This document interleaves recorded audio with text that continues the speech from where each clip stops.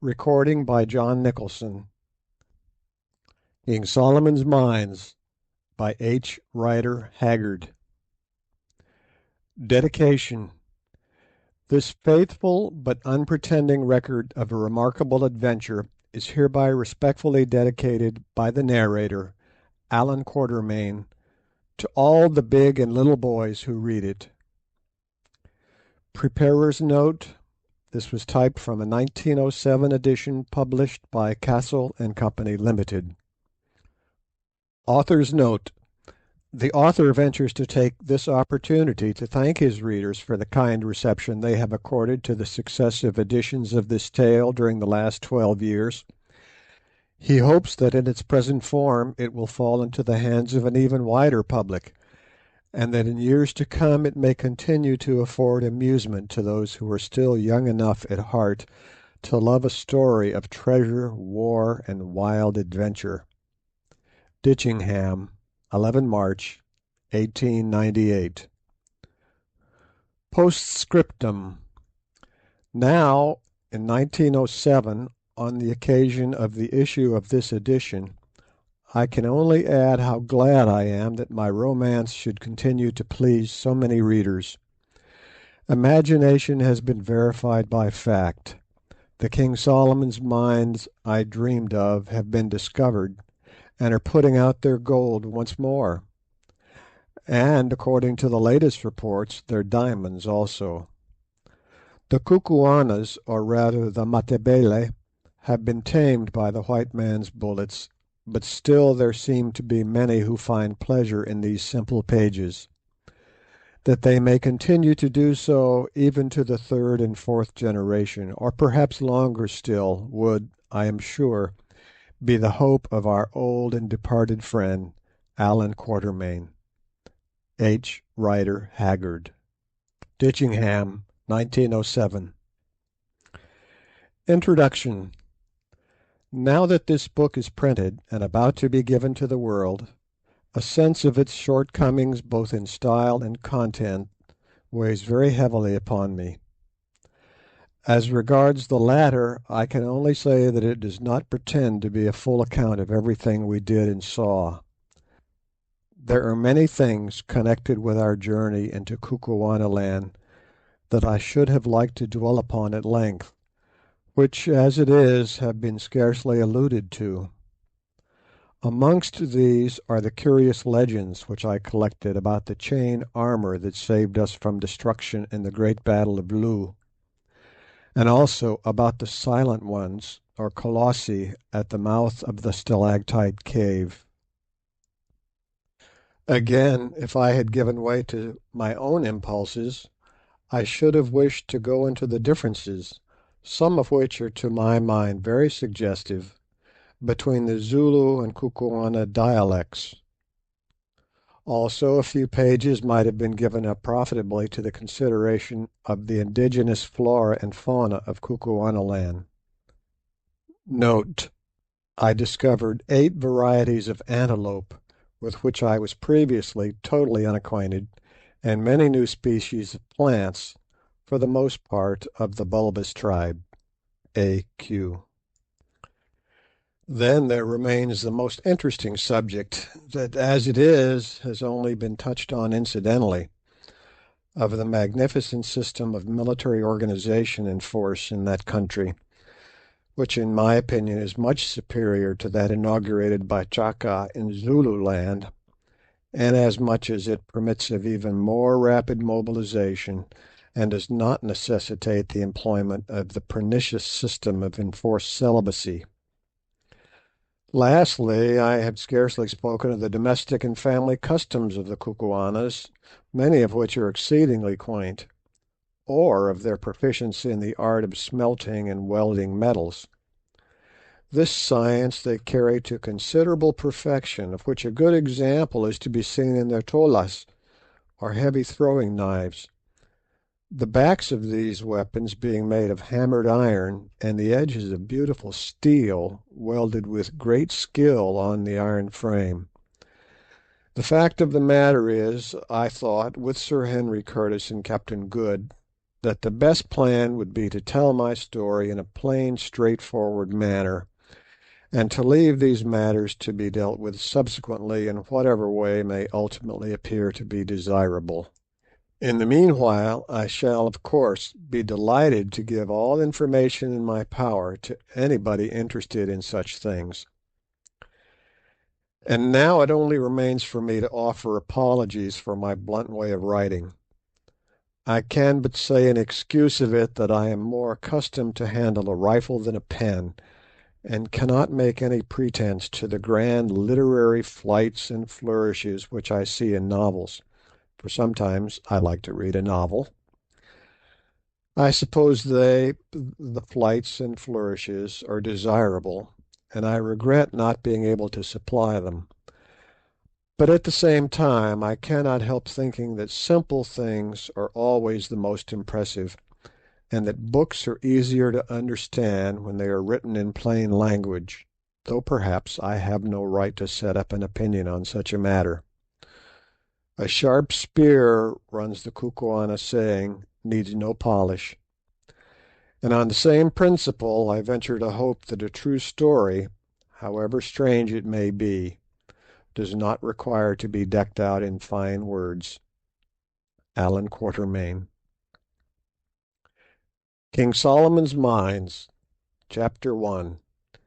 I meet Henry Curtis. It is a curious thing that at my age, 55 last birthday, I should find myself taking up a pen to try and write a history. I wonder what sort of history it will be when I have finished it, if ever I come to the end of the trip. I have done a good many things in my life, which seems a long one to me, owing to my having begun work so young, perhaps.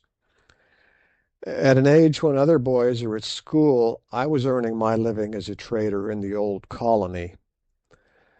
I have been trading, hunting, fighting, or mining ever since, and yet it is only 8 months ago that I made my pile. It is a big pile now that I have got it. I don't yet know how big, but I do not think I would go through the last 15 or 16 months again for it. No, not if I knew that I should come out safe at the end, pile and all. But then I am a timid man and dislike violence. Moreover, I am almost sick of adventure. I wonder why I am going to write this book. It is not in my line. I am not a literary man, though very devoted to the Old Testament and also to the Ingoldsby Legends. Let me try to set down my reasons, just to see if I have any. First reason, because Sir Henry Curtis and Captain John Good asked me. Second reason, because I am laid up here at Durban with the pain in my left leg. Ever since that confounded lion got hold of me I have been liable to this trouble, and rather bad just now. It makes me limp more than ever. There must be some poison in a lion's teeth.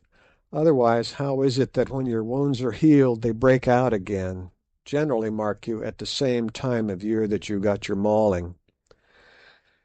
It is a hard thing when one has shot 65 lions or more, as I have in the course of my life, that the 66th should chew your leg like a quid of tobacco. Breaks the routine of the thing, and putting other considerations aside, I am an orderly man and don't like that. This is by the way. Third reason, because I want my boy Harry, who is over there at the hospital in London studying to become a doctor, to have something to amuse him and keep him out of mischief for a week or so.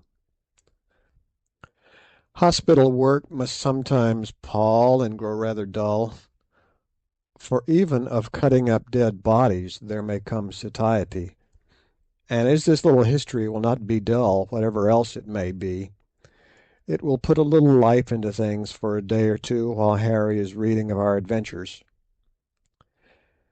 Fourth reason, and last, because I am going to tell the strangest story that I remember.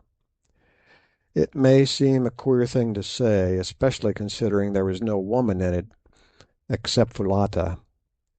Stop, though, there is Gagula, if she was a woman and not a fiend. But she was 100 at least, and therefore not marriageable, so I don't count her. At any rate, I can safely say that there is not a petticoat in the whole history. Well, I had better come to the yoke. It is a stiff place, and I feel as though I were bogged up to the axle. But suches, suches, as the Boers say, I'm sure I don't know how they spell it, softly does it. A strong team will come through at last, that is, if they are not too poor. You can never do anything with poor oxen. Now to make a start.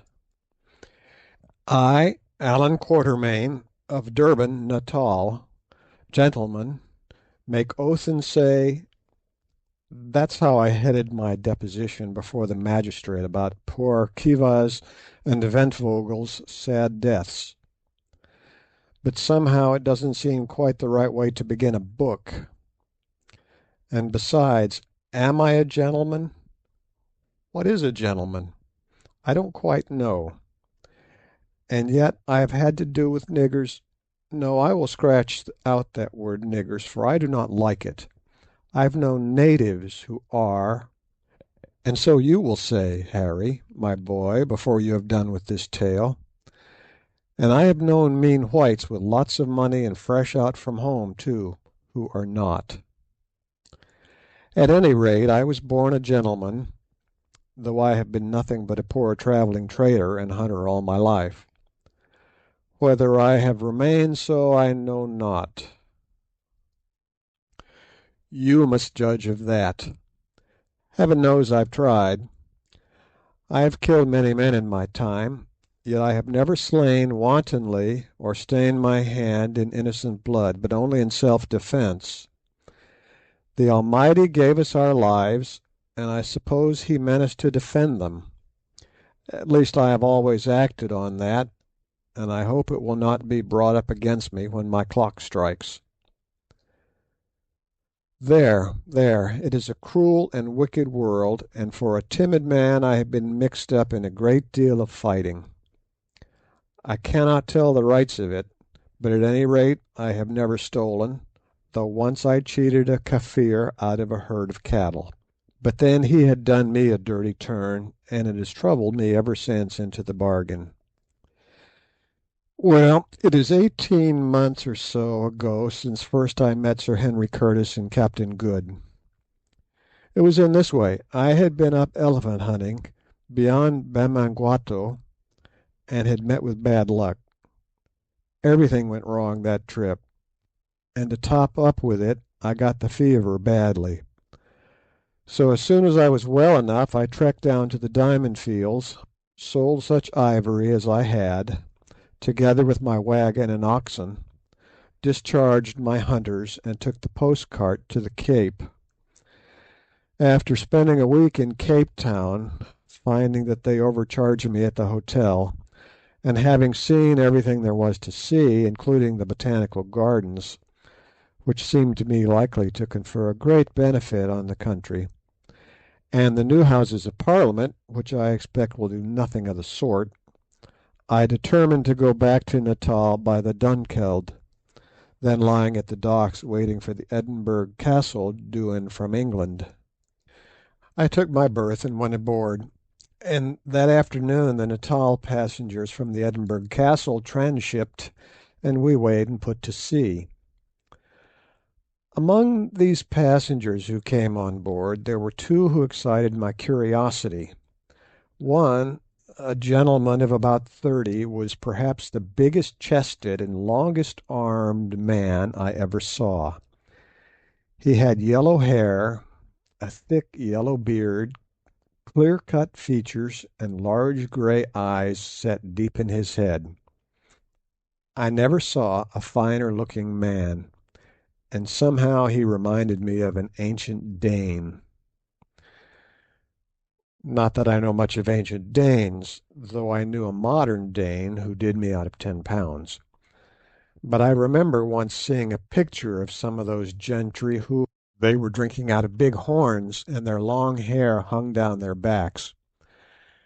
As I looked at my friend standing there by the companion ladder, I thought that if he only let his grow a little, put one of those chain shirts onto his great shoulders, and took hold of a battle axe and a horn mug, he might have sat as a model for that picture. By the way, it is a curious thing, and just shows how the blood will out. I discovered afterwards that Sir Henry Curtis, for that was the big man's name, is of Danish blood.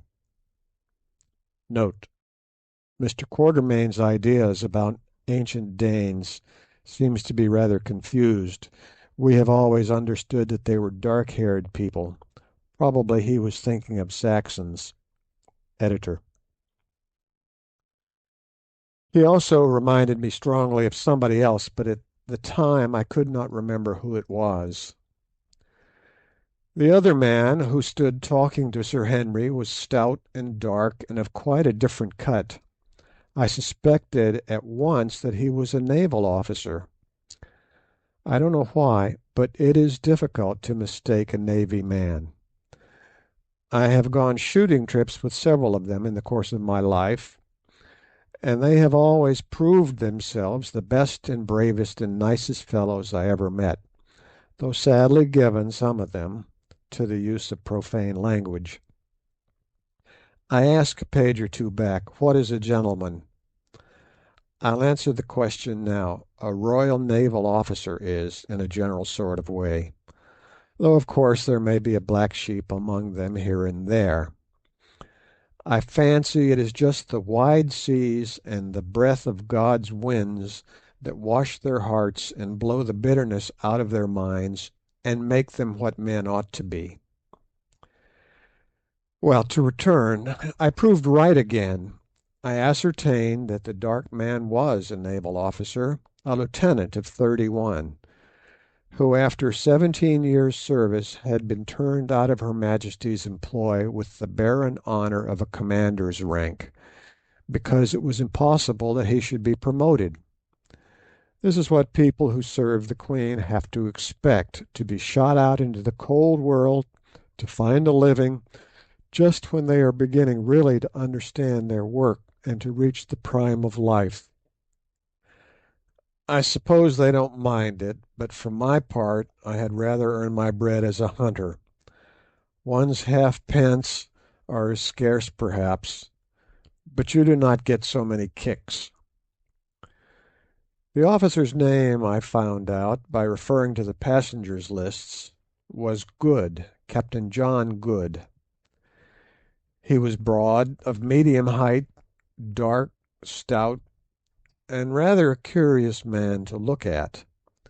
He was so very neat and so very clean shaved, and he always wore an eyeglass in his right eye.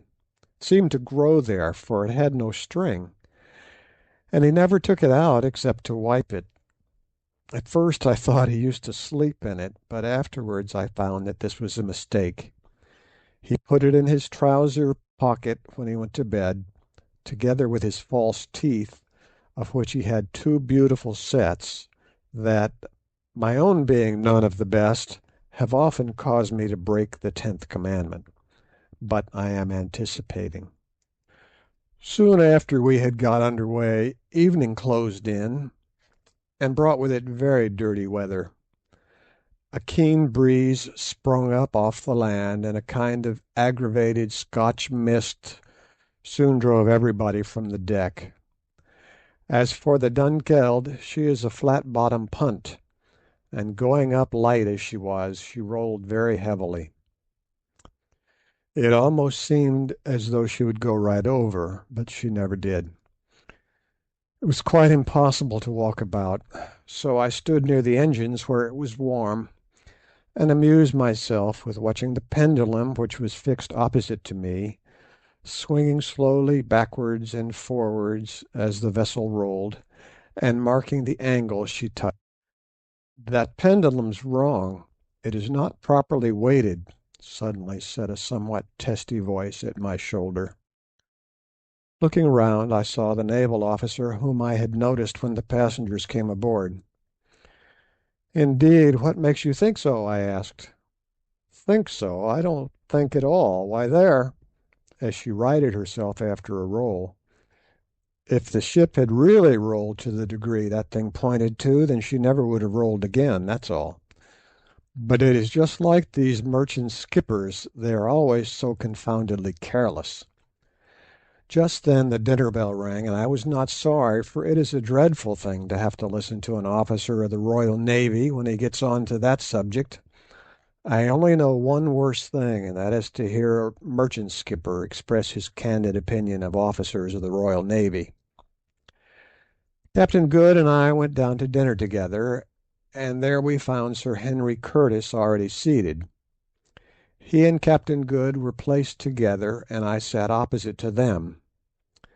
The captain and I soon fell into talk about shooting and what not, he asking me many questions, for he is very inquisitive about all sorts of things, and I answering them as well as I could. Presently he got on to elephants. "Ah, sir," called out somebody who was sitting near me, "you've reached the right man for that.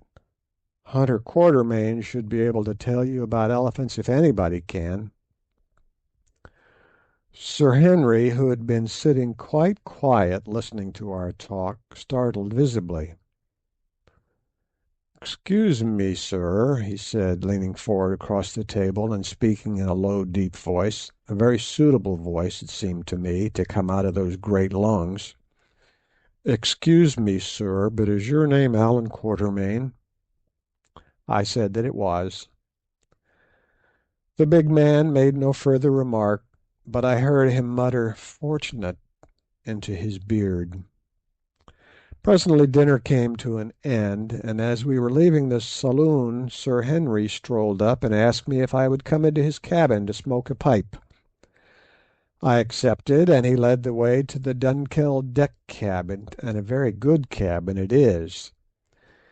It had been two cabins, but when Sir Garnet Wolseley, or one of those big swells, went down the coast in the Dunkeld, they knocked away the partition and have never put it up again. There was a sofa in the cabin and a little table in front of it. Sir Henry sent the steward for a bottle of whisky, and the three of us sat down and lit our pipes. "Mr. Quatermain," said Sir Henry Curtis, when the man had brought the whisky and lit the lamp, "the year before last, about this time, you were, I believe, at a place called Bamangwato, to the north of the Transvaal." "I was," I answered, rather surprised that this gentleman should be so well acquainted with my movements, which were not, so far as I was aware, considered of general interest. "You were trading up there, were you not?" put in Captain Good in his quick way. "I was. I took a waggon load of goods, made a camp outside the settlement, and stopped till I had sold them." Sir Henry was sitting opposite to me in a Madeira chair, his arms leaning on the table. He now looked up, fixing his large grey eyes full upon my face. There was a curious anxiety in them, I thought. "Did you happen to meet a man called Neville there?" "Oh yes, he outspanned alongside of me for a fortnight to rest his oxen before going on to the interior. I had a letter from a lawyer a few months back asking me if I knew what had become of him, which I answered to the best of my ability at the time." "Yes," said Sir Henry, "your letter was forwarded to me. You said in it that the gentleman called Neville left Bamangwato at the beginning of May in a waggon with his driver, a voorlooper, and a Kaffir hunter called Jim, announcing his intention of trekking if possible as far as Inyati, the extreme trading post in the Matabele country, where he would sell his oxen and proceed on foot.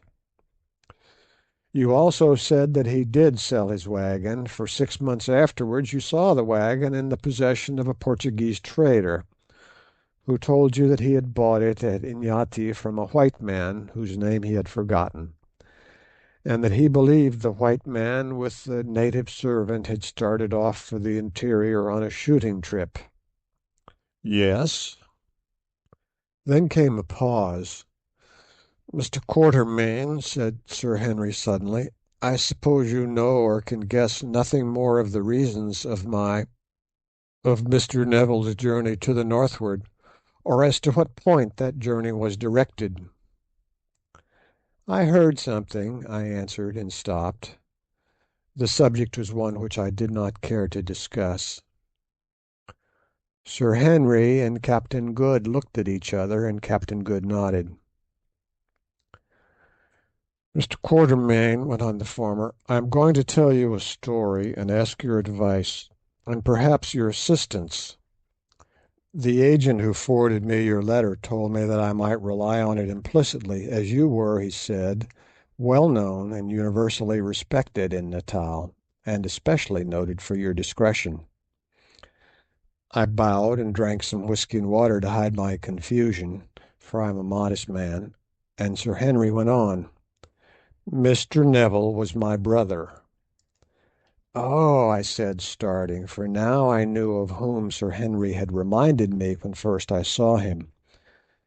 His brother was a much smaller man, and had a dark beard, but now that I thought of it, he possessed eyes of the same shade of grey and with the same keen look in them. The features, too, were not unlike. "He was," went on Sir Henry, "my only and younger brother. Until 5 years ago I do not suppose that we were ever a month away from each other. But just about 5 years ago a misfortune befell us, as sometimes does happen in families. We quarrelled bitterly, and I behaved unjustly to my brother in my anger." Here Captain Good nodded his head vigorously to himself. The ship gave a big roll just then, so that the looking glass, which was fixed opposite us to starboard, was for a moment nearly over our heads, and as I was sitting with my hands in my pockets and staring upwards, I could see him nodding like anything. "As I dare say you know," went on Sir Henry, "if a man dies intestate and has no property but land, real property is called in England, it all descends to his eldest son. It so happened that just at the time when we quarrelled our father died intestate. He had put off making his will until it was too late. The result was that my brother, who had not been brought up to any profession, was left without a penny. Of course it would have been my duty to provide for him, but at the time the quarrel between us was so bitter that I did not, to my shame I say it," and he sighed deeply, "offer to do anything. It was not that I grudged him justice, but I waited for him to make advances, and he made none. I am sorry to trouble you with all this, Mr. Quatermain, but I must make things clear. Eh, Good?" quite so," said the captain. "Mr. Quatermain will, I am sure, keep this history to himself." "Of course," said I, for I rather pride myself on my discretion, for which, as Sir Henry had heard, I have some repute. "Well," went on Sir Henry, "my brother had a few £100 to his account at the time. Without saying anything to me, he drew out this paltry sum, and having adopted the name of Neville, started off for South Africa in the wild hope of making a fortune. This I learned afterwards. Some 3 years passed, and I heard nothing of my brother, though I wrote several times. Doubtless the letters never reached him. But as time went on I grew more and more troubled about him. I found out, Mr. Quatermain, that blood is thicker than water." "That's true," said I, thinking of my boy Harry. "I found out, Mr. Quatermain, that I would have given half my fortune to know that my brother George, the only relation I possess, was safe and well, and that I should see him again. "But you never did, Curtis," jerked out Captain Good, glancing at the big man's face. "Well, Mr. Quatermain, as time went on I became more and more anxious to find out if my brother was alive or dead, and if alive to get him home again. I set inquiries on foot, and your letter was one of the results. So far as it went it was satisfactory, for it showed that till lately George was alive, but it did not go far enough. So, to cut a long story short, I made up my mind to come out and look for him myself, and Captain Good was so kind as to come with me." "Yes," said the captain, "nothing else to do, you see. Turned out by my lords of the Admiralty to starve on half pay. And now, perhaps, sir, you will tell us what you know or have heard of the gentleman called Neville." Chapter 1. King Solomon's Mines by H.Rider Haggard. Chapter 2. The Legend of Solomon's Mines. "What was it that you heard about my brother's journey at Bamangwato?" asked Sir Henry, as I paused to fill my pipe before replying to Captain Good. "I heard this," I answered, "and I have never mentioned it to a soul till to day. I heard that he was starting for Solomon's Mines." "Solomon's Mines!" ejaculated both my hearers at once. "Where are they?" "I don't know," I said. "I know where they are said to be. Once I saw the peaks of the mountains that border them, but there were 130 miles of desert between me and them, and I am not aware that any white man ever got across it save one. But perhaps the best thing I can do is tell you the legend of Solomon's Mines as I know it, you passing your word not to reveal anything I tell you without asking my permission. Do you agree to that? I have my reasons for asking." Sir Henry nodded, and Captain Good replied, "Certainly, certainly." "Well," I began, "as you may guess, generally speaking, elephant hunters are a rough set of men, who do not always trouble themselves with much beyond the facts of life and the ways of Kafirs. But here and there you meet a man who takes the trouble to collect traditions from the natives, and tries to make out a little piece of the history of this dark land. It was such a man as this who first told me the legend of Solomon's Mines, now a matter of nearly 30 years ago. That was when I was on my first elephant hunt in the Matalebe country. His name was Evans, and he was killed the following year, poor fellow, by a wounded buffalo, and lies buried near the Zambesi Falls. I was telling Evans one night, I remember, of some wonderful workings I had found whilst hunting kudu and eland in what is now the Lydenburg district of the Transvaal. I see they have come across these workings again lately in prospecting for gold, but I knew of them years ago. There is a great wide wagon road cut out of the solid rock, and leading to the mouth of the working or gallery. Inside the mouth of this gallery are stacks of gold quartz piled up ready for roasting, which shows that the workers, whoever they were, must have left in a hurry. Also, about 20 paces in, the gallery is built across, and a beautiful bit of masonry it is. "Ay," said Evans, but I will spin you a queerer yarn than that." And he went on to tell me how he had found in the far interior a ruined city, which he believed to be the Ophir of the Bible. And by the way, other more learned men have said the same long since poor Evan's time. I was, I remember, listening open-eared to all these wonders, for I was young at the time, and this story of an ancient civilization and of the treasures which those old Jewish or Phoenician adventurers used to extract from a country long since lapsed into the darkest barbarism took a great hold upon my imagination, when suddenly he said to me, "Lad, did you ever hear of the Suliman Mountains up to the northwest of the Mshakulumbwe country?" I told him I never had. "Ah, well," he said, "that is where Solomon really had his mines, his diamond mines, I mean." "How do you know that?" I asked. "Know it? Why, what is Suliman but a corruption of Solomon?" Suleiman is the Arabic form of Solomon. Editor's note.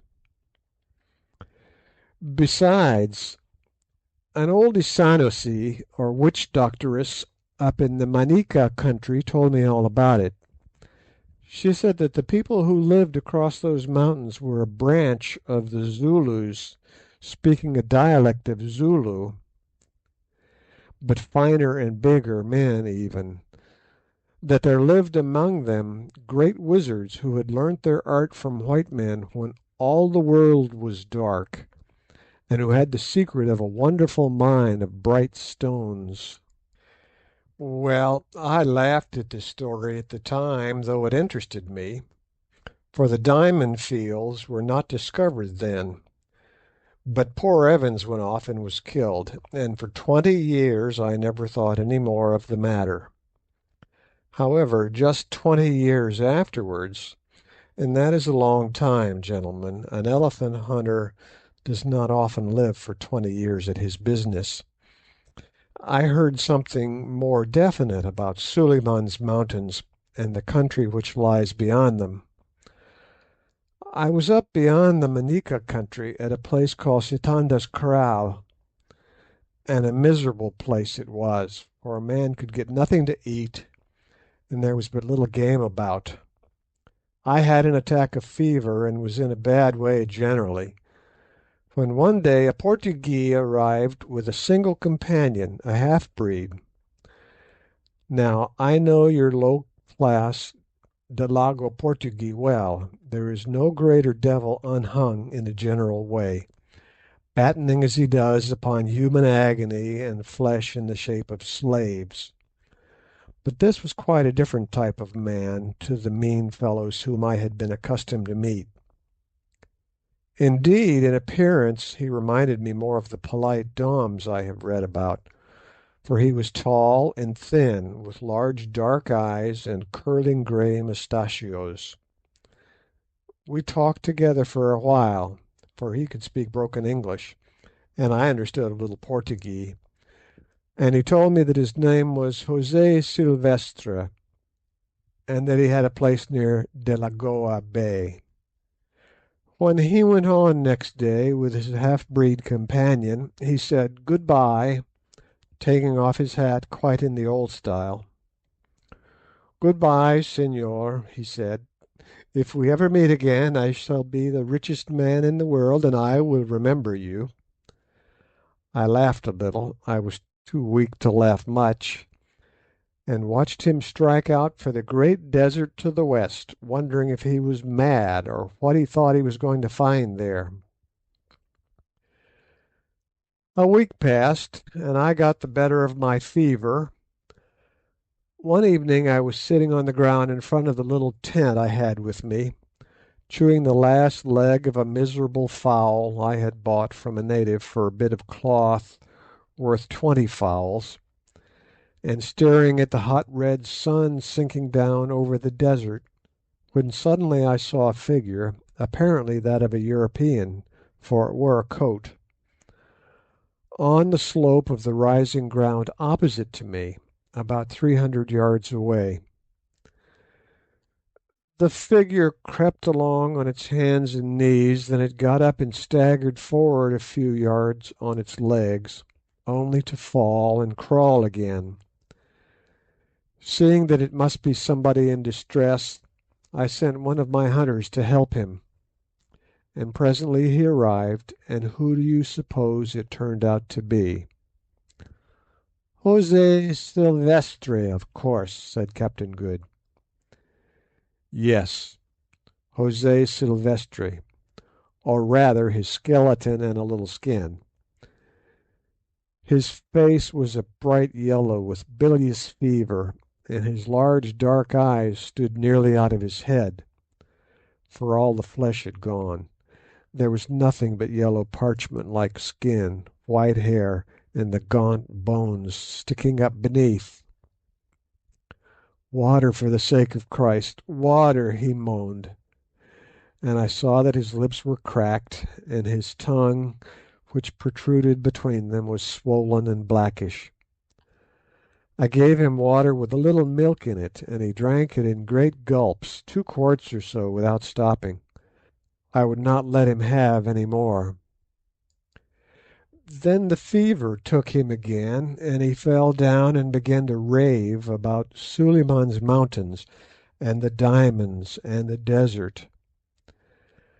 I carried him into the tent and did what I could for him, which was little enough, but I saw how it must end. About 11 o'clock he grew quieter, and I lay down for a little rest and went to sleep. At dawn I woke again, and in the half light saw Silvestre sitting up, a strange gaunt form, and gazing out towards the desert. Presently the first ray of the sun shot right across the wide plain before us, till it reached the far away crest of one of the tallest of the Suliman Mountains, more than 100 miles away. "There it is!" cried the dying man in Portuguese, and pointing with his long thin arm.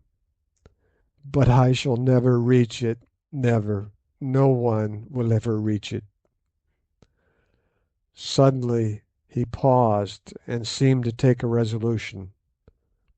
"Friend," he said, turning towards me, "are you there? My eyes grow dark." "Yes," I said, "yes. Lie down now and rest." "Ay," he answered, "I shall rest soon. I have time to rest, all eternity. Listen, I am dying. You have been good to me. I will pass you the writing. Perhaps you will get there if you can live to pass the desert, which has killed my poor servant and me." Then he groped in his shirt and brought out what I thought was a Boer tobacco pouch, made of the skin of the Swartvet pens or sable antelope.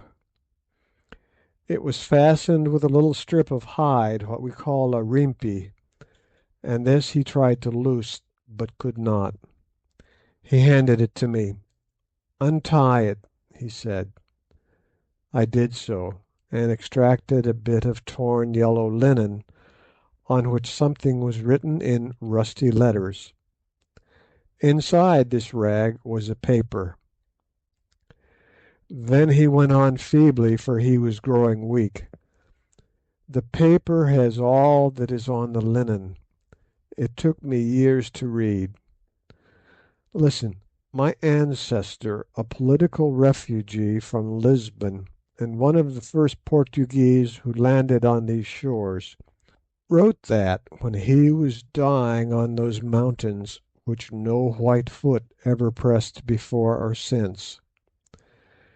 His name was José da Silvestra, and he lived 300 years ago. His slave, who waited for him on this side of the mountains, found him dead, and brought the writing home to Delagoa. It has been in the family ever since, but none have cared to read it till at last I did. and I have lost my life over it. But another may succeed and become the richest man in the world, the richest man in the world.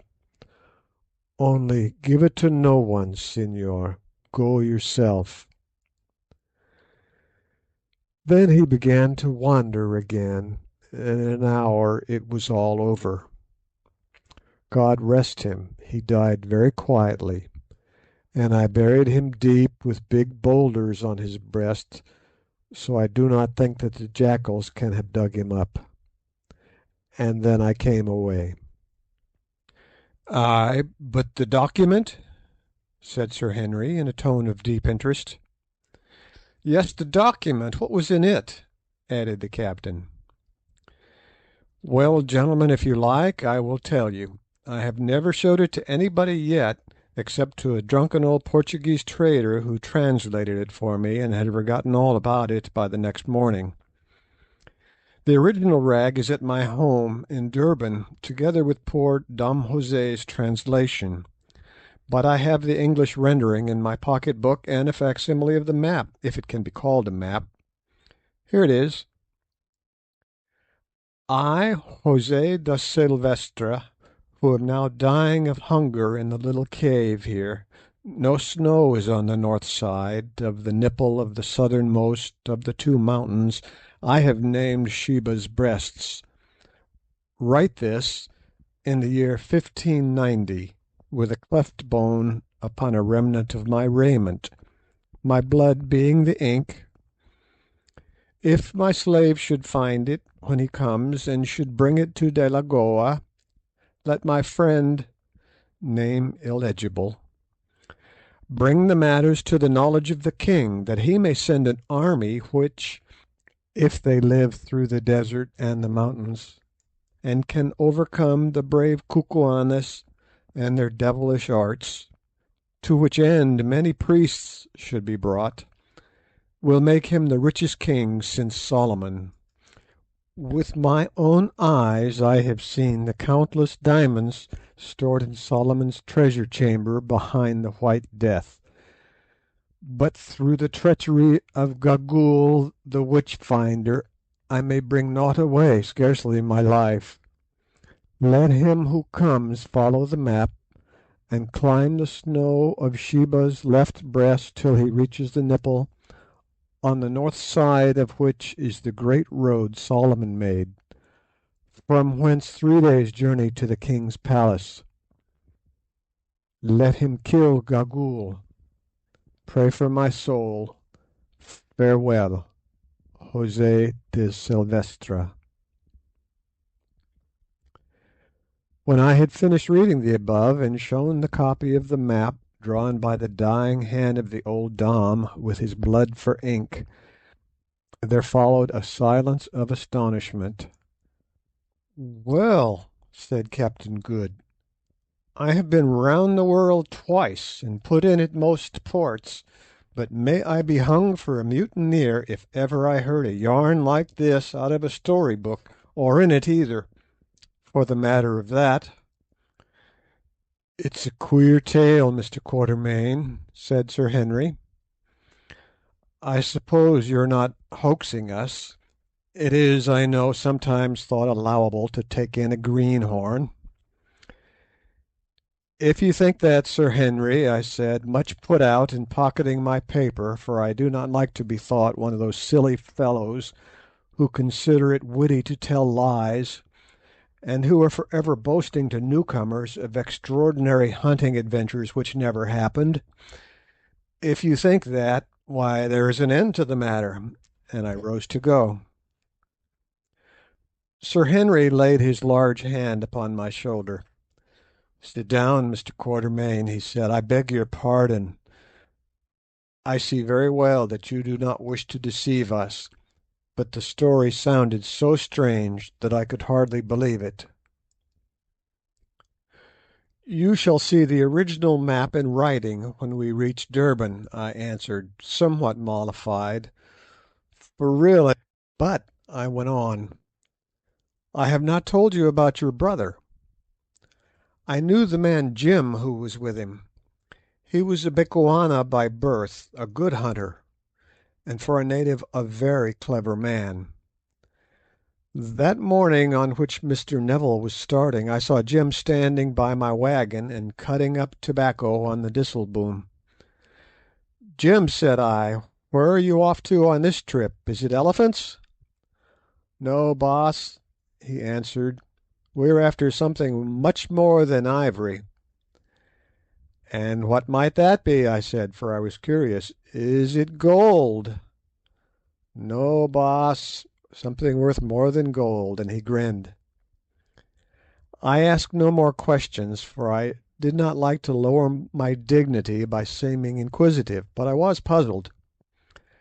Presently Jim finished cutting his tobacco.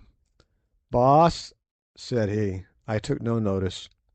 "Boss," said he again. "Hey, boy, what is it?" I asked. "Boss, we are going after diamonds." "Diamonds? Why, then you are steering in the wrong direction. You should head for the fields." "Boss, have you ever heard of Sulimansberg?" "That is Solomon's Mountains, Sir Henry." "Ay." "Have you ever heard of the diamonds there?" "I have heard a foolish story, Jim." "It is no story, Baas. Once I knew a woman who came from there, and reached Natal with her child. She told me. She is dead now." "Your master will feed the aasvogels, that is, vultures, Jim, if he tries to reach Suliman's country, and so will you if they can get any pickings off your worthless old carcass," said I. He grinned. "Mayhap, Baas, man must die. I'd rather like to try a new country myself. The elephants are getting worked out about it." Half an hour after that I saw Neville's wagon move off. Presently Jim came back running. "Good bye, Boss," he said. "I didn't like to start without bidding you good bye, for I dare say you were right, and that we shall never trek south again. Is your master really going to Sulimansberg, Jim, or are you lying?" "No," he answered, "he is going. He told me he was bound to make his fortune somehow, or try to, so he might as well have a fling for the diamonds." "Oh," I said, "wait a bit, Jim. Will you take a note to your master, Jim, and promise not to give it to him till you reach Inyati?" which was some 100 miles off. "Yes, Baas." So I took a scrap of paper and wrote on it, "Let him who comes climb the snow of Sheba's left breast till he reaches the nipple, on the north side of which is Solomon's Great Road." "Now, Jim," I said, "when you give this to your master, tell him he had better follow the advice on it implicitly. You are not to give it to him now, because I don't want him back asking me questions which I won't answer. Now be off, you idle fellow, the wagon is nearly out of sight." Jim took the note and went, and that is all I know about your brother, Sir Henry, but I am much afraid— "Mr. Quatermain," said Sir Henry, "I am going to look for my brother. I am going to trace him to Suliman's Mountains, and over them if necessary till I find him, or until I know that he is dead. Will you come with me?" I am, as I think I have said, a cautious man, indeed a timid one, and this suggestion frightened me. It seemed to me that to undertake such a journey would be to go to certain death, and putting other considerations aside, as I had a son to support, I could not afford to die just then. "No, thank you, Sir Henry, I think I had rather not," I answered. "I am too old for wild goose chases of that sort, and we should only end up like my poor friend Silvestre. I have a son dependent on me, so I cannot afford to risk my life foolishly." Both Sir Henry and Captain Good looked very disappointed. "Mr. Quatermain," said the former, "I am well off, and I am bent upon this business. You may put the remuneration for your services at whatever figure you like in reason, and it shall be paid over to you before we start. Moreover, I will arrange, in the event of anything untoward happening to us or to you, that your son shall be suitably provided for. You will see from this offer how necessary I think your presence. Also, if we by chance should reach this place and find diamonds, they shall belong to you and Good equally. I do not want them. But of course that promise is worth nothing at all, though the same thing would apply to any ivory we might get. You may pretty well make your own terms with me, Mr. Quatermain, and of course I shall pay all expenses." "Sir Henry," said I, "this is the most liberal proposal I have ever had, and not one to be sneezed at by a poor hunter and trader. But the job is the biggest I have come across, and I must take time to think it over. I will give you my answer before we get to Durban." "Very good," answered Sir Henry. Then I said good night and turned in, and dreamt about poor long dead Silvestra and the diamonds. Chapter 2. King Solomon's Mines by H.Rider Haggard. Chapter 3. Umbopa enters our service.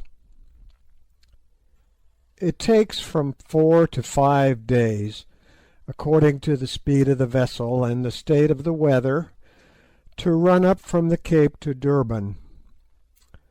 Sometimes, if the landing is bad at East London, for they have not yet made that wonderful harbour they talk so much of and sink such a mint of money in, a ship is delayed for 24 hours before the cargo boats can get out to take off the goods. But on this occasion we had not to wait at all, for there were no breakers on the bar to speak of, and the tugs came out at once with the long strings of ugly flat-bottomed boats behind them, into which the packages were bundled with a crash. It did not matter what they might be, over they went, slap bang. Whether they contained china or woolen goods, they met with the same treatment. I saw one case holding 4 dozen of champagne smashed all to bits, and there was the champagne fizzing and boiling about in the bottom of the dirty cargo boat. It was a wicked waste, and evidently so the Kafirs in the boat thought, for they found a couple of unbroken bottles, and knocking off the necks drank the contents.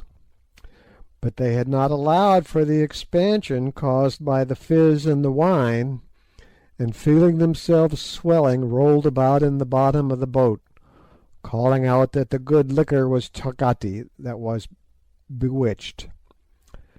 I spoke to them from the vessel, and told them it was the white man's strongest medicine, and they were as good as dead men.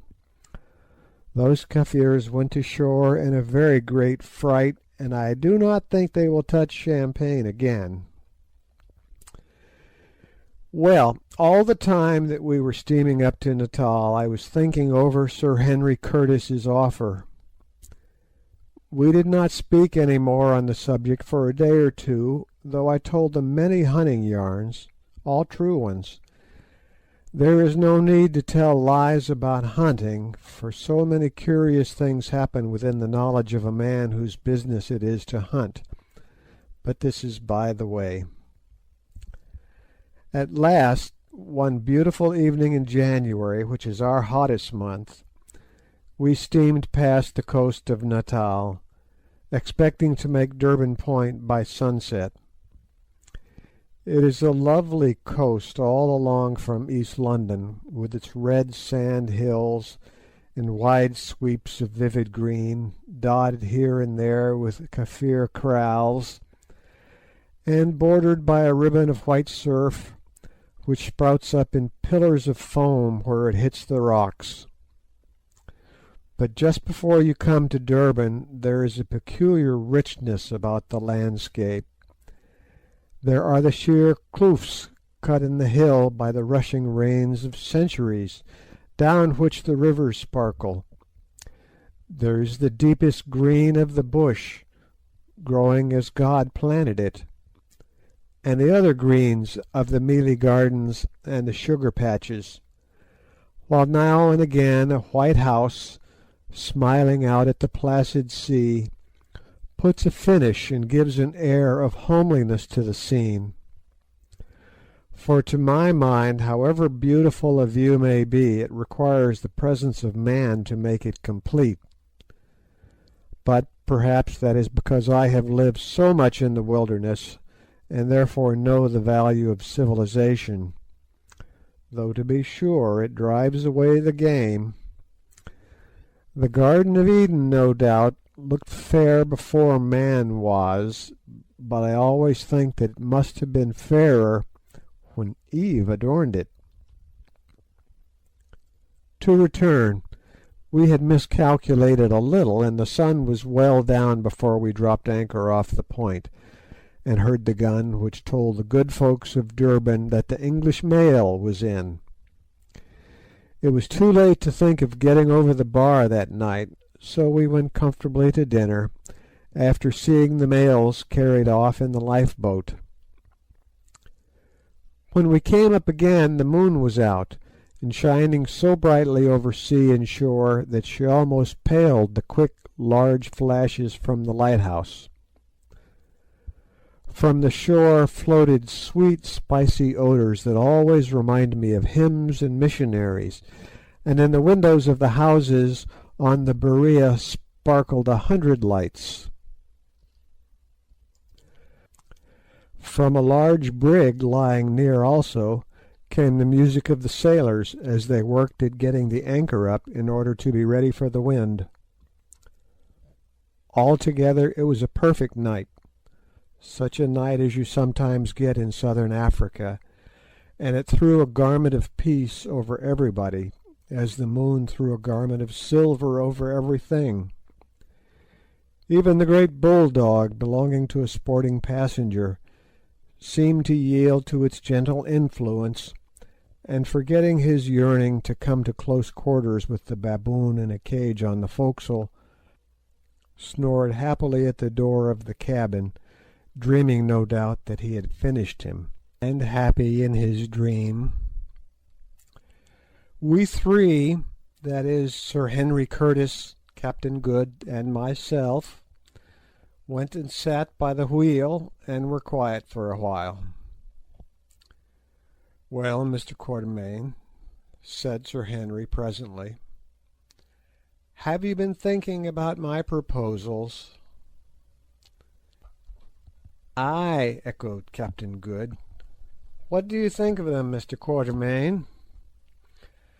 "I hope that you are going to give us the pleasure of your company so far as Solomon's Mines, or wherever the gentleman you knew as Neville may have got to."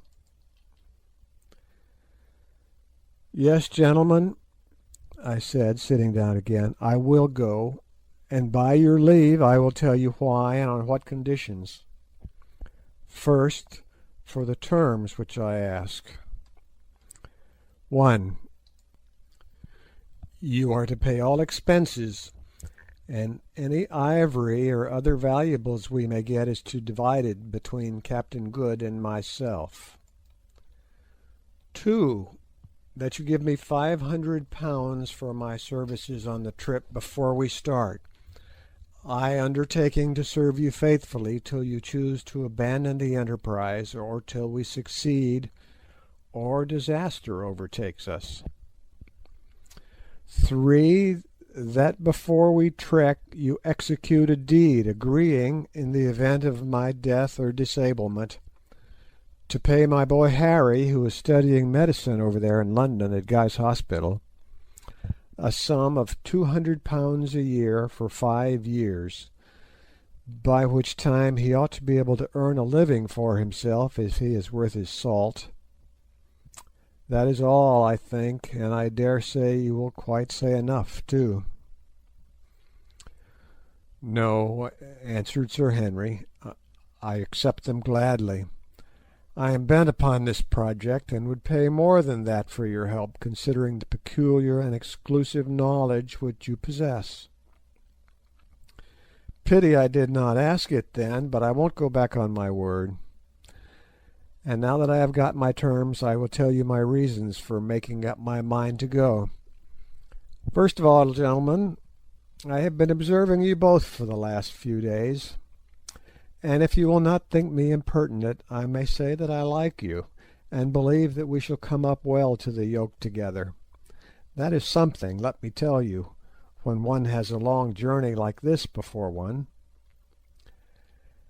And now as to the journey itself, I tell you flatly, Sir Henry and Captain Good, that I do not think it probable we can come out of it alive.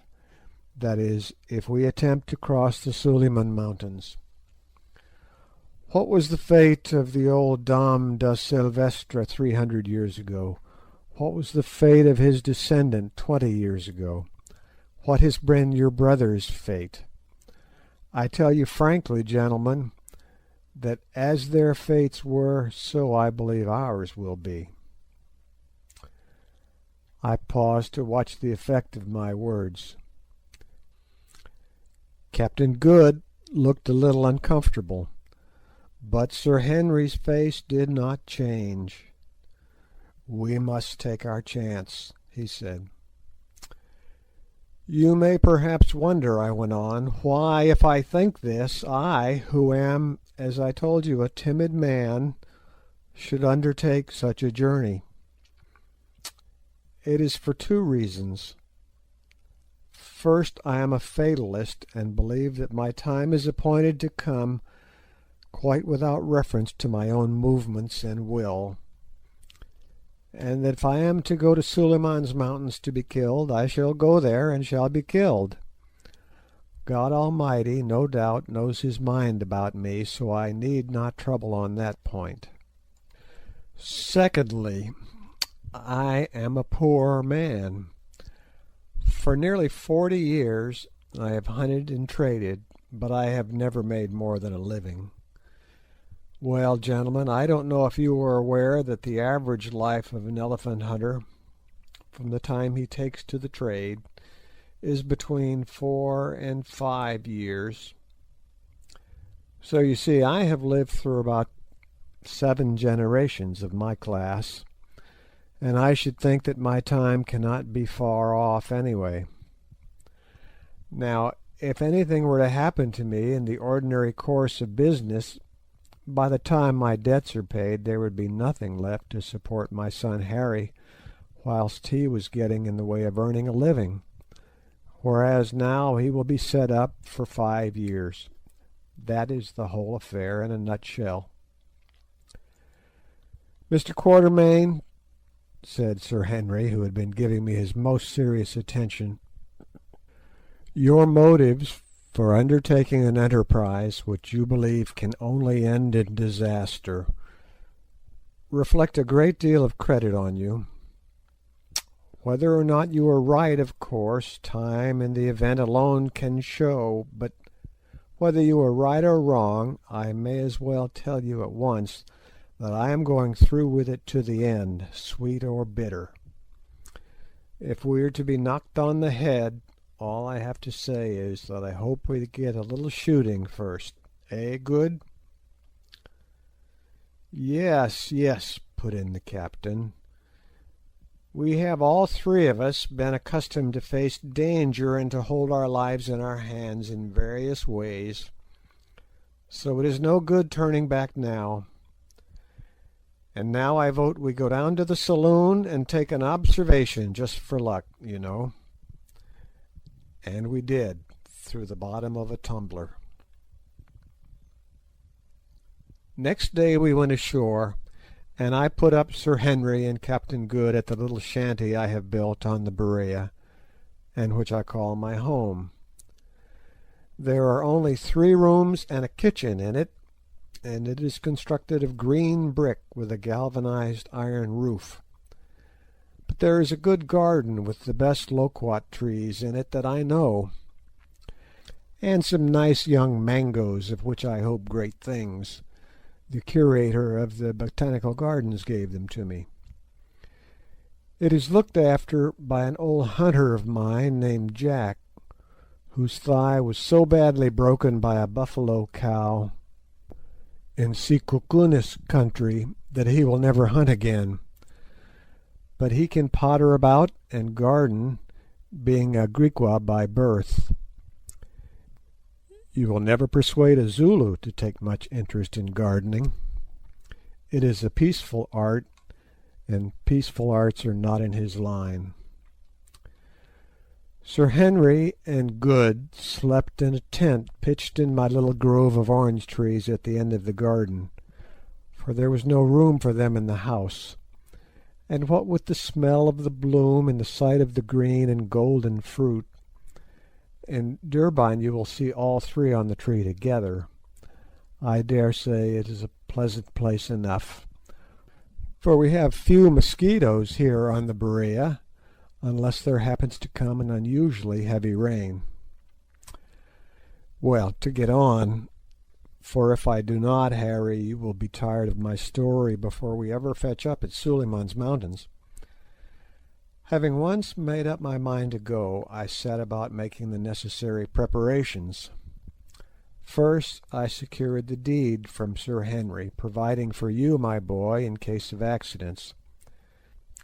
There was some difficulty about its legal execution, as Sir Henry was a stranger here, and the property to be charged is over the water. But it was ultimately got over with the help of a lawyer, who charged £20 for the job, a price that I thought outrageous. Then I pocketed my cheque for £500. Having paid this tribute to my bump of caution, I purchased a wagon and a span of oxen on Sir Henry's behalf, and beauties they were. It was a 22-foot wagon with iron axles, very strong, very light, and built throughout of stinkwood. Not quite a new one, having been to the diamond fields and back, but in my opinion all the better for that, for I could see that the wood was well seasoned. If anything is going to give in a wagon, or if there is green wood in it, it will show out on the first trip. This particular vehicle was what we call a half-tented wagon, that is to say, only covered in over the after 12 feet, leaving all the front part free for the necessaries we had to carry with us. In this after part were a hide cartel or bed, on which 2 people could sleep, also racks for rifles, and many other little conveniences. I gave £125 for it, and think that it was cheap at the price. Then I bought a beautiful team of 20 Zulu oxen, which I had kept my eye on for a year or 2. 16 oxen is the usual number for a team, but I took 4 extra to allow for casualties. These Zulu cattle are small and light, not more than half the size of the Afrikander oxen, which are generally used for transport purposes. But they will live where Afrikanders would starve, and with a moderate load can make 5 miles a day better going, being quicker and not so liable to become footsore. What is more, this lot were thoroughly salted, that is, they had worked all over South Africa, and so had become proof, comparatively speaking, against red water, which so frequently destroys whole teams of oxen when they get on to strange veldt or grass country. As for lung sick, which is a dreadful form of pneumonia, very prevalent in this country, they had all been inoculated against it. This is done by cutting a slit in the tail of an ox and binding in a piece of the diseased lung of an animal which has died of the sickness.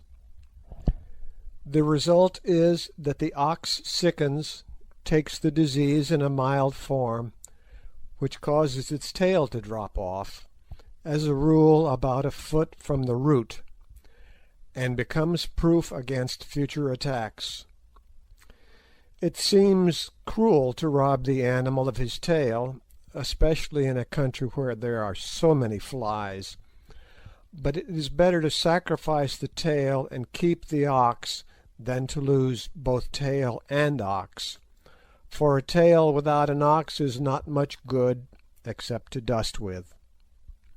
Still, it does look odd to trek along behind 20 stumps where there ought to be tails. It seems as though nature made a trifling mistake and stuck the stern ornaments of a lot of prized bulldogs onto the rumps of the oxen. Next came the question of provisioning and medicines, one which required the most careful consideration, for what we had to do was to avoid lumbering the wagon and yet to take everything absolutely necessary. Fortunately, it turned out that Good is a bit of a doctor, having at some point in his previous career managed to pass through a course of medical and surgical instruction, which he has more or less kept up. He is not, of course, qualified, but he knows more about it than many a man who can write M.D. after his name, as we found out afterwards. And he had a splendid travelling medicine chest and a set of instruments.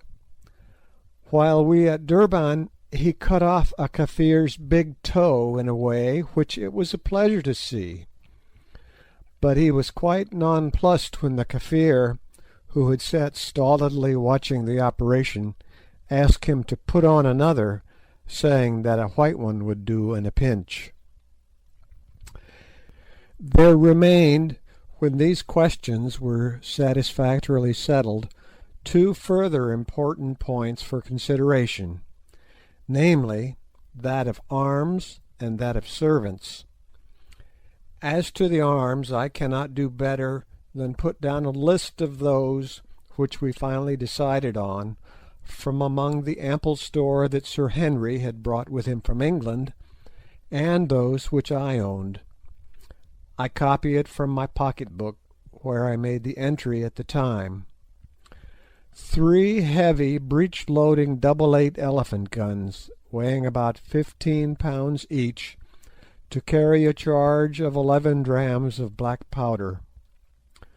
2 of these were by a well-known London firm, most excellent makers, but I do not know by whom mine, which is not so highly finished, was made.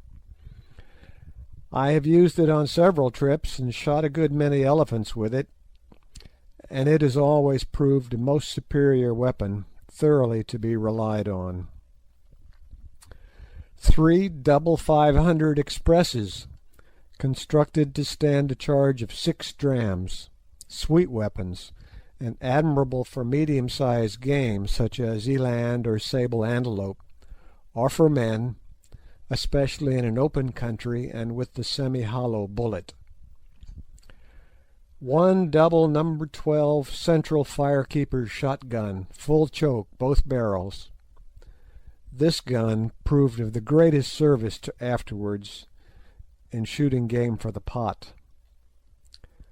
3 Winchester repeating rifles, not carbines, spare guns.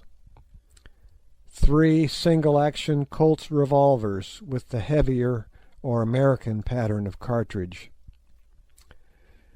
This was our total armament, and doubtless the reader will observe that the weapons of each class were of the same make and calibre, so that the cartridges were interchangeable, a very important point. I make no apology for detailing it at length, as every experienced hunter will know how vital a proper supply of guns and ammunition is to the success of an expedition.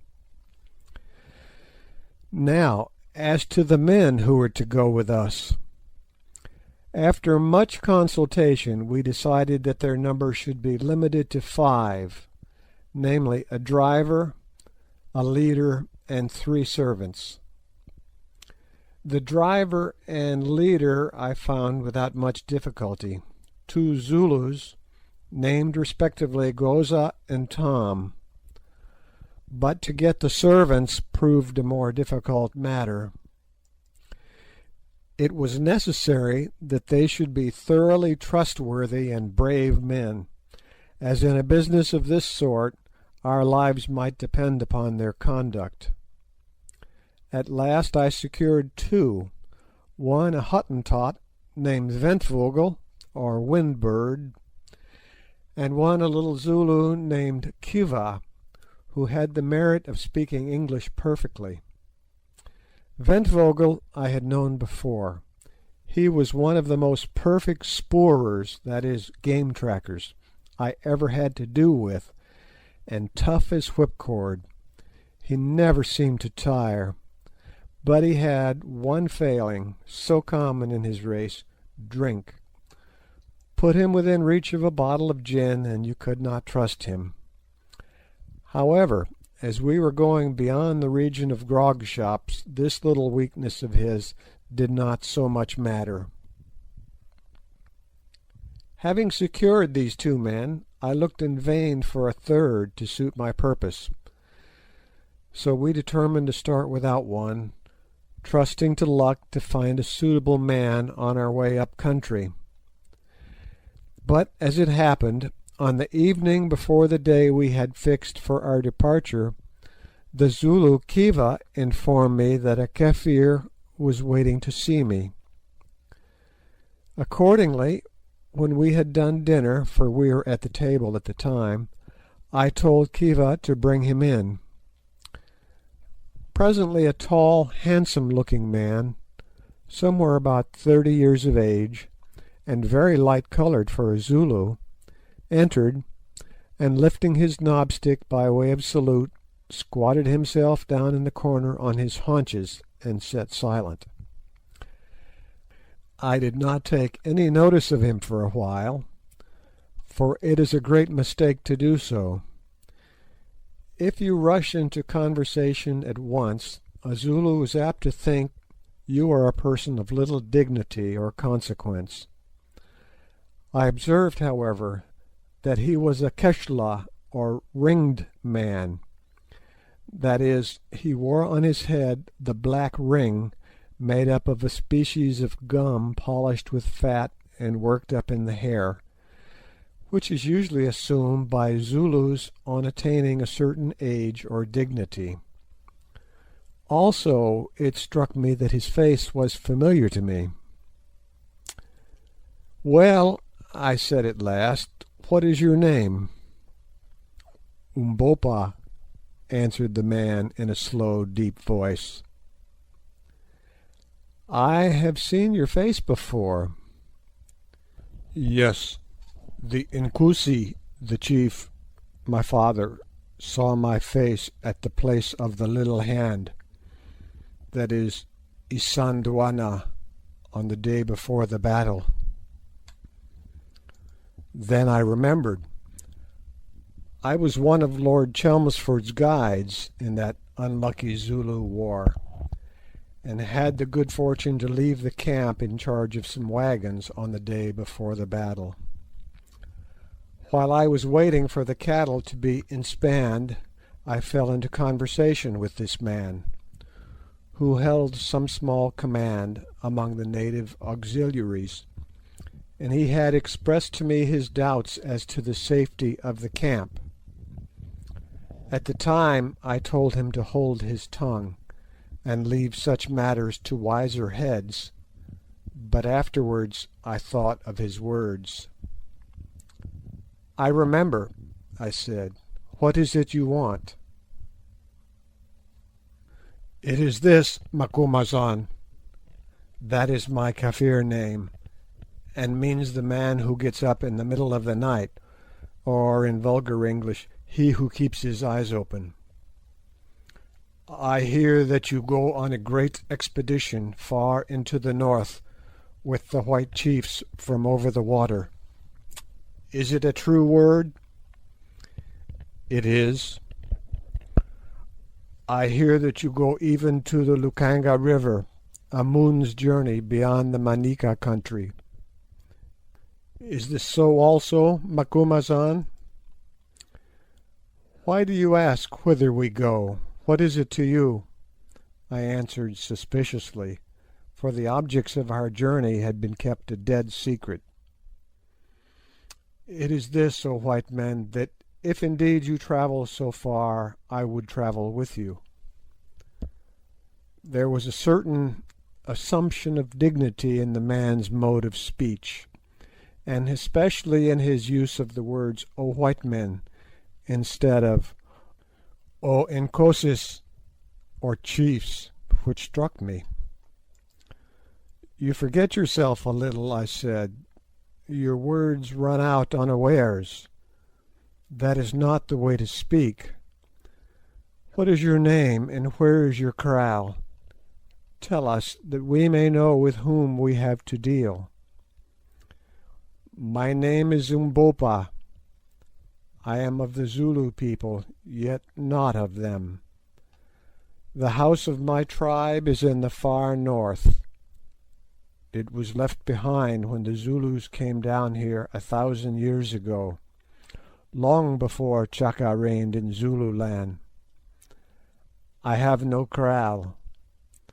I have wandered for many years. I came from the north as a child to Zululand. I was Cetewayo's man in the Nkuma Bakosi regiment, serving there under the great captain Umstlopogasi of the Axe, who taught my hands to fight." Editor's note: for the history of Umstlopogasi and his axe, the reader is referred to the books called Allan Quatermain and Nada the Lily.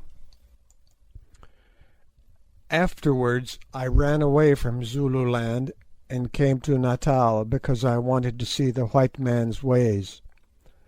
Next I fought against Cetewayo in the war. Since then I have been working in Natal. Now I am tired and would go north again. Here is not my place. I want no money, but I am a brave man and am worth my place and meat. I have spoken." I was rather puzzled by this man and his way of speech. It was evident to me from his manner that in the main he was telling the truth, but somehow he seemed different from the ordinary run of Zulus, and I rather mistrusted his offer to come without pay. Being in a difficulty, I translated his words to Sir Henry and Good and asked them their opinion. Sir Henry told me to ask him to stand up. Umbopa did so, at the same time slipping off the long military greatcoat which he wore, and revealing himself naked except for the moocha around his centre and a necklace of lion's claws. Certainly he was a magnificent-looking man. I never saw a finer native. Standing about 6'3" high, he was broad in proportion, and very shapely.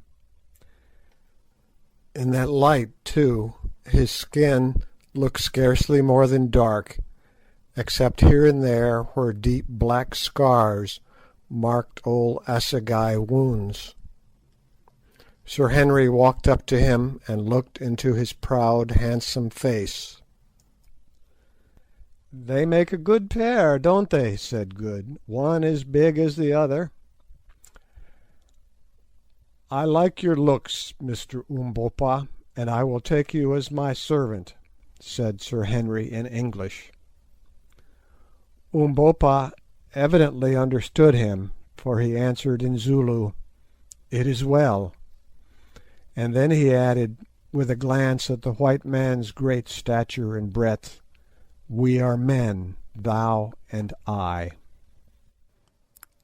End of chapter 3. King Solomon's Mines by H.Rider Haggard. Chapter 4. An Elephant Hunt. Now, I do not propose to narrate at full length all the incidents of our long travel up to Sitanda's Kraal, near the junction of the Lukanga and Kalukwe rivers. It was a journey of more than 1,000 miles from Durban, the last 300 or so of which we had to make on foot, owing to the frequent presence of the dreadful tsetse fly, whose bite is fatal to all animals except donkeys and men.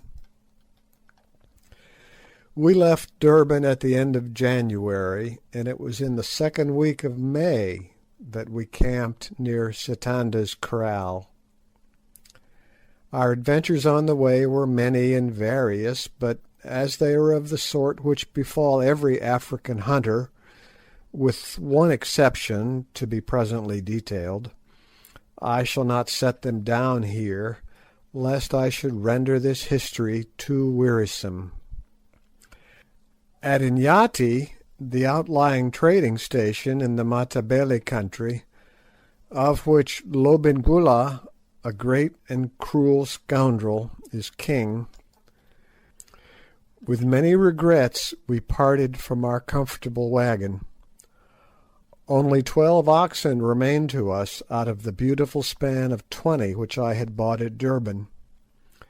One we lost from the bite of a cobra, 3 had perished from poverty and the want of water, 1 strayed, and the other 3 died from eating the poisonous herb called tulip.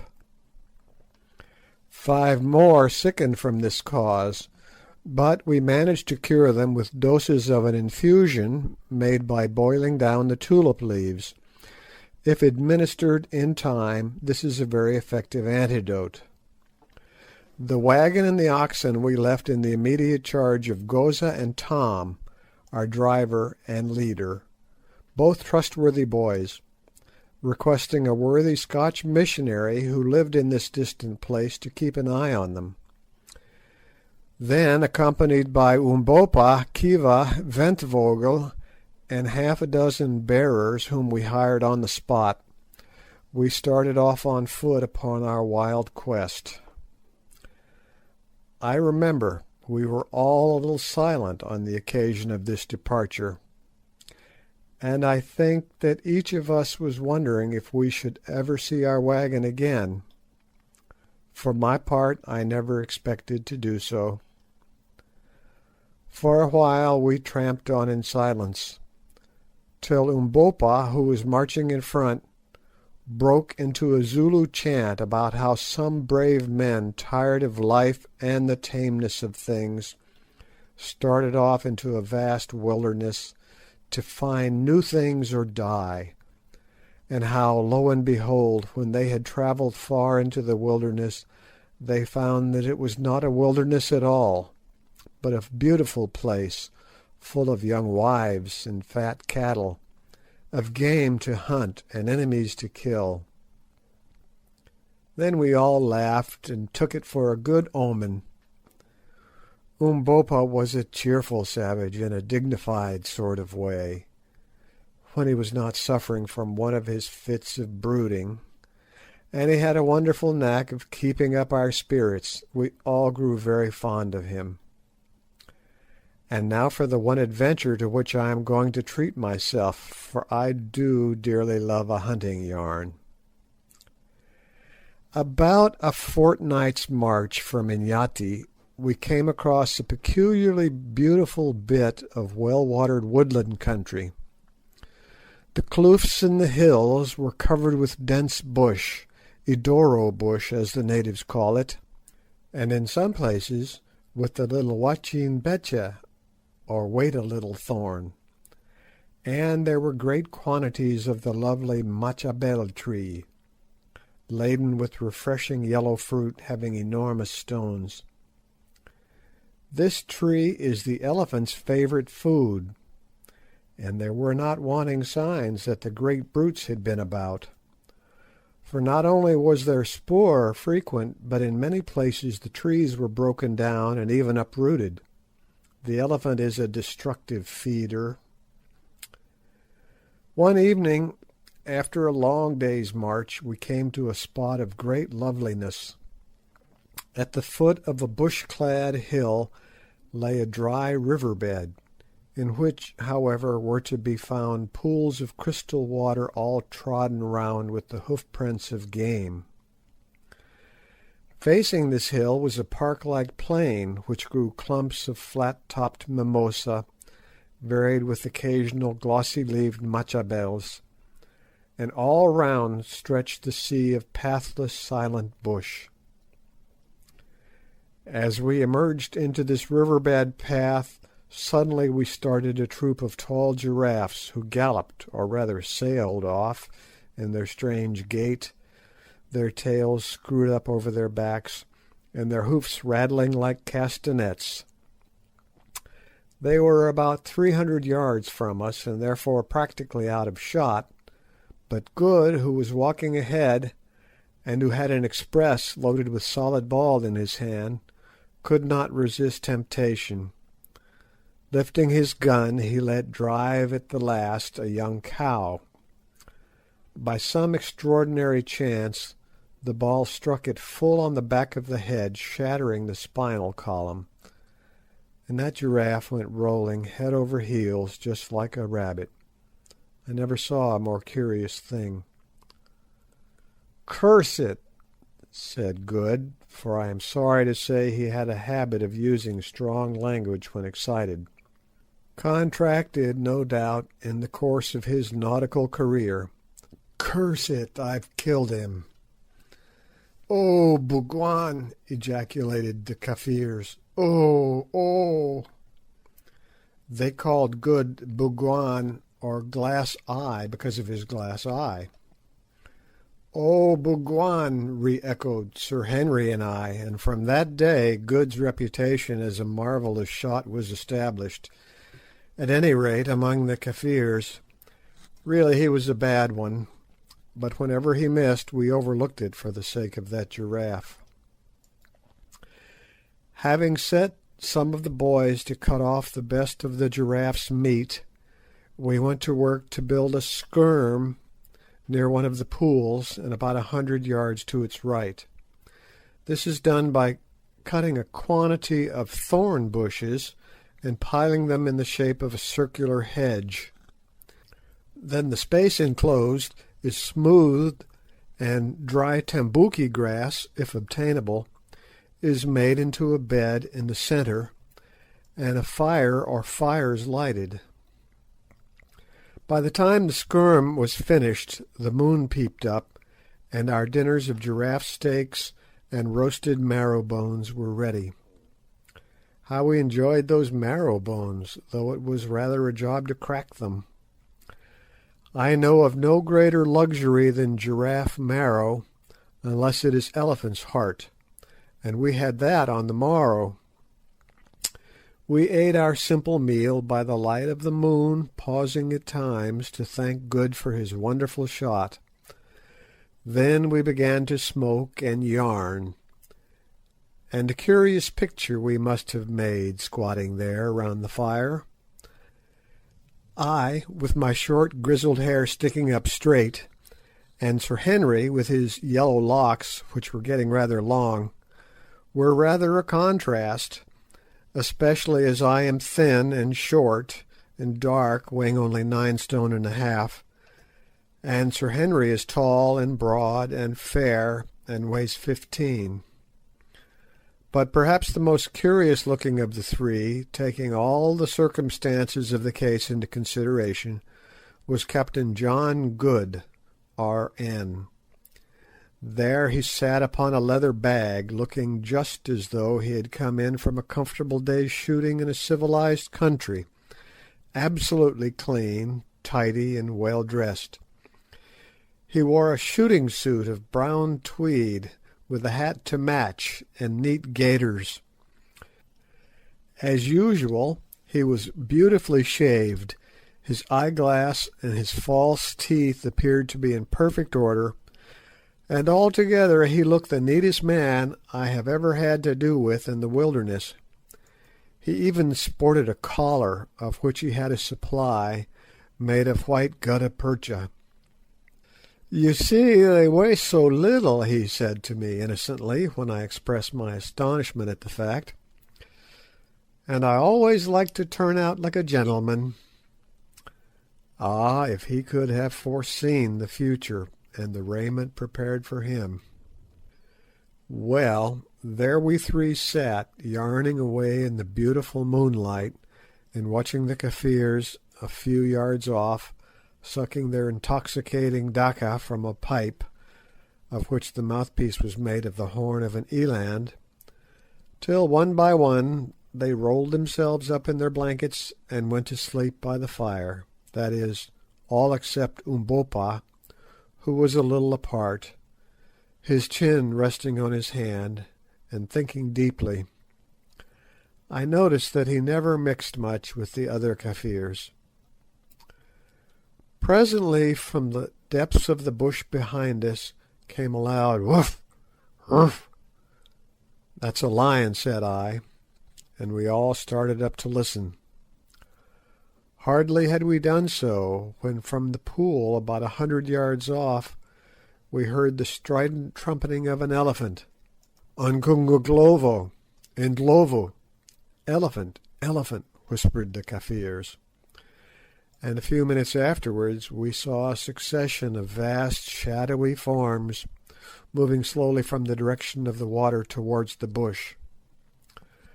Up jumped Good, burning for slaughter, and thinking perhaps that it was as easy to kill elephant as he had found it to shoot giraffe, but I caught him by the arm and pulled him down. "It's no good," I whispered, "let them go." "It seems that we are in a paradise of game. I vote we stop here for a day or two and have a go at them," said Sir Henry presently. I was rather surprised, for hitherto Sir Henry had always been for pushing forward as fast as possible, more especially since we ascertained at Inyati that about 2 years ago an Englishman of the name of Neville had sold his wagon there and gone on up country, but I suppose his hunter instincts got the better of him for a while. Good jumped at the idea, for he was longing to have a shot at those elephants, and so, to speak the truth, did I, for it went against my conscience to let such a herd as that escape without a pull at them. "All right, my hearties," said I, "I think we want a little recreation. And now let's turn in, for we ought to be off by dawn, and then perhaps we may catch them feeding before they move on."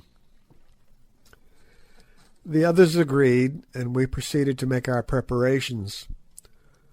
Good took off his clothes, shook them, put his eyeglass and his false teeth into his trousers pocket, and folding each article neatly, placed it out of the dew under a corner of his mackintosh sheet. Sir Henry and I contented ourselves with rougher arrangements, and soon were curled up in our blankets, and dropping off into the dreamless sleep that rewards the traveller. Going, what was that? Suddenly from the direction of the water came sounds of violent scuffling, and next instant there broke upon our ears a succession of the most awful roars. There was no mistaking their origin. Only a lion could make such a noise as that. We all jumped up and looked towards the water, in the direction of which we saw a confused mass, yellow and black in colour, staggering and struggling towards us.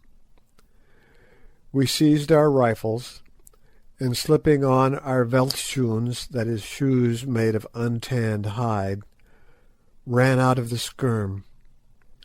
By this time the mass had fallen, and was rolling over and over on the ground, and when we reached the spot it struggled no longer, but lay quite still. Now we saw what it was. On the grass there lay a sable antelope bull, the most beautiful of all the African antelopes, quite dead, and transfixed by its great curved horns was a magnificent black-maned lion, also dead. Evidently what had happened was this: the sable antelope had come down to drink at the pool where the lion, no doubt the same which we had heard, was lying in wait. While the antelope drank, the lion had sprung upon him, only to be received upon the sharp curved horns and transfixed. Once before I saw a similar thing happen. Then the lion, unable to free himself, had torn and bitten at the back and neck of the bull, which, maddened with fear and pain, had rushed on until it dropped dead. As soon as we had examined the beasts sufficiently, we called the Kafirs, and between us managed to drag their carcasses up to the skerm. After that we went in and lay down, to wake no more till dawn. With the first light we were up and making ready for the fray. We took with us the 3 8-bore rifles, a good supply of ammunition, and our large water bottles, filled with weak cold tea, which I have always found the best stuff to shoot on. After swallowing a little breakfast we started, Umbopa, Kiva, and Ventvogel accompanying us. The other Kafirs we left with instructions to skin the lion and the sable antelope and cut up the latter. We had no difficulty in finding the broad elephant trail which Ventvogel, after examination, pronounced to have been made by between 20 and 30 elephants, most of them full-grown bulls. But the herd had moved on some way during the night, and it was 9 o'clock and already very hot, before, by the broken trees, bruised leaves and bark, and smoking droppings, we knew that we could not be far from them. Presently we caught sight of the herd, which numbered, as Ventvogel had said, between 20 and 30, standing in a great hollow, having finished their morning meal, and flapping their great ears. It was a splendid sight, for they were only about 200 yards from us. Taking a handful of dry grass, I threw it into the air to see how the wind was, for if once they winded us I knew they would be off before we could get a shot. Finding that, if anything, it blew from the elephants to us, we crept on stealthily, and thanks to the cover, managed to get within 40 yards or so of the great brutes. Just in front of them, and broadside on, stood 3 splendid bulls, one of them with enormous tusks. I whispered to the other that I would take the middle one, Sir Henry covering the elephant to the left, and Good the bull with the big tusks. "Now," I whispered. Boom, boom, boom, went the 3 heavy rifles, and down came Sir Henry's elephant dead as a hammer, shot right through the heart. Mine fell onto its knees, and I thought that he was going to die, but in another moment he was up and off, tearing along straight past me. As he went I gave him the second barrel in the ribs, and this brought him down in good earnest. Hastily slipping in 2 fresh cartridges, I ran close to him, and a ball through the brain put an end to the poor brute's struggles. Then I turned to see how Good had fared with the big bull, which I had heard screaming with rage and pain as I gave mine its quietus. On reaching the captain, I found him in a great state of excitement. It appeared that on receiving the bullet the bull had turned and come straight for his assailant, who had barely time to get out of his way, and then charged on blindly past him in the direction of our encampment. Meanwhile the herd had crashed off in wild alarm in the other direction. For a while we debated whether to go after the wounded bull or to follow the herd, and finally deciding for the latter alternative, departed, thinking that we had seen the last of those big tusks. I have often wished since that we had. It was easy work to follow the elephants, for they had left a trail like a carriage road behind them, crushing down the thick bush in their furious flight as though it were tambouki grass.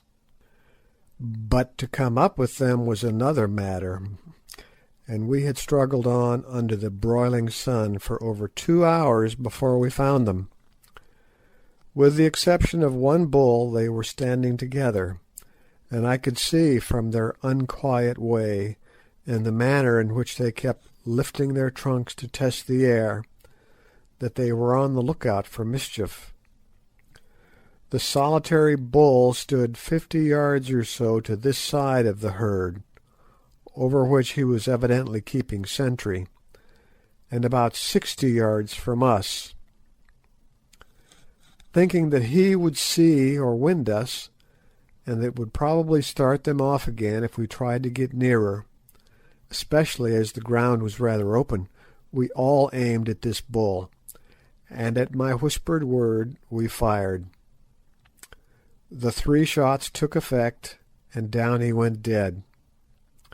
Again the herd started, but unfortunately for them, about 100 yards further on was a nullah, or dried-out water tract, with steep banks, a place very much resembling the one where the Prince Imperial was killed in Zululand. Into this the elephants plunged, and when we reached the edge we found them struggling in wild confusion to get up the other bank, filling the air with their screams and trumpeting as they pushed one another aside in their selfish panic, just like so many human beings. Now was our opportunity, and firing away as quickly as we could load, we killed 5 of the poor beasts, and no doubt should have bagged the whole herd had they not suddenly given up their attempts to climb the bank and rushed headlong down the nullah. We were too tired to follow them, and perhaps also a little sick of slaughter, 8 elephants being a pretty good bag for one day.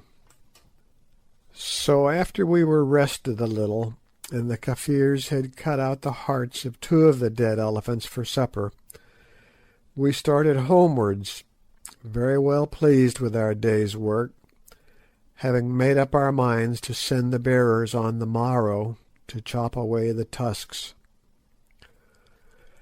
Shortly after we repassed the spot where Good had wounded the patriarchal bull, we came across a herd of eland, but did not shoot at them as we had plenty of meat. They trotted past us and then stopped behind a little patch of bush about 100 yards away, wheeling round to look at us. As Good was anxious to get a near view of them, never having seen an eland close, he handed his rifle to Umbopa, and followed by Kiva, strolled up to the patch of bush. We sat down and waited for him, not sorry of the excuse for a little rest. The sun was just going down in its reddest glory, and Sir Henry and I were admiring the lovely scene, when suddenly we heard an elephant scream, and saw its huge and rushing form, with uplifted trunk and tail, silhouetted against the great fiery globe of the sun. Next second we saw something else, and that was Good and Kiva tearing back towards us with the wounded bull, for it was he, charging after them. For a moment we did not dare to fire, though at that distance it would have been of little use if we had done so, for fear of hitting one of them. And the next a dreadful thing happened. Good fell a victim to his passion for civilized dress. Had he consented to discard his trousers and gaiters like the rest of us, and to hunt in a flannel shirt and pair of veldt schoons, it would have been all right.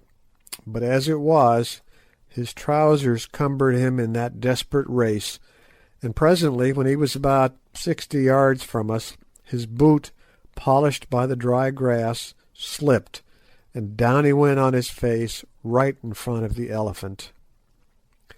We gave a gasp, for we knew that he must die, and ran as hard as we could towards him.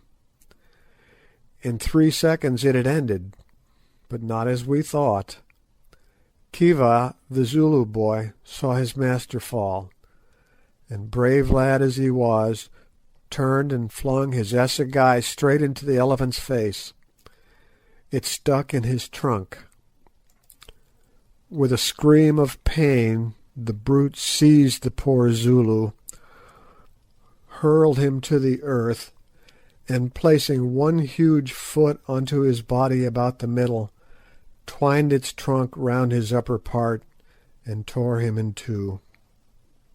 We rushed up mad with horror, and fired again and again, till presently the elephant fell upon the fragments of the Zulu. As for Good, he rose and wrung his hands over the brave man who had given his life to save him, and though I am an old hand, I felt a lump grow in my throat. Umbopa stood contemplating the huge dead elephant and the mangled remains of poor Kiva. "Ah, well," he said presently, "he's dead, but he died like a man." End of chapter 4. King Solomon's Mines by H.Rider Haggard. Chapter 5. Our March into the Desert. We had killed 9 elephants, and it took us 2 days to cut out the tusks, and having brought them into camp, to bury them carefully in the sand under a large tree, which made a conspicuous mark for miles round. It was a wonderfully fine lot of ivory. I never saw a better, averaging as it did between 40 and 50 pounds a tusk. The tusks of the great bull that killed poor Kiva scaled 170 pounds the pair, so nearly as we could judge. As for Kiva himself, we buried what remained of him in an ant-bear hole, together with an assegai to protect himself with on his journey to a better world. On the 3rd day we marched again, hoping that we might live to return to dig up our buried ivory. And in due course, after a long and wearisome tramp and many adventures which I have not space to detail, we reached Sintanda's kraal, near the Lukanga River, the real starting point of our expedition. Very well do I recollect our arrival at that place. To the right was a scattered native settlement, with a few stone cattle kraals and some cultivated lands down by the water where the savages grew their scanty supply of grain, and beyond it stretched great tracts of waving veld covered with tall grass, over which herds of the smaller game were wandering.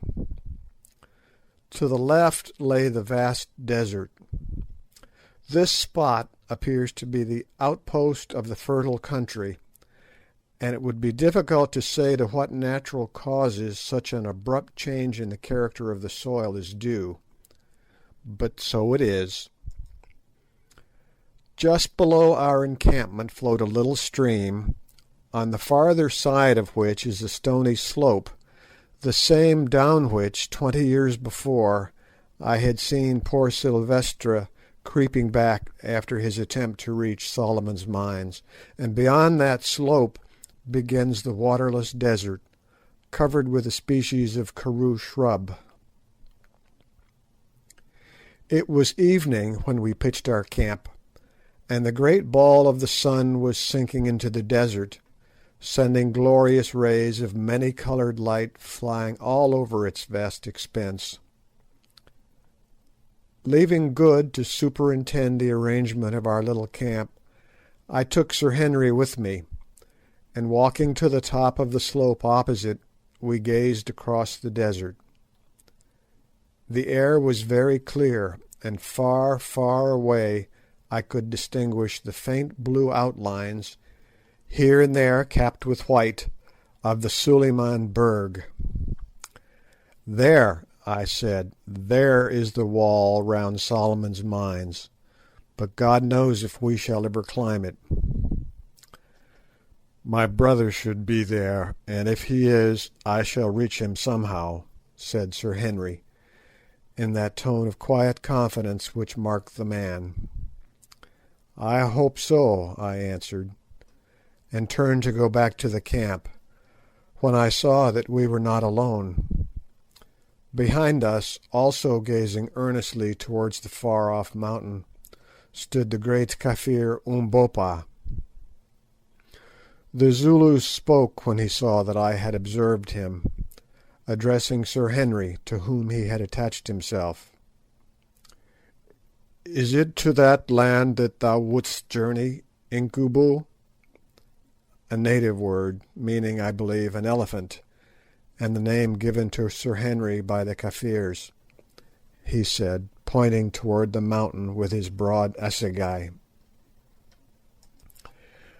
I asked him sharply what he meant by addressing his master in that familiar way.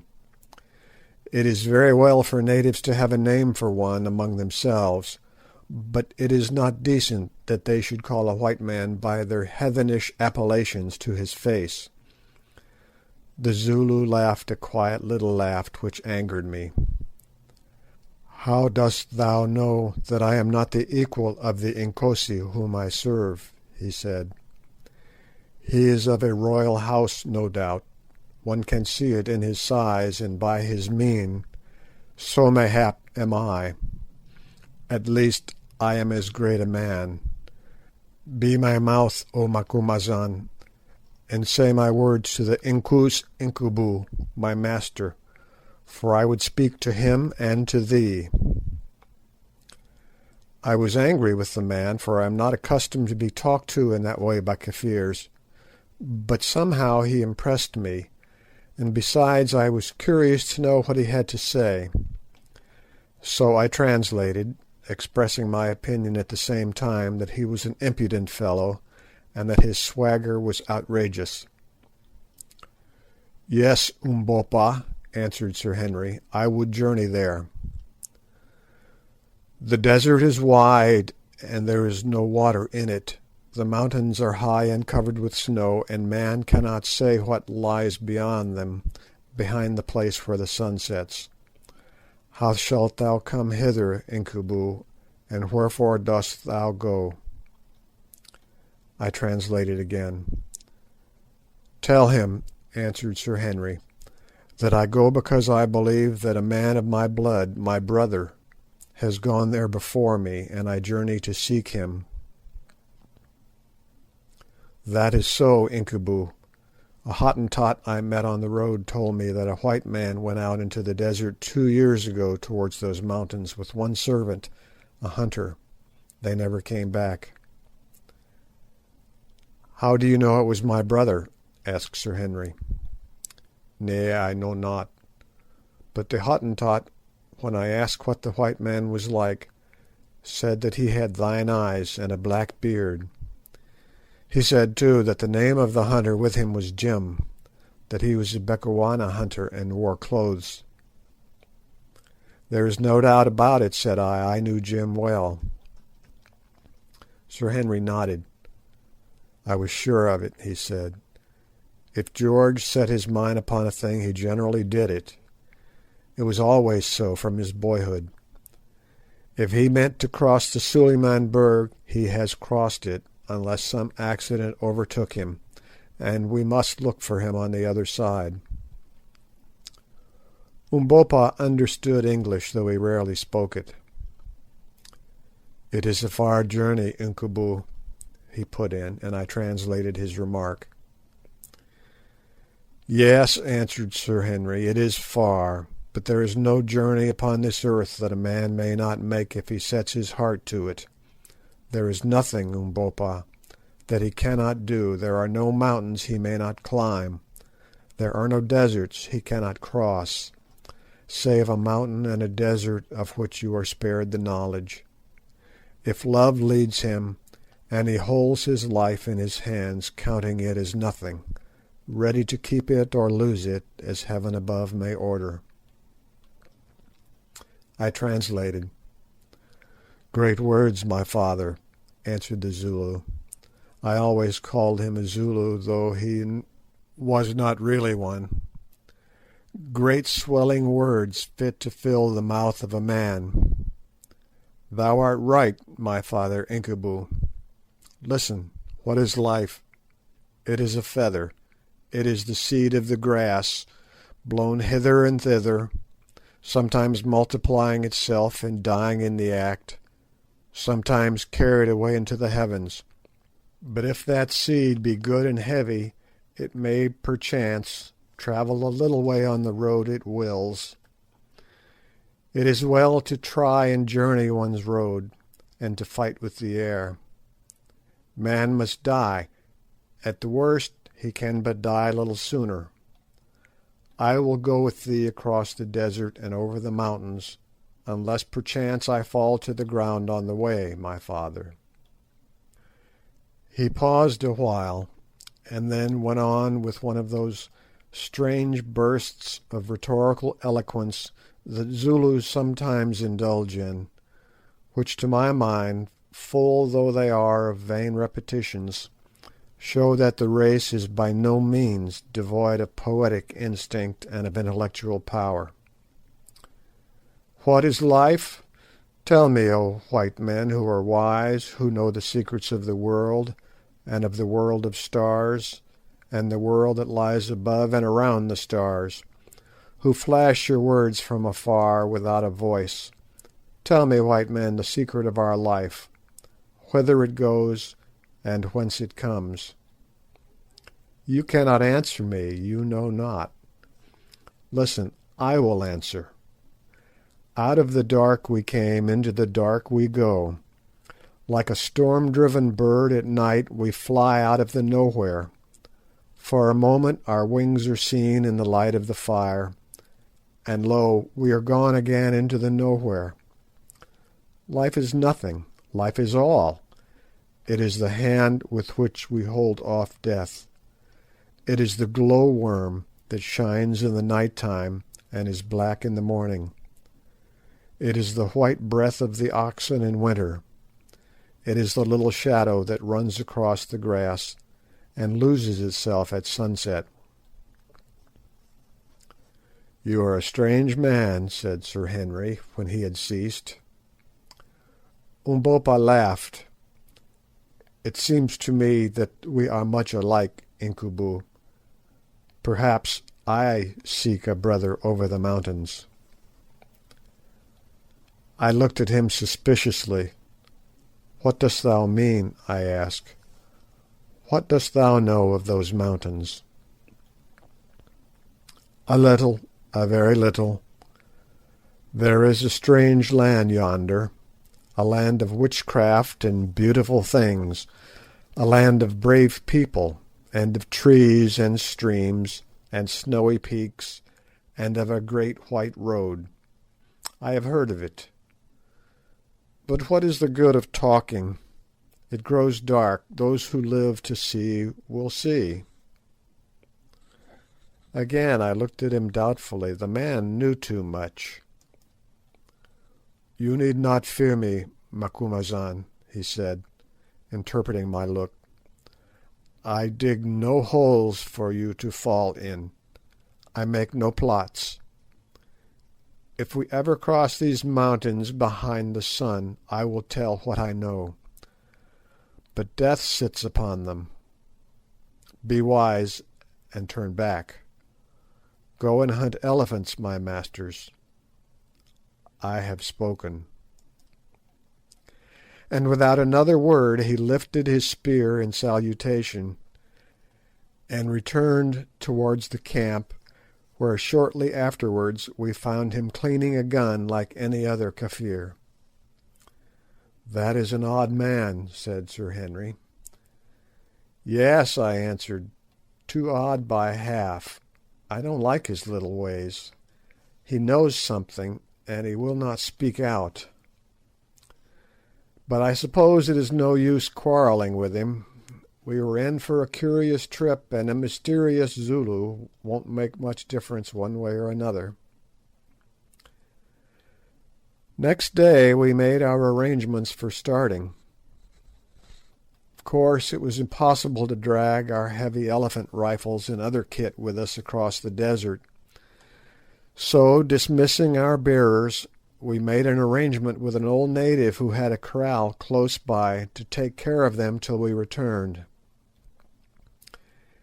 It went to my heart to leave such things as these sweet tools to the tender mercies of an old thief of a savage, whose greedy eyes I could see gloating over them.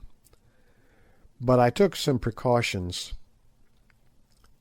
First of all I loaded all the rifles, placing them at full cock, and informed him that if he touched them they would go off.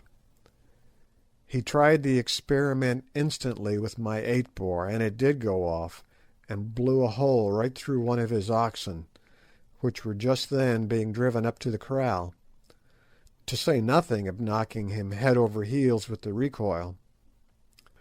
He got up considerably startled, and not at all pleased at the loss of the ox, which he had the impudence to ask me to pay for, and nothing would induce him to touch the guns again.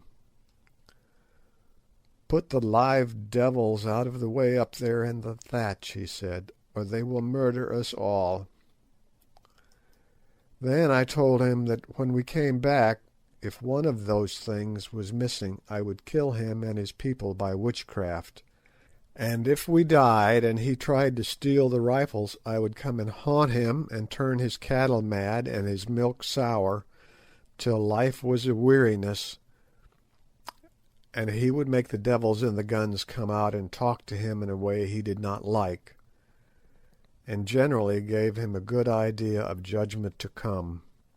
After that he promised to look after them as though they were his father's spirit. He was a very superstitious old Kafir, and a great villain. Having thus disposed of our superfluous gear, we arranged the kit we five, Sir Henry, Good, myself, Umbopa, and the Hottentot Ventvögel, were to take with us on our journey. It was small enough, but do what we would, we could not get its weight down under about 40 pounds a man.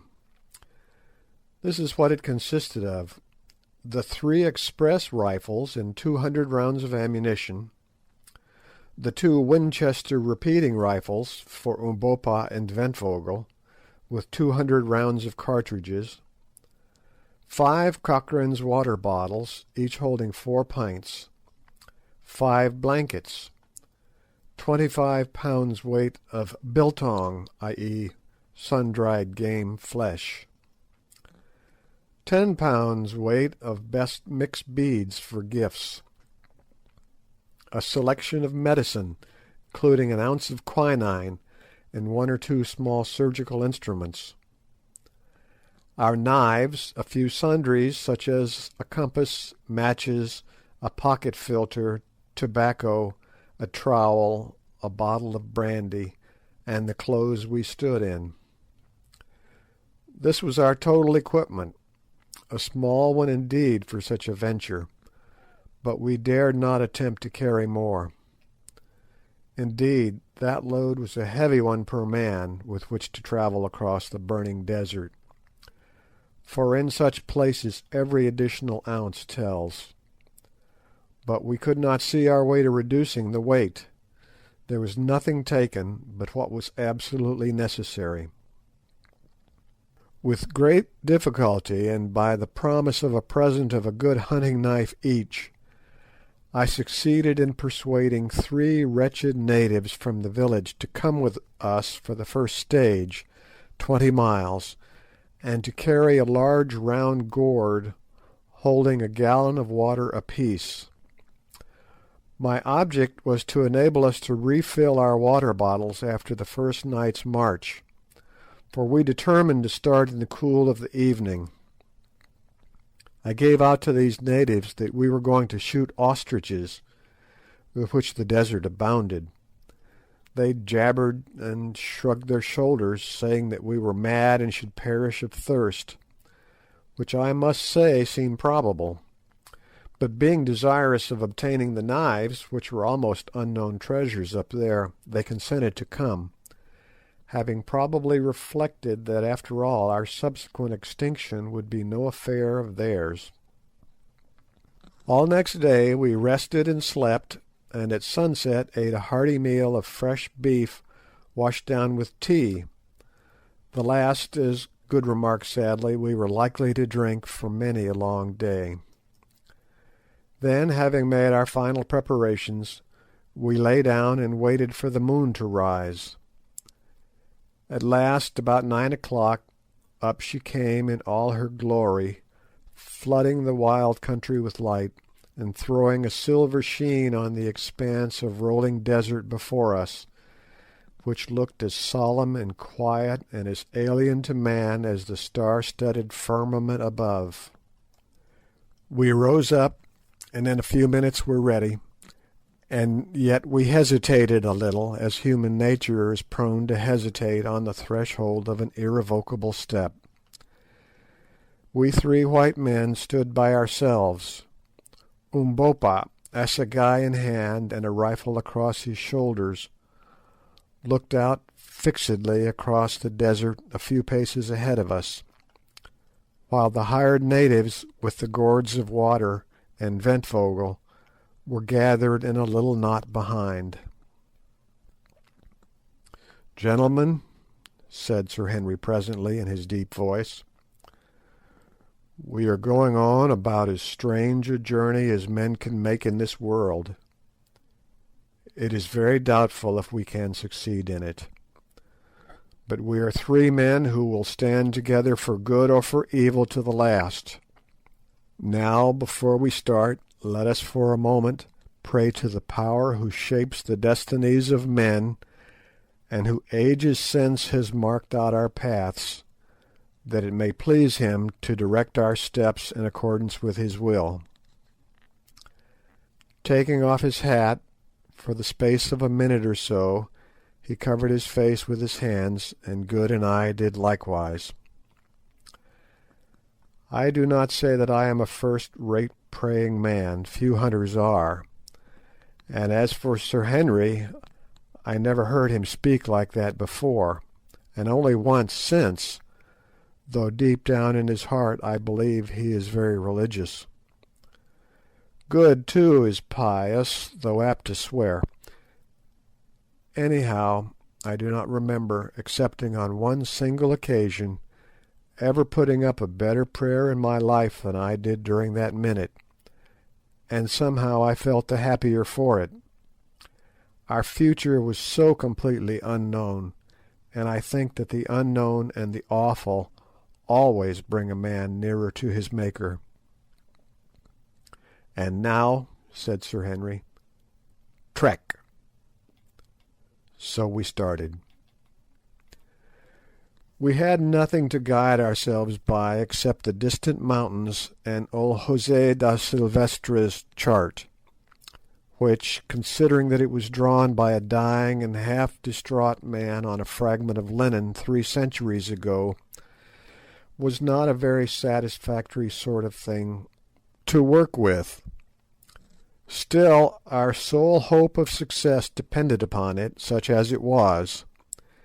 If we failed in finding that pool of bad water which the old Dom marked as being situated in the middle of the desert, about 60 miles from our starting point, and as far from the mountains, in all probability we must perish miserably of thirst. But to my mind the chances of our finding it in that great sea of sand and karoo scrub seemed almost infinitesimal. Even supposing that Da Silvestra had marked the pool correctly, what was there to prevent its having been dried up by the sun generations ago, or trampled in by game, or filled in with the drifting sand? On we tramped, silently as shades, through the night and in the heavy sand. The karoo bushes caught our feet and retarded us, and the sand worked into our veldschoons and good shooting boots, so that every few miles we had to stop and empty them. But still the night kept fairly cool, though the atmosphere was thick and heavy, giving a sort of creamy feel to the air, and we made fair progress. It was very silent and lonely there in the desert, oppressively so indeed. Good felt this, and once began to whistle "The Girl I Left Behind Me," but the notes sounded lugubrious in that vast place, and he gave it up. Shortly afterwards a little incident occurred which, though it startled us at the time, gave rise to a laugh. Good was leading as the holder of the compass, which, being a sailor, of course he understood thoroughly, and we were toiling along in single file behind him, when suddenly we heard the sound of an exclamation, and he vanished. Next second there arose all around us a most extraordinary hubbub, snorts, groans, and wild sounds of rushing feet.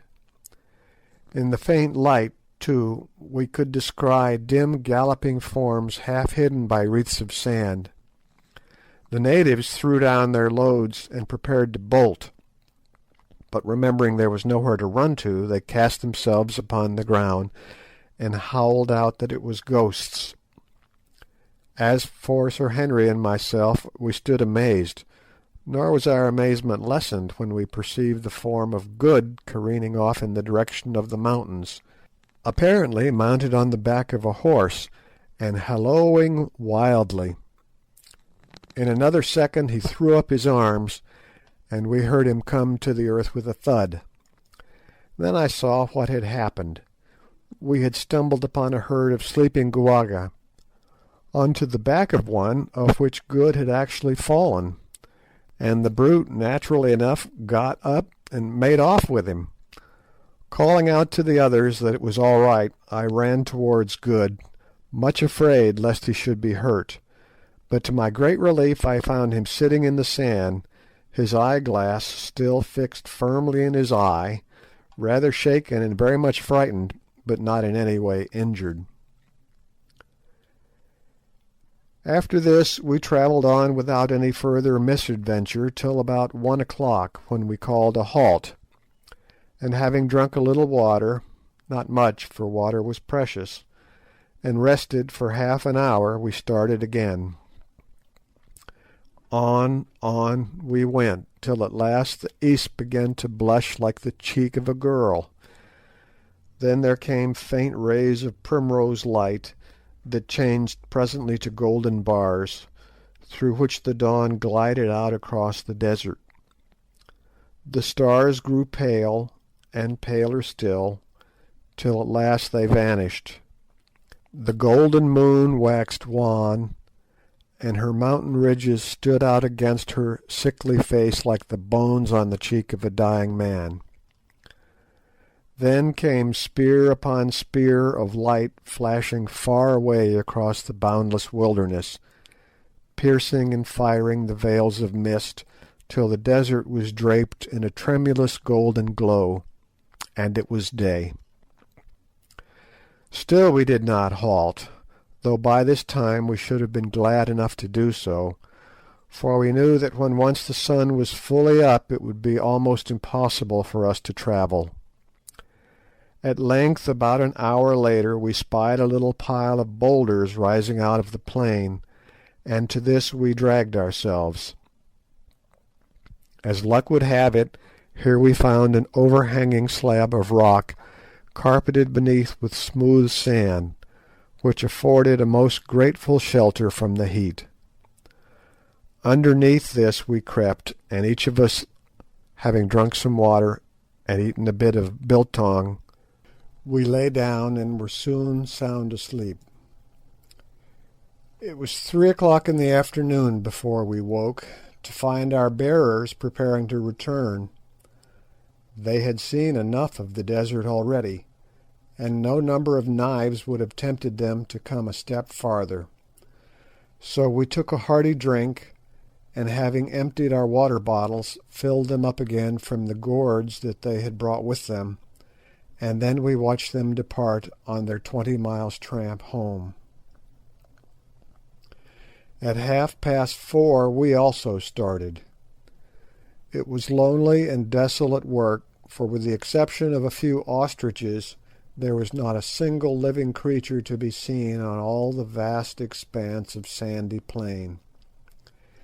Evidently it was too dry for game, and with the exception of a deadly-looking cobra or two, we saw no reptiles. One insect, however, we found abundant, and that was the common or house-fly.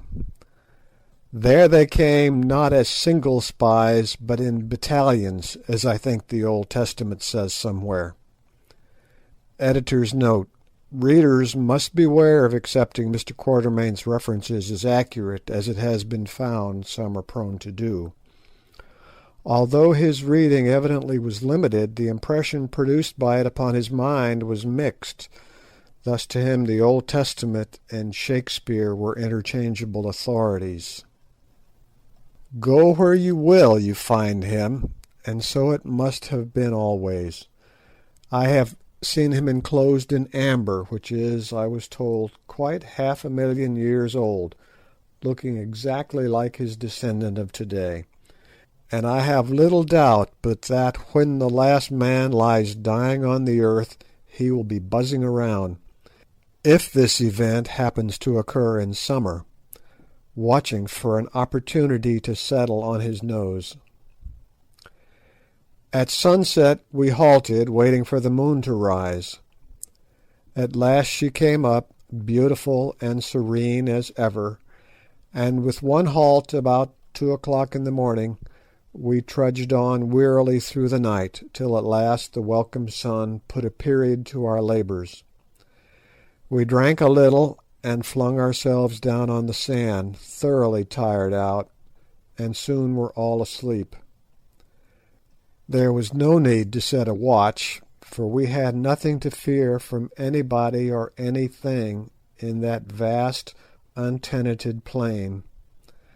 Our only enemies were heat, thirst, and flies, but far rather would I have faced any danger from man or beast than that awful trinity. This time we were not so lucky as to find a sheltering rock to guard us from the glare of the sun, with the result that about 7 o'clock we woke up experiencing the exact sensations one would attribute to a beefsteak on a gridiron. We were literally being baked through and through. The burning sun seemed to be sucking our very blood out of us. We sat up and gasped. "Whew," said I, grabbing at the halo of flies which buzzed cheerfully round my head. The heat did not affect them. "My word," said Sir Henry. "It is hot," echoed Good. It was hot indeed, and there was not a bit of shelter to be found. Look where we would, there was no rock or tree, nothing but an unending glare, rendered dazzling by the heated air that danced over the surface of the desert as it dances over a red-hot stove. "What is to be done?" asked Sir Henry. "We can't stand this for long." We looked at each other blankly. "I have it," said Good. "We must dig a hole, get in it, and cover ourselves with the karoo bushes." It did not seem a very promising suggestion, but at least it was better than nothing, so we set to work, and with the trowel we had brought with us and the help of our hands, in about an hour we had succeeded in delving out a patch of ground some 10 feet long by 12 wide, to the depth of 2 feet. Then we cut a quantity of low scrub with our hunting knives, and creeping into the hole, pulled it over us all, with the exception of Ventvögel, on whom, being a Hottentot, the heat had no particular effect. This gave us some slight shelter from the burning rays of the sun, but the atmosphere in that amateur grave can be better imagined than described. The Black Hole of Calcutta must have been a fool to it. Indeed, to this moment I do not know how we lived through the day. There we lay panting, and every now and again moistening our lips from our scanty supply of water. Had we followed our inclinations, we should have finished all we possessed in the first 2 hours, but we were forced to exercise the most rigid care, for if our water failed us, we knew that very soon we must perish miserably. But everything has an end, if only you live long enough to see it, and somehow that miserable day wore on towards evening. About 3 o'clock in the afternoon we determined that we could bear it no longer. It would be better to die walking than to be killed slowly by heat and thirst in this dreadful hole. So taking each of us a little drink from our fast diminishing supply of water, now warmed to about the same temperature as a man's blood, we staggered forward. We had then covered some 50 miles of wilderness. If the reader will refer to the rough copy and translation of old Da Silvestra's map, he will see that the desert is marked as measuring 40 leagues across, and the Pan Bad water is set down as being about in the middle of it. Now 40 leagues is 120 miles, consequently we ought at the most to be within 12 or 15 miles of the water, if any should really exist. Through the afternoon we crept slowly and painfully along, scarcely doing more than 1.5 miles in an hour. At sunset we rested again, waiting for the moon, and after drinking a little managed to get some sleep. Before we lay down, Umbopa pointed out to us a slight and indistinct hillock on the flat surface of the plain about 8 miles away. At the distance it looked like an ant hill, and as I was dropping off to sleep I fell to wondering what it could be. With the moon we marched again, feeling dreadfully exhausted, and suffering tortures from thirst and prickly heat. Nobody who has not felt it can know what we went through. We walked no longer, we staggered, now and again falling from exhaustion, and being obliged to call a halt every hour or so. We had scarcely energy left in us to speak. Up to this Good had chatted and joked, for he is a merry fellow, but now he had not a joke in him.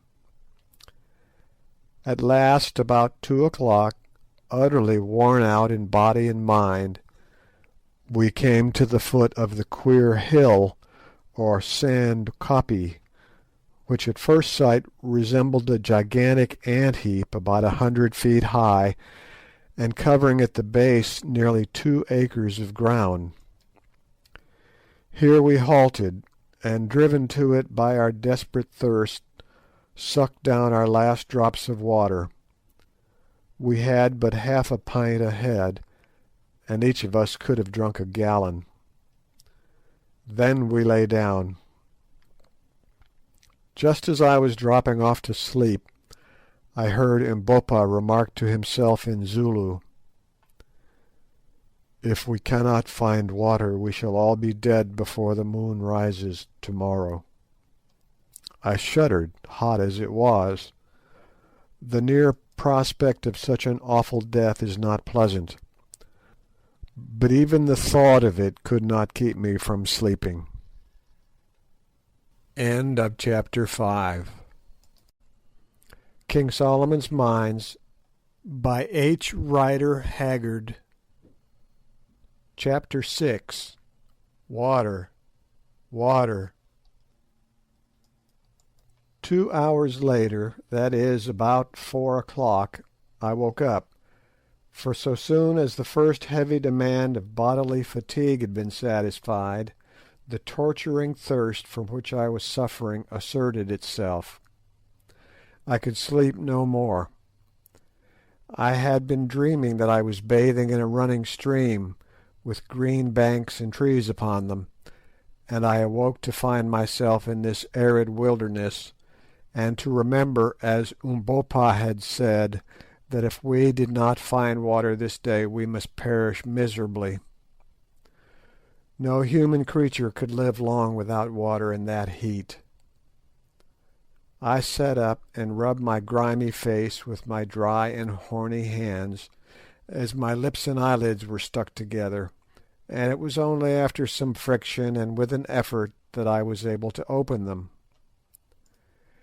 It was not far from dawn, but there was none of the bright feel of dawn in the air, which was thick with a hot murkiness that I cannot describe.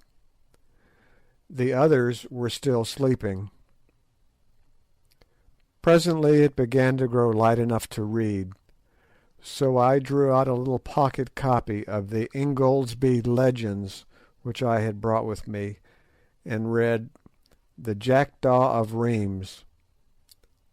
When I got to where "a nice little boy held a golden ewer, embossed and filled with water as pure as any that flows between Rheims and Namur," literally I smacked my cracking lips, or rather tried to smack them.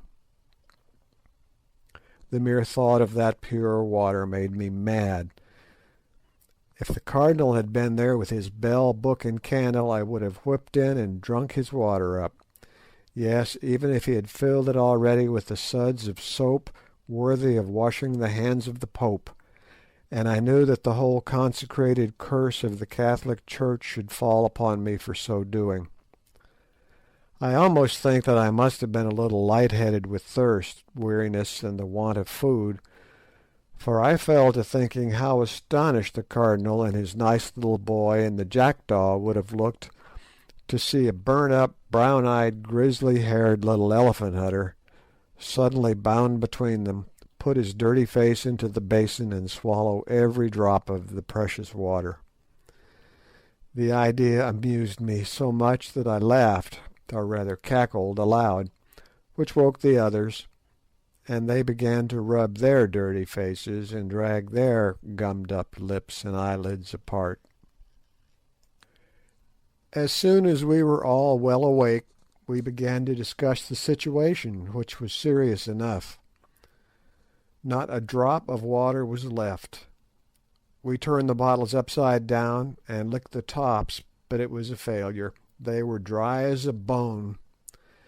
Good, who had charge of the flask of brandy, got it out and looked at it longingly, but Sir Henry promptly took it away from him, for to drink raw spirit would only have been to precipitate the end.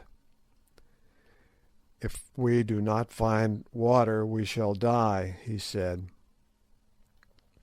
"If we can trust to the old Dom's map, there should be some about," I said, but nobody seemed to derive much satisfaction from this remark.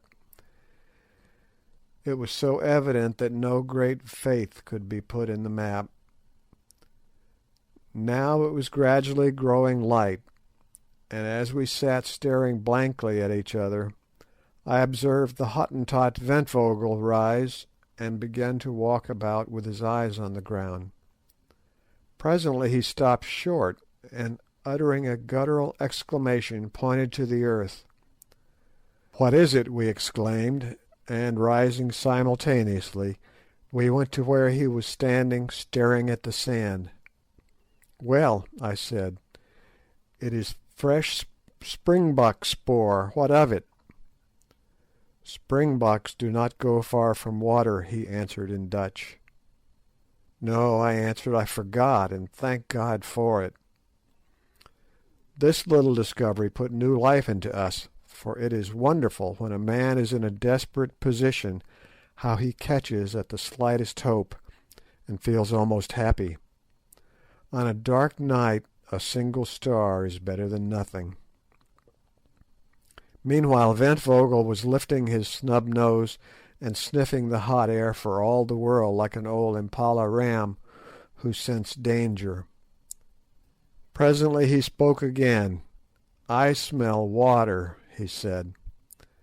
Then we felt quite jubilant, for we knew what a wonderful instinct these wild-bred men possess. Just at that moment the sun came up gloriously, and revealed so grand a sight to our astonished eyes that for a moment or two we even forgot our thirst. There, not more than 40 or 50 miles from us, glittering like silver in the early rays of the morning sun, soared Sheba's breasts, and stretching away for hundreds of miles on either side of them ran the great Suliman Berg. Now that sitting here I attempt to describe the extraordinary grandeur and beauty of that sight, language seems to fail me. I am impotent even before its memory. Straight before us rose two enormous mountains, the likes of which are not, I believe, to be seen in Africa, if indeed there are any other such in the world, measuring each of them at least 15,000 feet in height, standing not more than a dozen miles apart, linked together by a precipitous cliff of rock, and towering in awful white solemnity straight into the sky. These mountains, placed thus like the pillars of a gigantic gateway, are shaped after the fashion of a woman's breasts, and at times the mists and shadows beneath them take the form of a recumbent woman, veiled mysteriously in sleep. Their bases swell gently from the plain, looking at that distance perfectly round and smooth, and upon the top of each is a vast hillock covered with snow exactly corresponding to the nipple on the female breast. The stretch of cliff that connects them appears to be some thousands of feet in height, and perfectly precipitous, and on each flank of them, so far as the eye can reach, extend similar lines of cliff, broken only here and there by flat table-topped mountains, something like the world-famed one at Cape Town, a formation, by the way, that is very common in Africa. To describe the comprehensive grandeur of that view is beyond my powers. There was something so inexpressibly solemn and overpowering about those huge volcanoes, for doubtless they are extinct volcanoes, that it quite awed us.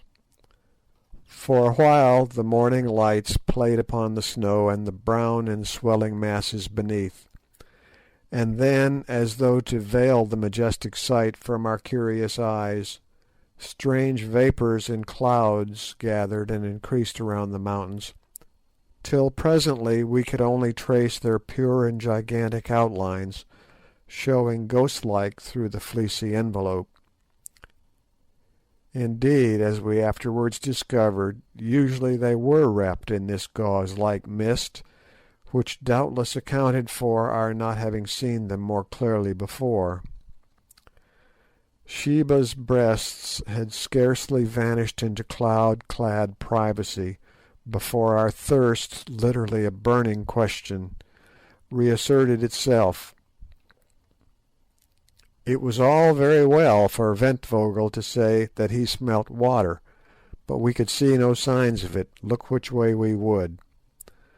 So far as the eye might reach there was nothing but arid sweltering sand and karoo scrub. We walked round the hillock and gazed about anxiously on the other side, but it was the same story, not a drop of water could be found. There was no indication of a pan, a pool, or a spring. "You are a fool," I said angrily to Ventvögel. "There is no water." But still he lifted his ugly snub nose, sniffed. "I smell it, Baas," he answered. "It is somewhere in the air." "Yes," I said, "no doubt it is in the clouds, and about 2 months hence it will fall and wash our bones." Sir Henry stroked his yellow beard thoughtfully. "Perhaps it is on the top of the hill," he suggested. "Rot," said Good. "Who ever heard of water being found at the top of a hill?" "Let us go and look," I put in, and hopelessly enough we scrambled up the sandy sides of the hillock, Umbopa leading. Presently he stopped as though he was petrified. "Nanzi Amanzi," that is, "here is water," he cried with a loud voice.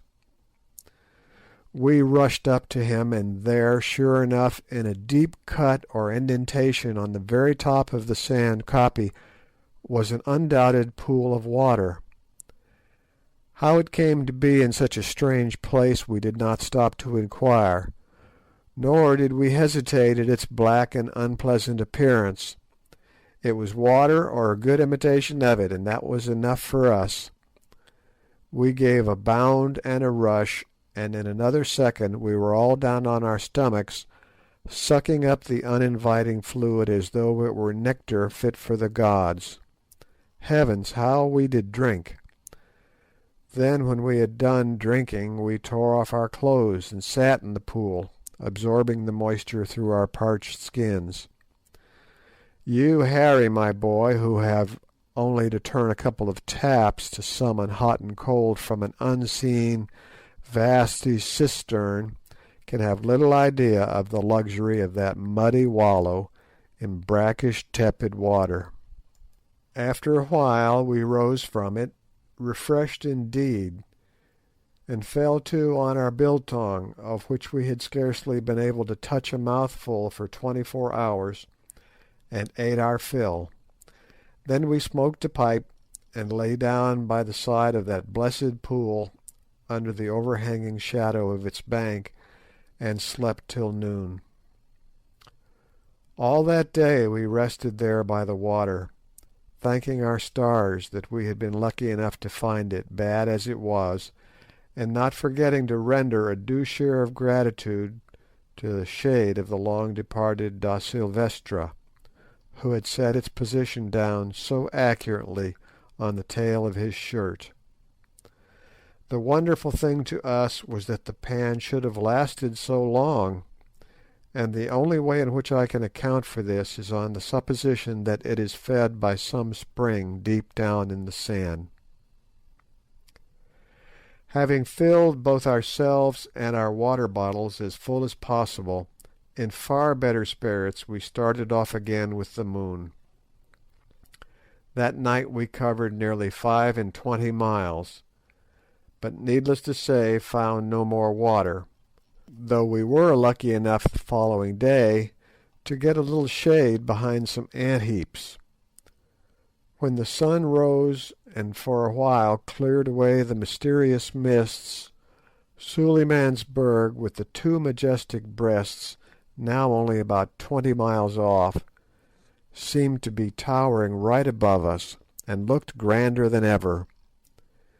At the approach of evening we marched again, and to cut a long story short, by daylight next morning found ourselves upon the lowest slopes of Sheba's left breast, for which we had been steadily steering. By this time our water was exhausted once more, and we were suffering severely from thirst, nor indeed could we see any chance of relieving it till we reached the snow line far, far above us. After resting an hour or two, driven to it by our torturing thirst, we went on, toiling painfully in the burning heat up the lava slopes, for we found that the huge base of the mountain was composed entirely of lava beds belched from the bowels of the earth in some far past age. By 11 o'clock we were utterly exhausted, and generally speaking in a very bad state indeed. The lava clinker over which we must drag ourselves, though smooth compared with some clinker I have heard of, such as that on the island of Ascension, for instance, was yet rough enough to make our feet very sore, and this, together with our other miseries, had pretty well finished us. A few hundred yards above us were some large lumps of lava, and toward these we steered with the intention of lying down beneath their shade. We reached them, and to our surprise, so far as we had a capacity for surprise left in us, on a little plateau or ridge close by we saw that the clinker was covered with a dense green growth. Evidently soil formed of decomposed lava had rested there, and in due course had become the receptacle of seeds deposited by birds. But we did not take much further interest in that green growth, for one cannot live on grass like Nebuchadnezzar. That requires a special dispensation of Providence and peculiar digestive organs. So we sat down under the rocks and groaned, and for one I wish heartily that we had never started on this fool's errand. As we were sitting there I saw Umbopa get up and hobble towards the patch of green, and a few minutes afterwards, to my great astonishment, I perceived that usually very dignified individual dancing and shouting like a maniac, and waving something green. Off we all scrambled towards him as fast as our wearied limbs would carry us, hoping that he had found water. "What is it, Umbopa, son of a fool?" I shouted in Zulu. "It is food and water, Macumazahn," and again he waved the green thing. Then I saw what he had found. It was a melon. We had hit upon a patch of wild melons, thousands of them, and dead ripe. "Melons!" I yelled to Good, who was next to me, and in another minute his false teeth were fixed in one of them. I think we ate about 6 each before we had done, and poor fruit as they were, I doubt if I ever thought anything nicer. But melons are not very nutritious, and when we had satisfied our thirst with their pulpy substance, and put a stalk to cool by the simple process of cutting them in two and setting them end on in the hot sun to grow cold by evaporation, we began to feel exceedingly hungry. We had still some biltong left, but our stomachs turned from biltong, and besides, we were obliged to be very sparing of it, for we could not say when we should find more food. Just at this moment a lucky thing chanced. Looking across the desert, I saw a flock of about 10 large birds flying straight towards us. "Skit, baas, skit!" "Shoot, master, shoot!" whispered the Hottentot, throwing himself on his face, an example which we all followed. Then I saw that the birds were a flock of pau, or bustards, and that they would pass within 50 yards of my head. Taking one of the repeating Winchesters, I waited till they were very nearly over us, and then jumped to my feet. On seeing me the pau bunched up together, as I expected that they would, and I fired 2 shots straight into the thick of them, and as luck would have it, brought down one, a fine fellow that weighed about 20 pounds. In half an hour we had a fire made of dry melon stalks, and he was toasting over it, and we made such a feed as we had not tasted for a week. We ate that pau, Nothing was left of him but his leg bones and his beak, and we felt not a little the better afterwards. That night we went on again with the moon, carrying as many melons as we could with us. As we ascended we found the air grew cooler and cooler, which was a great relief to us, and at dawn, so far as we could judge, we were not more than about a dozen miles from the snow line. Here we discovered more melons, and so had no longer any anxiety about water, for we knew that we should soon get plenty of snow. But the ascent had now become very precipitous, and we made but slow progress, not more than a mile an hour. Also that night we ate our last morsel of biltong. As yet, with the exception of the pow, we had seen no living thing on the mountain, nor had we come across a single spring or stream of water, which struck us as very odd, considering the expanse of snow above us, which must, we thought, melt sometimes. But as we afterwards discovered, owing to a cause which is quite beyond my power to explain, all the streams flowed down upon the north side of the mountain. Now we began to grow very anxious about food. We had escaped death by thirst, but it seemed probable that it was only to die of hunger. The events of the next 3 miserable days are best described by copying the entries made at the time in my notebook. 21st May. Started 11 a.m. Finding the atmosphere quite cold enough to travel by day, and carrying some watermelons with us, struggled on all day, but found no more melons, having evidently passed out of their district. Saw no game of any sort. Halted for the night at sundown, having had no food for many hours. Suffered much during the night from cold. 22nd. Started at sunrise again, feeling very faint and weak. Only made about 5 miles all day. Found some patches of snow, of which we ate, but nothing else. Camped at night under the edge of a great plateau. Cold, bitter. Drank a little brandy each, and huddled ourselves together, each wrapped up in his blanket, to keep ourselves alive. Are now suffering frightfully from starvation and weariness.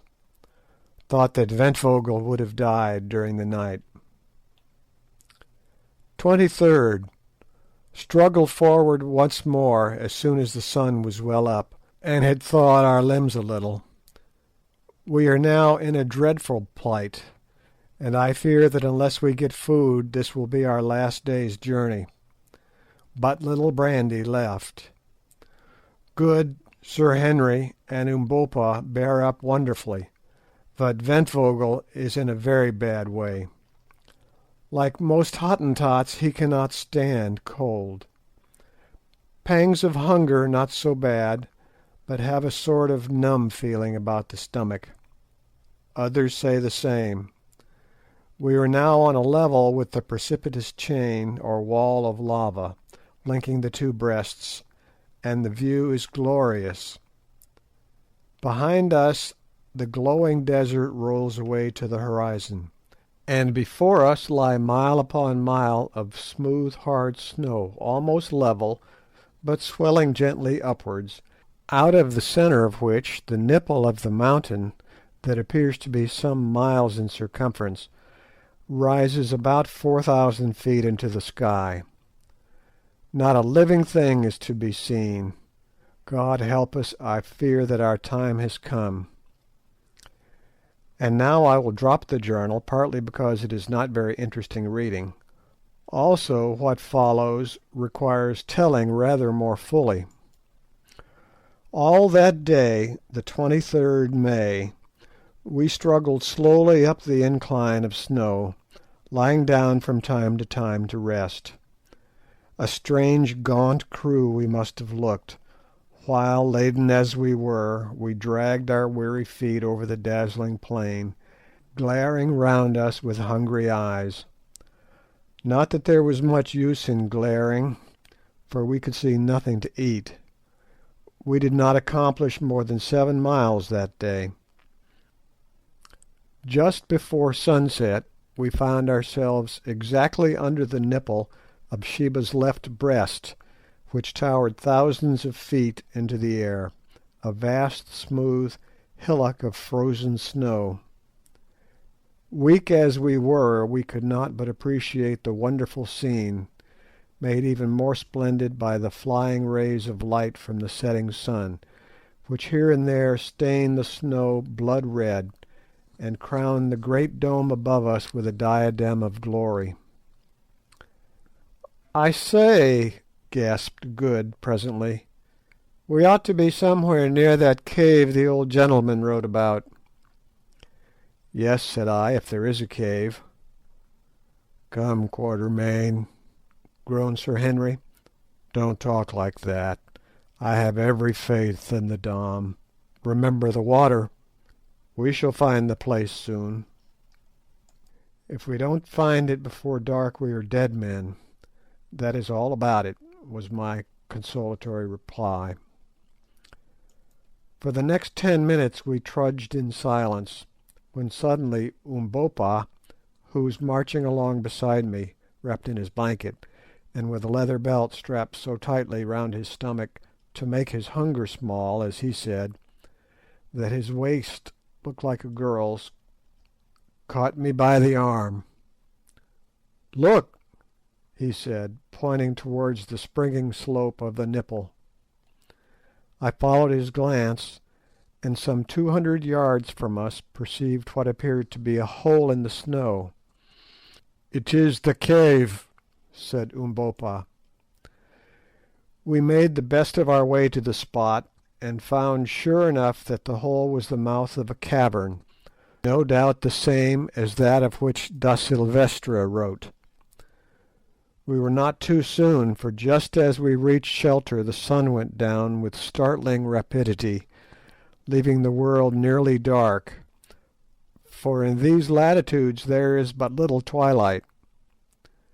So we crept into the cave, which did not appear to be very big, and huddling ourselves together for warmth, swallowed what remained of our brandy, barely a mouthful each, and tried to forget our miseries in sleep. But the cold was too intense to allow us to do so, for I am convinced that at this great altitude the thermometer cannot have marked less than 14 or 15 degrees below freezing point. What such a temperature meant to us, enervated as we were by hardship, want of food, and the great heat of the desert, the reader may imagine better than I can describe. Suffice it to say that it was something as near death from exposure as I have ever felt. There we sat hour after hour through the still and bitter night, feeling the frost wander round and nip us now in the finger, now in the foot, now in the face. In vain we did huddle up closer and closer. There was no warmth in our miserable starved carcasses. Sometimes one of us would drop into an uneasy slumber for a few minutes, but we could not sleep much, and perhaps this was fortunate, for if we had, I doubt if we should have ever woke again. Indeed, I believe that it was only by force of will that we kept ourselves alive at all.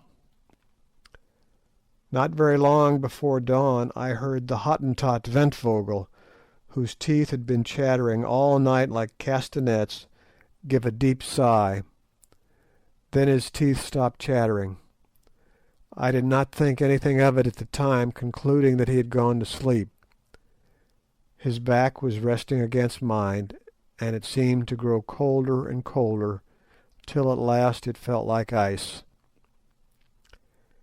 At length the air began to grow grey with light, then golden arrows sped across the snow, and at last the glorious sun peeped above the lava wall and looked in upon our half-frozen forms. Also it looked upon Ventvögel, sitting there amongst us, stone dead. No wonder his back felt cold, poor fellow. He had died when I heard him sigh, and was now frozen almost stiff. Shocked beyond measure, we dragged ourselves from the corpse. How strange is that horror we mortals have of the companionship of a dead body, and left it sitting there, its arms clasped about its knees. By this time the sunlight was pouring its cold rays, for here they were cold, straight into the mouth of the cave. Suddenly I heard an exclamation of fear from someone, and turned my head. And this is what I saw. Sitting at the end of the cavern, it was not more than 20 feet deep, was another form, of which the head rested on its chest, and the long arms hung down. I stared at it, and saw that this too was a dead man, and, what was more, a white man. The others saw also, and the sight proved too much for our shattered nerves.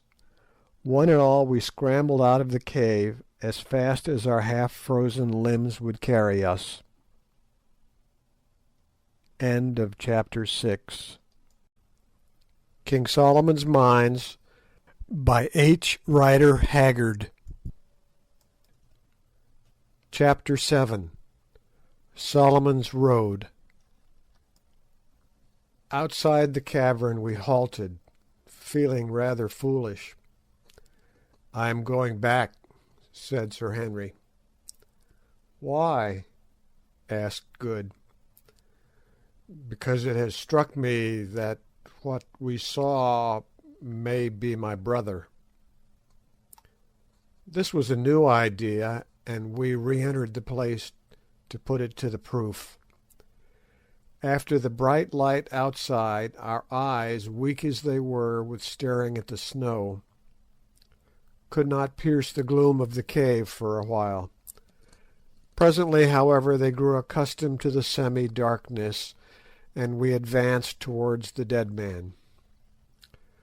Sir Henry knelt down and peered into his face.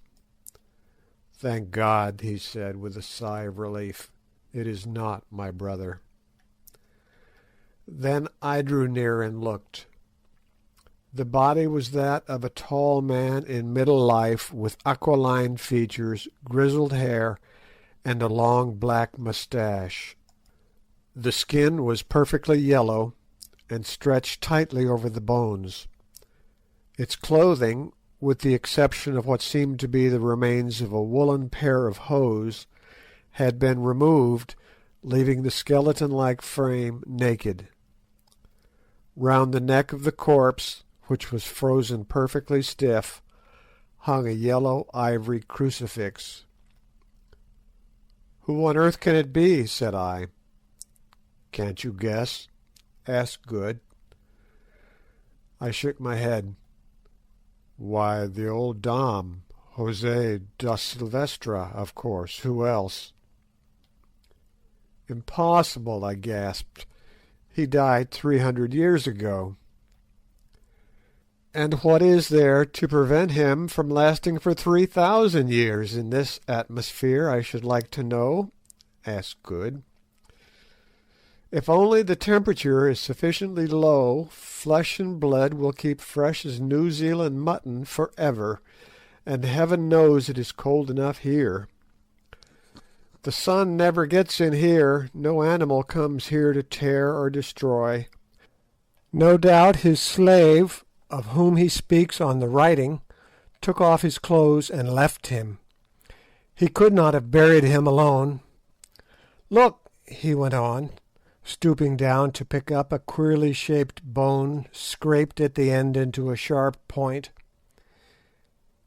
"Here is the cleft bone that Silvestra used to draw the map with."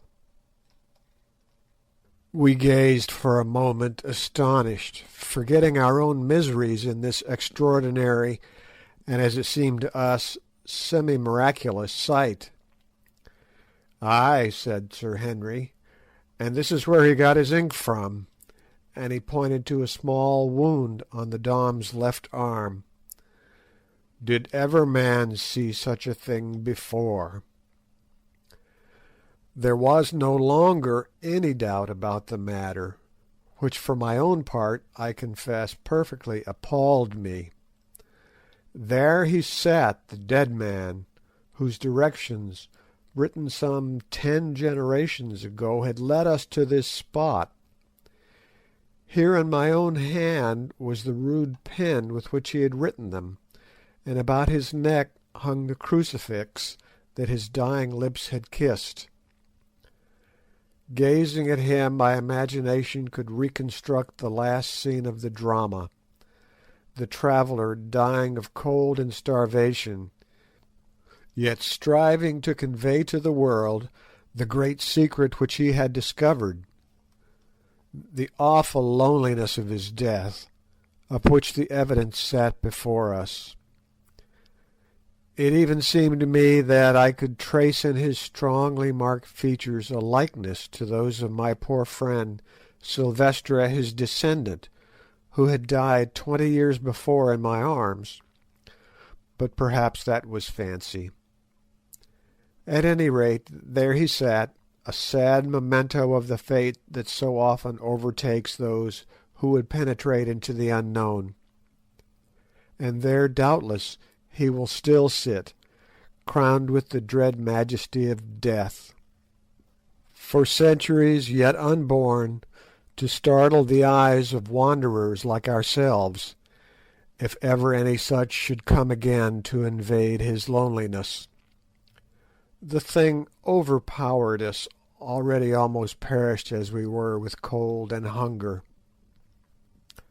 "Let us go," said Sir Henry in a low voice.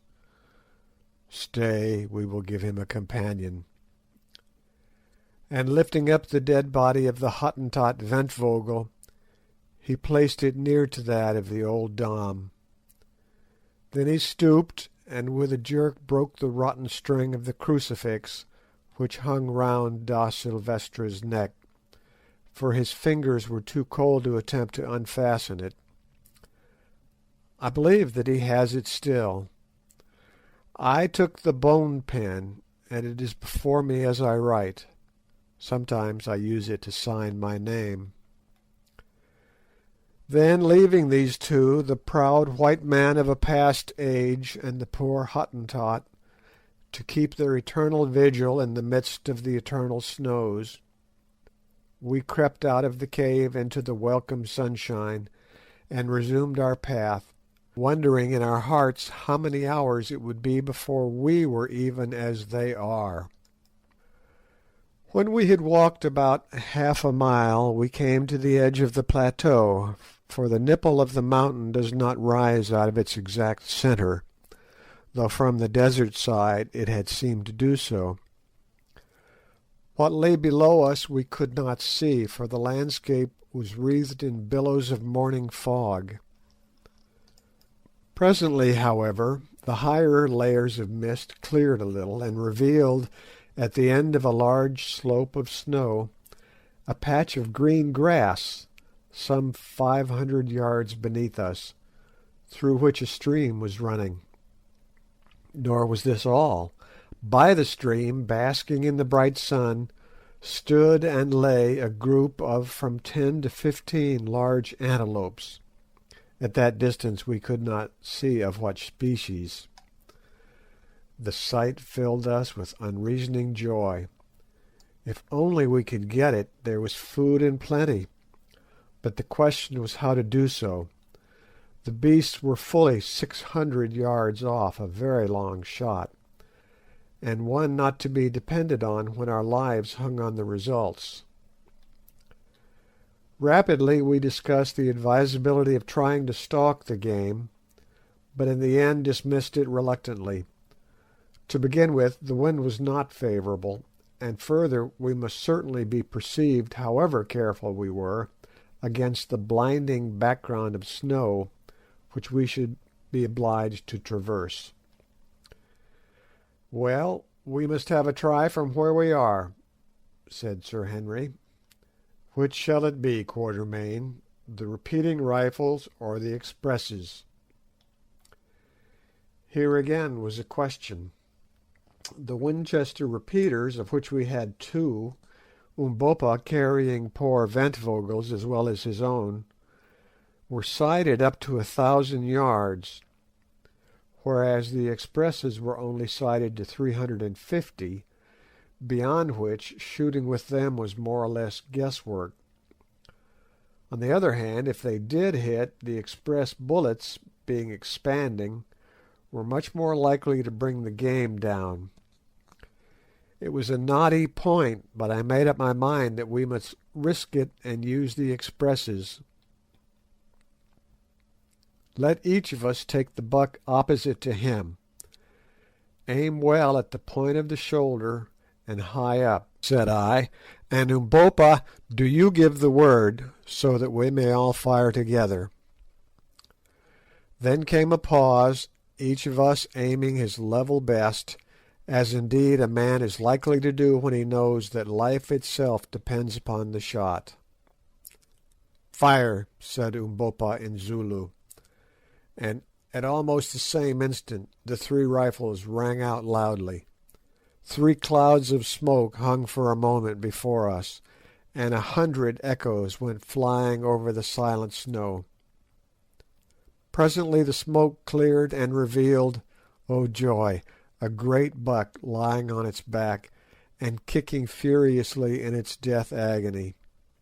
We gave a yell of triumph. We were saved. We should not starve. Weak as we were, we rushed down the intervening slope of snow, and in 10 minutes from the time of shooting, that animal's heart and liver were lying before us. But now a new difficulty arose. We had no fuel, and therefore could make no fire to cook them. We gazed at each other in dismay. Starving men should not be fanciful, said Good. We must eat raw meat. There was no other way out of the dilemma, and our gnawing hunger made the proposition less distasteful than it would otherwise have been. So we took the heart and liver and buried them for a few minutes in a patch of snow to cool them. Then we washed them in the ice-cold water of the stream, and lastly ate them greedily. It sounds horrible enough, but honestly I never tasted anything so good as that raw meat. In a quarter of an hour we were changed men. Our life and vigour came back to us, our feeble pulses grew strong again, and the blood went coursing through our veins. But mindful of the results of overfeeding on starved stomachs, we were careful not to eat too much, stopping whilst we were still hungry. "Thank heavens," said Sir Henry, "that brute has saved our lives. What is it, Quatermain?" I rose and went to look at the antelope, for I was not certain. It was about the size of a donkey, with large curved horns. I had never seen one like it before. The species was new to me. It was brown in colour, with faint red stripes, and grew a thick coat. I afterwards discovered that the natives of that wonderful country call these bucks inco. They are very rare, and only found at a great altitude where no other game will live. This animal was fairly hit, high up in the shoulder, though whose bullet brought it down we could not, of course, discover. I believe that Good, mindful of his marvellous shot at the giraffe, secretly set it down to his own prowess, and we did not contradict him. We had been so busy satisfying our hunger that hitherto we had not found time to look about us. But now, having set Umbopa to cut off as much of the best meat as we were likely to be able to carry, we began to inspect our surroundings. The mist had cleared away, for it was 8 o'clock, and the sun had sucked it up, so we were able to take in all the country before us at a glance. I know not how to describe the glorious panorama which unfolded itself to our gaze. I have never seen anything like it before, nor shall, I suppose, again. Behind and over us towered Sheba's snowy breasts, and below, some 5,000 feet beneath where we stood, lay league on league of the most lovely champaign country. Here were dense patches of lofty forest, there a great river wound its silvery way. To the left stretched a vast expanse of rich undulating veld or grassland, whereon we could just make out countless herds of game or cattle. At that distance we could not tell which. This expanse appeared to be ringed in by a wall of distant mountains. To the right the country was more or less mountainous, that is, solitary hills stood up from its level, with stretches of cultivated land between, amongst which we could see groups of dome-shaped huts.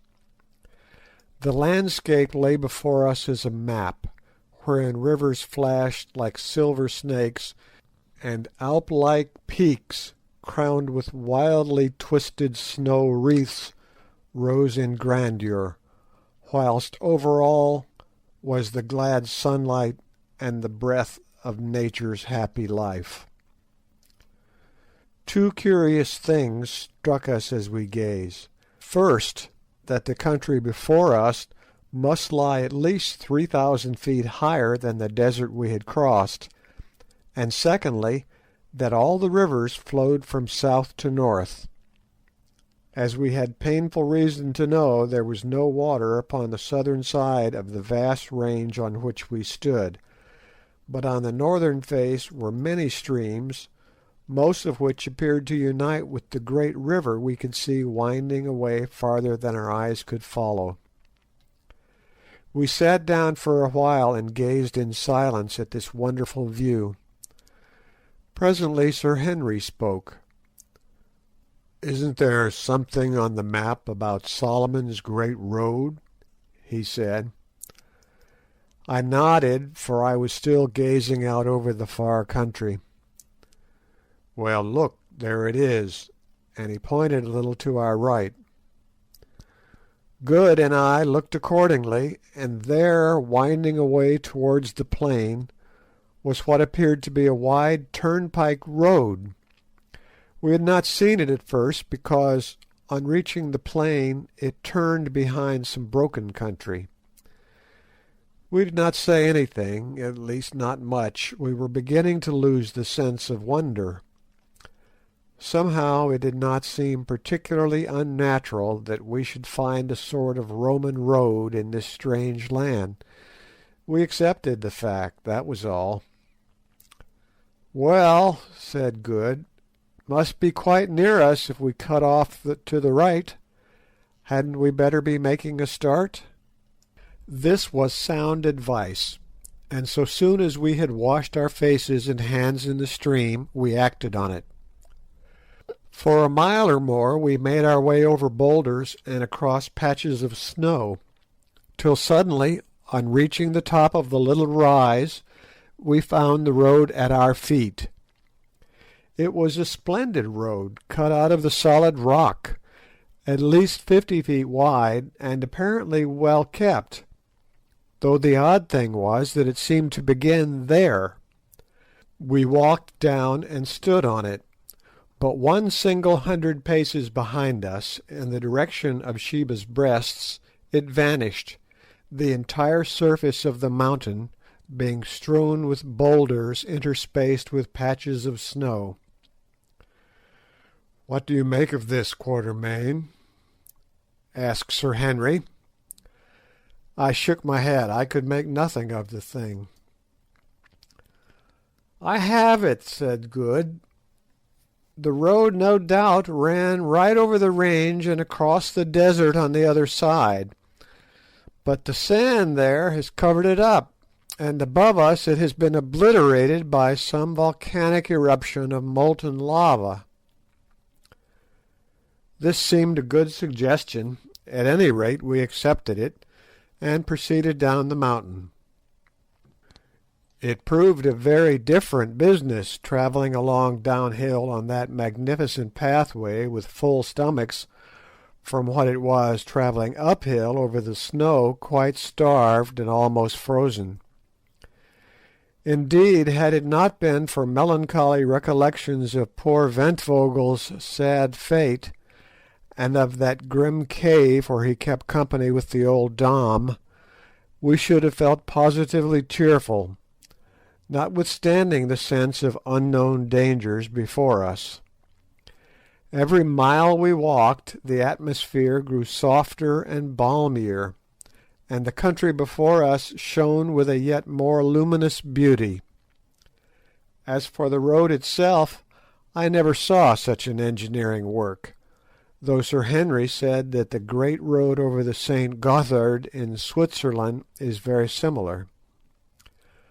No difficulty had been too great for the old world engineer who laid it out. At one place we came to a ravine 300 feet broad and at least 100 feet deep. This vast gulf was actually filled in with huge blocks of dressed stone, having arches pierced through them at the bottom for a waterway, over which the road went on sublimely. At another place it was cut in zigzags out of the side of a precipice 500 feet deep, and in a third it tunnelled through the base of an intervening ridge, a space of 30 yards or more.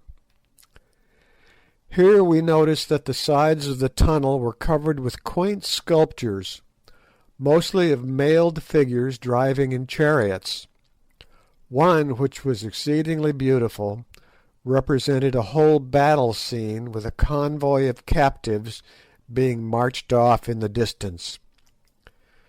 "Well," said Sir Henry, after inspecting this ancient work of art, "it is very well to call this Solomon's Road, but my humble opinion is that the Egyptians had been here before Solomon's people ever set a foot on it. If this isn't Egyptian or Phoenician handiwork, I must say that it is very like it." By midday we had advanced sufficiently down the mountain to search the region where wood was to be met with. First we came to scattered bushes, which grew more and more frequent, till at last we found the road winding through a vast grove of silver trees similar to those which are to be seen on the slopes of Table Mountain at Cape Town. I had never before met with them in all my wanderings, except at the Cape, and their appearance here astonished me greatly. "Ah," said Good, surveying these shining-leaved trees with evident enthusiasm, "here is lots of wood. Let us stop and cook some dinner. I have about digested that raw heart." Nobody objected to this. So leaving the road, we made our way to a stream which was babbling away not far off, and soon had a goodly fire of dry boughs blazing. Cutting off some substantial hunks from the flesh of the inco which we had brought with us, we proceeded to toast them on the end of sharp sticks, as one sees the Kafirs do, and ate them with relish. After filling ourselves, we lit our pipes and gave ourselves up to enjoyment that, compared with the hardships we had recently undergone, seemed almost heavenly. The brook, of which the banks were clothed with dense masses of a gigantic species of maidenhair fern, interspersed with feathery tufts of wild asparagus, sung merrily at our side. The soft air murmured through the leaves of the silver trees, doves cooed around, and bright-winged birds flashed like living gems from bough to bough. It was a paradise. The magic of the place, combined with an overwhelming sense of dangers left behind, and of the promised land reached at last, seemed to charm us into silence. Sir Henry and Umbopa sat conversing in a mixture of broken English and kitchen Zulu in a low voice, but earnestly enough, and I lay with my eyes half shut, upon that fragrant bed of fern and watched them. Presently I missed Good, and I looked to see what had become of him. Soon I observed him sitting by the bank of the stream in which he had been bathing. He had nothing on but his flannel shirt, and his natural habits of extreme neatness having reasserted themselves, he was actively employed in making a most elaborate toilet. He had washed his gutta percha collar, had thoroughly shaken out his trousers, coat and waistcoat, and was now folding them up neatly till he was ready to put them on, shaking his head sadly as he scanned the numerous rents and tears in them, which naturally had resulted from our frightful journey. Then he took his boots, scrubbed them with a handful of fern, and finally rubbed them over with a piece of fat which he had carefully saved from the inco meat, till they looked, comparatively speaking, respectable. Having inspected them judiciously through his eyeglass, he put the boots on and began a fresh operation. From a little bag that he carried he produced a pocket comb in which was fixed a tiny looking-glass, and in this he surveyed himself. Apparently he was not satisfied, for he proceeded to do his hair with great care. Then came a pause while he again contemplated the effect. Still it was not satisfactory. He felt his chin, on which the accumulated scrub of a 10 days' beard was flourishing. Surely, thought I, he is not going to try to shave, but so it was. Taking the piece of fat with which he had greased his boots, Good washed it thoroughly in the stream.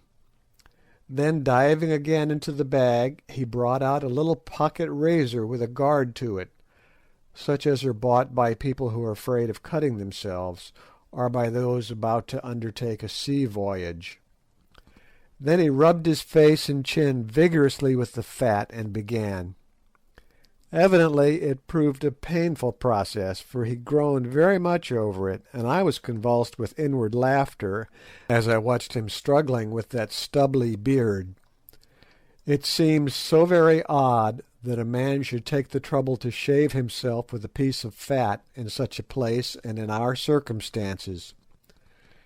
At last he succeeded in getting the hair off the right side of his face and chin, when suddenly I, who was watching, became conscious of a flash of light that passed just by his head. Good sprang up with a profane exclamation. If it had not been a safety razor he would certainly have cut his throat, and so did I, without the exclamation, and this was what I saw. Standing not more than 20 paces from where I was, and 10 from Good, were a group of men. They were very tall and copper-coloured, and some of them wore great plumes of black feathers and short cloaks of leopard skins. This was all I noticed at the moment. In front of them stood a youth of about 17, his hand still raised and his body bent forward in the attitude of a Grecian statue of a spear-thrower. Evidently the flash of light had been caused by a weapon which he had hurled. As I looked, an old soldier-like man stepped forward out of the group, and catching the youth by the arm said something to him. Then they advanced upon us. Sir Henry, Good, and Umbopa by this time had seized their rifles and lifted them threateningly. The party of natives still came on. It struck me that they could not know what rifles were, or they would not have treated them with such contempt. "Put down your guns," I halloed to the others, seeing that our only chance of safety lay in conciliation. They obeyed, and walking to the front I addressed the elderly man who had checked the youth. "Greetings," I said in Zulu, not knowing what language to use. To my surprise I was understood. "Greeting," answered the old man, not indeed in the same tongue, but in a dialect so closely allied to it that neither Umbopa nor myself had any difficulty in understanding him. Indeed, as we afterwards found out, the language spoken by this people is an old-fashioned form of the Zulu tongue, bearing about the same relationship to it that the English of Chaucer does to the English of the 19th century. "Whence come you?" he went on. "Who are you? And why are the faces of three of you white, and the face of the fourth as the face of our mother's sons?" And he pointed to Umbopa. I looked at Umbopa as he said it, and it flashed across me that he was right. The face of Umbopa was like the faces of the men before me, and so was his great form like their forms. But I had not time to reflect on this coincidence. "We are strangers and come in peace," I answered, speaking very slowly, so that he might understand me. "And this man is our servant." "You lie," he answered. "No strangers can cross the mountains where all things perish. But what do your lies matter? If ye are strangers, then ye must die, for no strangers may live in the land of the Kukuanas. It is the king's law. Prepare then to die, O strangers." I was slightly staggered at this, more especially as I saw the hands of some of the men steal down to their sides, where hung on each what looked to me like a large and heavy knife. "What does the beggar say?" asked Good. "He says we are going to be killed," I answered grimly. "Oh, Lord!" groaned Good. And, as was his way when perplexed, he put his hand to his false teeth, dragging the top set down and allowing them to fly back to his jaw with a snap.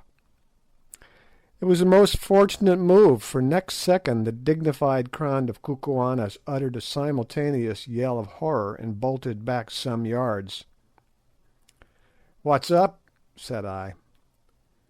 "It's his teeth," whispered Sir Henry excitedly. "He moved them."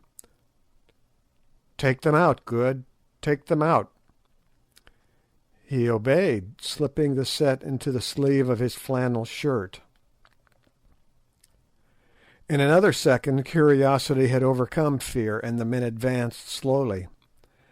Apparently they had now forgotten their amiable intention of killing us.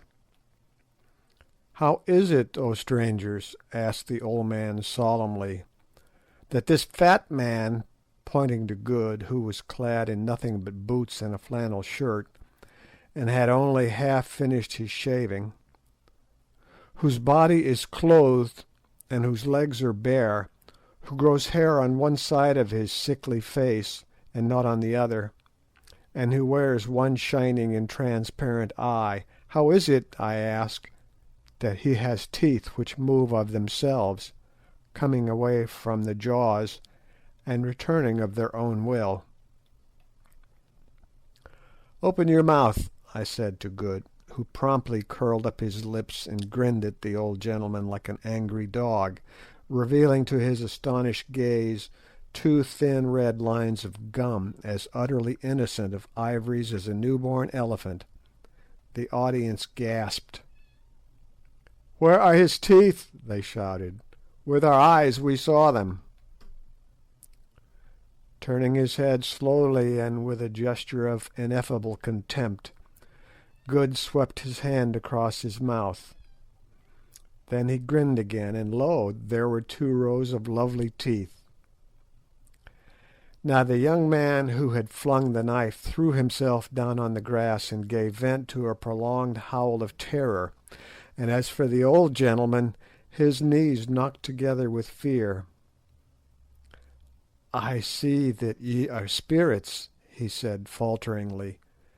"Did ever man born of woman have hair on one side of his face and not on the other, or a round and transparent eye, or teeth which moved and melted away and grew again? Pardon us, O my lords." Here was luck indeed, and needless to say I jumped at the chance. "It is granted," I said with an imperial smile. "Nay, ye shall know the truth.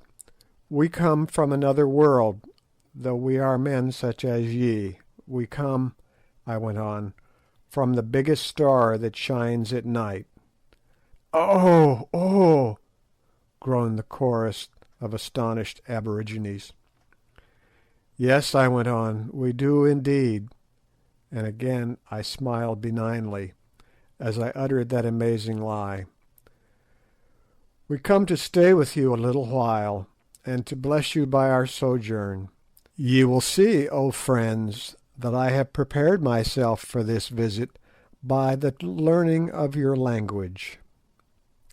"It is so, it is so," said the chorus. "Only, my lord," put in the old gentleman, "thou hast learned it very badly." I cast an indignant glance at him, and he quailed. "Now, friends," I continued, "ye might think that after so long a journey we should find it in our hearts to avenge such a reception, mayhap to strike cold in death the imperious hand that in short threw a knife at the head of him whose teeth come and go." "Spare him, my lords," said the old man in supplication. "He is the king's son, and I am his uncle. If anything befalls him, his blood will be required at my hands." "Yes, that is certainly so," put in the young man with great emphasis. "Ye may perhaps doubt our power to avenge," I went on, heedless of this by-play. "Stay, I will show you. Here, thou dog and slave," addressing Umbopa in a savage tone, "give me the magic tube that speaks," and I tipped a wink towards my express rifle. Umbopa rose to the occasion, and with something as nearly resembling a grin as I have ever seen on his dignified face, he handed me the gun. "It is here, O Lord of Lords," he said, with a deep obeisance. Now, just before I had asked for the rifle, I had perceived a little klipspringer antelope standing on a mass of rock about 70 yards away, and determined to risk the shot. "You see that buck?" I said, pointing the animal out to the party before me. "Tell me, is it possible for man born of woman to kill it from here with a noise?" "It is not possible, my lord," answered the old man. "Yet shall I kill it," I said quietly. The old man smiled. "That my lord cannot do," he answered. I raised the rifle and covered the buck. It was a small animal, and one which a man might well be excused for missing, but I knew that it would not do to miss. I drew a deep breath and slowly pressed on the trigger. The buck stood still as a stone. Bang! Thud! The antelope sprang into the air and fell on the rock dead as a doornail. A groan of simultaneous terror burst from the group before us. "If you want meat," I remarked coolly, "go fetch that buck." The old man made a sign, and one of his followers departed, and presently returned bearing the klipspringer. I noticed with satisfaction that I had hit it fairly behind the shoulder. They gathered round the poor creature's body, gazing at the bullet hole in consternation. "Ye see," I said, "I do not speak empty words." There was no answer. "If ye yet doubt our power," I went on, "let one of you go and stand upon that rock, that I may make him as this buck." None of them seemed at all inclined to take the hint, till at last the king's son spoke. "It is well said. Do thou, my uncle, go stand upon the rock. It is but a buck that the magic has killed. Surely it cannot kill a man." The old gentleman did not take the suggestion in good part. Indeed, he seemed hurt. No, no, he ejaculated hastily. My old eyes have seen enough. These are wizards indeed. Let us bring them to the king. Yet if any should wish a further proof, let him stand upon the rock, that the magic tube may speak with him. There was a most general and hasty expression of dissent. "Let not good magic be wasted on our poor bodies," said one. "We are satisfied. All the witchcraft of our people cannot show the like of this." "It is so," remarked the old gentleman, in a tone of intense relief. "Without any doubt it is so. Listen, children of the stars, children of the shining eye and the movable teeth, who roar out in thunder and slay from afar. I am Infadoos, son of Kafa, once king of the Kukuana people. This youth is Scragga." "He nearly scragged me," murmured Good. "Scragga, son of Twala, the great king. Twala, husband of 1,000 wives, chief and lord paramount of the Kukuanas, keeper of the great road, terror of his enemies, student of the black arts, leader of 100,000 warriors. Twala, the one-eyed, the black, the terrible." "So," said I superciliously, "lead us then to Twala. We do not talk with low people and underlings." "It is well, my lords, we will lead you, but the way is long. We are hunting 3 days' journey from the place of the king. But let my lords have patience, and we will lead them." "So be it," I said carelessly. "All time is before us, for we do not die. We are ready. Lead on. But Infadoos and thou, Scragga, beware. Play no monkey tricks. Set for us no fox's snares, for before your brains of mud have thought of them, we shall know and avenge. The light of the transparent eye of him with the bare legs and the half-haired face shall destroy you, and go through your land. His vanishing teeth shall affix themselves fast in you and eat you up, you and your wives and children. The magic tubes shall argue with you loudly, and make you as sieves. Beware." This magnificent address did not fail of its effects. Indeed, it might almost have been spared, so deeply were our friends already impressed with our powers. The old man made a deep obeisance and murmured the words "Koom, Koom," which I afterwards discovered was their royal salute, corresponding to the Baete of the Zulus, and turning addressed his followers. These at once proceeded to lay hold of all our goods and chattels in order to bear them for us, excepting only the guns, which they would on no account touch. They even seized Good's clothes, that, as the reader may remember, were neatly folded up beside him. He saw and made a dive for them, and a loud altercation ensued. "Let not my lord of the transparent eye and the melting teeth touch them," said the old man. "Surely his slave shall carry the things." "But I want to put 'em on," roared Good in nervous English. Umbopa translated. "Nay, my lord," answered Infadoos. "Would my lord cover up his beautiful white legs? Although he is so dark, Good has a singularly white skin. From the eye of his servants? Have we offended my lord that he should do such a thing?"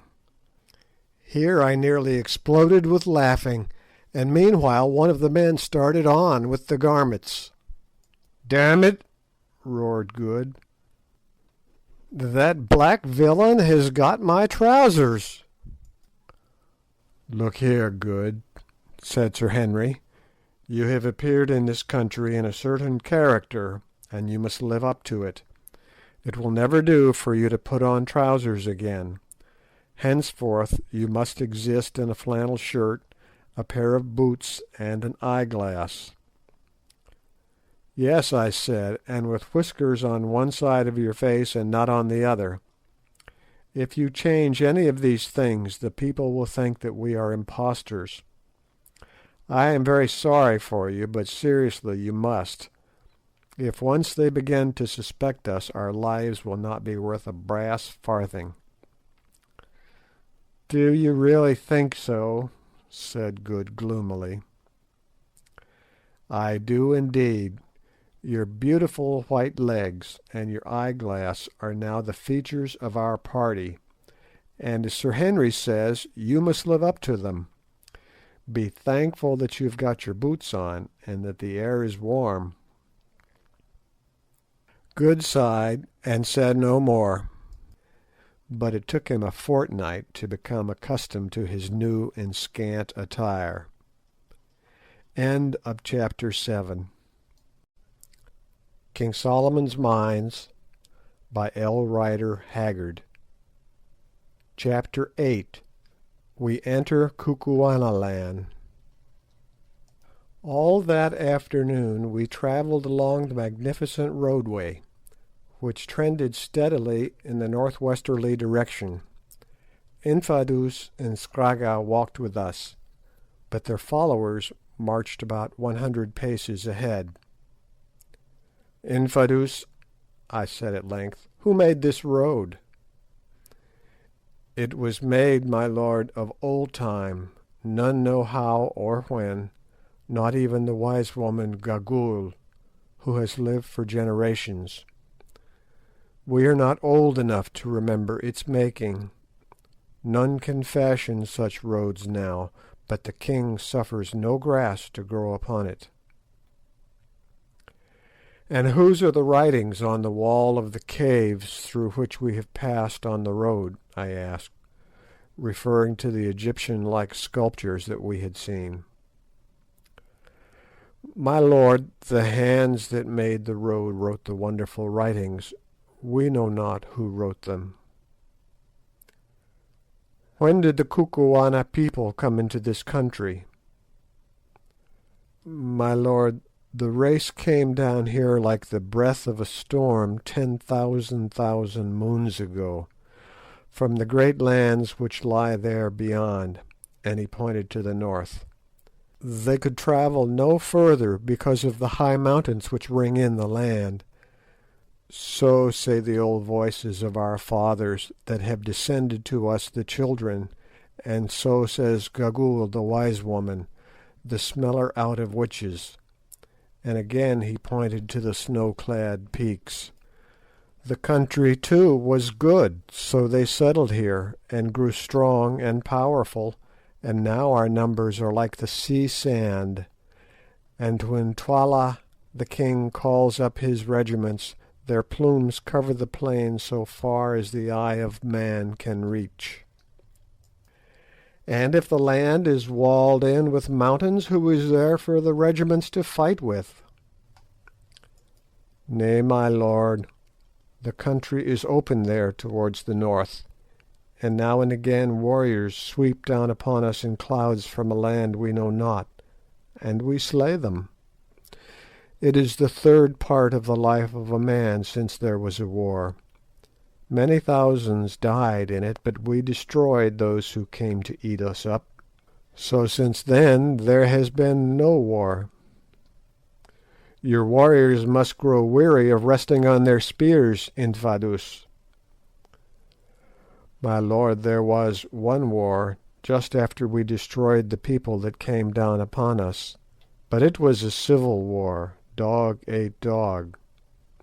"How was that?" "My lord the king, my half-brother, had a brother born at the same birth and of the same woman. It is not our custom, my lord, to suffer twins to live, the weaker always must die. But the mother of the king hid away the feeble child, which was born the last, for her heart yearned over it, and that child is Twala the king. I am his younger brother, born of another wife." "Well?" "My lord Kafa, our father, died when we came to manhood, and my brother Imotu was made king in his place, and for a space reigned and had a son by his favourite wife.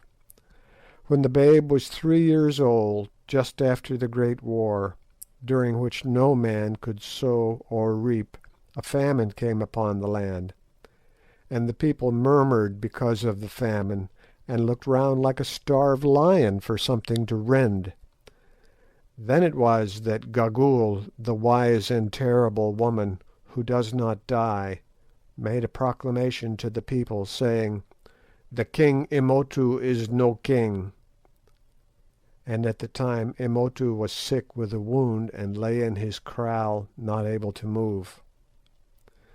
Then Gagool went into a hut and led out Twala, my half-brother and twin brother to the king, whom she had hidden among the caves and rocks since he was born, and stripping the moocha waistcloth off his loins, showed the people of the Kukuanas the mark of the sacred snake coiled round his middle, wherewith the eldest son of the king is marked at birth, and cried out loud, 'Behold your king whom I have saved for you even to this day.'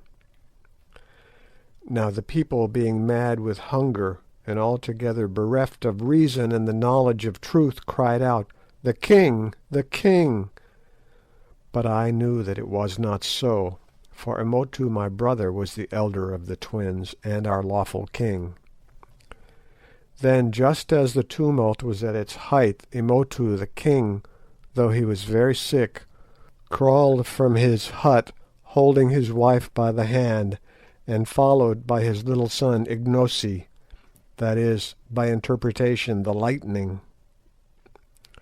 'What is this noise?' he asked. 'Why cry ye, the king, the king?' Then Twala, his twin brother, born of the same woman and in the same hour, ran to him, and taking him by the hair, stabbed him through the heart with his knife.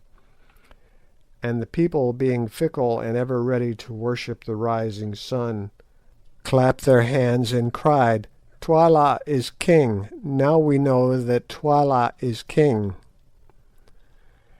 And what became of Imotu's wife and her son Ignosi? Did Twala kill them too?" "Nay, my lord. When she saw that her lord was dead, the queen seized the child with a cry and ran away. 2 days afterwards she came to a kraal very hungry, and none would give her milk or food now that her lord the king was dead, for all men hate the unfortunate. But at nightfall a little child, a girl, crept out and brought her corn to eat, and she blessed the child, and went on towards the mountains with her boy before the sun rose again. And there she must have perished, for none have seen her since, nor the child Ignosi." "Then if this child Ignosi had lived, he would be the true king of the Kukuana people?" "That is so, my lord. The sacred snake is round his middle. If he lives, he is king. But alas, he is long dead." "See, my lord," and Infadoos pointed to a vast collection of huts surrounded by a fence, which was in its turn encircled by a great ditch that lay on the plain beneath us. "That is the kraal where the wife of Imotu was last seen with the child Ignosi.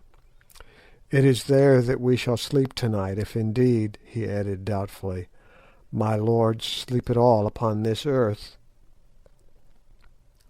"When we are among the Kukuanas, my good friend Infadoos, we do as the Kukuanas do," I said majestically, and turned round quickly to address Good, who was tramping along sullenly behind, his mind fully occupied with unsatisfactory attempts to prevent his flannel shirt from flapping in the evening breeze. To my astonishment I butted into Umbopa, who was walking along immediately behind me, and very evidently had been listening with the greatest interest to my conversation with Infadoos. The expression on his face was most curious, and gave me the idea of a man who was struggling with partial success to bring something long forgotten back into his mind. All this while we had been pressing on at a good rate towards the undulating plain beneath us. The mountains we had crossed now loomed high above our heads, and Sheba's breasts were veiled modestly in diaphanous wreaths of mist. As we went the country grew more and more lovely. The vegetation was luxuriant without being tropical. The sun was bright and warm, but not burning, and a gracious breeze blew softly along the odorous slopes of the mountain. Indeed, this new land was little less than an earthly paradise. In beauty, in natural wealth, and in climate, I have never seen its like. The Transvaal is a fine country, but it is nothing to Kukuanaland. So soon as we started, Infadoos had dispatched a runner to warn the people of the kraal, which, by the way, was in his military command, of our arrival. This man had departed at an extraordinary speed, which Infadoos informed me he would keep up all the way, as running was an exercise much practised among his people. The result of this message now became apparent. When we arrived within 2 miles of the kraal, we could see that company after company of men were issuing from its gates and marching towards us. Sir Henry laid his hand upon my arm, and remarked that it looked as though we were going to meet with a warm reception. Something in his tone attracted Infadoos's attention. "Let not my lords be afraid," he said hastily, "for in my breast there dwells no guile. This regiment is one under my command, and comes out by my orders to greet you." I nodded easily, though I was not quite easy in my mind. About half a mile from the gates of this kraal is a long stretch of rising ground sloping gently upward from the road, and here the companies formed. It was a splendid sight to see them, each company about 300 strong, charging swiftly up the rise, with flashing spears and waving plumes, to take their appointed places. By the time we reached the slope 12 such companies, or in all 3,600 men, had passed out and taken up their positions along the road. Presently we came to the first company, and were able to gaze in astonishment on the most magnificent set of warriors that I have ever seen. They were all men of mature age, mostly veterans of about 40, and not one of them was under 6 feet in height, whilst many stood 6 feet 3 or 4. They wore upon their heads heavy black plumes of sakaboola feathers, like those which adorned our guides. About their waists and beneath the right knees were bound circlets of white oxtails, while in their left hands they carried round shields measuring about 20 inches across. These shields are very curious. The framework is made of an iron plate beaten out thin, over which is stretched milk-white ox hide. The weapons that each man bore were simple but most effective, consisting of a short and very heavy 2-edged spear with a wooden shaft, the blade being about 6 inches across at the widest part. These spears are not used for throwing, but, like the Zulu bangwan or stabbing assegai, are for close quarters only, when the wound inflicted by them is terrible. In addition to his bangwan, every man carried 3 large and heavy knives, each knife weighing about 2 pounds. One knife was fixed in the oxtail girdle, and the other 2 at the back of the round shield. These knives, which are called tolas by the Kukuanas, take the place of the throwing assegai of the Zulus. The Kukuana warriors can cast them with great accuracy to a distance of 50 yards, and it is their custom on charging to hurl a volley of them at the enemy as they come to close quarters. Each company remained still as a collection of bronze statues till we were opposite to it, when, at a signal given by its commanding officer, who, distinguished by a leopard skin cloak, stood some paces in front, every spear was raised into the air, and from 300 throats sprang forth with a sudden roar the royal salute of "Kum!" Then, so soon as we had passed, the company formed up behind us and followed us towards the kraal, till at last the whole regiment of the Greys, so called from their white shields, the crack troops of the Kukuana people, was marching in our rear with a tread that shook the ground. At length, branching off from Solomon's Great Road, we came to the wide fosse surrounding the kraal, which is at least a mile round, and fenced with a strong palisade of piles formed of the trunks of trees. At the gateway this fosse is spanned by a primitive drawbridge, which was let down by the guard to allow us to pass in. The kraal is exceedingly well laid out.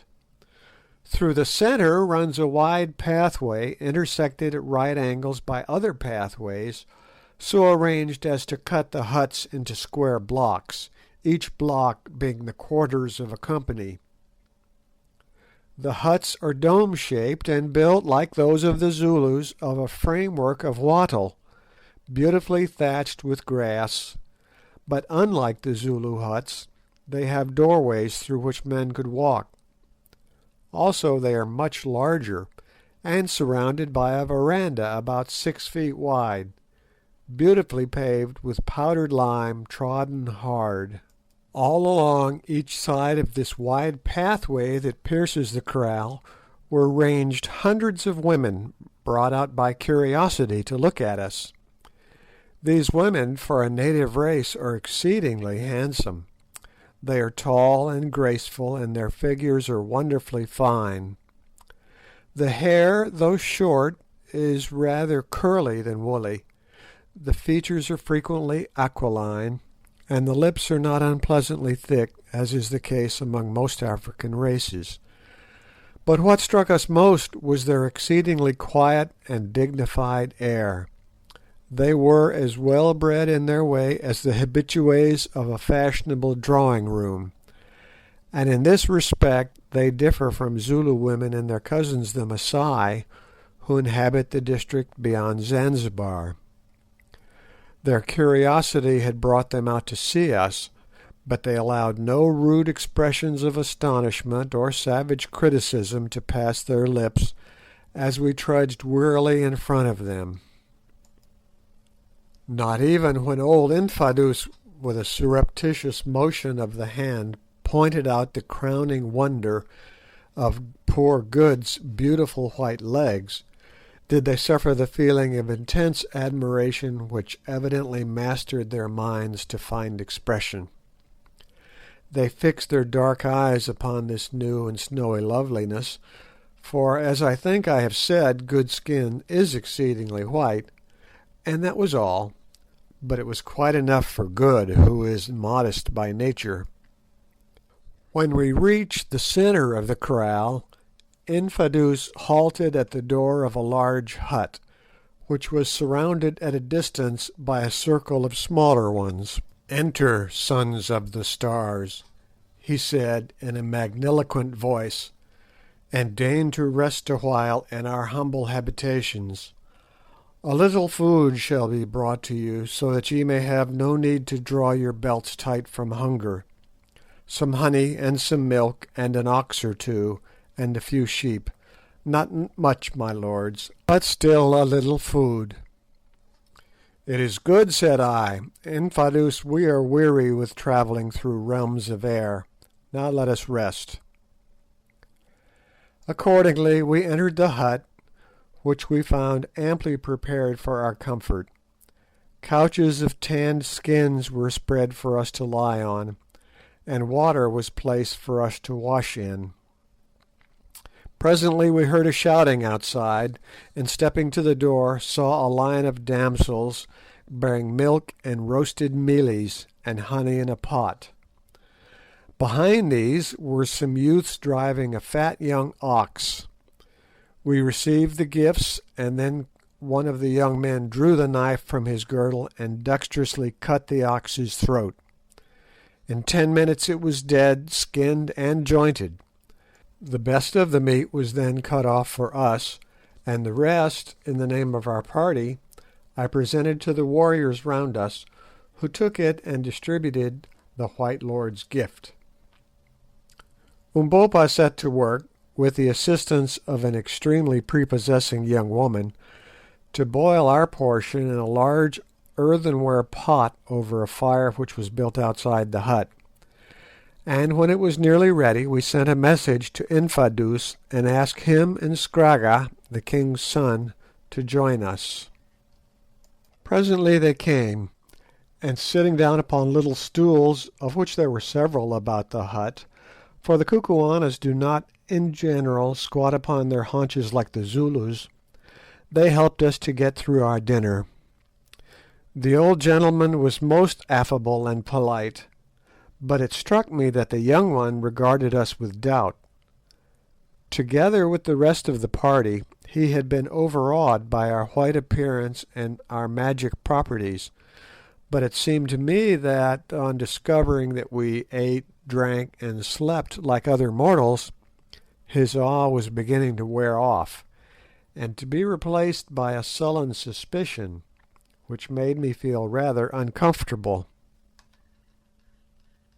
In the course of our meal, Sir Henry suggested to me that it might be well to try to discover if our hosts knew anything of his brother's fate, or if they had ever seen or heard of him. But on the whole I thought it would be wiser to say nothing of the matter at this time. It was difficult to explain a relative lost from the stars. After supper we produced our pipes and lit them, a proceeding which filled Infadoos and Scragga with astonishment. The Kukuanas were evidently unacquainted with the divine delights of tobacco smoke. The herb is grown among them extensively, but, like the Zulus, they use it for snuff only, and quite fail to identify it in its new form. Presently I asked Infadoos when we were to proceed on our journey, and was delighted to learn that preparations had been made for us to leave on the following morning, messengers having already departed to inform Twala the king of our coming. It appeared that Twala was at his principal place, known as Loo, making ready for the great annual feast which was to be held in the first week of June. At this gathering all the regiments, with the exception of certain detachments left behind for garrison purposes, are brought up and paraded before the king, and the great annual witch hunt, of which more by and by, is held. We were to start at dawn, and Infadoos, who was to accompany us, expected that we should reach Loo on the night of the second day, unless we were detained by accident or by swollen rivers. When they had given us this information, our visitors bade us good night, and having arranged to watch turn about, 3 of us flung ourselves down and slept the sweet sleep of the weary, whilst the 4th sat up on the lookout for possible treachery. End of chapter 8. King Solomon's Mines by H.Rider Haggard. Chapter 9. Twala the King. It will not be necessary for me to detail at length the incidents of our journey to Loo. It took 2 full days travelling along Solomon's Great Road, which pursued its even course right into the heart of Kukuana land. Suffice it to say that as we went the country seemed to grow richer and richer, and the kraals, with their wide surrounding belts of cultivation, more and more numerous. They were all built upon the same principles as the first camp which we had reached, and were guarded by ample garrisons of troops. Indeed, in Kukuanaland, as among the Germans, the Zulus, and the Masai, every able-bodied man is a soldier, so that the whole force of the nation is available for its wars, offensive or defensive. As we travelled we were overtaken by thousands of warriors hurrying up to Loo to be present at the great annual review and festival, and more splendid troops I never saw. At sunset on the second day we stopped to rest a while upon the summit of some heights over which the road ran, and there on a beautiful and fertile plain before us lay Loo itself. For a native town it is an enormous place, quite 5 miles round I should say, with outlying kraals projecting from it that serve on grand occasions as cantonments for the regiments, and a curious horseshoe-shaped hill, with which we were destined to become better acquainted, about 2 miles to the north. It is beautifully situated, and through the centre of the kraal, dividing it into two portions, runs a river, which appeared to be bridged in several places, the same indeed that we had seen from the slopes of Sheba's Breasts. 60 or 70 miles away, three great snow-capped mountains, placed at the points of a triangle, started out of the level plain. The conformation of these mountains is unlike that of Sheba's Breasts, being sheer and precipitous instead of smooth and rounded. Infadoos saw us looking at them and volunteered a remark. "The road ends there," he said, pointing to the mountains, known among the Kukuanas as the Three Witches. "Why does it end?" I asked. "Who knows?" he answered with a shrug. "The mountains are full of caves, and there is a great pit between them. It is there that the wise men of old time used to go to get whatever it was they came for to this country, and it is there now that our kings are buried in the place of death." "What was it they came for?" I asked eagerly. "Nay, I know not. My lords who have dropped from the stars should know," he answered with a quick look. Evidently he knew more than he chose to say. "Yes," I went on, "you are right. In the stars we learn many things. I have heard, for instance, that the wise men of old came to these mountains to find bright stones, pretty playthings, and yellow iron." "My lord is wise," he answered coldly. "I am but a child, and cannot talk with my lord on such matters. My lord must speak with Gagool the old at the king's place, who is wise even as my lord," and he went away. So soon as he was gone I turned to the others and pointed out the mountains. "There are Solomon's diamond mines," I said. Umbopa was standing with them, apparently plunged in one of the fits of abstraction which were common to him, and caught my words. "Yes, Macumazahn," he put in Zulu, "the diamonds are surely there, and you shall have them, since you white men are so fond of toys and money." "How dost thou know that, Umbopa?" I asked sharply, for I did not like his mysterious ways. He laughed. "I dreamed it in the night, white men." Then he too turned on his heel and went. "Now what," said Sir Henry, "is our black friend driving at? He knows more than he chooses to say, that is clear. By the way, Quatermain, has he heard anything of my brother?" "Nothing. He has asked everyone he has become friendly with, but they all declare that no white man has ever been seen in the country before." "Do you suppose that he got here at all?" suggested Good. "We have only reached the place by a miracle. Is it likely he could have reached it without the map?" "I don't know," said Sir Henry gloomily, "but somehow I think that I shall find him." Slowly the sun sank, then suddenly darkness rushed down on the land like a tangible thing. There was no breathing space between the day and night, no soft transformation seen, for in these latitudes twilight does not exist. The change from day to night is as quick and as absolute as the change from life to death. The sun sank, and the world was wreathed in shadows, but not for long, for see in the west there is a glow, then come rays of silver light, and at last the full and glorious moon lights up the plain and shoots its gleaming arrows far and wide, filling the earth with a faint refulgence. We stood and watched the lovely sight, whilst the stars grew pale before this chastened majesty, and felt our hearts lifted up in the presence of a beauty that I cannot describe. Mine has been a rough life, but there are a few things I am thankful to have lived for, and one of them is to have seen that moon shine over Kukuanaland.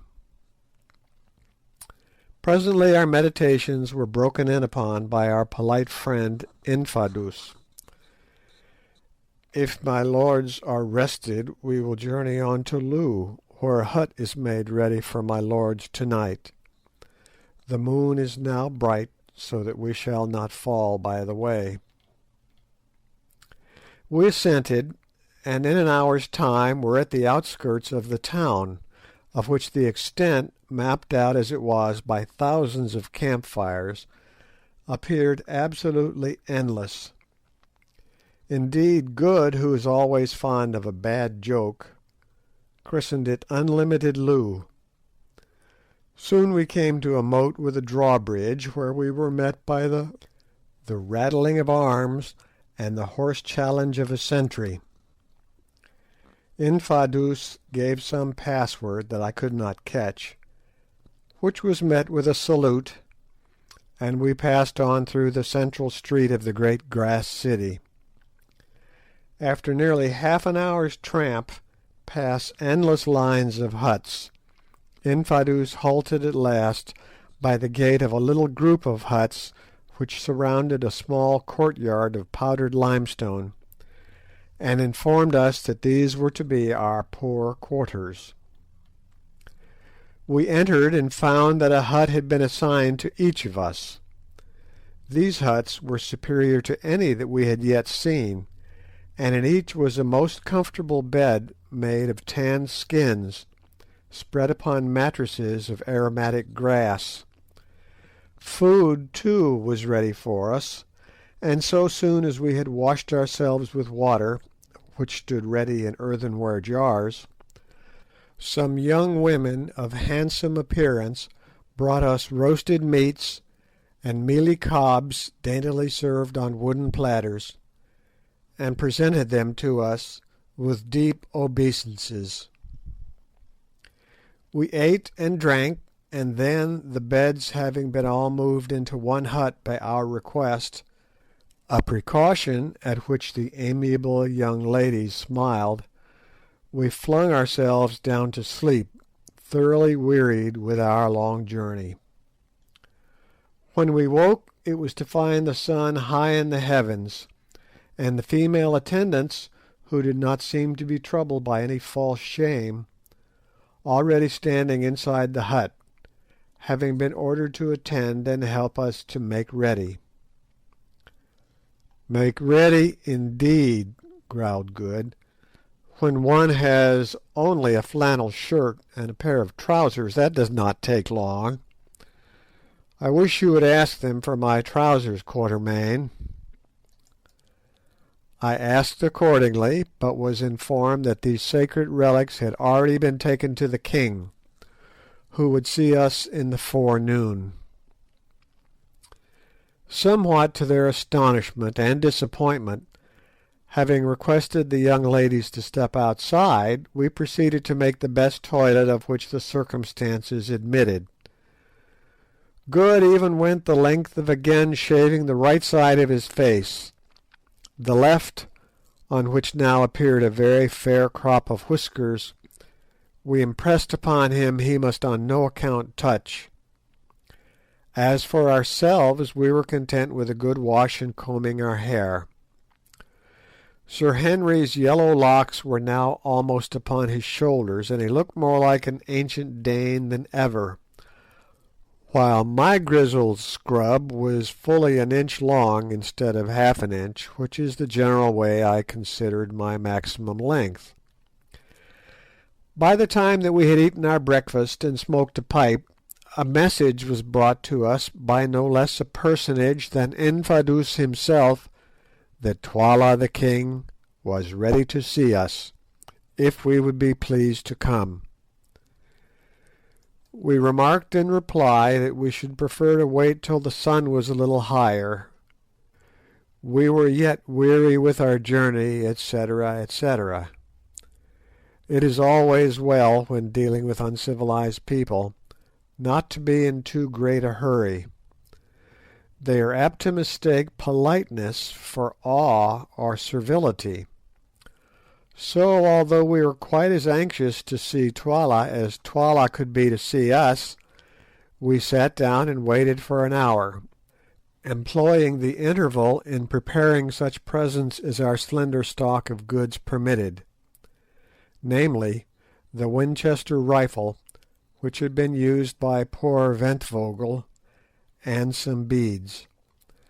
The rifle and ammunition we determined to present to His Royal Highness, and the beads were for his wives and courtiers.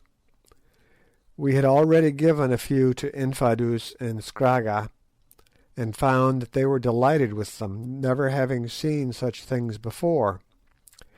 At length we declared that we were ready, and guided by Infadoos started off to the audience, Umbopa carrying the rifle and beads.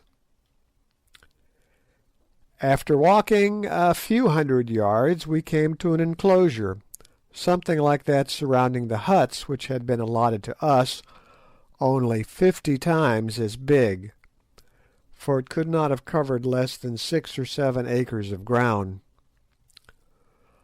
All round the outside fence stood a row of huts which were the habitations of the king's wives. Exactly opposite the gateway, on the further side of the open space, was a very large hut, built by itself, in which His Majesty resided. All the rest was open ground, that is to say, it would have been open had it not been filled by company after company of warriors, who were mustered there to the number of 7,000 or 8,000. These men stood still as statues as we advanced through them, and it would be impossible to give an adequate idea of the grandeur of the spectacle which they presented, with their waving plumes, their glancing spears, and iron-backed ox-hide shields. The space in front of the large hut was empty, but before it were placed several stools. On 3 of these, at a sign from Infadoos, we seated ourselves, Umbopa standing behind us. As for Infadoos, he took up a position by the door of the hut. So we waited for 10 minutes or more in the midst of a dead silence, but conscious that we were the object of the concentrated gaze of some 8,000 pairs of eyes. It was a somewhat trying ordeal, but we carried it off as best we could. At length the door of the hut opened, and a gigantic figure, with a splendid tiger-skin kaross flung over its shoulders, stepped out, followed by the boy Scragga and what appeared to us to be a withered-up monkey wrapped in a fur cloak. The figure seated itself upon a stool. Scragga took his stand behind it, and the withered-up monkey crept on all fours into the shade of the hut and squatted down. Still there was silence. Then the gigantic figure slipped off the kaross and stood up before us, a truly alarming spectacle. It was that of an enormous man, with the most entirely repulsive countenance we had ever beheld. This man's lips were as thick as a negro's. The nose was flat. He had but one gleaming black eye, for the other was represented by a hollow in the face, and his whole expression was cruel and sensual to a degree. From the large head rose a magnificent plume of white ostrich feathers. His body was clad in a shirt of shining chain armour, whilst round the waist and right knee were the usual garnishes of white oxtail. In his right hand was a huge spear, about the neck a thick torque of gold, and bound on the forehead shone dully a single and enormous uncut diamond. Still there was silence, but not for long. Presently the man, whom we rightly guessed to be the king, raised the great javelin in his hand. Instantly 8,000 spears were lifted in answer, and from 8,000 throats rang out the royal salute of "Koom!" 3 times this was repeated, and each time the earth shook with the noise that can only be compared to the deepest notes of thunder. "Be humble, O people," piped out a thin voice which seemed to come from the monkey in the shade. "It is the king." "It is the king," boomed out the 8,000 throats in answer. "Be humble, O people, it is the king." Then there was a silence again, dead silence. Presently, however, it was broken. A soldier on our left dropped his shield, which fell with a clatter on to the limestone flooring. Twala turned his one cold eye in the direction of the noise. "Come hither, thou," he said in a cold voice. A fine young man stepped out of the ranks and stood before him. "It was thy shield that fell, thou awkward dog. Wilt thou make me a reproach in the eyes of these strangers from the stars? What hast thou to say for thyself?" We saw the poor fellow turn pale under his dusty skin. "It was by chance, O calf of the black cow," he murmured. "Then it is a chance for which thou must pay. Thou hast made me foolish. Prepare for death." "I am the king's ox," was the low answer. "Scragga," roared the king, "let me see how thou canst use thy spear. Kill me this blundering fool." Scragga stepped forward with an ill-favoured grin, and lifted his spear. The poor victim covered his eyes with his hand and stood still. As for us, we were petrified with horror. Once, twice he waved the spear, and then struck. Ah, right home! The spear stood out a foot behind the soldier's back. He flung up his hands and dropped dead. From the multitude about us rose something like a murmur. It rolled round and died away. The tragedy was finished. There lay the corpse, and we had not yet realised that it had been enacted. Sir Henry sprang up and swore a great oath, then, overpowered by the sense of silence, sat down again. "The thrust was a good one," said the king. "Take him away." 4 men stepped out of the ranks, and lifting the body of the murdered man, carried it thence. "Cover up the bloodstains, cover them up," piped out the thin voice that proceeded from the monkey-like figure. "The king's word is spoken. The king's doom is done." Thereupon a girl came forward from behind the hut, bearing a jar filled with powdered lime, which she scattered over the red mark, blotting it from sight. Sir Henry meanwhile was boiling with rage at what had happened. Indeed, it was with difficulty that we could keep him still. "Sit down, for heaven's sake," I whispered; "our lives depend on it."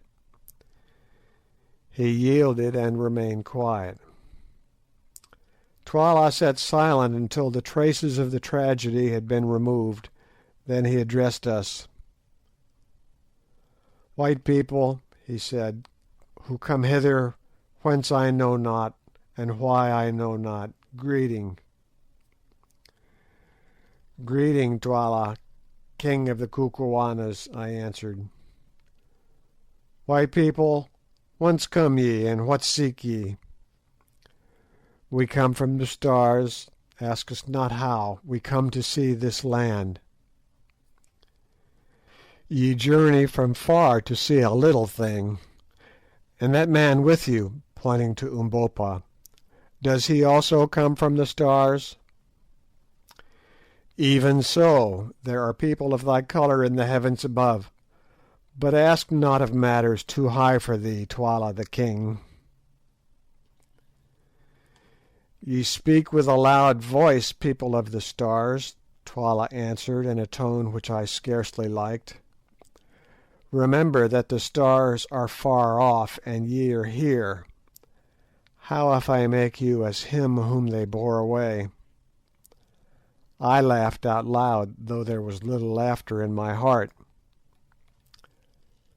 "O king," I said, "be careful, walk warily over hot stones, lest thou shouldst burn thy feet. Hold the spear by the handle, lest thou should cut thy hands. Touch but one hair of our heads, and destruction shall come upon thee. What, have not these," pointing to Infadoos and Scragga, who, young villain that he was employed in cleaning the blood of the soldier off his spear, "told thee what manner of men we are? Hast thou seen the like of us?" And I pointed to Good, feeling quite sure that he had never seen anybody before who looked in the least like him as he then appeared. "It is true I have not," said the king, surveying Good with interest. "Have they not told thee how we strike with death from afar?" I went on. "They have told me, but I believe them not. Let me see you kill. Kill me a man among those who stand yonder," and he pointed to the opposite side of the kraal, "and I will believe." "Nay," I answered, "we shed no blood of men except in just punishment. But if thou wilt see, bid thy servants drive in an ox through the kraal gates, and before he has run 20 paces I will strike him dead." "Nay," laughed the king, "kill me a man, and I will believe." "Good, O king, so be it," I answered coolly. "Do thou walk across the open space, and before thy feet reach the gate thou shalt be dead. Or if thou wilt not, send thy son Scragga, whom at the moment it would have given me much pleasure to shoot." On hearing this suggestion, Scragga uttered a sort of howl and bolted into the hut. Twala frowned majestically. The suggestion did not please him. "Let a young ox be driven in," he said. 2 men at once departed, running swiftly. "Now, Sir Henry," said I, "do you shoot. I want to show this ruffian that I am not the only magician of the party. Sir Henry accordingly took his express and made ready. "I hope I shall make a good shot," he groaned. "You must," I answered. "If you miss with the first barrel, let him have the second. Sight for 150 yards, and wait till the beast turns broadside on." Then came a pause, until presently we caught sight of an ox running straight for the kraal gate. It came on through the gate, then catching sight of the vast concourse of people, stopped stupidly, turned round, and bellowed. "Now's your time," I whispered. Up went the rifle. Bang! Thud, and the ox was kicking on his back, shot in the ribs. The semi-hollow bullet had done its work well, and a sigh of astonishment went up from the assembled thousands. I turned round coolly. "Have I lied, O king?" "Nay, white man, it is the truth," was the somewhat awed answer. "Listen, Twala," I went on, "thou hast seen. Now know we come in peace, not in war. See," and I held up the Winchester repeater, "here is a hollow staff that shall enable thee to kill, even as we kill. Only I lay this charm upon it: thou shalt kill no man with it. If thou liftest it against a man, it shall kill thee. Stay, I will show thee." Bid a soldier step 40 paces and place the shaft of a spear in the ground so that the flat blade looks towards us. In a few seconds it was done. "Now see, I will break yonder spear." Taking a careful sight, I fired. The bullet struck the flat of the spear and shattered the blade into fragments. Again the sigh of astonishment went up. "Now, Twala, we give this magic tube to thee, and by I will show thee how to use it.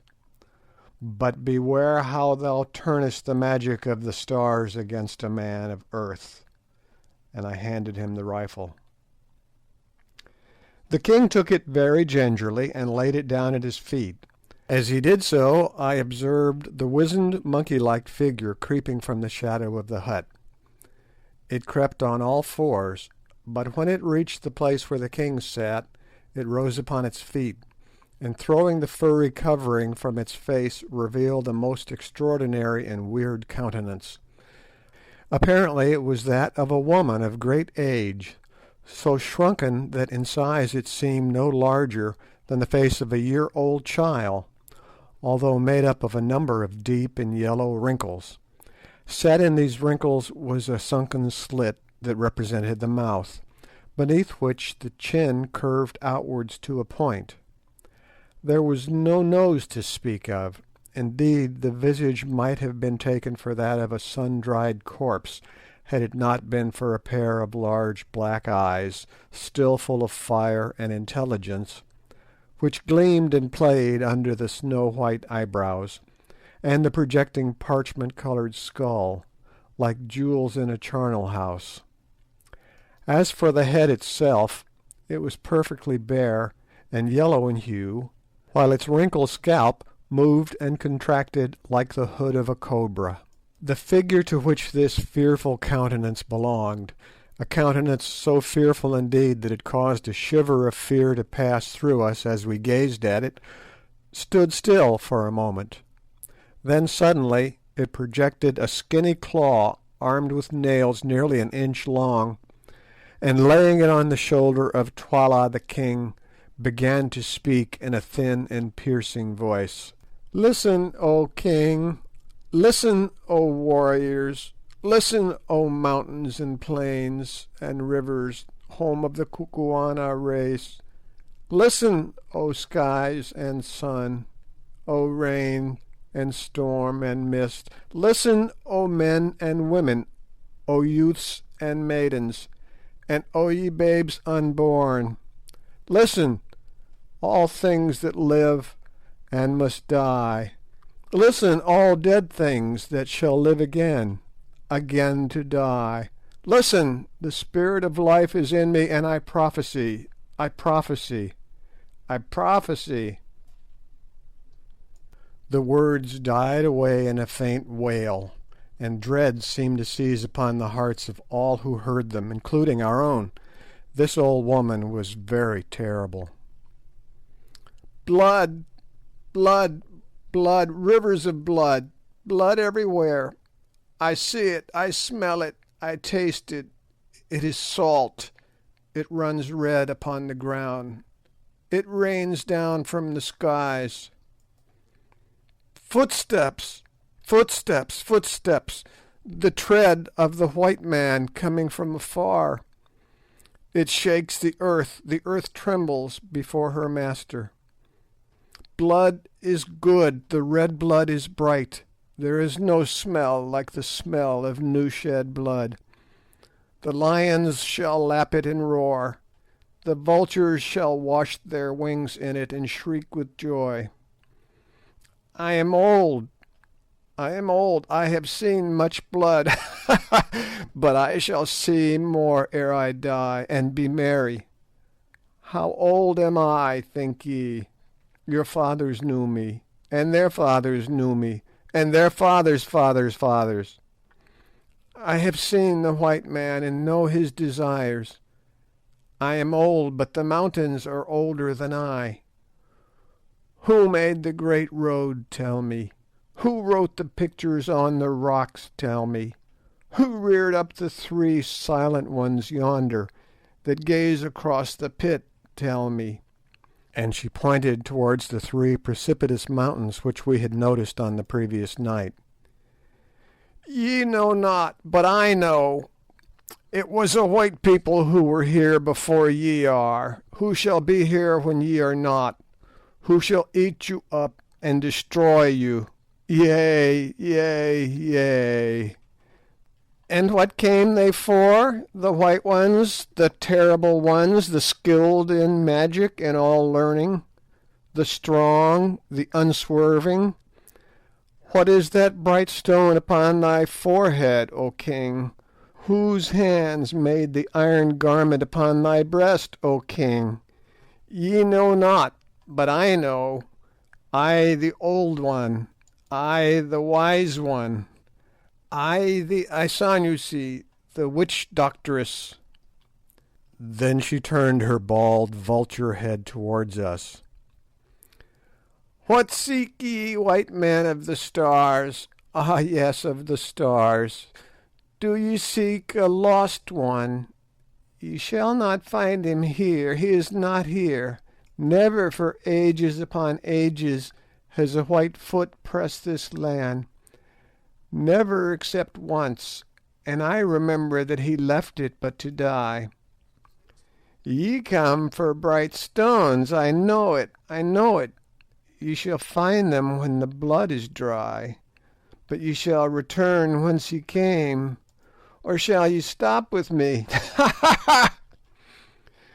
And thou with the dark skin and the proud bearing, and she pointed her skinny finger at Umbopa. Who art thou, and what seekest thou?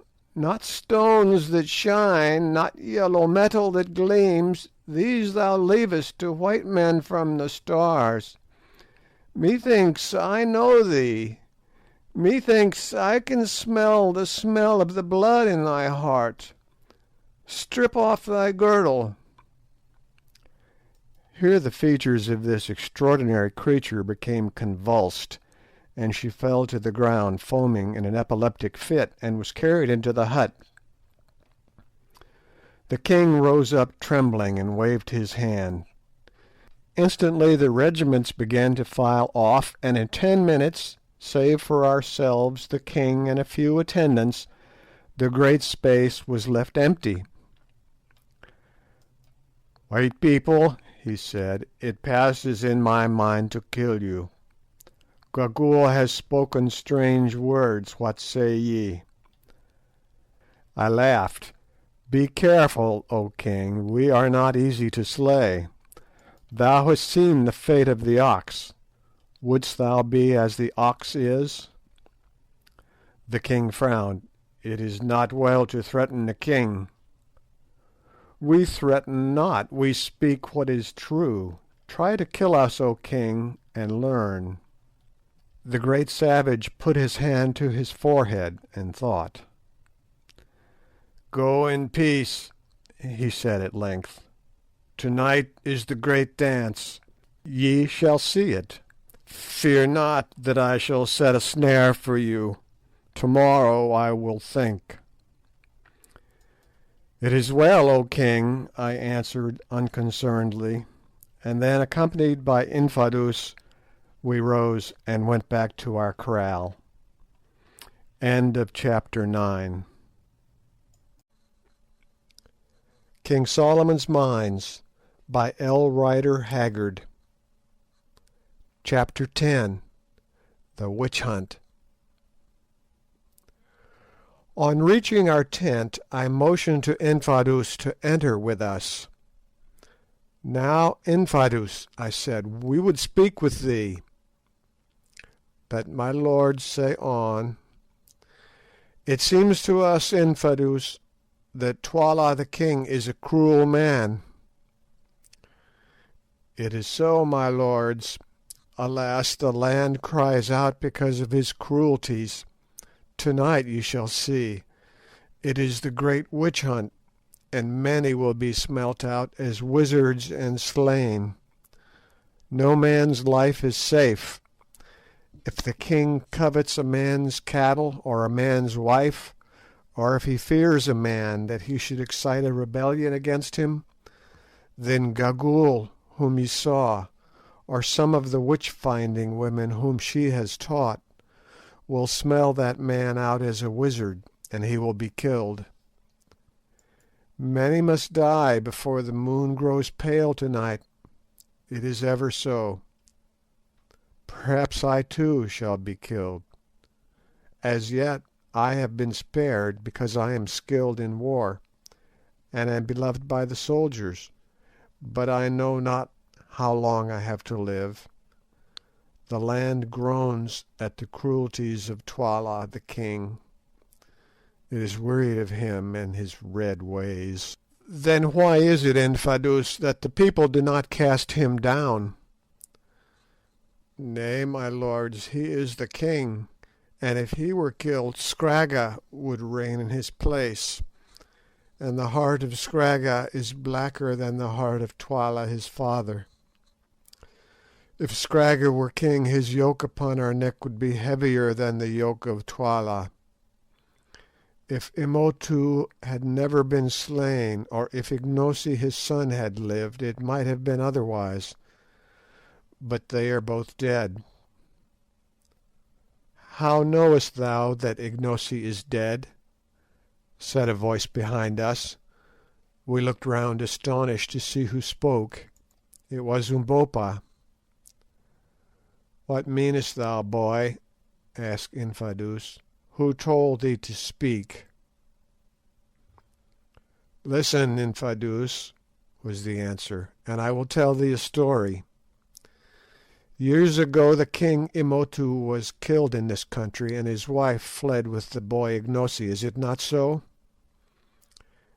"It is so." "It was said that the woman and her son died upon the mountains. Is it not so?" "It is even so." "Well, it came to pass that the mother and the boy Ignosi did not die. They crossed the mountains, and were led by a tribe of wandering desert men across the sands beyond, till at last they came to water and grass and trees again. How knowest thou this?" "Listen. They travelled on, many months' journey, till they reached a land where a people called the Amazulu, who are also of the Kukuana stock, live by war, and with them they tarried many years, till at length the mother died.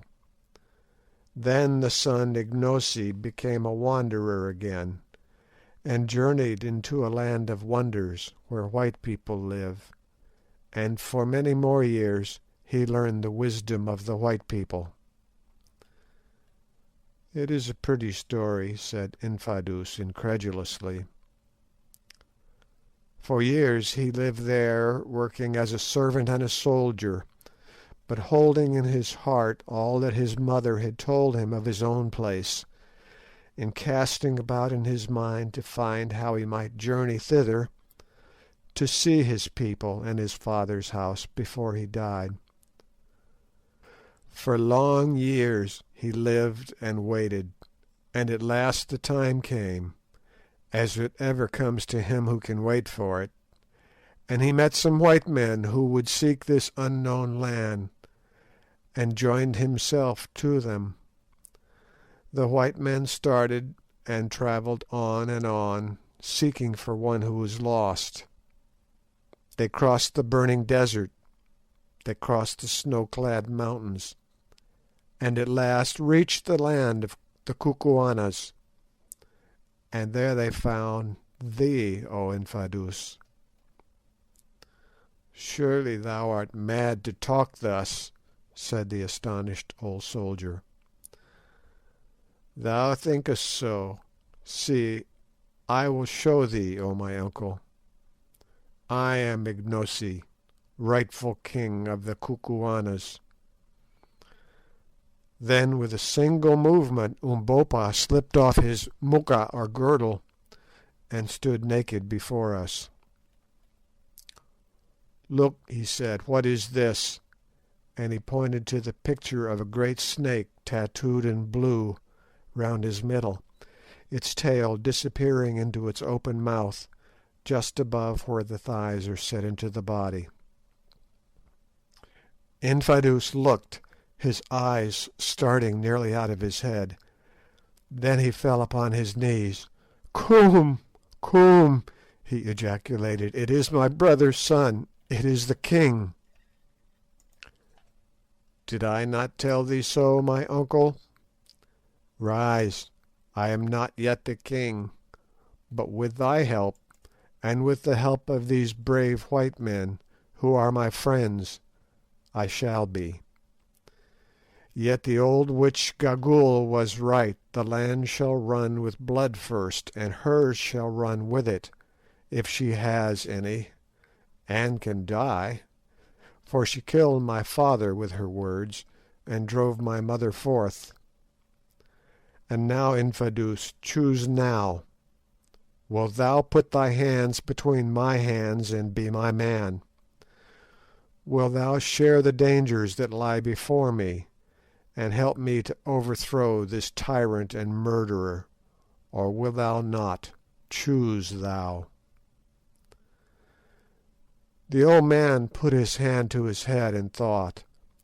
Then he rose, and advancing to where Umbopa, or rather Ignosi, stood, he knelt before him and took his hand.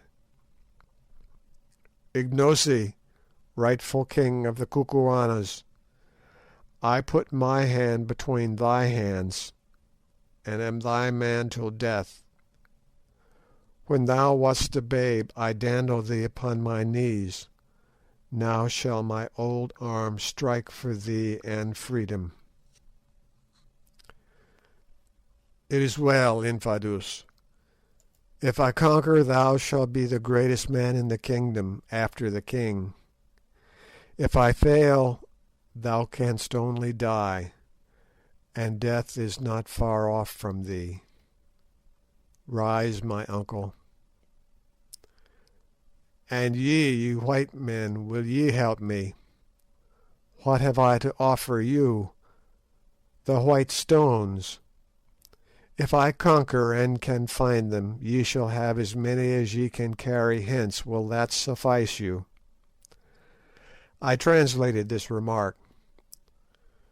"Tell him," answered Sir Henry, "that he mistakes an Englishman.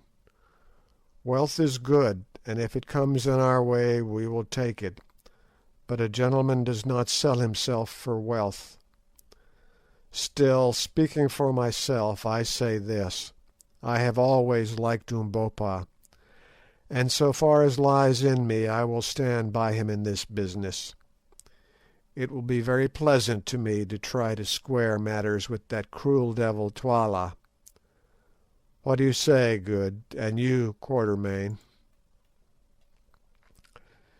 "Well," said Good, "to adopt the language of hyperbole, in which all these people seem to indulge, you can tell that a row is surely good, and warms the cockles of the heart, and that so far as I am concerned I am his boy. My only stipulation is that he allows me to wear trousers." I translated the substance of these answers. "It is well, my friends," said Ignosi, late Umbopa. "And what sayest thou, Macumazahn? Art thou also with me, old hunter, cleverer than a wounded buffalo?" I thought a while and scratched my head. "Umbopa, or Ignosi," I said, "I don't like revolutions. I am a man of peace and a bit of a coward." Here Umbopa smiled. "But on the other hand, I stick up for my friends, Ignosi. You have stuck to us and played the part of a man, and I will stick by you.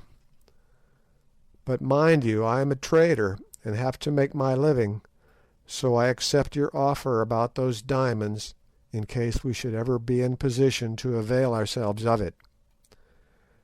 Another thing, we came, as you know, to look for Incubu, Sir Henry's lost brother. You must help us to find him." "That I will do," answered Ignosi. "Stay, Infadoos, by the sign of the snake about my middle, tell me the truth. Has any white man, to thy knowledge, set his foot within the land?" "None, O Ignosi." "If any white man had been seen or heard of, wouldst thou have known?" "I should certainly have known." "Thou hearest, Incubu," said Ignosi to Sir Henry. "He has not been here." "Well, well," said Sir Henry with a sigh. "There it is. I suppose that he never got so far. Poor fellow, poor fellow. So it has all been for nothing. God's will be done." "Now for business," I put in, anxious to escape from a painful subject. "It is very well to be a king by right divine, Ignosi, but how dost thou propose to become a king indeed?" "Nay, I know not, Infadoos. Hast thou a plan?"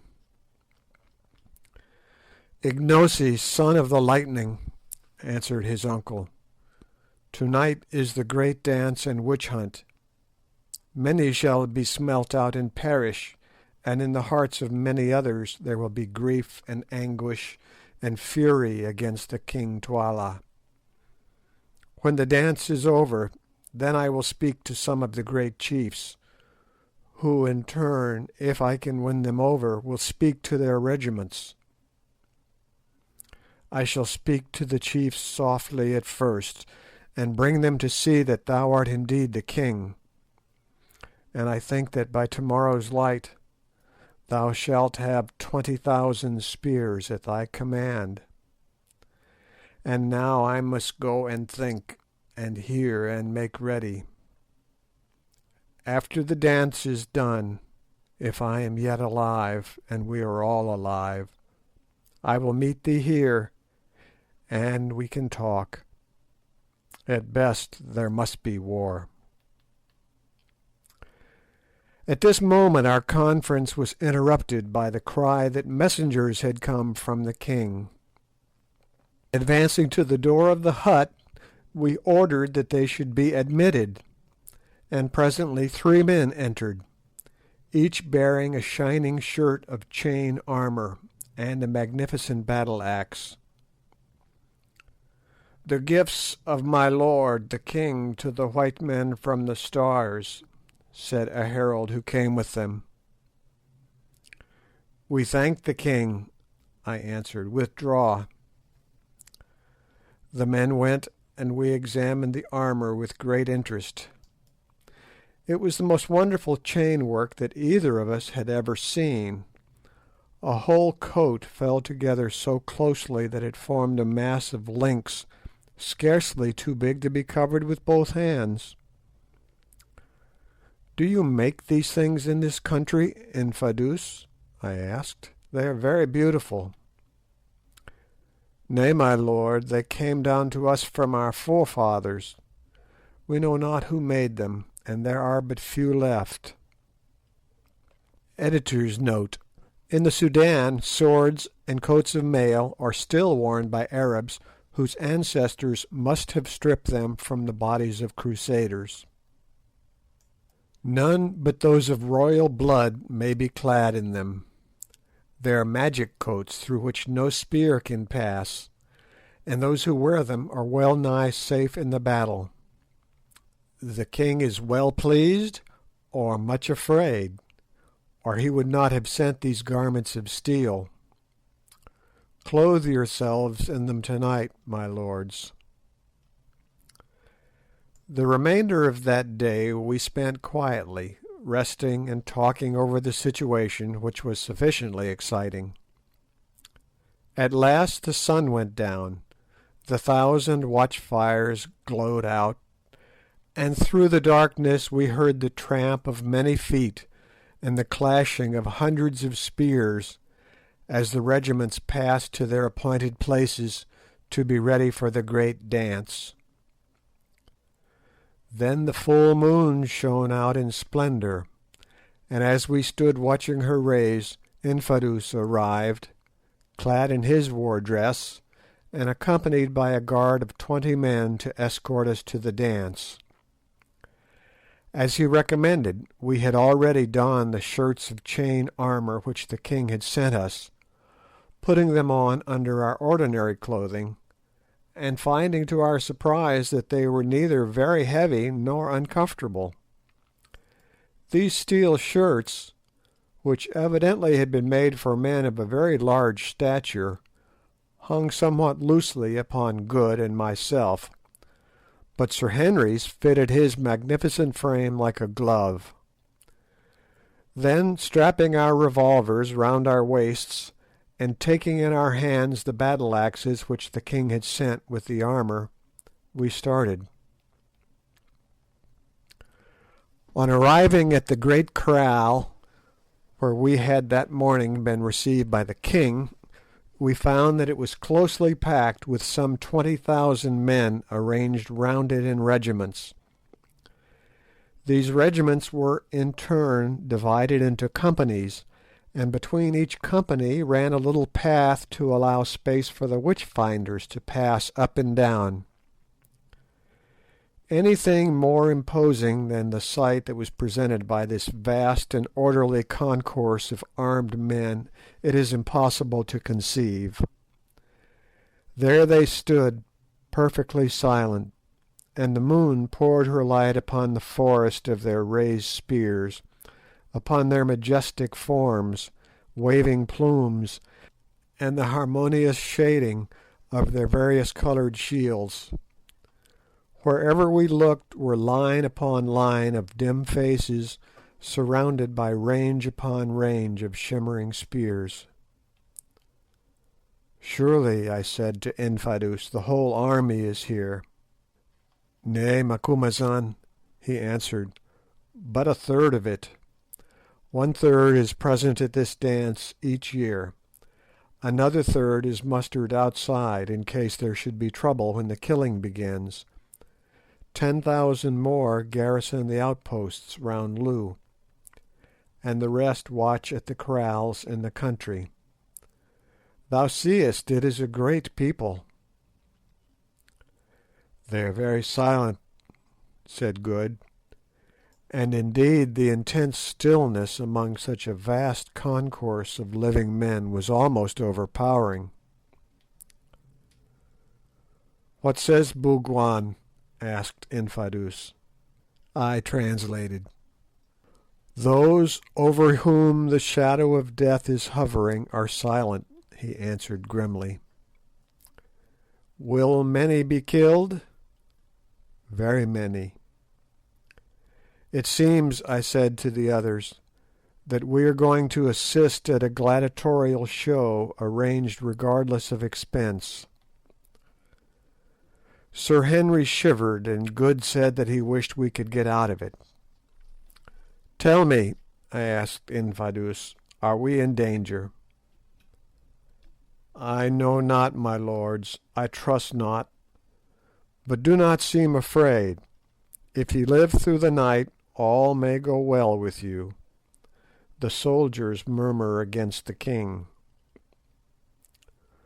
All this while we had been advancing steadily towards the centre of the open space, in the midst of which were placed some stools. As we proceeded, we perceived another small party coming from the direction of the royal hut.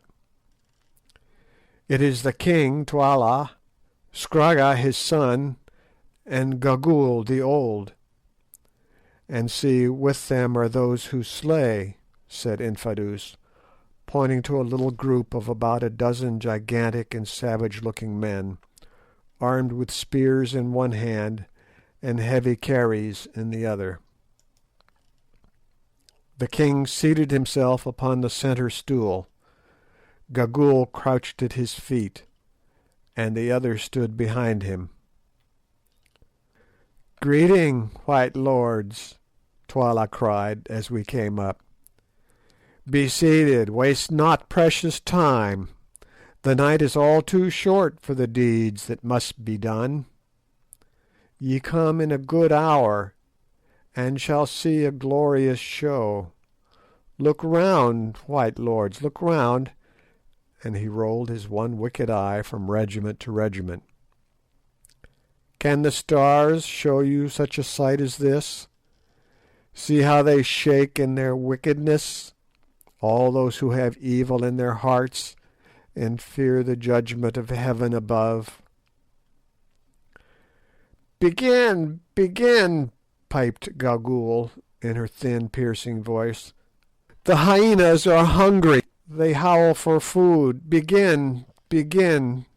For a moment there was intense stillness, made horrible by a presage of what was to come.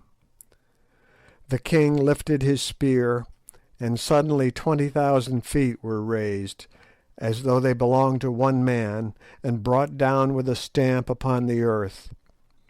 This was repeated 3 times, causing the solid ground to shake and tremble.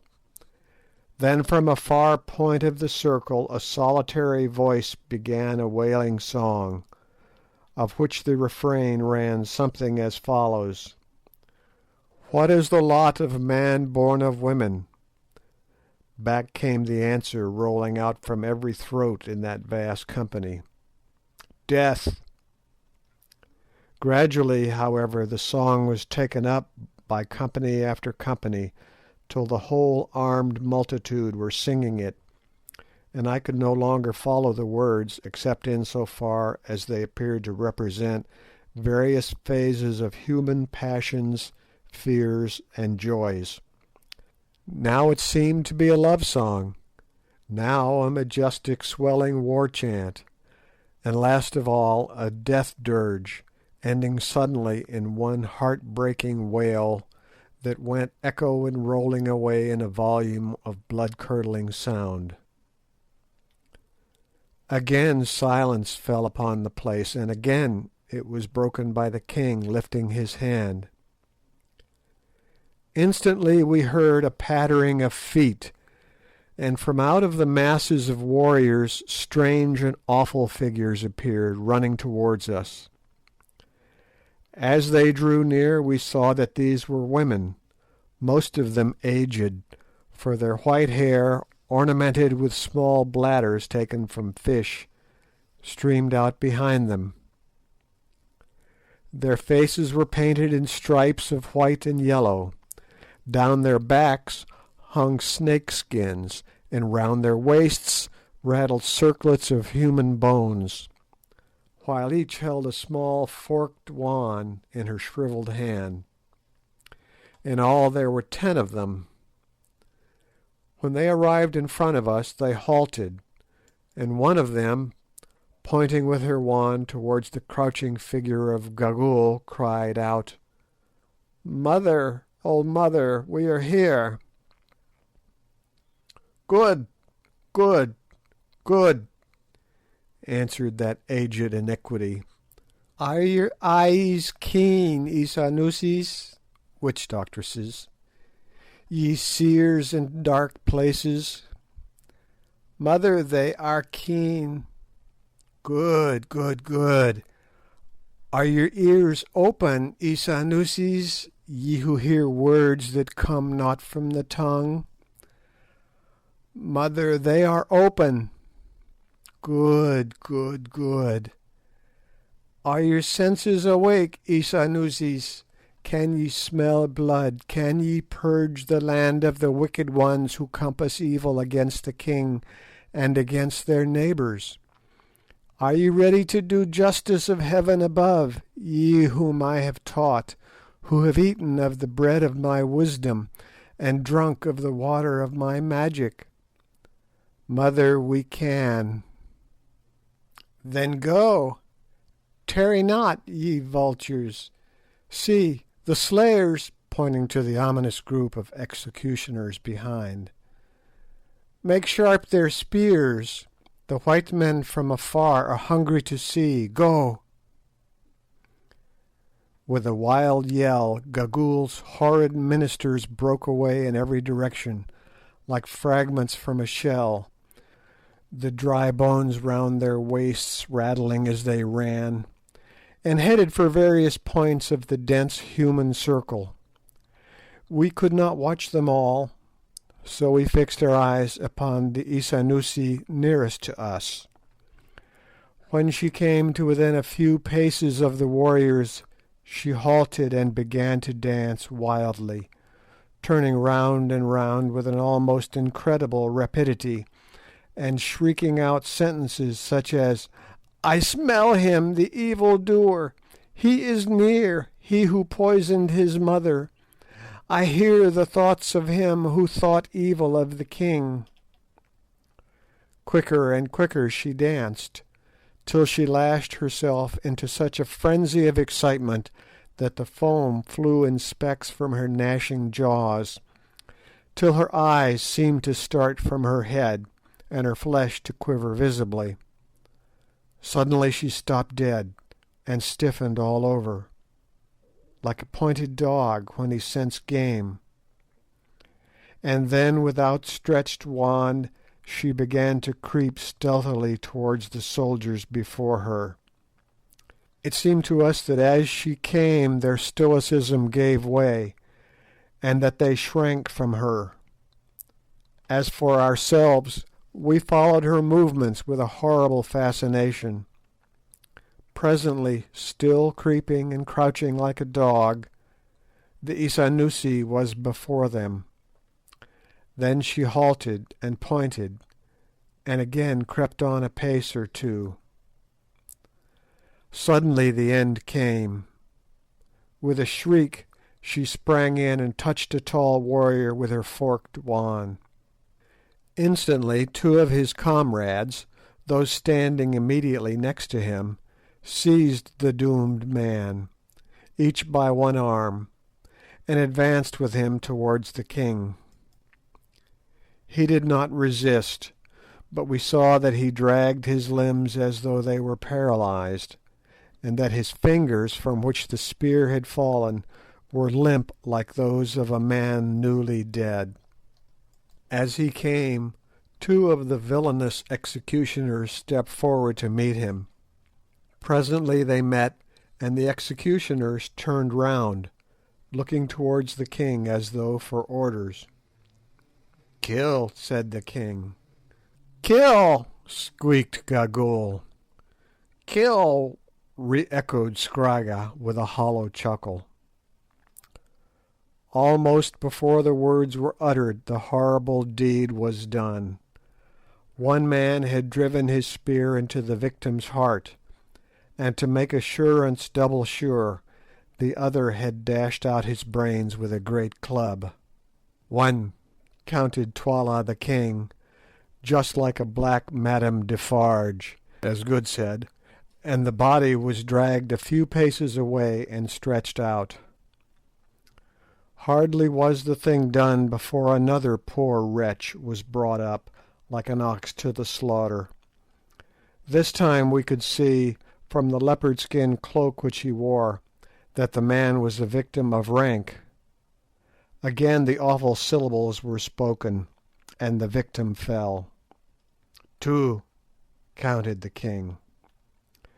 And so the deadly game went on, till about 100 bodies were stretched in rows behind us.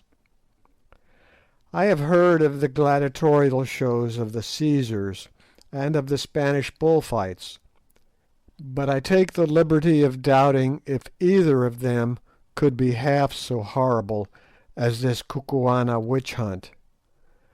Gladiatorial shows and Spanish bullfights, at any rate, contributed to the public amusement, which certainly was not the case here. The most confirmed sensation monger would fight shy of sensation if he knew that it was well on the cards that he would, in his own proper person, be the subject of the next event.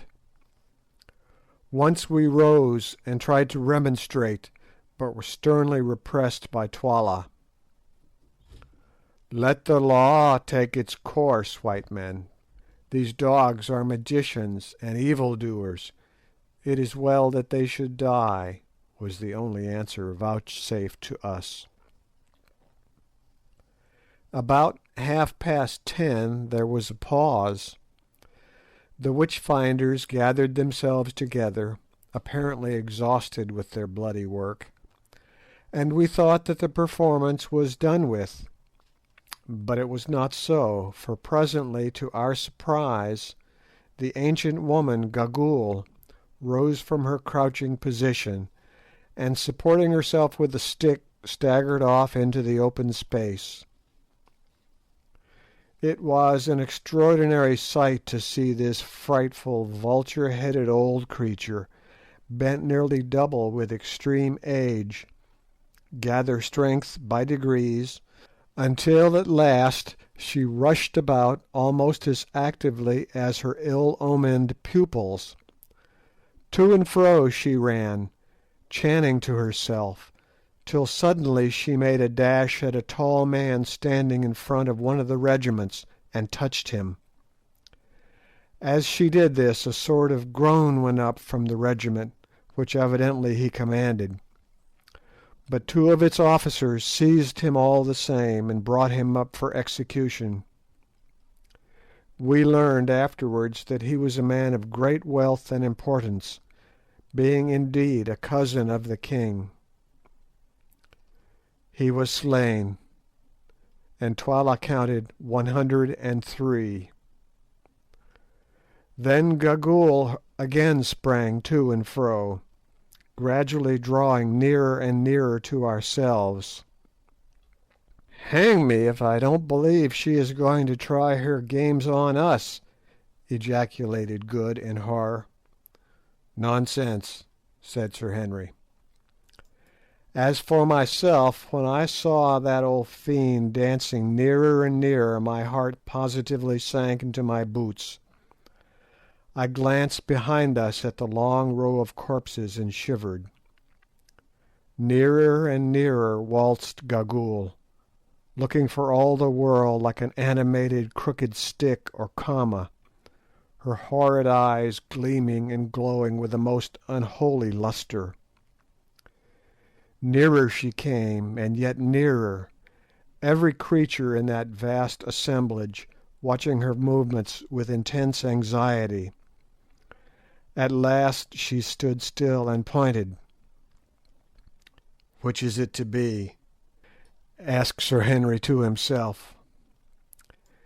In a moment all doubts were at rest, for the old hag had rushed in and touched Umbopa, alias Ignosi, on the shoulder. "I smell him out," she shrieked. "Kill him! Kill him! He is full of evils! Kill him, the stranger, before blood flows from him! Slay him, O king!" There was a pause, of which I instantly took advantage. "O king," I called out, rising from my seat, "this man is the servant of thy guests. He is their dog.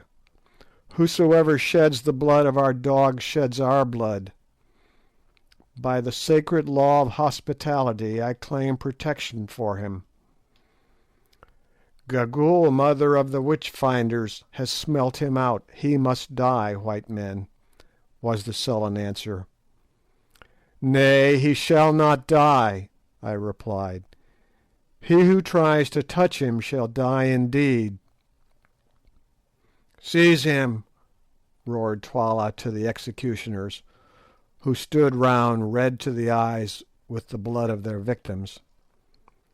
They advanced towards us, and then hesitated.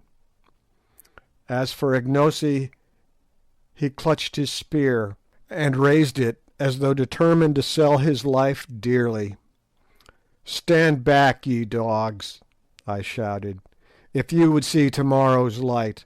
Touch one hair of his head and your king dies," and I covered Twala with my revolver. Sir Henry and Good also drew their pistols, Sir Henry pointing his at the leading executioner who was advancing to carry out the sentence, and Good taking a deliberate aim at Gagool. Twala winced perceptibly as my barrel came in a line with his broad chest. "Well," I said, "what is it to be, Twala?" Then he spoke. "Put away your magic tubes," he said. "Ye have adjured me in the name of hospitality, and for that reason, but not from fear of what ye can do, I spare him. Go in peace." "It is well," I answered unconcernedly. "We are weary of slaughter and would sleep. Is the dance ahead?" "It is ended," Twala answered sulkily. "Let these dead dogs," pointing to the long row of corpses, "be flung out to the hyenas and the vultures," and he lifted his spear. Instantly the regiments began to defile through the kraal gateway in perfect silence, a fatigue party only remaining behind to drag away the corpses of those who had been sacrificed. Then we rose also, and making our salaam to His Majesty, which he hardly deigned to acknowledge, we departed to our huts. "Well," said Sir Henry as we sat down, having first lit a lamp of the sort used by the Kukuanas, of which the wick is made from the fibre of a species of palm leaf and the oil from clarified hippopotamus fat, "well, I feel uncommonly inclined to be sick. If I had any doubts about helping Umbopa to rebel against that infernal blackguard," put in Good, "they are gone now. It was as much as I could do to sit still while that slaughter was going on. I tried to keep my eyes shut, but they would open just at the wrong time. I wonder where Infadoos is. Umbopa, my friend, you ought to be grateful to us. Your skin came near to having an air hole made in it." "I am grateful, Bougwan," was Umbopa's answer when I had translated, "and I shall not forget. As for Infadoos, he will be here by and by. We must wait."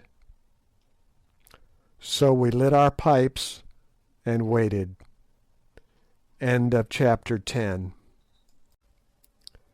King Solomon's Mines, by H.Rider Haggard.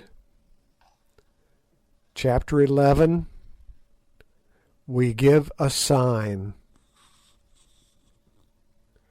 For a long while, 2 hours I should think, we sat there in silence, being too much overwhelmed by the recollection of the horrors we had seen to talk.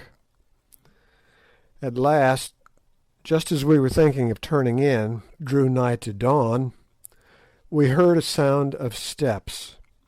Then came the challenge of a sentry posted at the kraal gate, which apparently was answered, though not in an audible tone, for the steps still advanced, and in another second Infadoos had entered the hut, followed by some half-dozen stately-looking chiefs. "My lords," he said, "I have come according to my word. My lords and Ignosi, rightful king of the Kukuanas, I have brought with me these men," pointing to the row of chiefs, "who are great men among us, having each one of them the command of 3,000 soldiers that live but to do their bidding under the kings. I have told them of what I have seen and what my ears have heard. Now let them also behold the sacred snake around thee, and hear thy story, Ignosi, that they may say whether or not they will make cause with thee against Twala the king." By way of answer, Ignosi again stripped off his girdle, and exhibited the snake tattooed about him. Each chief in turn drew near and examined the sign by the dim light of the lamp, and without saying a word passed on to the other side. Then Ignosi resumed his moocha, and addressing them, repeated the history he had detailed in the morning. "Now ye have heard, chiefs," said Infadoos when he had done. "What say ye? Will ye stand by this man and help him to his father's throne, or will ye not? The land cries out against Twala, and the blood of the people flows like the waters in spring. Ye have seen to-night. 2 other chiefs there were with whom I had in my mind to speak, and where are they now? The hyenas howl over their corpses. Soon shall ye be as they are if ye strike not. Choose then, my brothers." The eldest of the 6 men, a short, thick-set warrior with white hair, stepped forward a pace and answered, "Thy words are true, Infadoos. The land cries out. My own brother is among those who died to-night. But this is a great matter, and the thing is hard to believe. How know we that if we lift our spears it may not be for a thief and a liar? It is a great matter, I say, of which none can see the end. For of this be sure, blood will flow in rivers before the deed is done. Many will still cleave to the king, for men worship the sun that still shines bright in the heavens rather than that which has not risen. These white men from the stars, their magic is great, and Ignosi is under the cover of their wing. If he be indeed the rightful king, let them give us a sign, and let the people have a sign, that all may see. So shall men cleave to us, knowing of a truth that the white men's magic is with them." "Ye have the sign of the snake," I answered. "My lord, it is not enough. The snake may have been placed there since the man's childhood. Show us a sign, and it will suffice. But we will not move without a sign." The others gave a decided assent, and I turned in perplexity to Sir Henry and Good, and explained the situation. "I think I have it," said Good exultingly. "Ask them to give us a moment to think." I did so, and the chiefs withdrew. So soon as they had gone, Good went to the little box where he kept his medicines, unlocked it, and took out a notebook, in the fly leaves of which was an almanac. "Now look here, you fellows, isn't tomorrow the 4th of June?" he answered. We had kept a careful note of the days, so were able to answer that it was. "Very good, then here we have it. 4 June, total eclipse of the moon, commences at 8:15 Greenwich time, visible in Tenerife, South Africa, etc. There's a sign for you. Tell them we will darken the moon tomorrow night." The idea was a splendid one. Indeed, the only weak spot about it was a fear lest Good's almanac might be incorrect. If we made a false prophecy on such a subject, our prestige would be gone for ever, and so would Ignosi's chance of the throne of the Kukuanas. "Suppose that the almanac is wrong," suggested Sir Henry to Good, who was busily employed in working out something on a blank page of the book. "I see no reason to suppose anything of the sort," was his answer. "Eclipses always come up to time, at least that is my experience of them, and it especially states that this one will be visible in South Africa. I have worked out the reckonings as well as I can without knowing our exact position, and I make out that the eclipse should begin here about 10 o'clock tomorrow night, and last till 12:30. For an hour and a half or so there should be almost total darkness." "Well," said Sir Henry, "I suppose we had better risk it."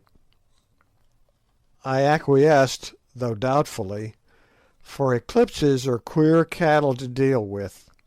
It might be a cloudy night, for instance, or our dates might be wrong, and sent Umbopa to summon the chiefs back.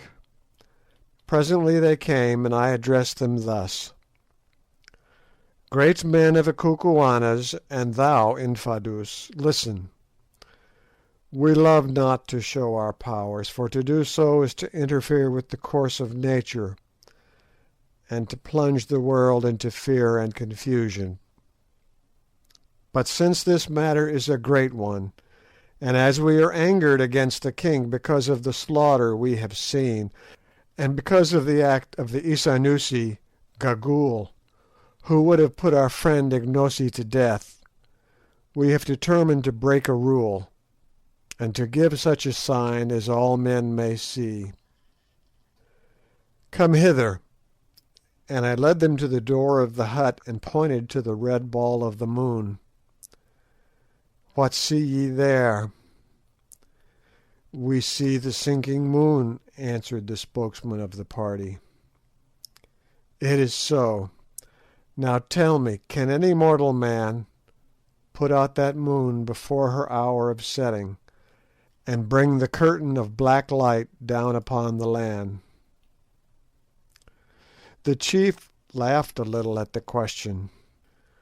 "No, my lord, that no man can do. The moon is stronger than man who looks on her, nor can she vary in her course." "Ye say so.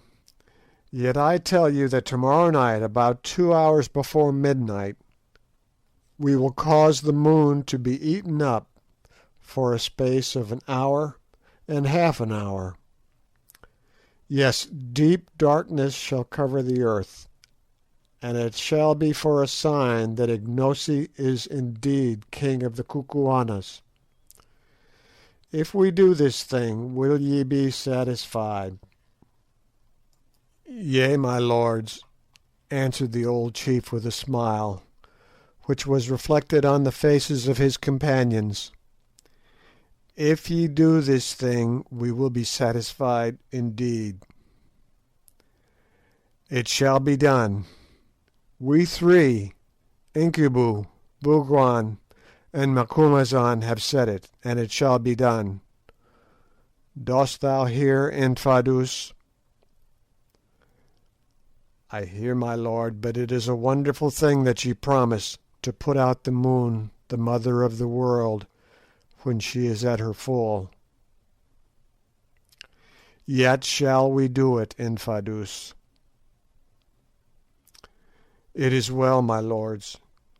To-day, 2 hours after sunset, Twala will send for my lords to witness the girls' dance, and 1 hour after the dance begins, the girl whom Twala thinks the fairest shall be killed by Scragga, the king's son, as a sacrifice to the Silent Ones, who sit and keep watch by the mountains yonder," and he pointed towards the three strange-looking peaks where Solomon's Road was supposed to end.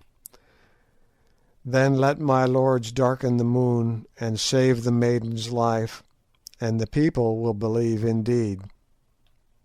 "Ay," said the old chief, still smiling a little, "the people will believe indeed." "2 miles from Loo," went on Infadoos, "there is a hill curved like a new moon, a stronghold, where my regiment and 3 other regiments which these chiefs command are stationed. This morning we will make a plan whereby 2 or 3 other regiments may be moved there also. Then, if in truth my lords can darken the moon, in the darkness I will take my lords by the hand and lead them out of Loo to this place, where they shall be safe, and thence we can make war upon Twala the king." "It is good," said I. "Leave us to sleep a while and to make ready our magic."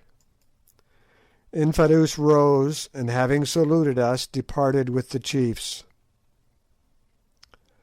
"My friends," said Ignosi, as soon as they were gone, "can ye do this wonderful thing, or were ye speaking empty words to the captains?" "We believe that we can do it, Umbopa, Ignosi, I mean." "It is strange," he answered, "and had ye not been Englishmen I would not have believed it. But I have learned that English gentlemen tell no lies. If we live through the matter, be sure that I will repay you." "Ignosi," said Sir Henry, "promise me one thing."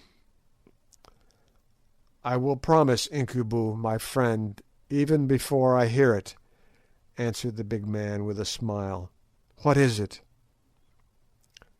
"This: that if ever you come to be king of this people, you will do away with the smelling out of wizards such as we saw last night, and that the killing of men without trial shall no longer take place in the land." Ignosi thought for a moment after I had translated this request, and then answered— "The ways of black people are not as the ways of white men, Incubu, nor do we value life so highly. Yet I will promise. If it be in my power to hold them back, the witch-finders shall hunt no more, nor shall any man die the death without trial or judgment." "That's a bargain, then," said Sir Henry. "And now let us get a little rest." Thoroughly wearied out, we were soon sound asleep, and slept till Ignosi woke us about 11 o'clock. Then we rose, washed, and ate a hearty breakfast. After that we went outside the hut and walked about, amusing ourselves with examining the structure of the Kukuana huts and observing the customs of the women. "I hope that eclipse will come off," said Sir Henry presently. "If it does not, it will soon be all up with us," I answered mournfully, For so sure as we are living men, some of those chiefs will tell the whole story to the king, and then there will be another sort of eclipse, and one that we shall certainly not like." Returning to the hut, we ate some dinner, and passed the rest of the day in receiving visits of ceremony and curiosity. At length the sun set, and we enjoyed a couple of hours of such quiet as our melancholy forebodings would allow to us. Finally, about 8:30, a messenger came from Twala to bid us to the great annual dance of girls which was about to be celebrated. Hastily we put on the chain shirts that the king had sent us, and taking our rifles and ammunition with us, so as to have them handy in case we had to fly, as suggested by Infadoos, we started boldly enough, though with inward fear and trembling. The great space in front of the king's kraal bore a very different appearance from that which it had presented on the previous evening.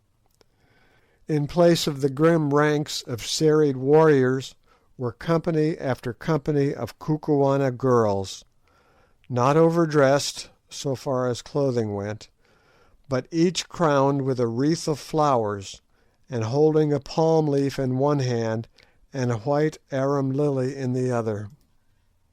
In the centre of the open moonlit space sat Twala the king, with old Gagool at his feet, attended by Infadoos, the boy Scragga, and 12 guards. There were also present about a score of chiefs, among whom I recognised most of our friends of the night before. Twala greeted us with much apparent cordiality, though I saw him fix his one eye viciously on Umbopa. "Welcome, white men from the Stars," he said. "This is another sight from that which your eyes gazed on by the light of last night's moon, but it is not so good a sight. Girls are pleasant, and were it not for such as these," and he pointed round him, "we should none of us be here this day. But men are better. Kisses and the tender words of women are sweet, but the sound of the clashing of the spears of warriors and the smell of men's blood are sweeter far. Would ye have wives from among our people, white men? If so, choose the fairest here, and ye shall have them, as many as ye will," and he paused for an answer.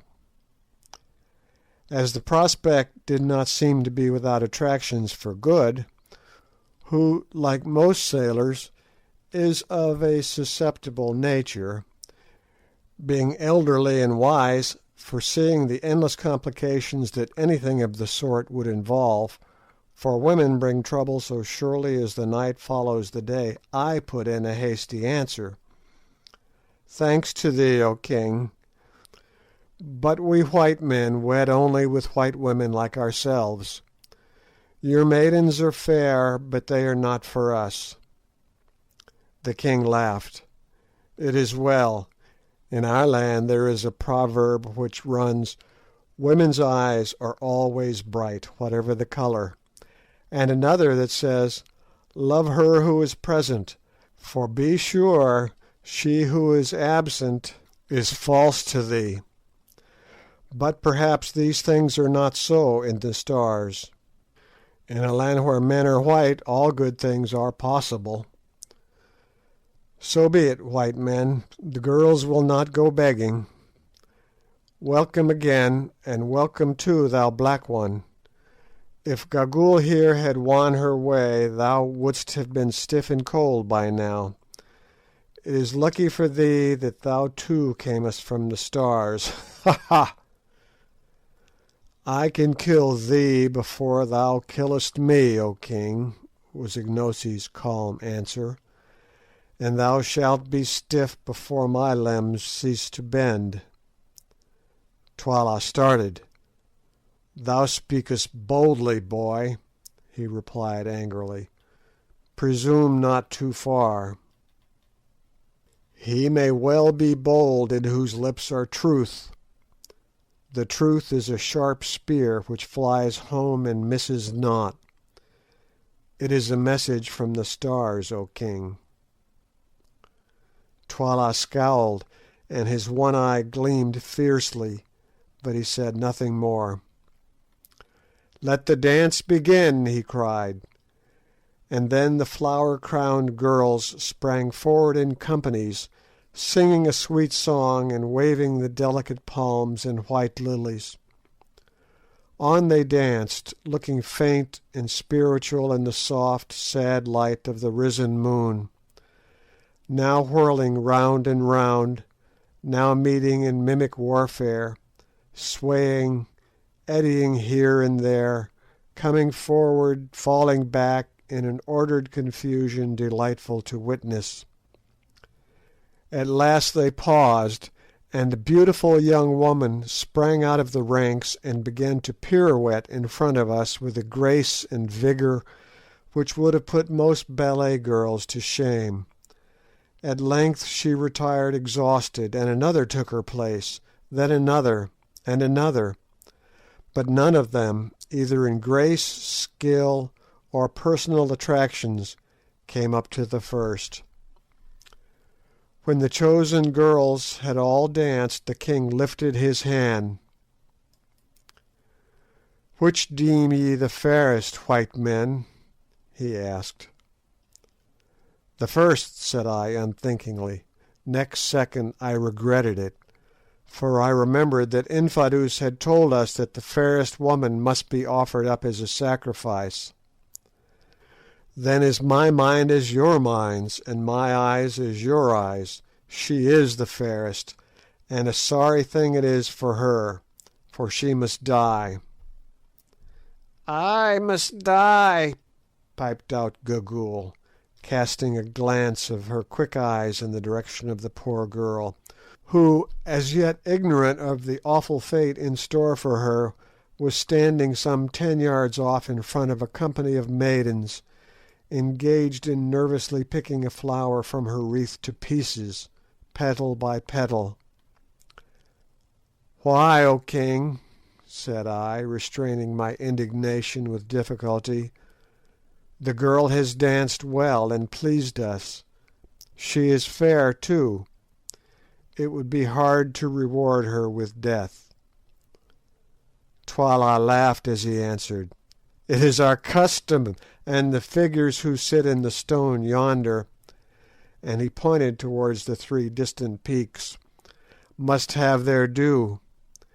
Did I fail to put the fairest girl to death today, misfortune would fall upon me in my house. Thus runs the prophecy of my people. If the king offer not a sacrifice of a fair girl on the day of the dance of the maidens to the old ones who sit and watch on the mountains, then shall he fall, and his house. Look ye, white men, my brother who reigned before me offered not the sacrifice, because of the tears of the woman, and he fell, and his house, and I reign in his stead. It is finished. She must die." Then turning to the guards, "Bring her hither. Scragga, make sharp thy spear."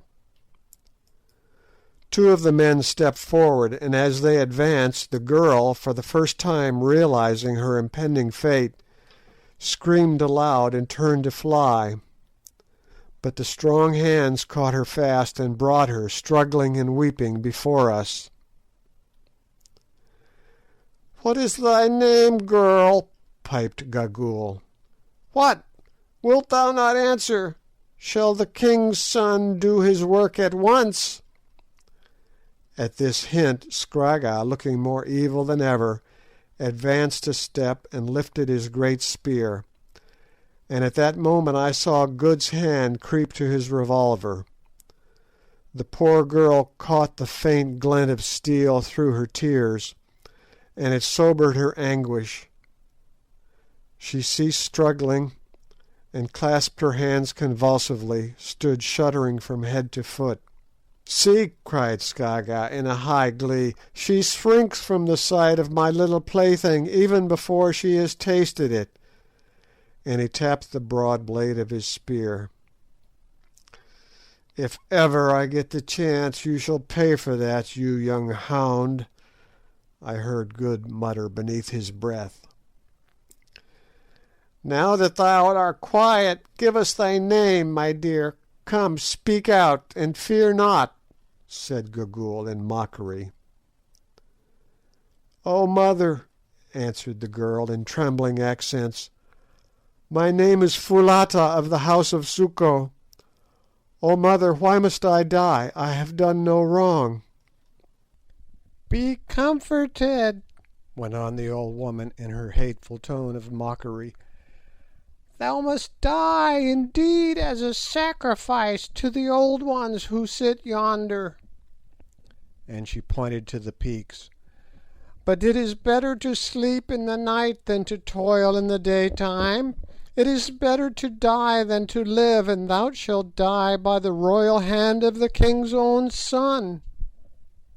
The girl Foulata wrung her hands in anguish and cried out aloud, "Oh, cruel! And I so young!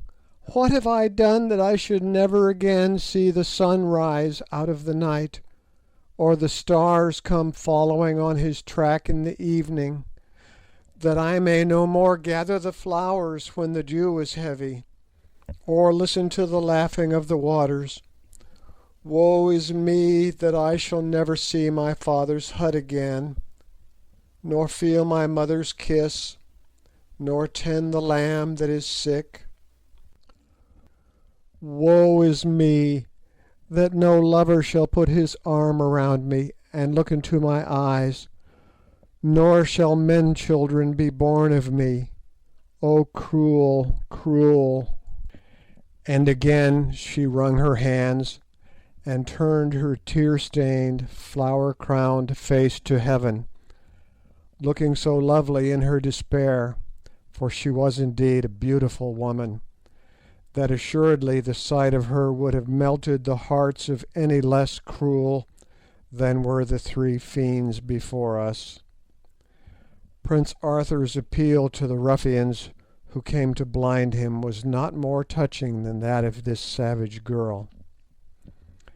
But it did not move Gagool, or Gagool's master, though I saw signs of pity among the guards behind and on the faces of the chiefs, and as for Good, he gave a fierce snort of indignation, and made a quick motion as though to go to her assistance.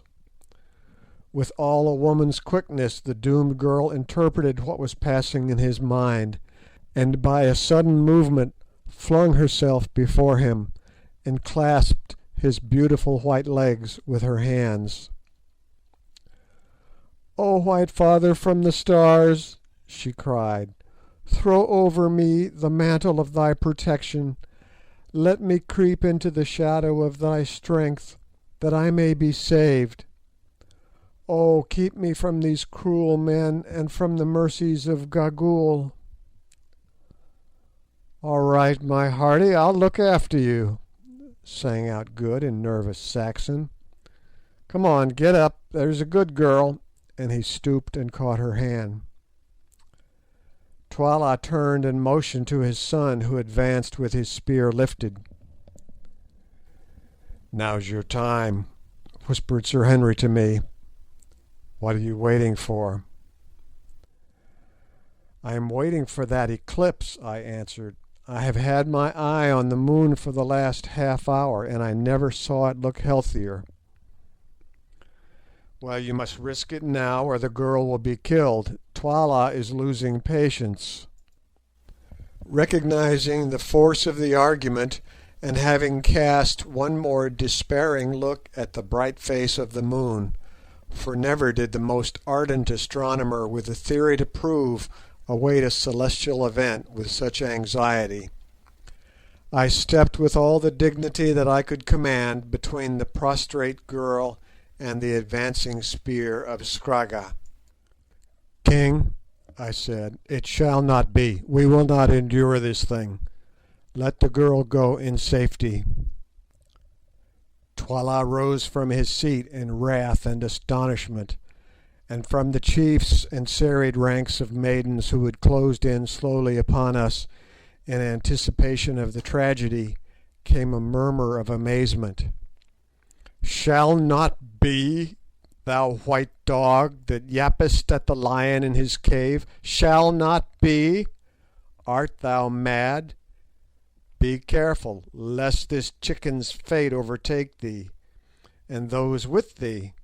How canst thou save her or thyself?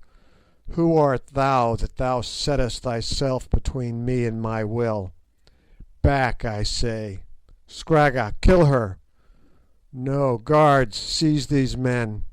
At his cry armed men ran swiftly from behind the hut, where they had evidently been placed beforehand. Sir Henry, Good, and Umbopa ranged themselves alongside of me and lifted their rifles. "Stop!" I shouted boldly, though at the moment my heart was in my boots. "Stop! We, the white men from the Stars, say that it shall not be. Come but one pace nearer, and we will put out the moon like a wind-blown lamp, as we who dwell in her house can do, and plunge the land in darkness. Dare to disobey, and ye shall taste of our magic." My threat produced an effect. The men halted, and Scragga stood still before us, his spear lifted. "Hear him! Hear him!" piped Gagool. "Hear the liar who says that he will put out the moon like a lamp. Let him do it, and the girl shall be speared. Yes, let him do it, or die by the girl, he and those with him." I glanced up at the moon despairingly, and now to my intense joy and relief saw that we, or rather the almanac, had made no mistake. On the edge of the great orb lay a faint rim of shadow, while a smoky hue grew and gathered upon its bright surface. Never shall I forget that supreme, that superb moment of relief. Then I lifted my hand solemnly towards the sky, an example which Sir Henry and Good followed, and quoted a line or two from the Ingoldsby Legends at it in the most impressive tones that I could command. Sir Henry followed suit with a verse out of the Old Testament and something about Balbus building a wall in Latin, whilst Good addressed the Queen of Night in a volume of the most classical bad language which he could think of. Slowly the penumbra, the shadow of a shadow, crept on over the bright surface, and as it crept I heard deep gasps of fear rising from the multitude around. "Look, O king!" I cried. "Look, Gagool! Look, chiefs and people and women, and see if the white men from the Stars keep their word, or if they be but empty liars.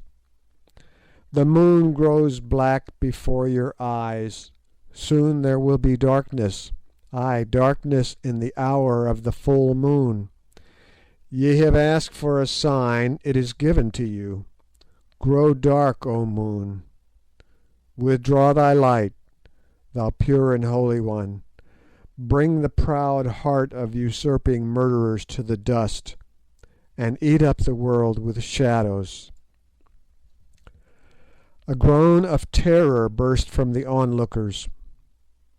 Some stood petrified with dread, others threw themselves upon their knees and cried aloud. As for the king, he sat still and turned pale beneath his dusky skin. Only Gagool kept her courage. "It will pass," she cried. "I have often seen the like before. No man can put out the moon. Lose not heart. Sit still. The shadow will pass." "Wait, and ye shall see," I replied, hopping with excitement. O moon, moon, moon, wherefore art thou so cold and fickle? This appropriate quotation was from the pages of a popular romance that I chanced to have read recently, though now I come to think of it, it was ungrateful of me to abuse the Lady of the Heavens, who was showing herself to be the truest of friends to us, however she may have behaved to the impassioned lover in the novel. Then I added, "Keep it up, Good. I can't remember any more poetry. Curse away, there's a good fellow." Good responded nobly to this tax upon his inventive faculties. Never before had I the faintest conception of the breadth and depth and height of a naval officer's objurgatory powers. For 10 minutes he went on in several languages without stopping, and he scarcely ever repeated himself. Meanwhile the dark ring crept on, while all that great assembly fixed their eyes upon the sky, and stared in fascinated silence. Strange and unholy shadows encroached upon the moonlight. An ominous quiet filled the place. Everything grew still as death. Slowly, and in the midst of this most solemn silence, the minutes sped away, and while they sped, the full moon passed deeper and deeper into the shadow of the earth, as the inky segment of its circle slid in awful majesty across the lunar craters. The great pale orb seemed to draw near and to grow in size. She turned a coppery hue, then that portion of her surface which was unobscured as yet grew grey and ashen, and at length, as totality approached, her mountains and her plains were seen to be glowing luridly through a crimson gloom. On, yet on, crept the ring of darkness. It was now more than half across the blood-red orb. The air grew thick and still more deeply tinged with dusky crimson, and yet on, till we could scarcely see the fierce faces of the group before us. No sound rose now from the spectators, and at last Good stopped swearing. "The moon is dying! The white wizards have killed the moon!" yelled the Prince Scragga at last. "We shall all perish in the dark!" And animated by fear or fury, or by both, he lifted his spear and drove it with all his force at Sir Henry's breast. But he forgot the mail shirts that the king had given us, and which we wore beneath our clothing. The steel rebounded harmless, and before he could repeat the blow, Curtis had snatched the spear from his hand and sent it straight through him. Scragga dropped dead. At the sight, and driven mad with fear of the gathering darkness, and of the unholy shadow which, as they believed, was swallowing the moon, the companies of girls broke up in wild confusion, and ran screeching for the gateways. Nor did the panic stop there. The king himself, followed by his guards, some of the chiefs in Gagool, who hobbled away after them with marvellous alacrity, fled for the huts, so that in another minute we ourselves, the would-be victim Foulata, Infadoos, and most of the chiefs who had interviewed us on the previous night, were left alone upon the scene, together with the dead body of Scragga, Twala's son. "Chiefs," I said, "we have given you the sign. If ye are satisfied, let us fly swiftly to the place of which ye spoke. The charm cannot now be stopped. It will work for an hour and the half of an hour. Let us cover ourselves in the darkness." "Come," said Infadoos, turning to go, an example which was followed by the awed captains, ourselves, and the girl Foulata, whom Good took by the arm. Before we reached the gate of the kraal the moon went out utterly, and from every quarter of the firmament the stars rushed forth into the inky sky. Holding each other by the hand, we stumbled on through the darkness. End of chapter 11. King Solomon's Mines by H.Rider Haggard. Chapter 12. Before the Battle. Luckily for us, Infadoos and the chiefs knew all the paths of the great town perfectly, so that we passed by sideways unmolested, and notwithstanding the gloom, we made fair progress. For an hour or more we journeyed on, till at length the eclipse began to pass, and that edge of the moon which had disappeared the first became again visible. Suddenly, as we watched, there burst from it a silver streak of light, accompanied by a wondrous ruddy glow, which hung upon the blackness of the sky like a celestial lamp, and a wild and lovely sight it was. In another 5 minutes the stars began to fade, and there was sufficient light to see our whereabouts. We then discovered that we were clear of the town of Loo, and approaching a flat-topped hill measuring some 2 miles in circumference. This hill, which is of a formation common in South Africa, is not very high. Indeed, its greatest elevation is scarcely more than 200 feet, but it is shaped like a horseshoe, and its sides are rather precipitous and strewn with boulders. On the grass tableland at its summit is ample camping ground, which had been utilized as a military cantonment of no mean strength. Its ordinary garrison was one regiment of 3,000 men, but as we toiled up the steep side of that mountain in the returning moonlight, we perceived that there were several of such regiments encamped there. Reaching the tableland at last, we found crowds of men roused from their sleep, shivering with fear, and huddled up together in the utmost consternation at the natural phenomenon which they were witnessing. Passing through these without a word, we gained a hut in the centre of the ground, where we were astonished to find 2 men waiting, laden with our few goods and chattels, which of course we had been obliged to leave behind in our hasty flight. "I sent for them," explained Infadoos, "and also for these," and he lifted up Good's long-lost trousers. With an exclamation of rapturous delight, Good sprang at them, and instantly proceeded to put them on. "Surely my lord will not hide his beautiful white legs," exclaimed Infadoos regretfully. But Good persisted, and only once did the Kukuana people get the chance of seeing his beautiful legs again. Good is a very modest man.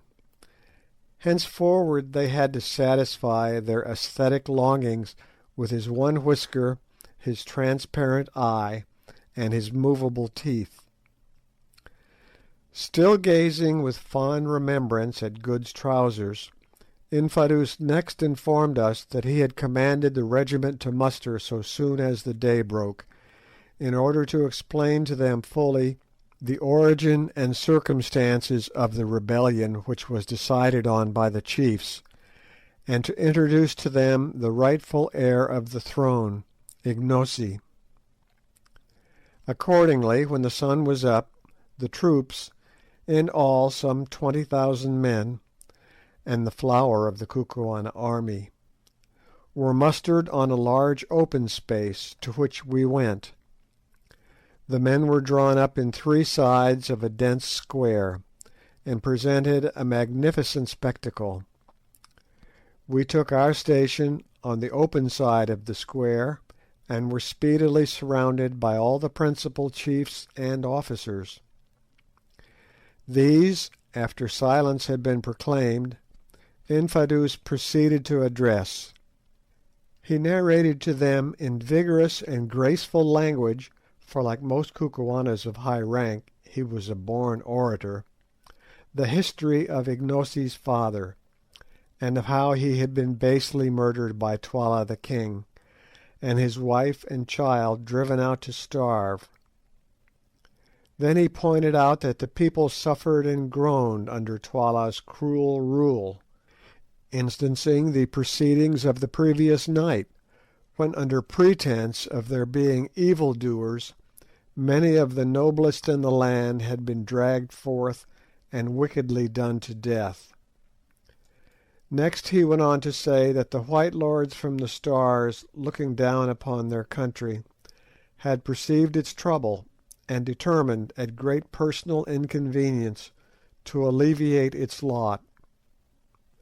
That they had accordingly taken the real king of the Kukuanas, Ignosi, who was languishing in exile, by the hand, and led him over the mountains, that they had seen the wickedness of Twala's doings, and for a sign to the wavering and to save the life of the girl Foulata, actually by the exercise of their high magic had put out the moon and slain the young fiend Scragga, and that they were prepared to stand by them and assist them to overthrow Twala and set up the rightful king Ignosi in his place.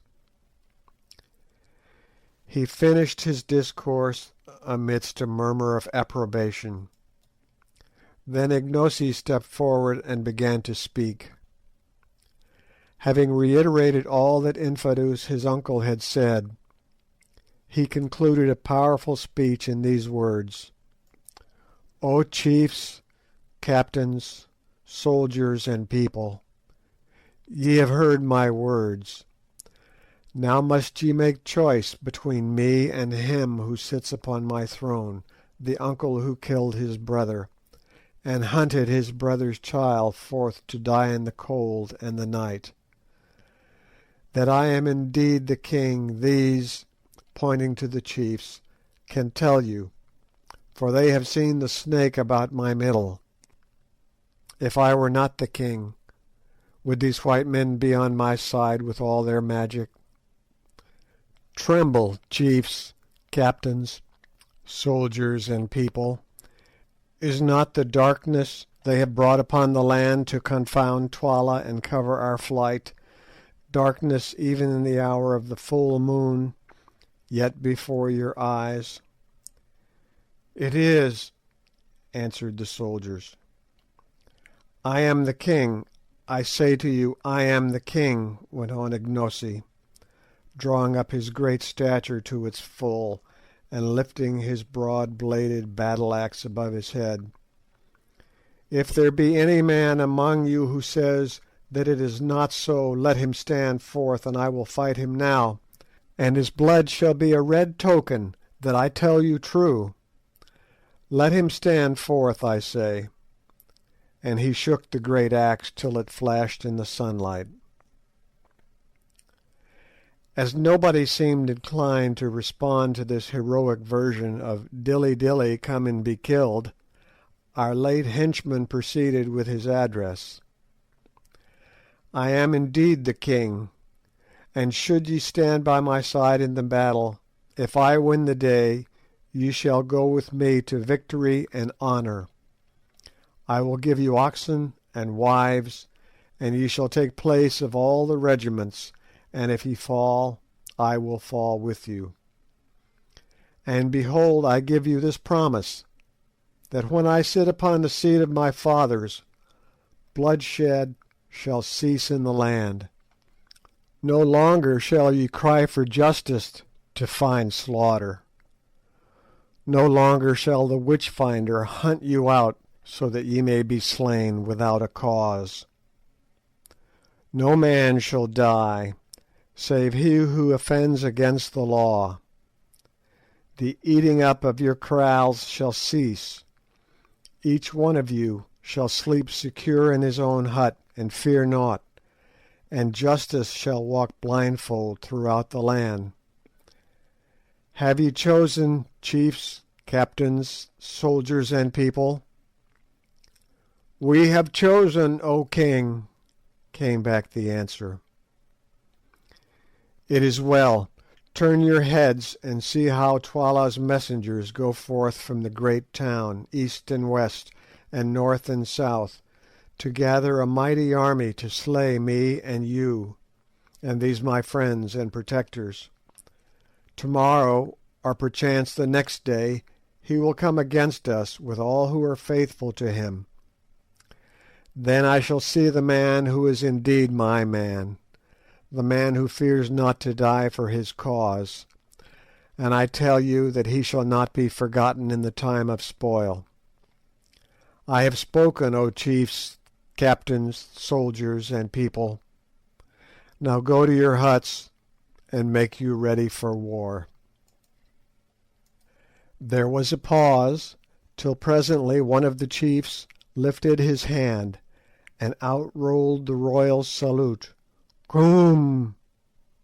It was a sign that the soldiers accepted Ignosi as their king. Then they marched off in battalions. Half an hour afterwards we held a council of war, at which all the commanders of regiments were present. It was evident to us that before very long we should be attacked in overwhelming force. Indeed, from our point of vantage on the hill we could see troops mustering, and runners going forth from Loo in every direction, doubtless to summon soldiers to the king's assistance. We had on our side about 20,000 men, composed of 7 of the best regiments in the country. Twala, so Infadoos and the chiefs calculated, had at least 30 to 35,000 on whom he could rely at present assembled in Loo, and they thought that by midday on the morrow he would be able to gather another 5,000 or more to his aid. It was, of course, possible that some of his troops would desert and come over to us, but it was not a contingency which could be reckoned on. Meanwhile, it was clear that active preparations were being made by Twala to subdue us. Already strong bodies of armed men were patrolling round and round the foot of the hill, and there were other signs also of coming assault. Infadoos and the chiefs, however, were of opinion that no attack would take place that day, which would be devoted to preparation and to the removal of every available means of the moral effect produced upon the minds of the soldiery by the supposed magical darkening of the moon. The onslaught would be on the morrow, they said, and they proved to be right. Meanwhile, we set to work to strengthen the position in all ways possible. Almost every man was turned out, and in the course of the day, which seemed far too short, much was done. The paths up the hill, that was rather a sanatorium than a fortress, being used generally as the camping place of regiments suffering from recent service in unhealthy portions of the country, were carefully blocked with masses of stones, and every other approach was made as impregnable as time would allow. Piles of boulders were collected at various spots to be rolled down upon an advancing enemy. Stations were appointed to the different regiments, and all preparation was made which our joint ingenuity could suggest. Just before sundown, as we rested after our toil, we perceived a small company of men advancing towards us from the direction of Loo, one of whom bore a palm leaf in his hand for a sign that he came as a herald. As he drew near, Ignosi, Infadoos, 1 or 2 chiefs, and ourselves went down to the foot of the mountain to meet him. He was a gallant-looking fellow, wearing the regulation leopard skin coat. "Greetings," he cried as he came near. "The king's greetings to those who make unholy war against the king, the lion's greeting to the jackals that snarl around his heels." "Speak," I said. "These are the king's words. Surrender to the king's mercy ere a worse thing befall you. Already the shoulder has been torn from the black bull, and the king drives him bleeding about the camp. This cruel custom is not confined to the Kukuanas, but is by no means uncommon amongst African tribes on the occasion of the outbreak of war or any other important public event." Allan Quatermain. "What are Twala's terms?" I asked from curiosity. "His terms are merciful, worthy of a great king. These are the words of Twala, the One-Eyed, the Mighty, the husband of 1,000 wives, Lord of the Kukuanas, keeper of the great road, Solomon's road, beloved of the strange ones who sit in silence at the mountains yonder, the 3 witches, calf of the black cow, elephant whose tread shakes the earth, terror of the evildoer, ostrich whose feet devour the desert, huge one, black one, wise one, king from generation to generation. These are the words of Twala. I will have mercy and be satisfied with a little blood. 1 in every 10 shall die, the rest shall go free. But the white man, Incubu, who slew Scragga my son, and the black man his servant who pretends to my throne, and Infadus my brother, who bruised rebellion against me, these shall die by torture as an offering to the Silent Ones. Such are the merciful words of Twala."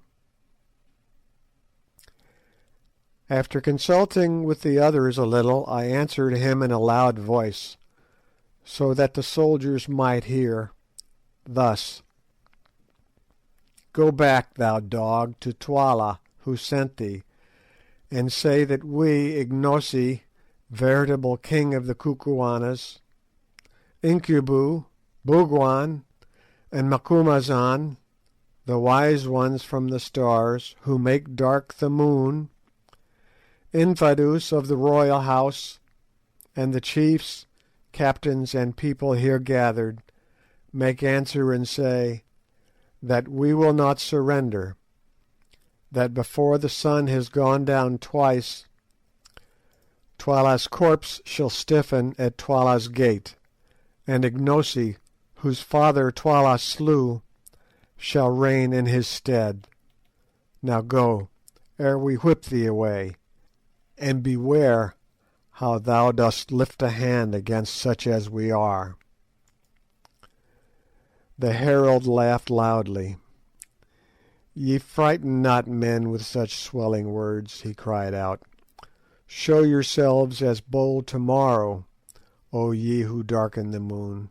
Be bold, fight, and be merry. Before the crows pick your bones till they are whiter than your faces. Farewell. Perhaps we may meet in the fight. Fly not to the stars, but wait for me, I pray, white men." With this shaft of sarcasm he retired, and almost immediately the sun sank. That night was a busy one, for, weary as we were, so far as was possible by the moonlight all preparations for the morrow's fight were continued, and messengers were constantly coming and going from the place where we sat in council.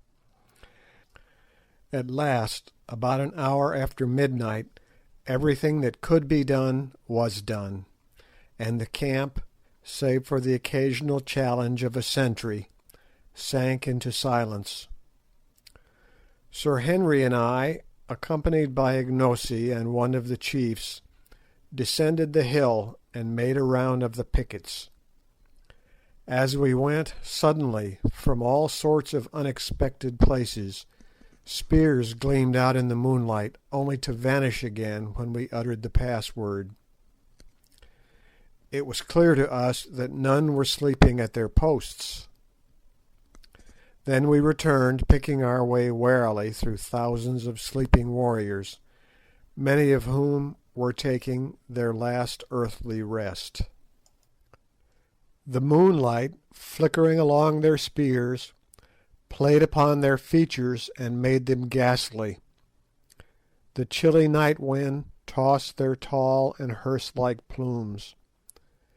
There they lay in wild confusion, with arms outstretched and twisted limbs, their stern, stalwart forms looking weird and unhuman in the moonlight. "How many of these do you suppose will be alive at this time tomorrow?" asked Sir Henry.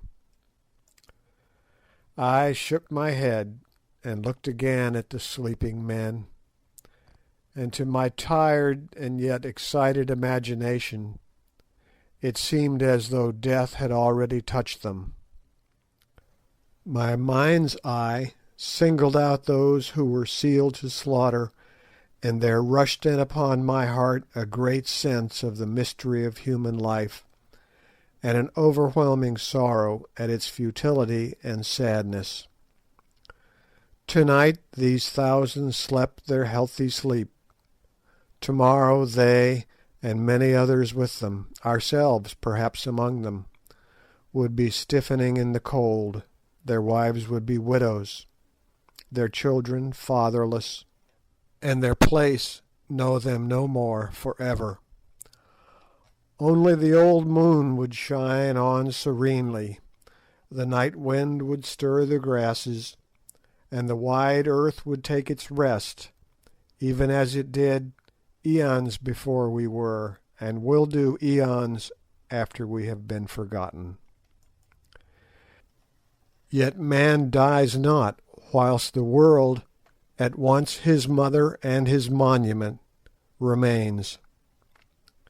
His name is lost indeed, but the breath he breathed still stirs the pine tops on the mountains. The sound of the words he spoke yet echoes on through space. The thoughts his brain gave birth to we have inherited today. His passions are our cause of life. The joys and sorrows that he knew are our familiar friends. The end from which he fled aghast will surely overtake us also. Truly the universe is full of ghosts, not sheeted churchyard spectres, but the inextinguishable elements of individual life, which having been can never die, though they blend and change again for ever. All sorts of reflections of this nature pass through my mind, for as I grow older I regret to say that a detestable habit of thinking seems to be getting a hold of me. While I stood and stared at those grim yet fantastic lines of warriors, sleeping, as their saying goes, upon their spears. "Curtis," I said, "I am in a condition of pitiable fear." Sir Henry stroked his yellow beard and laughed, and he answered, "I have heard you make that sort of remark before, Quatermain." "Well, I mean it now. Do you know, I doubt very much if one of us will be alive to-morrow night. We shall be attacked in overwhelming force, and it is quite a chance if we can hold this place." "We'll give a good account of some of them, at any rate. Look here, Quatermain, this business is nasty, and one with which, properly speaking, we ought not to be mixed up, but we are in for it, so we must make the best of our job. Speaking personally, I had rather be killed fighting than any other way, and now that there seems little chance of our finding my poor brother, it makes the idea easier to me. But fortune favours the brave, and we may succeed. Anyway, the battle will be awful, and having a reputation to keep up, we shall need to be in the thick of the thing." He made this last remark in a mournful voice, but there was a gleam in his eye which belied its melancholy. I have an idea Sir Henry Curtis actually likes fighting. After this we went to sleep for a couple of hours or so. Just about dawn we were awakened by Infadoos, who came to say that great activity was to be observed in Loo, and that parties of the king's skirmishers were driving in our outposts.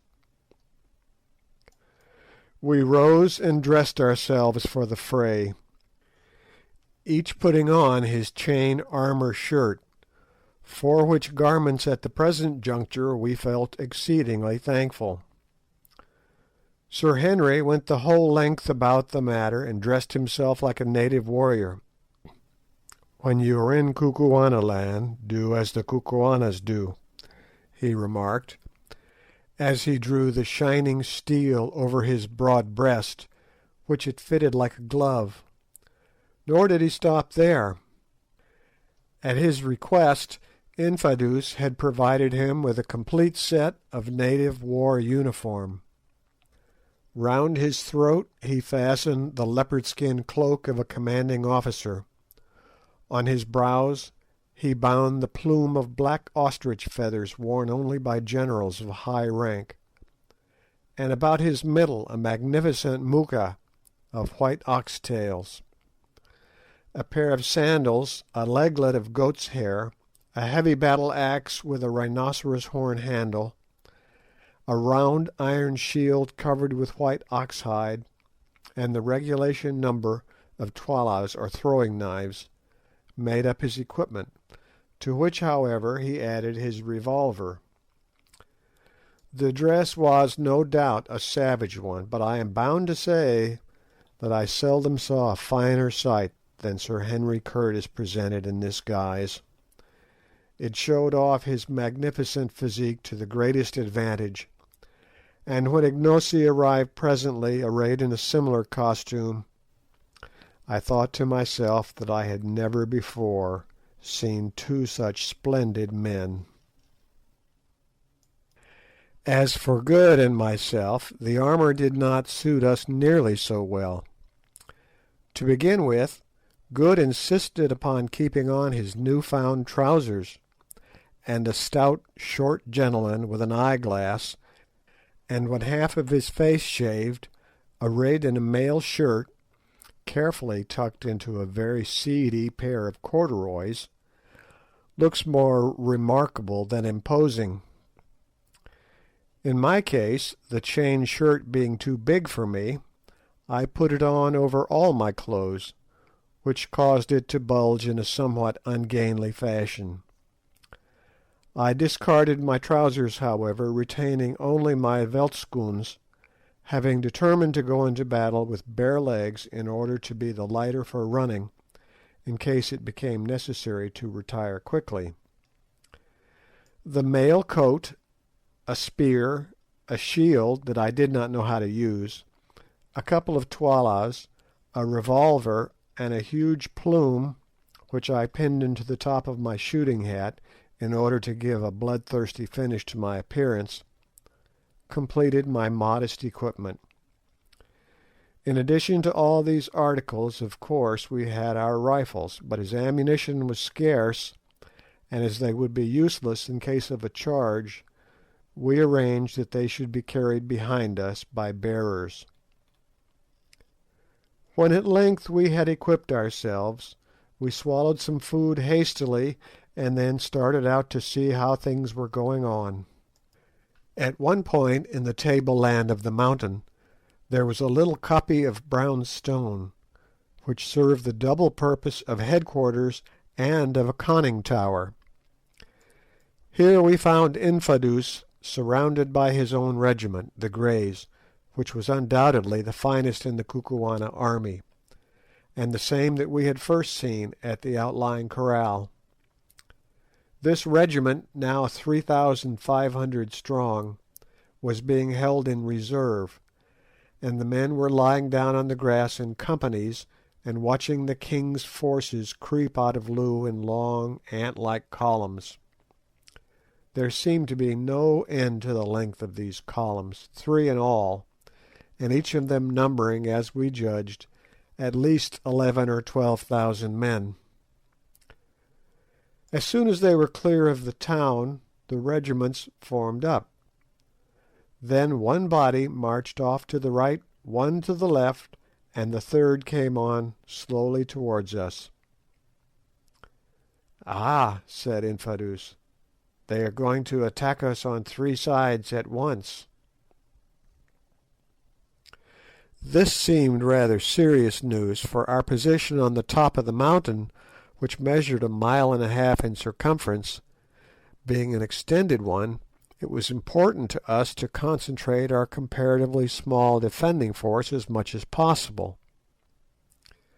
But since it was impossible for us to dictate in what way we should be assailed, we had to make the best of it, and accordingly sent orders to the various regiments to prepare to receive the separate onslaughts.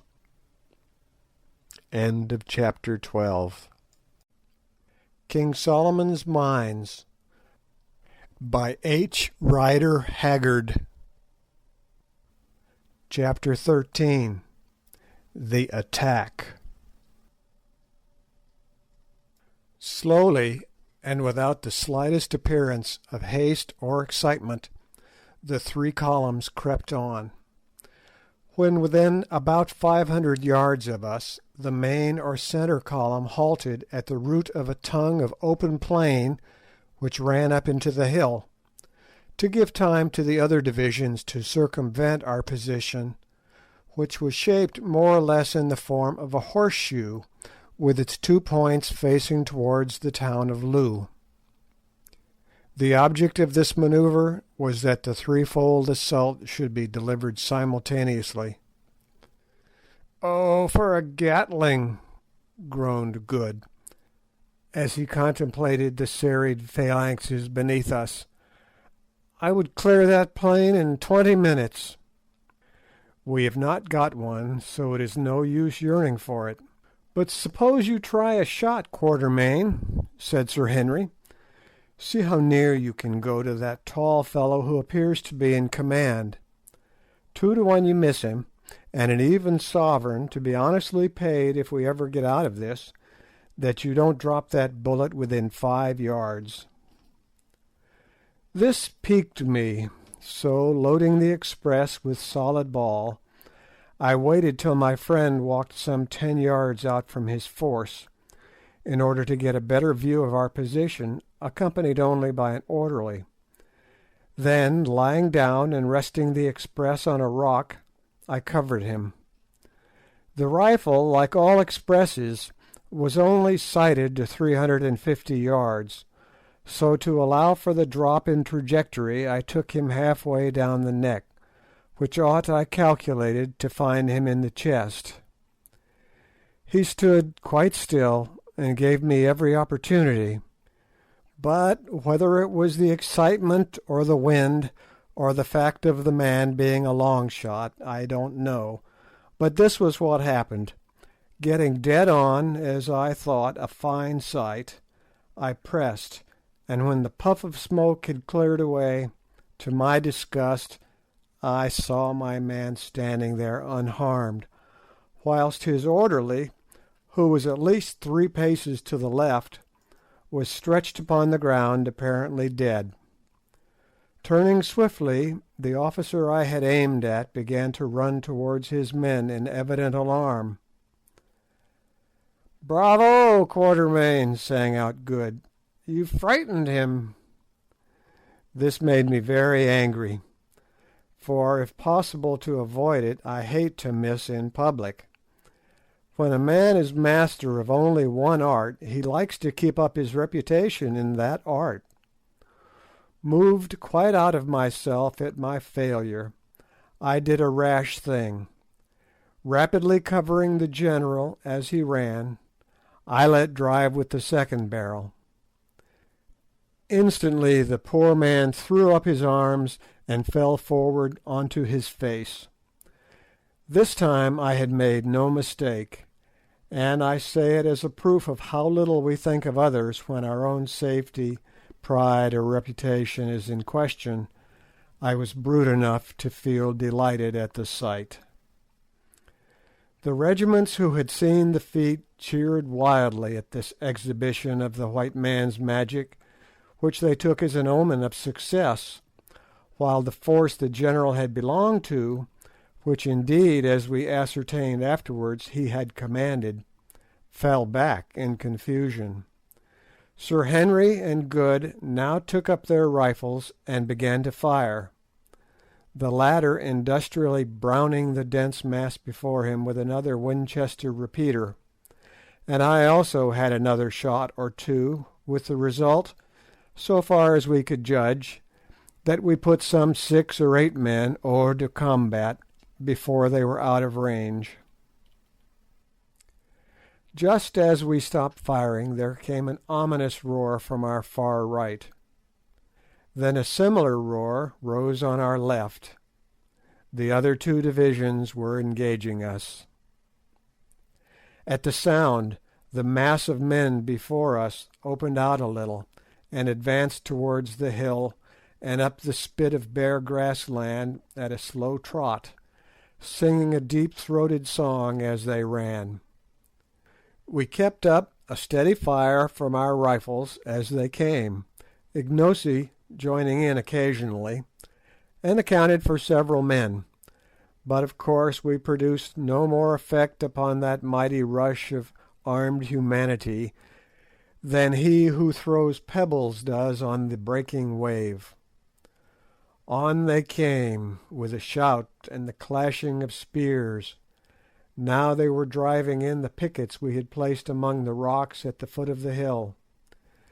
After that the advance was a little slower, for though as yet we had offered no serious opposition, the attacking forces must climb uphill, and they came slowly to save their breath.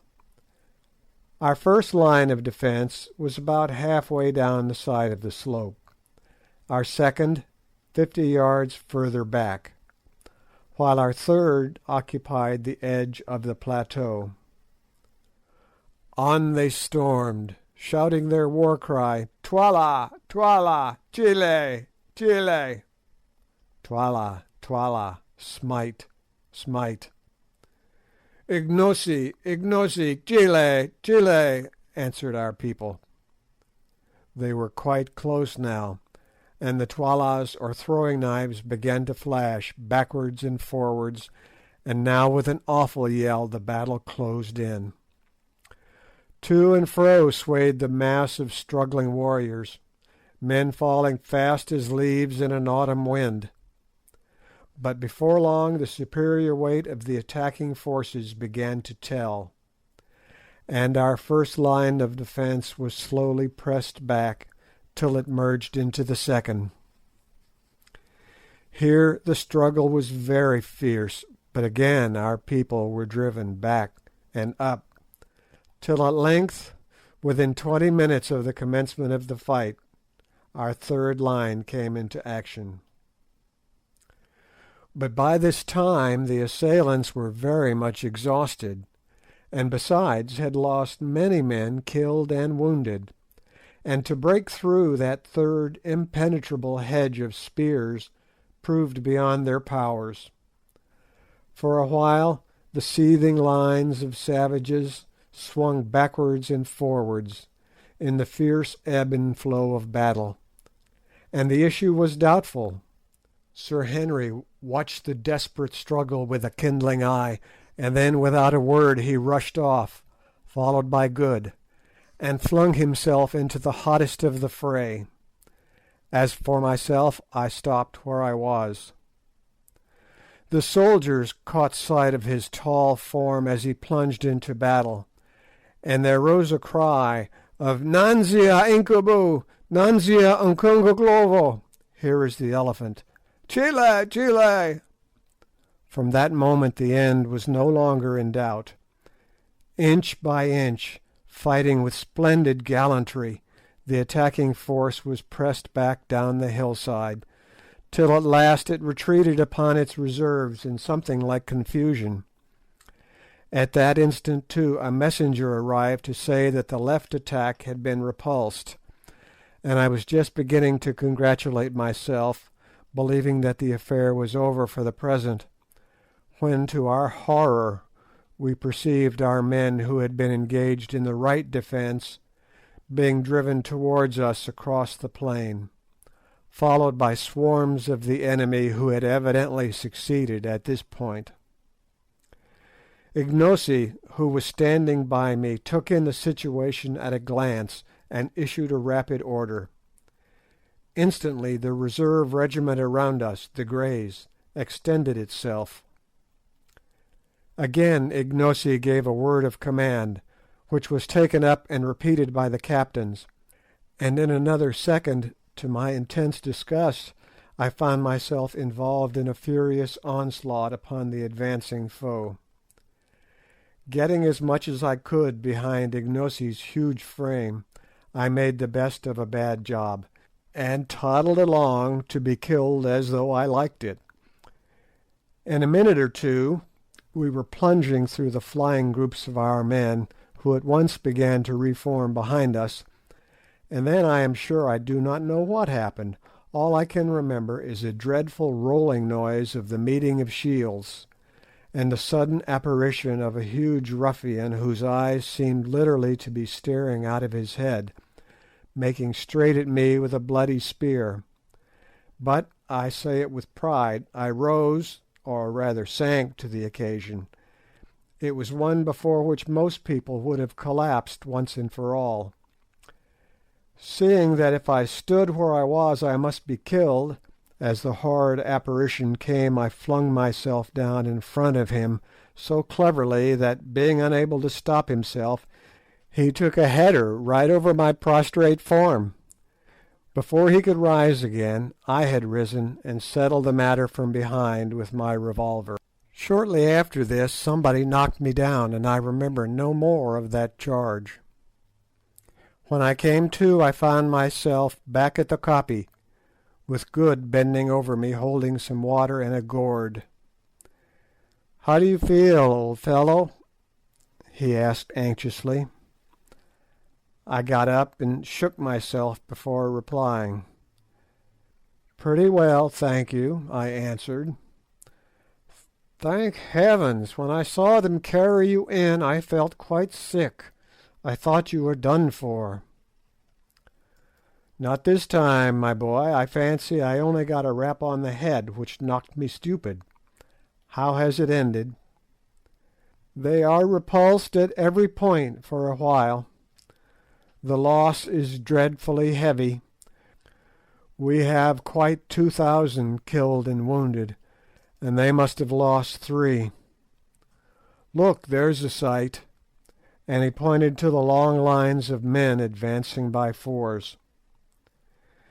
In the centre of every group of 4, and being borne by it, was a kind of hide tray, of which a Kukuana force always carries a quantity, with a loop for a handle at each end.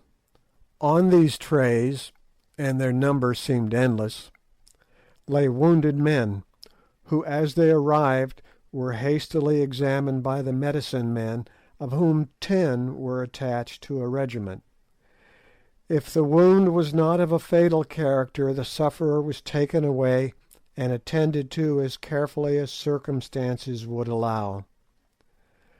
But if, on the other hand, the injured man's condition proved hopeless, what followed was very dreadful, though doubtless it may have been the truest mercy. One of the doctors, under pretence of carrying out an examination, swiftly opened an artery with a sharp knife, and in a minute or two the sufferer expired painlessly. There were many cases that day in which this was done. In fact, it was done in the majority of cases when the wound was in the body, for the gash made by the entry of the enormously broad spears used by the Kukuanas generally rendered recovery impossible.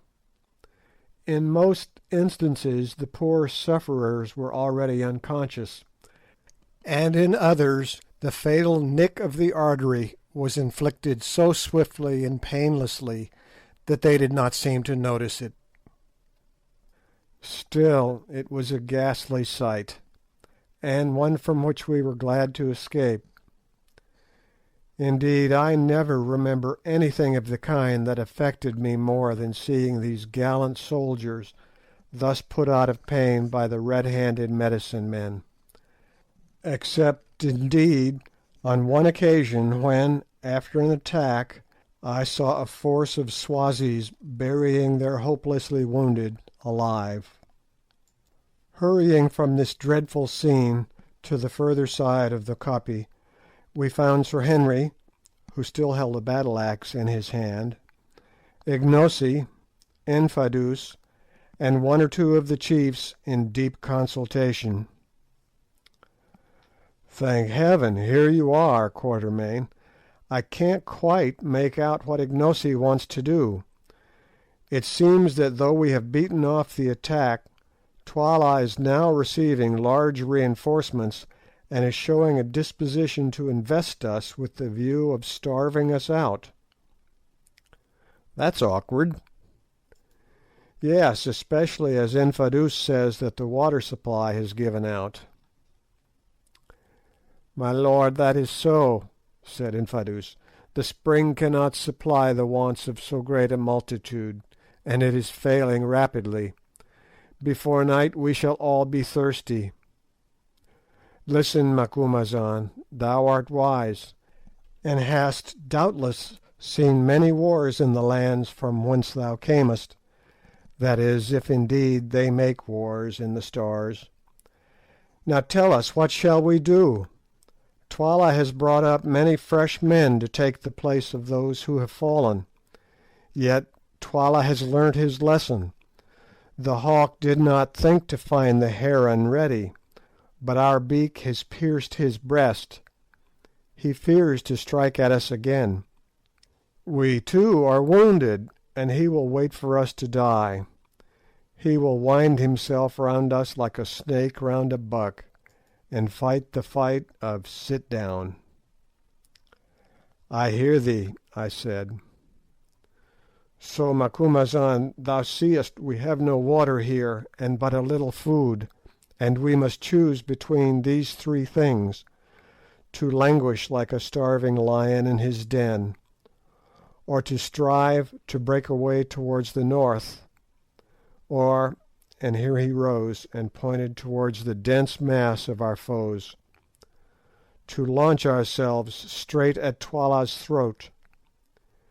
Incubu, the great warrior, for to-day he fought like a buffalo in a net, and Twala's soldiers went down before his axe like young corn before the hail, and with these eyes I saw it. Incubu says charge, but the elephant is ever prone to charge. Now what says Macumazahn, the wily old fox, who has seen much, and loves to bite his enemy from behind? The last word is in Ignosi, the king, for it is a king's right to speak of war. But let us hear thy voice, O Macumazahn, who watches by night, and the voice too of him of the transparent eye." "What sayest thou, Ignosi?" I asked. "Nay, my father," answered our quondam servant, who now, clad as he was in the full panoply of savage war, looked every inch a warrior king. "Do thou speak, and let me, who am but a child in wisdom besides thee, hearken to thy words." Thus adjured, after taking hasty counsel with Good and Sir Henry, I delivered my opinion briefly to the effect that, being trapped, our best chance, especially in view of the failure of our water supply, was to initiate an attack upon Twala's forces. Then I recommended that the attack should be delivered at once, before our wounds grew stiff, and also before the sight of Twala's overpowering force caused the hearts of our soldiers to wax small like fat before a fire. Otherwise, I pointed out, some of the captains might change their minds, and making peace with Twala, desert to him, or even betray us into his hands. This expression of opinion seemed, on the whole, to be favourably received. Indeed, among the Kukuanas my utterances met with a respect which has never been accorded to them before or since. But the real decision as to our plans lay with Ignosi, who, since he had been recognised as rightful king, could exercise the almost unbounded rights of sovereignty, including, of course, the final decision on matters of generalship, and it was to him that all eyes were now turned. At length, after a pause during which he appeared to be thinking deeply, he spoke.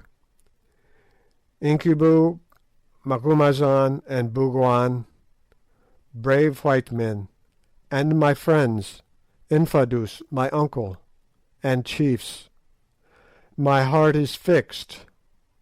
I will strike at Twala this day, and set my fortunes on the blow, I and my life and your lives also.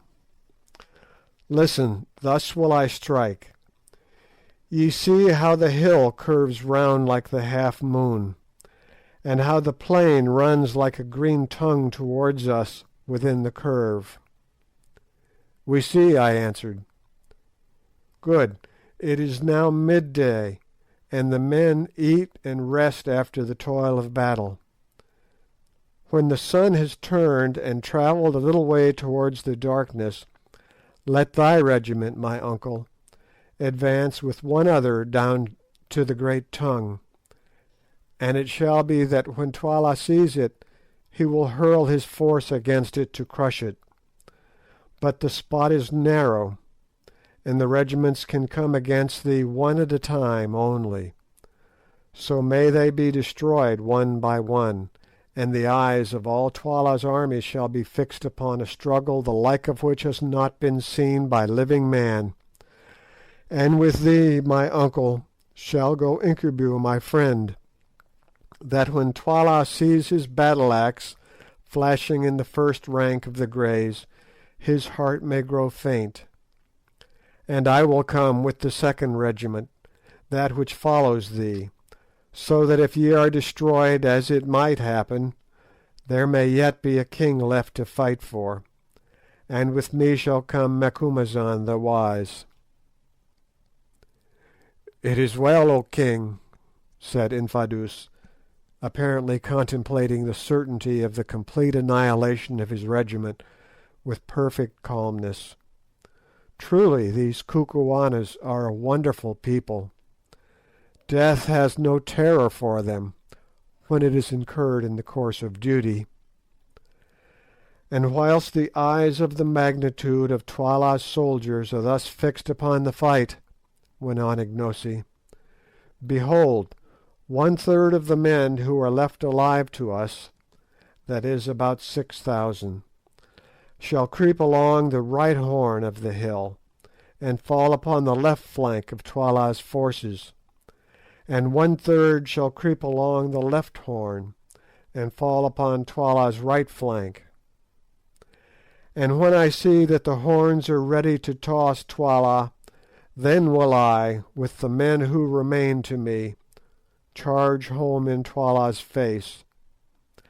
And if fortune goes with us, the day will be ours, and before night drives her black oxen from the mountains to the mountains, we shall sit in peace at Loo. And now let us eat and make ready, and Infadoos, do thou prepare, that the plan be carried out without fail. And stay, let my white father, Bougwan, go with the right horn, that his shining eye may give courage to the captains." The arrangements for attack thus briefly indicated were set in motion with a rapidity that spoke well for the perfection of the Kukuana military system. Within little more than an hour rations had been served out and devoured. The divisions were formed, the scheme of onslaught was explained to the leaders, and the whole force, numbering about 18,000 men, was ready to move, with the exception of a guard left in charge of the wounded. Presently Good came up to Sir Henry and myself. "Good-bye, you fellows," he said. "I am off with the right wing according to orders, and so I have come to shake hands in case we should not meet again, you know," he added significantly. We shook hands in silence, and not without the exhibition of as much emotion as Anglo-Saxons are wont to show. "It is a queer business," said Sir Henry, his deep voice shaking a little, "and I confess I never expect to see tomorrow's sun. So far as I can make out, the Greys, with whom I am to go, are to fight until they are wiped out, in order to enable the wings to slip around unawares and outflank Twala. Well, so be it. At any rate, it will be a man's death. Good-bye, old fellow. God bless you. I hope you will pull through and live to collar the diamonds. But if you do, take my advice and don't have anything more to do with pretenders." In another second Good had wrung us both by the hand and gone, and then Infadoos came up and led off Sir Henry to his place in the forefront of the Greys, whilst with many misgivings I departed with Ignosi to my station in the 2nd Attacking Regiment. End of chapter 13. King Solomon's Mines by H.Rider, Haggard. Chapter 14. The Last Stand of the Greys. In a few more minutes the regiments destined to carry out the flanking movements had tramped off in silence, keeping carefully to the lee of the rising ground in order to conceal their advance from the keen eyes of Twala's scouts. Half an hour or more was allowed to elapse between the setting out of the horns or wings of the army before any stir was made by the Greys and their supporting regiment, known as the Buffaloes, which formed its chest and were destined to bear the brunt of the battle. Both of these regiments were almost perfectly fresh and of full strength, the Greys having been in reserve in the morning, and having lost but a small number of men in sweeping back that part of the attack which had proved successful in breaking the line of defence on the occasion when I charged with them and was stunned for my pains.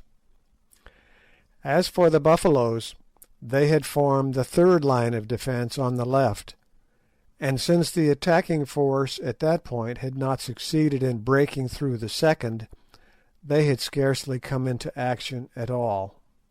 Infadoos, who was a wary old general, and knew the absolute importance of keeping up the spirits of his men on the eve of such a desperate encounter, employed the pause in addressing his own regiment, the Greys, in poetical language, explaining to them the honour that they were receiving in being put thus in the forefront of the battle, and in having the great white warrior from the Stars to fight with them in their ranks, and promising large rewards of cattle and promotion to all who survived in the event of Ignosi's arms being successful.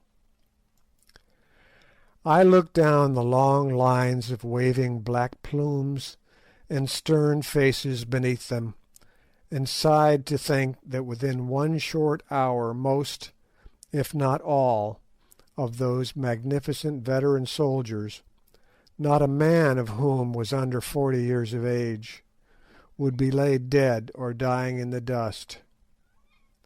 It could not be otherwise. They were being condemned with that wise recklessness of human life which marks the great general, and often saves his forces and attains his ends, to certain slaughter, in order to give their cause and the remainder of the army a chance of success. They were foredoomed to die, and they knew the truth. It was to be their task to engage regiment after regiment of Twala's army on the narrow strip of green beneath us, till they were exterminated, or till the wings found a favourable opportunity for their onslaught. And yet they never hesitated, nor could I detect a sign of fear upon the face of a single warrior. There they were, going to certain death, about to quit the blessed light of day for ever, and yet able to contemplate their doom without a tremor. Even at that moment I could not help contrasting their state of mind with my own, which was far from comfortable, and breathing a sigh of envy and admiration.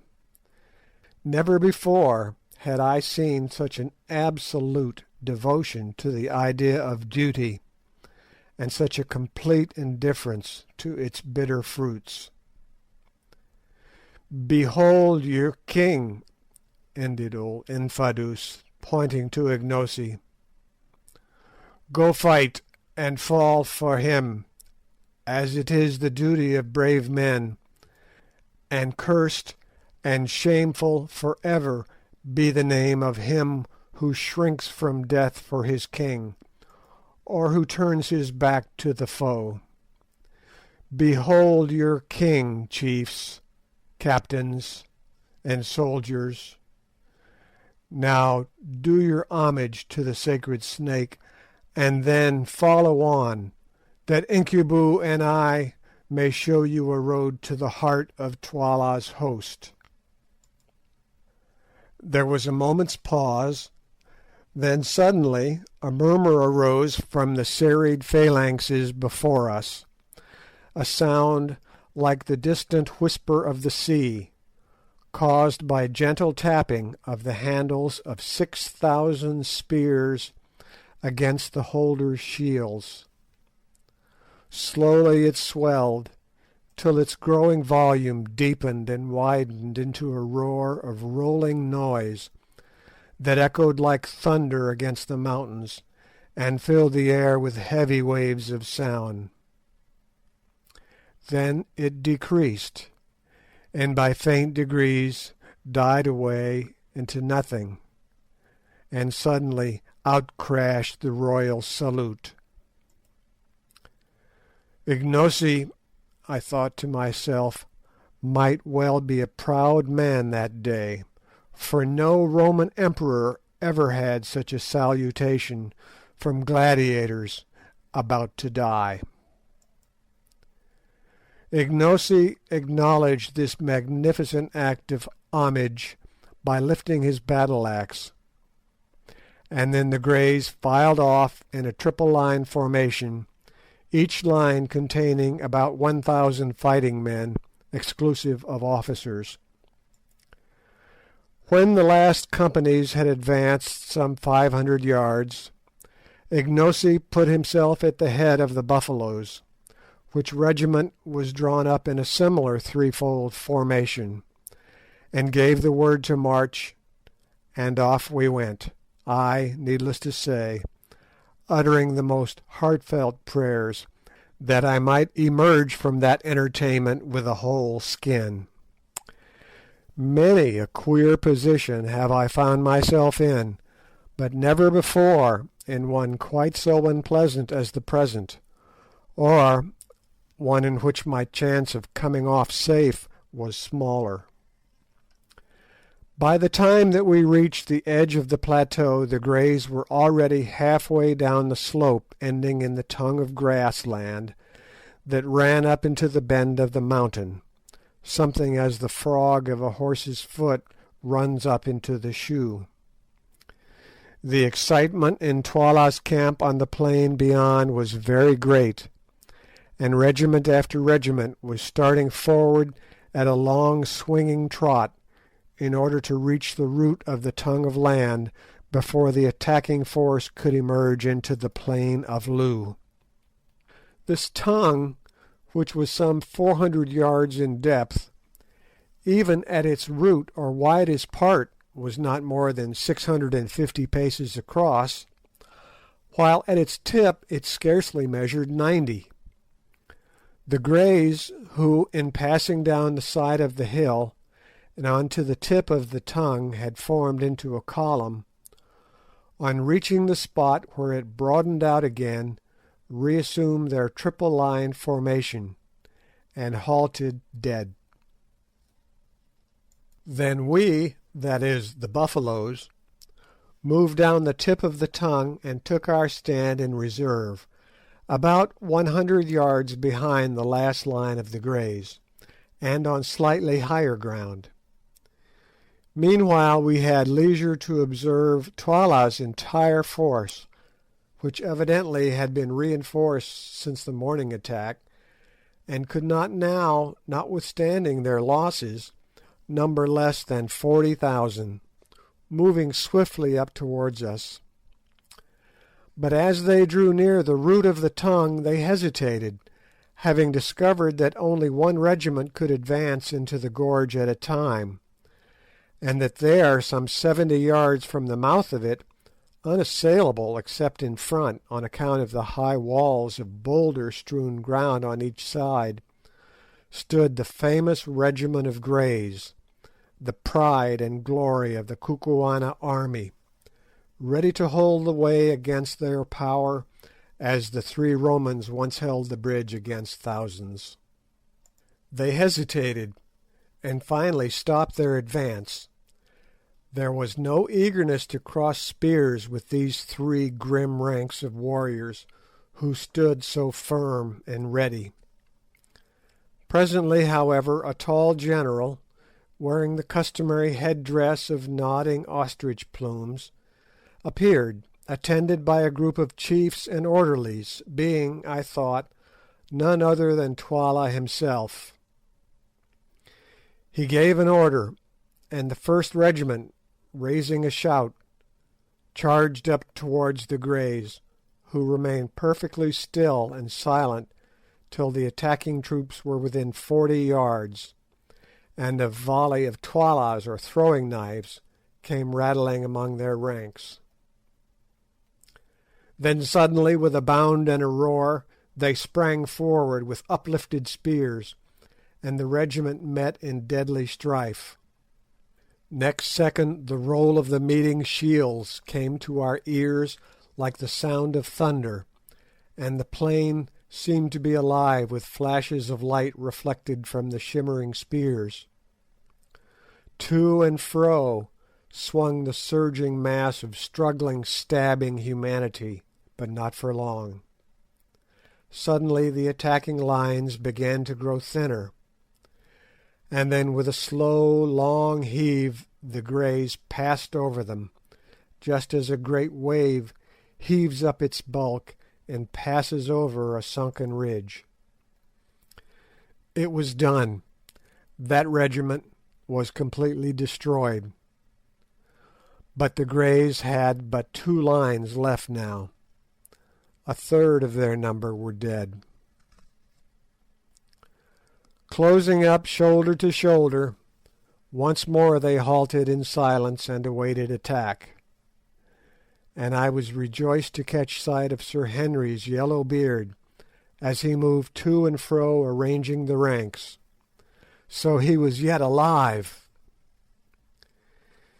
Meanwhile, we moved on to the ground of the encounter, which was cumbered by about 4,000 prostrate human beings, dead, dying, and wounded, and literally stained red with blood.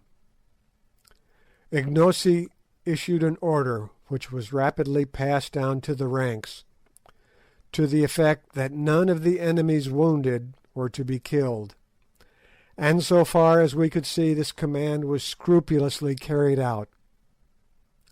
It would have been a shocking sight if we had found time to think of such things.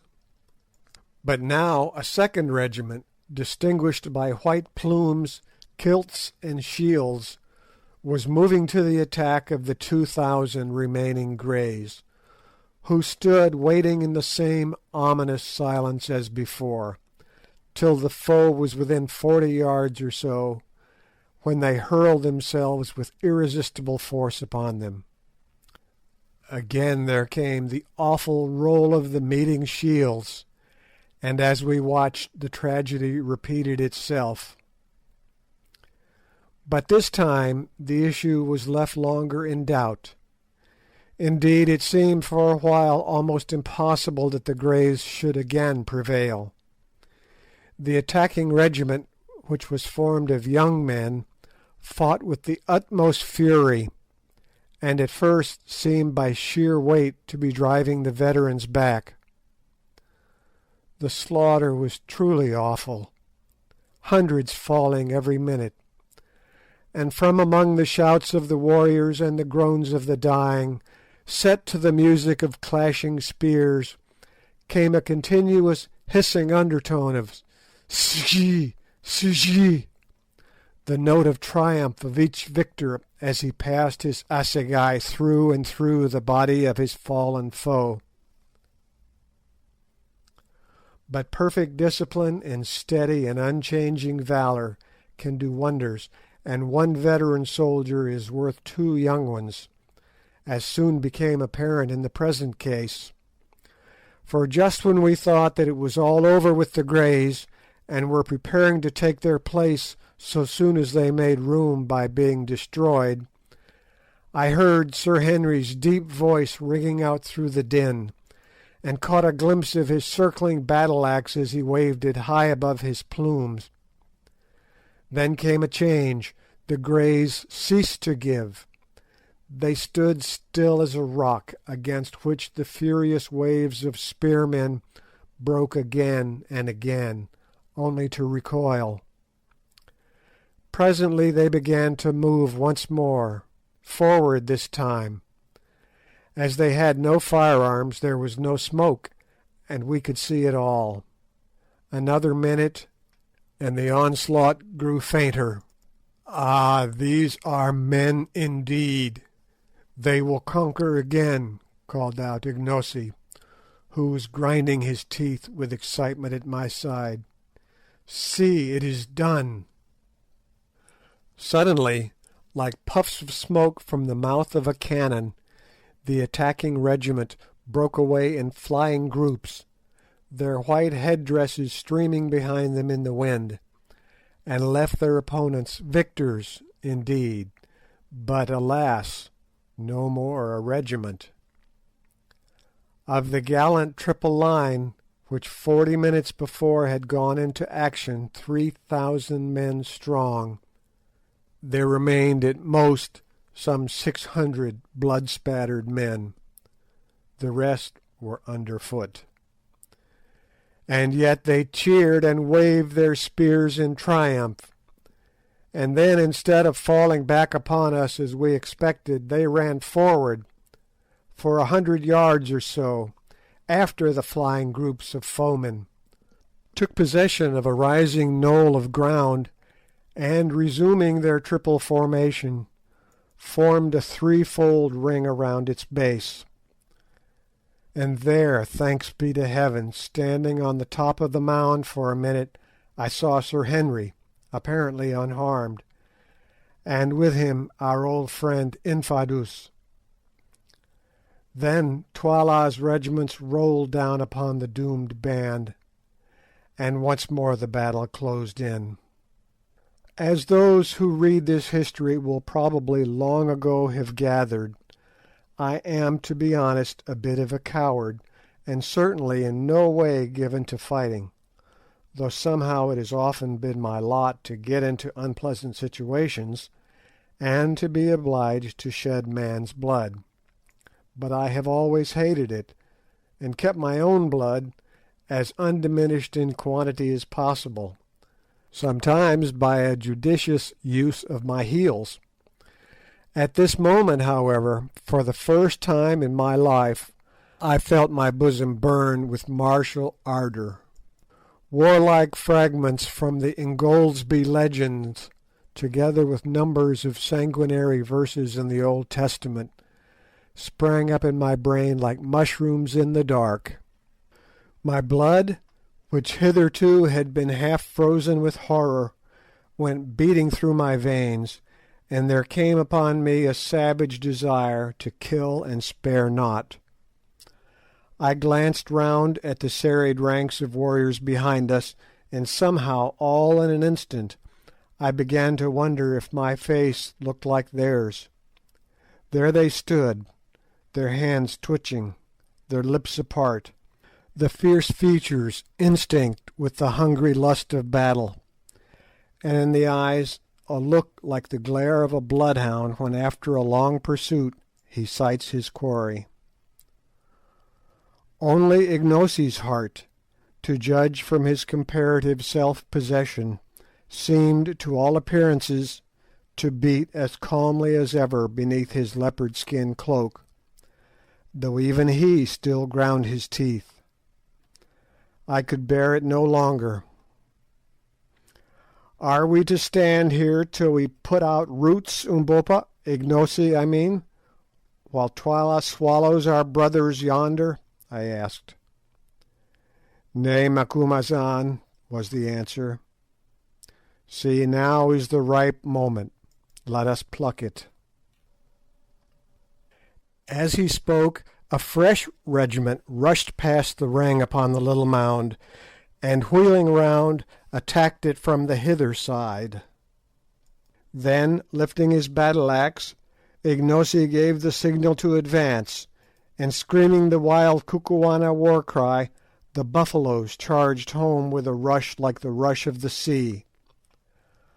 What followed immediately on this it is out of my power to tell.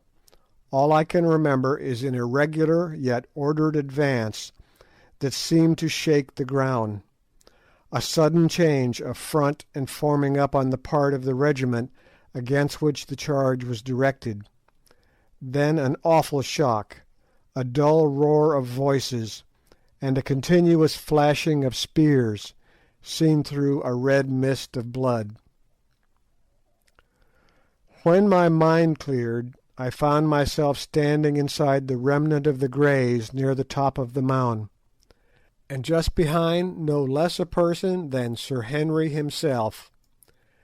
How I got there I had at the moment no idea, but Sir Henry afterwards told me that I was borne up by the first furious charge of the Buffaloes almost to his feet, and then left, as they in turn were pressed back. Thereon he dashed out of the circle and dragged me into shelter. As for the fight that followed, who can describe it? Again and again the multitudes surged against our momentarily lessening circle, and again we beat them back.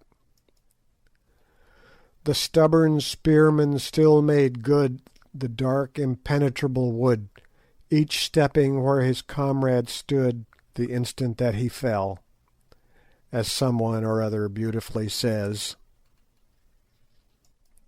It was a splendid thing to see those brave battalions come on time after time over the barriers of their dead, sometimes lifting corpses before them to receive our spear thrusts, only to leave their own corpses to swell the rising piles. It was a gallant sight to see that old warrior Infadoos, as cool as though he were on parade, shouting out orders, taunts, and even jests, to keep up the spirit of his few remaining men, and then, as each charge rolled on, stepping forward to wherever the fighting was thickest, to bear his share in its repulse. And yet more gallant was the vision of Sir Henry, whose ostrich plumes had been shorn off by a spear thrust, so that his long yellow hair streamed out in the breeze behind him. There he stood, the great Dane, for he was nothing else, his hands, his axe, and his armour all red with blood, and none could live before his stroke. Time after time I saw it sweeping down, as some great warrior ventured to give him battle, and as he struck it he shouted, "Ahoy! Ahoy!" like his berserkir forefathers, and the blow went crashing through shield and spear, through head dress, hair, and skull, till at last none would of their own will come near the great white Umtagati, the wizard who killed and failed not. But suddenly there rose a cry of "Twala! Itwala!" and out of the press sprang forward none other than the gigantic one-eyed king himself, also armed with battle axe and shield, and clad in chain armour. "Where art thou, Incubu, thou white man, who slewest Scragga my son? See if thou canst slay me," he shouted, and at the same time hurled a tolla straight at Sir Henry, who fortunately saw it coming, and caught it on his shield, which it transfixed, remaining wedged in the iron plate behind the hide. Then with a cry Twala sprang forward straight at him, and with his battle axe struck him such a blow upon the shield that the mere force and shock of it brought Sir Henry, strong man as he is, down upon his knees. But at this time the matter went no further, for that instant there rose from the regiments pressing round us something like a shout of dismay, and on looking up I saw the cause. To the right and to the left the plain was alive with the plumes of charging warriors. The outflanking squadrons had come to our relief. The time could not have been better chosen. All Twala's army, as Ignosi predicted would be the case, had fixed their attention on the bloody struggle which was raging round the remnant of the Greys and that of the Buffaloes, who were now carrying on a battle of their own at a little distance, which two regiments had formed the chest of our army. It was not until our horns were about to close upon them that they had dreamed of their approach, for they believed these forces to be hidden in reserve upon the crest of the moon-shaped hill. And now, before they could even assume a proper formation for defence, the outflanking impis had leapt like greyhounds on their flanks. In 5 minutes the fate of the battle was decided. Taken on both flanks, and dismayed at the awful slaughter inflicted upon them by the Greys and Buffaloes, Twala's regiments broke into flight, and soon the whole plain between us and Loo was scattered with groups of running soldiers making good their retreat.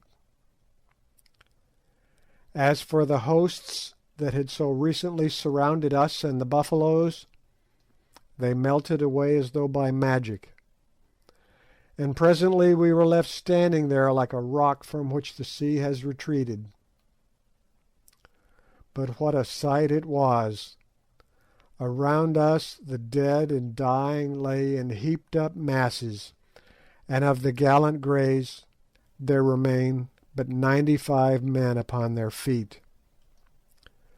More than 3,400 had fallen in this one regiment, most of them never to rise again. "Men," said Infadoos calmly, as between the intervals of binding a wound on his arm he surveyed what remained to him of his corps, "ye have kept up the reputation of your regiment, and this day's fighting will be well spoken of by your children's children." Then he turned round and shook Sir Henry Curtis by the hand. "Thou art a great captain, Incubu," he said simply.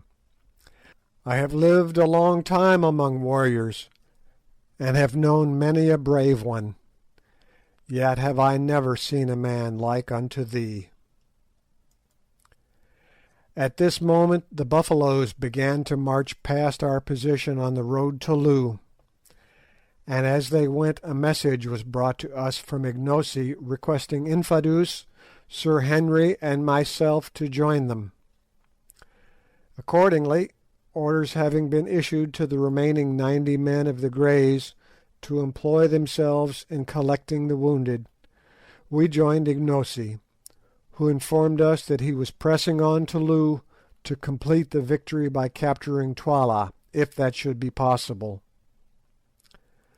Before we had gone far, suddenly we discovered the figure of Good sitting on an ant heap about 100 paces from us. Close beside him was the body of a Kukuana.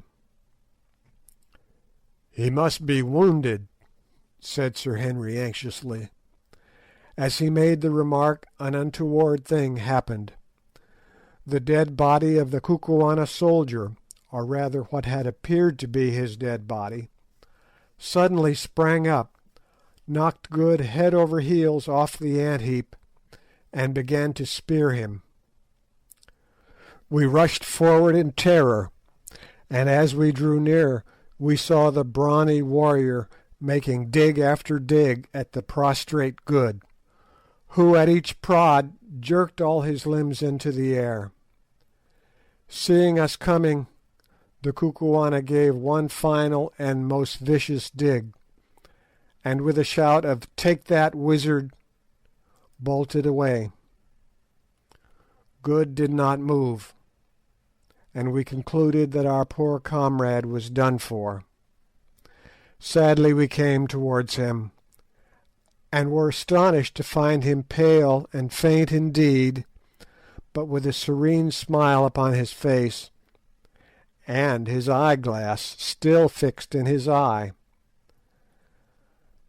"Capital armour this," he murmured, on catching sight of our faces bending over him.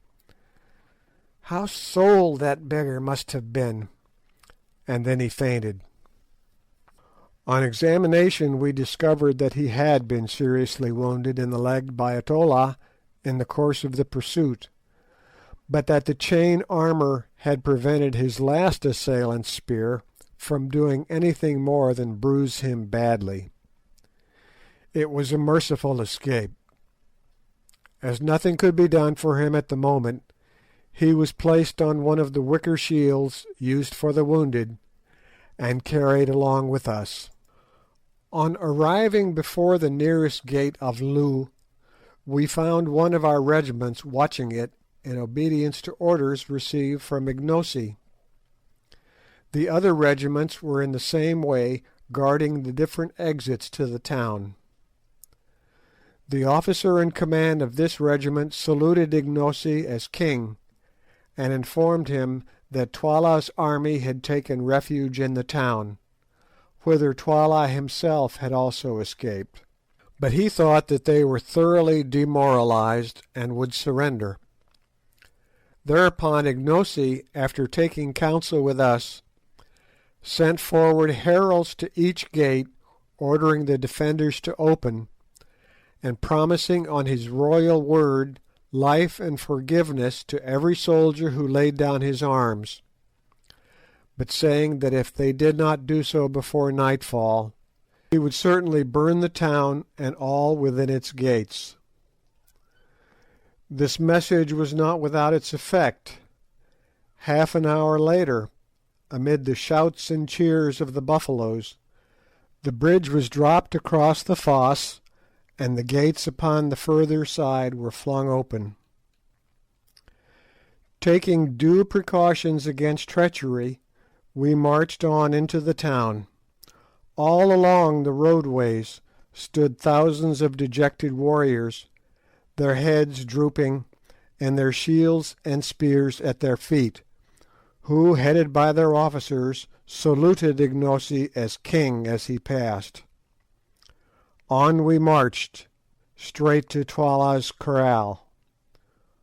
When we reached the great space where a day or two previously we had seen the review and the witch hut, we found it deserted. No, not quite deserted, for there on the further side, in front of his hut, sat Twala himself, with but one attendant, Gagool.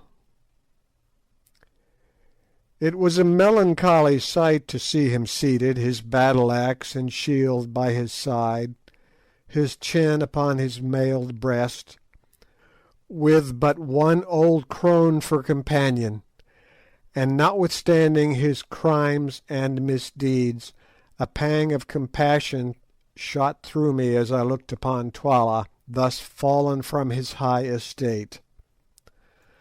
Not a soldier of all his armies, not a courtier out of the hundreds who had cringed round him, not even a solitary wife, remained to share his fate or have the bitterness of his fall.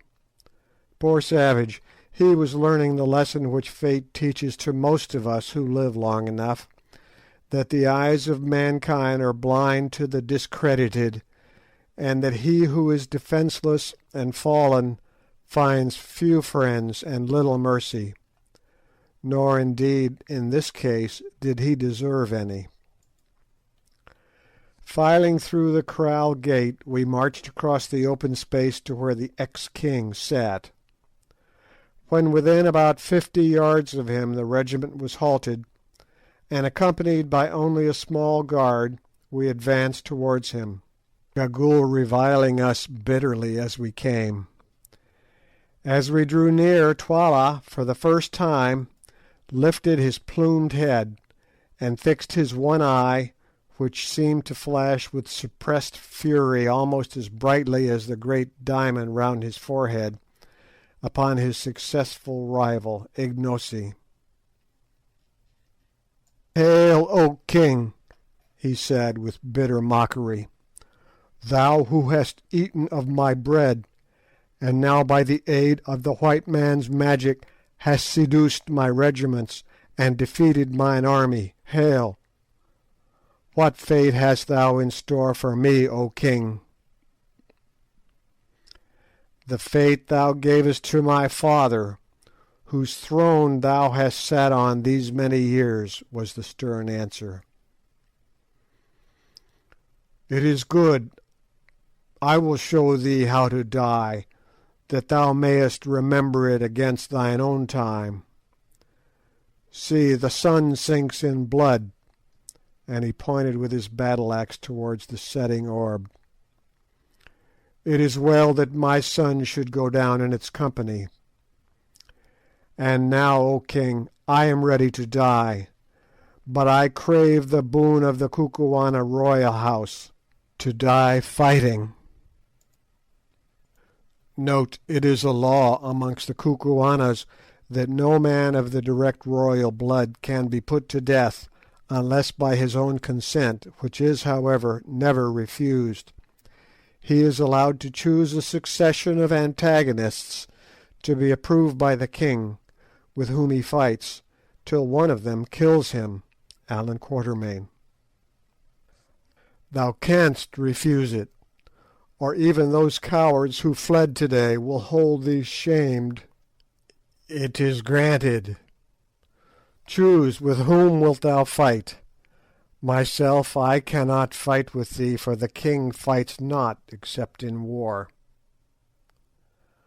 Twala's sombre eye ran up and down our ranks, and I felt, as for a moment it rested on myself, that the position had developed a new horror. What if he chose to begin by fighting me? What chance should I have against a desperate savage 6 feet 5 high and broad in proportion?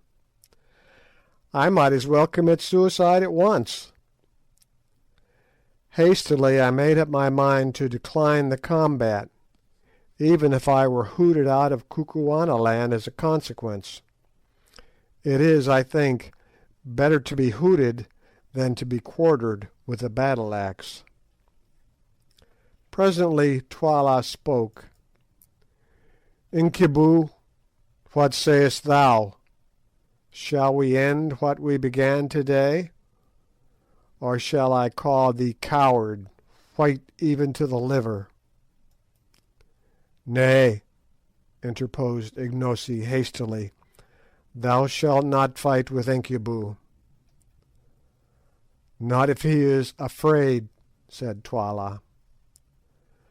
Unfortunately, Sir Henry understood this remark, and the blood flamed up in his cheeks.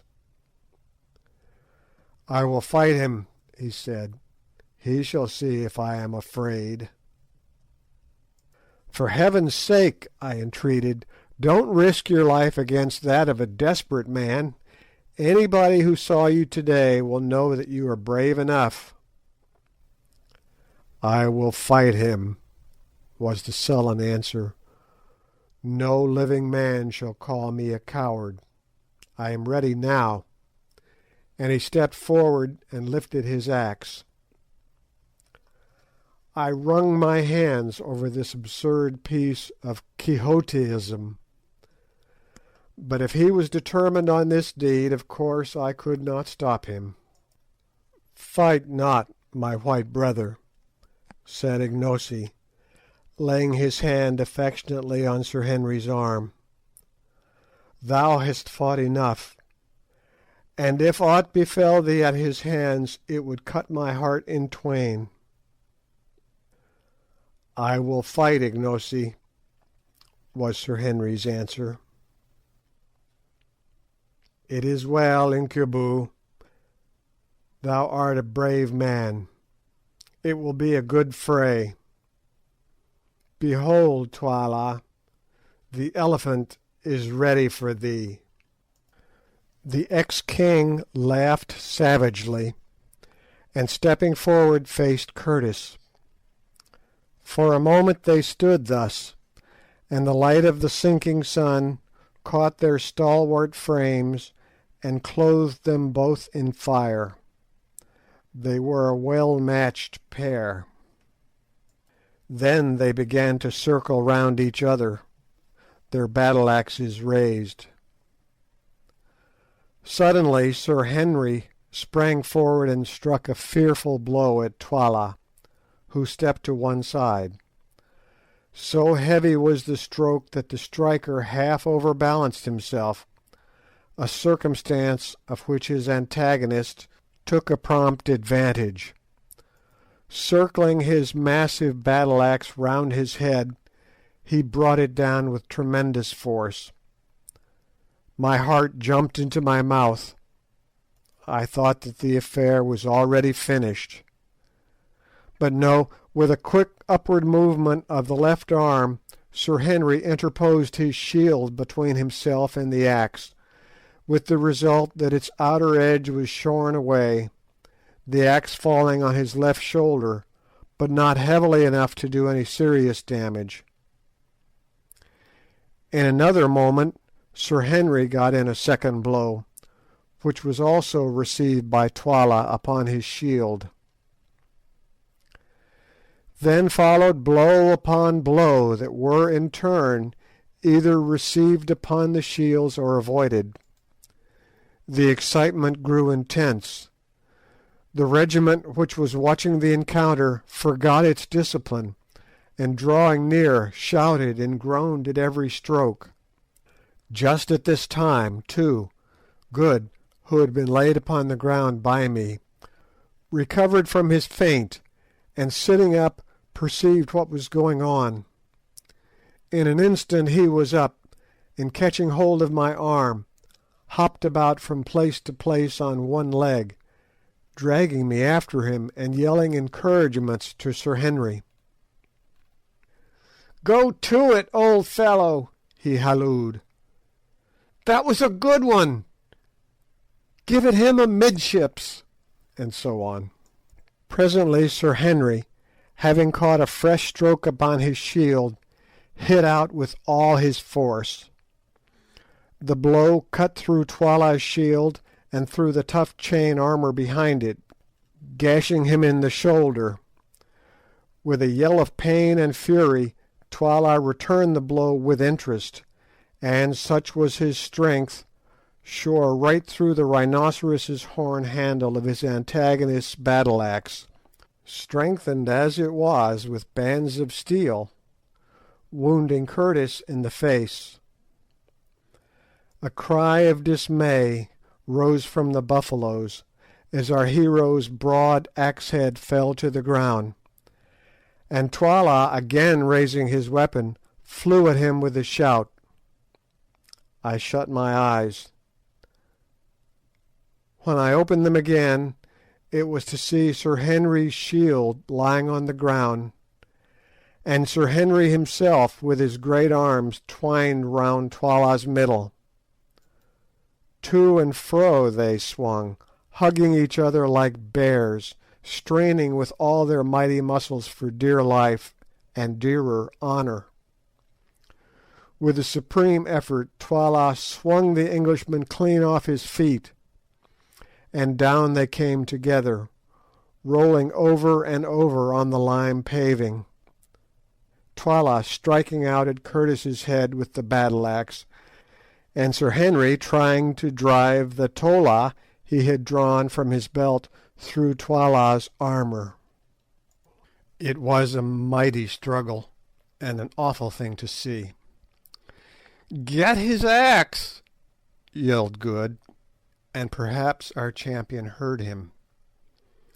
At any rate, dropping the tolla, he snatched at the axe, which was fastened to Twala's wrist by a strip of buffalo hide, and still rolling over and over they fought for it like wildcats, drawing their breath in heavy gasps.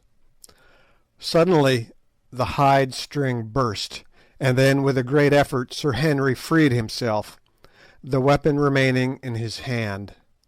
Another second and he was upon his feet, the red blood streaming from the wound in his face, and so was Twala. Drawing the heavy tolla from his belt, he reeled straight at Curtis and struck him in the breast. The stab came home true and strong, but whoever it was who made that chain armour, he understood his art, for it withstood the steel. Again Twala struck out with a savage yell, and once more the sharp knife rebounded, and Sir Henry went staggering back. Once more Twala came on, and as he came our great Englishman gathered himself together, and swinging the big axe round his head with both hands, hit at him with all his force.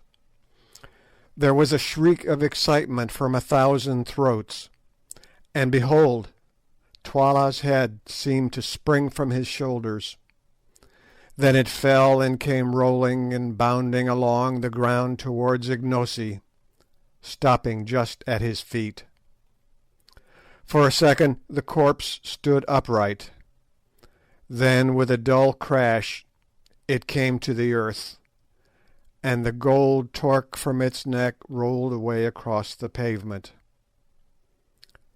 As it did so, Sir Henry, overpowered by faintness and loss of blood, fell heavily across the body of the dead king. In a second he was lifted up, and eager hands were pouring water on his face. Another minute, and the grey eyes opened wide. He was not dead. Then I, just as the sun sank, stepping to where Twala's head lay in the dust, unloosed the diamond from the dead brows, and handed it to Ignosi. "Take it," I said, "lawful king of the Kukuanas, king by birth and victory." Ignosi bound the diadem upon his brows. Then advancing, he placed his foot upon the broad chest of his headless foe, and broke out into a chant, or rather a paean of triumph, so beautiful and yet so utterly savage, that I despair of being able to give an adequate version of his words. Once I heard a scholar with a fine voice read aloud from the Greek poet Homer, and I remember that the sound of the rolling lines seemed to make my blood stand still. Ignosi's chant, uttered as it was in a language as beautiful and sonorous as the old Greek, produced exactly the same effect on me, although I was exhausted with toil and many emotions. "Now," he began, "now our rebellion is swallowed up in victory, and our evil doing is justified by strength. In the morning the oppressors arose and stretched themselves. They bound on their harnesses and made them ready to war. They rose up and tossed their spears. The soldiers called to the captains, 'Come, lead us,' and the captains cried to the king, 'Direct thou the battle.' They laughed in their pride, 20,000 men, and yet a 20,000. Their plumes covered the valleys as the plumes of a bird cover her nest. They shook their shields and shouted, yea, they shook their shields in the sunlight. They lusted for battle and were glad. They came up against me. Their strong ones ran swiftly to slay me. They cried, 'Ha, ha! He is as one already dead.' Then I breathed on them, and my breath was as the breath of a wind, and lo, they were not. My lightnings pierced them. I licked up their strength with the lightning of my spears. I shook them to the ground with the thunder of my shoutings. They broke, they scattered, they were gone as the mists of the morning. They are food for the kites and the foxes, and the place of battle is fat with their blood. Where are the mighty ones who rose up in the morning? Where are the proud ones who tossed their spears and cried, 'He is as a man already dead'? They bow their heads, but not in sleep. They are stretched out, but not in sleep. They are forgotten. They have gone into the blackness, they dwell in the dead moons. Yea, others shall lead away their wives, and their children shall remember them no more. And I, the king, like an eagle, I have found my eyrie. Behold, far have I flown in the night season, yet have I returned to my young at the daybreak. Shelter ye under the shadow of my wings, O people, and I will comfort you, and ye shall not be dismayed. Now is the good time, the time of spoil. Mine are the cattle on the mountains, mine are the virgins in the corrals. The winter is overpast with storms, the summer is ready to come with flowers. Now evil shall cover up her face, now mercy and gladness shall dwell in the land. Rejoice, rejoice, my people. Let all the stars rejoice in that this tyranny is trodden down, in that I am the king." Ignosi ceased his song, and out of the gathering gloom came back the deep reply, "Thou art the king." Thus was my prophecy to the herald fulfilled, and within the 48 hours Twala's headless corpse was stiffening at Twala's gate. End of chapter 14. King Solomon's Mines by H.Rider Haggard. Chapter 15.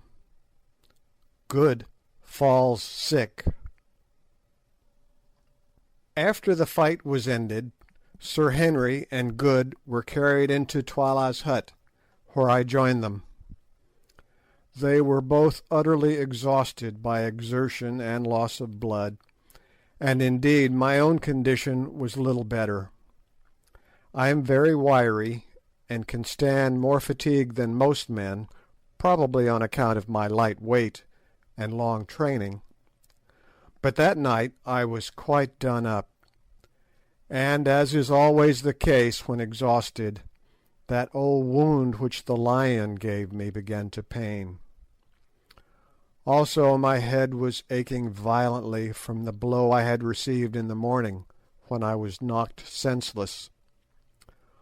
Altogether a more miserable trio than we were that evening it would have been difficult to discover, and our only comfort lay in the reflection that we were exceedingly fortunate to be there to feel miserable, instead of being stretched dead upon the plain, as so many thousands of brave men were that night, who had risen well and strong in the morning. Somehow, with the assistance of the beautiful Foulata, who, since we had been the means of saving her life, had constituted herself our handmaiden, and especially Goods, we managed to get off the chain shirts, which had certainly saved the lives of two of us that day. As I expected, we found that the flesh underneath was terribly contused, for though the steel links had kept the weapons from entering, they had not prevented them from bruising. Both Sir Henry and Good were a mass of contusions, and I was by no means free. As a remedy, Foulata brought us some pounded green leaves with an aromatic odour, which, when applied as a plaster, gave us considerable relief. But though the bruises were painful, they did not give us such anxiety as Sir Henry's and Good's wounds. Good had a hole right through the fleshy part of his beautiful white leg, from which he had lost a great deal of blood, and Sir Henry, with other hurts, had a deep cut over the jaw, inflicted by Twala's battle axe. Luckily Good is a very decent surgeon, and so soon as his small box of medicines was forthcoming, having thoroughly cleansed the wounds, he managed to stitch up first Sir Henry's and then his own pretty satisfactorily, considering the imperfect light given by the primitive Kukuana lamp in the hut.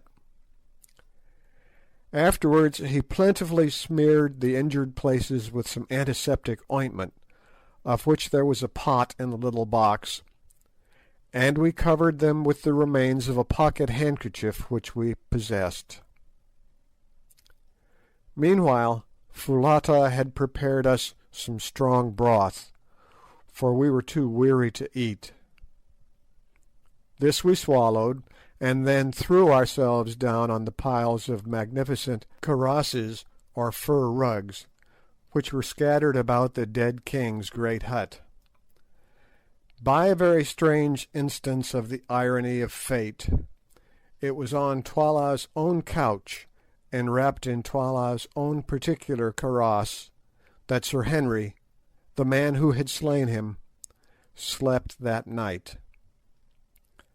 I say slept, but after that day's work, sleep was indeed difficult. To begin with, in truth, the air was full of farewells to the dying and mournings for the dead. From every direction came the sound of the wailing of women whose husbands, sons, and brothers had perished in the battle. No wonder that they wailed, for over 12,000 men, or nearly a fifth of the Kukuana army, had been destroyed in that awful struggle. It was heart-rending to lie and listen to their cries for those who never would return, and it made me understand the full horror of the work done that day to further man's ambition. Towards midnight, however, the ceaseless crying of the women grew less frequent. till at length the silence was only broken at intervals of a few minutes by a long piercing howl that came from a hut in our immediate rear, which, as I afterwards discovered, proceeded from Gagool, keening over the dead King Twala. After that I got a little fitful sleep, only to wake from time to time with a start, thinking that I was once more an actor in the terrible events of the last 24 hours. Now I seemed to see that warrior whom my hand had sent to his last account charging at me on the mountain top. Now I was once more in that glorious ring of greys, which made its immortal stand against all Twala's regiments upon the little mound. And now again I saw Twala's plumed and gory head roll past my feet, with gnashing teeth and glaring eyes. At last, somehow or other, the night passed away. But when dawn broke I found that my companions had slept no better than myself. Good indeed was in a high fever, and very soon afterwards began to grow light-headed, and also, to my alarm, to spit blood, the result, no doubt, of some internal injury inflicted during the desperate efforts made by the Kukuana warrior on the previous day to force his big spear through the chain armour. Sir Henry, however, seemed pretty fresh, notwithstanding his wound on the face, which made eating difficult and laughter an impossibility, though he was so sore and stiff that he could scarcely stir. About 8 o'clock we had a visit from Infadoos, who appeared but little the worse, tough old warrior that he was, for his exertions in the battle, although he informed us that he had been up all night. He was delighted to see us, but much grieved at Good's condition, and shook our hands cordially. I noticed, however, that he addressed Sir Henry with a kind of reverence, as though he were something more than man, and indeed, as we afterwards found out, the great Englishman was looked on throughout Kukuanaland as a supernatural being.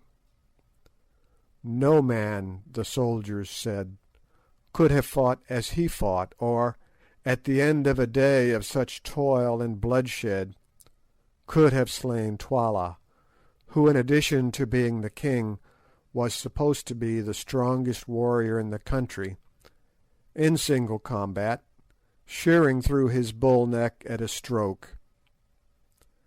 Indeed, that stroke became proverbial in Kukuanaland, and any extraordinary blow or feat of strength was henceforth known as Incubu's blow. Infadoos told us also that all Twala's regiments had submitted to Ignosi, and that like submissions were beginning to arrive from chiefs in the outlying country. Twala's death at the hands of Sir Henry had put an end to all further chances of disturbances, for Scragga had been his only legitimate son, so there was no rival claimant to the throne left alive. I remarked that Ignosi had swum to power through blood. The old chief shrugged his shoulders. Yes, he answered, but the Kukuana people can only be kept cool by letting their blood flow sometimes. Many are killed indeed, but the women are left, and others must soon grow up to take the places of the fallen. After this the land would be quiet for a while. Afterwards, in the course of the morning, we had a short visit from Ignosi, on whose brows the royal diadem was now bound. As I contemplated him advancing with kingly dignity, an obsequious guard following his steps, I could not help recalling to my mind the tall Zulu who had presented himself to us at Durban some months back, asking to be taken into our service, and reflecting on the strange revolutions of the wheel of fortune. "Hail, O king!" I said, rising. "Yes, Macumazahn, king at last, by the might of your 3 right hands," was the ready answer. All was, he said, going well, and he hoped to arrange a great feast in 2 weeks' time, in order to show himself to the people. I asked him what he had settled to do with Gagool. "She is the evil genius of the land," he answered, "and I shall kill her, and all the witch doctors with her. She has lived so long that none can remember when she was not very old, and she it is who has always trained the witch hunters, and made the land wicked in the sight of the heavens above." "Yet she knows much," I replied. "It is easier to destroy knowledge, Ignosi, than to gather it." "That is so," he said thoughtfully. "She, and only she, knows the secret of the 3 witches yonder, whither the great road runs, where the kings are buried and the silent ones sit. Yes, and the diamonds are. Forget not thy promise, Ignosi, thou must lead us to the mines, even if thou hast to spare Gagool alive to show the way." "I will not forget, Macumazahn, and I will think on what thou sayest." After Ignosi's visit I went to see Good, and found him quite delirious. The fever set up by his wound seemed to have taken a firm hold of his system, and to be complicated with an internal injury. For 4 or 5 days his condition was most critical. Indeed, I believe it firmly that had it not been for Foulata's indefatigable nursing, he must have died. Women are women all the world over, whatever their colour. Yet somehow it seemed curious to watch this dusky beauty bending night and day over the fevered man's couch, and performing all the merciful errands of a sick room swiftly, gently, and with as fine an instinct as that of a trained hospital nurse. For the first night or 2 I tried to help her, and so did Sir Henry as soon as his stiffness allowed him to move. But Foulata bore our interference with impatience, and finally insisted upon our leaving him to her, saying that our movements made him restless, which I think was true. Day and night she watched him and tended him, giving him his only medicine, a native cooling drink made of milk, in which was infused juice from the bulb of a species of tulip, and keeping the flies from settling on him.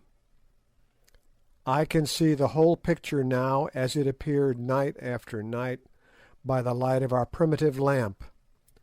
Good tossing to and fro, his features emaciated, his eyes shining large and luminous, and jabbering nonsense by the yard, and seated on the ground by his side, her back resting against the wall of the hut, the soft-eyed, shapely Kukuana beauty, her face, weary as it was with her long vigil, animated by a look of infinite compassion, or was it something more than compassion? For 2 days we thought that he must die, and crept about with heavy hearts. Only Foulata would not believe it. "He will live," she said. For 300 yards or more around Twala's chief hut, where the sufferer lay, there was silence, for by the king's order all who lived in the habitations behind it, except Sir Henry and myself, had been removed, lest any noise should come to the sick man's ears. One night, it was the 5th of Good's illness, as was my habit, I went across to see how he was doing before turning in for a few hours. I entered the hut carefully. The lamp placed upon the floor showed the figure of Good tossing no more, but lying quite still. So it had come at last. In the bitterness of my heart I gave something like a sob. "Hush!" came from the patch of dark shadow behind Good's head. Then, creeping closer, I saw that he was not dead, but sleeping soundly, with Foulata's taper fingers clasped tightly in his poor white hand. The crisis had passed, and he would live. He slept like that for 18 hours, and I scarcely like to say it, for I fear I should not be believed, but during the entire period did this devoted girl sit by him, fearing that if she moved and drew away her hand it would wake him. What she must have suffered from cramp and weariness, to say nothing of want of food, nobody will ever know. But it is the fact that, when at last he woke, she had to be carried away. Her limbs were so stiff that she could not move them. After the turn had once been taken, Good's recovery was rapid and complete. It was not till he was nearly well that Sir Henry told him all he owed to Foulata, and when he came to the story of how she sat by his side for 18 hours, fearing lest by moving she would wake him, the honest sailor's eyes filled with tears. He turned and went straight to the hut where Foulata was preparing the midday meal, for we were back in our old quarters now, taking me with him to interpret in case he could not make his meaning clear to her, though I am bound to say that she understood him marvellously as a rule, considering how extremely limited was his foreign vocabulary. "Tell her," said Good, "that I owe her my life, and that I will never forget her kindness to my dying day." I interpreted, and under her dark skin she actually seemed to blush. Turning to him with one of those swift and graceful motions that in her always reminded me of the flight of a wild bird, Foulata answered softly, glancing at him with her large brown eyes. "Nay, my lord forgets. Did he not save my life, and am I not my lord's handmaiden?" It will be observed that the young lady appeared entirely to have forgotten the share which Sir Henry and myself had taken in her preservation from Twala's clutches. But that is the way of women. I remember my dear wife was just the same. Well, I retired from that little interview sad at heart. I did not like Miss Foulata's soft glances, for I knew the fatal amorous propensities of sailors in general, and of Good in particular. There are two things in the world, as I have found out, which cannot be prevented. You cannot keep a Zulu from fighting, or a sailor from falling in love upon the slightest provocation. It was a few days after this last occurrence that Ignosi held his great indaba, or council, and was formally recognised as king by the Indunas, or headmen, of Kukuanaland. The spectacle was a most imposing one, including as it did a grand review of troops. On this day the remaining fragments of the Greys were formally paraded, and in the face of the army thanked for their splendid conduct in battle. To each man the king made a large present of cattle, promoting them one and all to the rank of officers in the new corps of Greys, which was in process of formation. An order was also promulgated throughout the length and breadth of Kukuanaland, that whilst we honoured the country by our presence, we three were to be greeted with the royal salute, and to be treated with the same ceremony and respect that was by custom accorded to the king. Also, the power of life and death was publicly conferred upon us. Ignosi, too, in the presence of his people, reaffirmed the promises which he had made, to the effect that no man's blood should be shed without trial, and that witch hunting should cease in the land. When the ceremony was over, we waited upon Ignosi, and informed him that we were now anxious to investigate the mystery of the mines to which Solomon's Road ran, asking him if he had discovered anything about them. "My friends," he answered, "I have discovered this. It is there that the three great figures sit, who here are called the Silent Ones, and to whom Twala would have offered the girl Foulata as a sacrifice. It is there, too, in a great cave deep in the mountain, that the kings of the land are buried. There ye shall find Twala's body, sitting with those who went before him. There also is a deep pit, which at some time long dead men dug out, mayhap for the stones ye speak of, such as I have heard men in Natal tell of at Kimberley. There too, in the place of death, is a secret chamber, known to none but the king and Gagool. But Twala, who knew it, is dead, and I know it not, nor know I what is in it. Yet there is a legend in the land that once, many generations ago, a white man crossed the mountains, and was led by a woman to the secret chamber, and shown the wealth hidden in it. But before he could take it she betrayed him, and he was driven by the king of that day back to the mountains, and since then no man has entered the place." "The story is surely true, Ignosi, for on the mountains we found the white man," I said. "Yes, we found him, and now I have promised you that if ye can come to that chamber, and the stones are there—" "The gem upon thy forehead proves they are there," I put in, pointing to the great diamond I had taken from Twala's dead brows. "Mayhap, if they are there," he said, "ye shall have as many as ye can take hence, if indeed ye would leave me, my brothers." "First we must find the chamber," said I.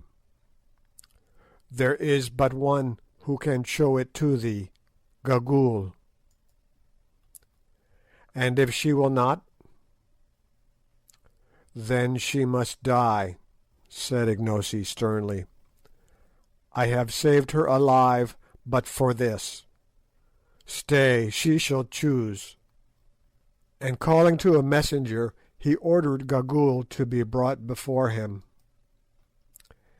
In a few minutes she came, hurried along by two guards, whom she was cursing as she walked. "Leave her," said the king to the guards. But as soon as their support was withdrawn, the withered old bundle, for she looked more like a bundle than anything else, out of which her two bright and wicked eyes gleamed like those of a snake, sank in a heap onto the floor. "What will ye with me, Ignosi?" she piped. "Ye dare not touch me. If ye touch me, I will slay you as ye sit. Beware of my magic." "Thy magic could not save Twala, old she-wolf, and it cannot hurt me," was the answer. "Listen, I will this of thee, that thou reveal to us the chamber where are the shining stones." "Ha ha!" she piped. "None know its secret but I, and I will never tell thee. The white devils shall go hence empty-handed." "Thou shalt tell me. I will make thee tell me." "How, O king? Thou art great, but can thy power wring the truth from a woman?" "It is difficult, yet will I do so." "How, O king?" "Nay, thus: if thou tellest not, thou shalt slowly die." "Die!" she shrieked in terror and fury. "Ye dare not touch me! Man, ye know not who I am. How old, think ye, am I? I knew your fathers, and your fathers' fathers' fathers. When the country was young I was here. When the country grows old I shall still be here. I cannot die unless I be killed by chance, for none dare slay me." "Yet will I slay thee. See, Gagool, mother of evil, thou art so old that thou canst no longer love thy life. What can life be to such a hag as thou, who hast no shape, nor form, nor hair, nor teeth, hast naught save wickedness and evil eyes?" "It will be mercy to make an end of thee, Gagool." "Thou fool!" shrieked the old fiend. "Thou accursed fool! Deemest thou that life is sweet only to the young? It is not so, and naught thou knowest of the heart of man to think it. To the young indeed death is sometimes welcome, for the young can feel. They love and suffer, and it wrings them to see their beloved pass to the land of shadows. But the old feel not, they love not, and they laugh to see another go out into the dark. They laugh to see the evil that is done under the stars.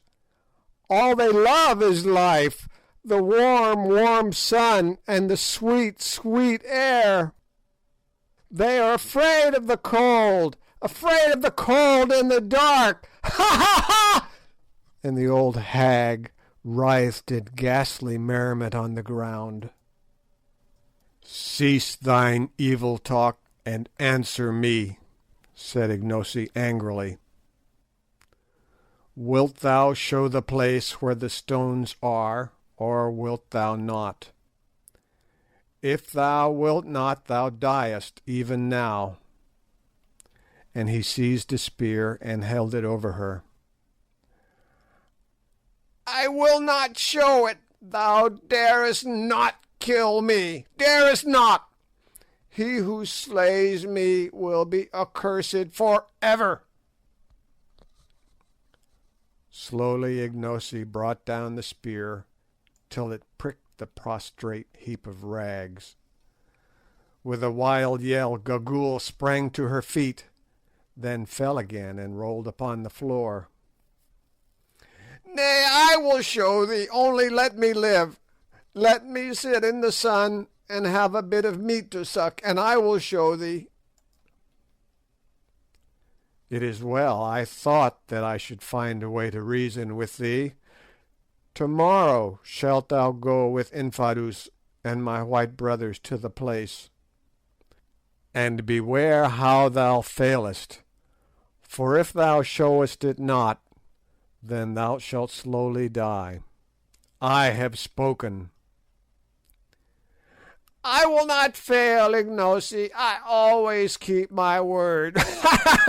Once before a woman showed the chamber to a white man, and behold, evil befell him," and here her wicked eyes glinted. "Her name was Gagool also. Perchance I was that woman." "Thou liest," I said. "That was 10 generations ago." "Mayhap, mayhap. When one lives long one forgets. Perhaps it was my mother's mother who told me. Surely her name was Gagool also. But mark, ye will find in the place where the bright things are a bag of hide full of stones. The man filled that bag, but he never took it away. Evil befell him. I say, evil befell him. Perhaps it was my mother's mother who told me. It will be a merry journey. We can see the bodies of those who died in the battle as we go. Their eyes will be gone by now, and their ribs will be hollow." End of chapter 15. King Solomon's Mines by H.Rider Haggard. Chapter 16. The Place of Death. It was already dark on the 3rd day after the scene described in the previous chapter, when we camped in some huts at the foot of the 3 Witches, as the triangle of mountains is called, to which Solomon's Great Road runs.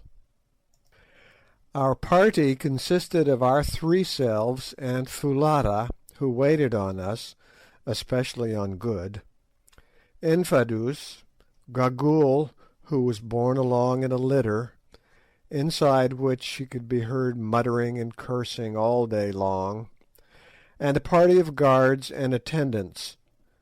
The mountains, or rather the 3 peaks of the mountain, for the mass was evidently the result of a solitary upheaval, were, as I have said, in the form of a triangle, of which the base was towards us, one peak being on our right, one on our left, and one straight in front of us. Never shall I forget the sight afforded by those 3 towering peaks in the early sunlight of the following morning. High, high above us, up into the blue air, soared their twisted snow wreaths. Beneath the snow line the peaks were purple with heaths, and so were the wild moors that ran up the slope towards them. Straight before us the white ribbon of Solomon's Great Road stretched away uphill to the foot of the centre peak, about 5 miles from us, and there stopped. It was its terminus. I had better leave the feelings of intense excitement with which we set out on our march that morning to the imagination of those who read this history.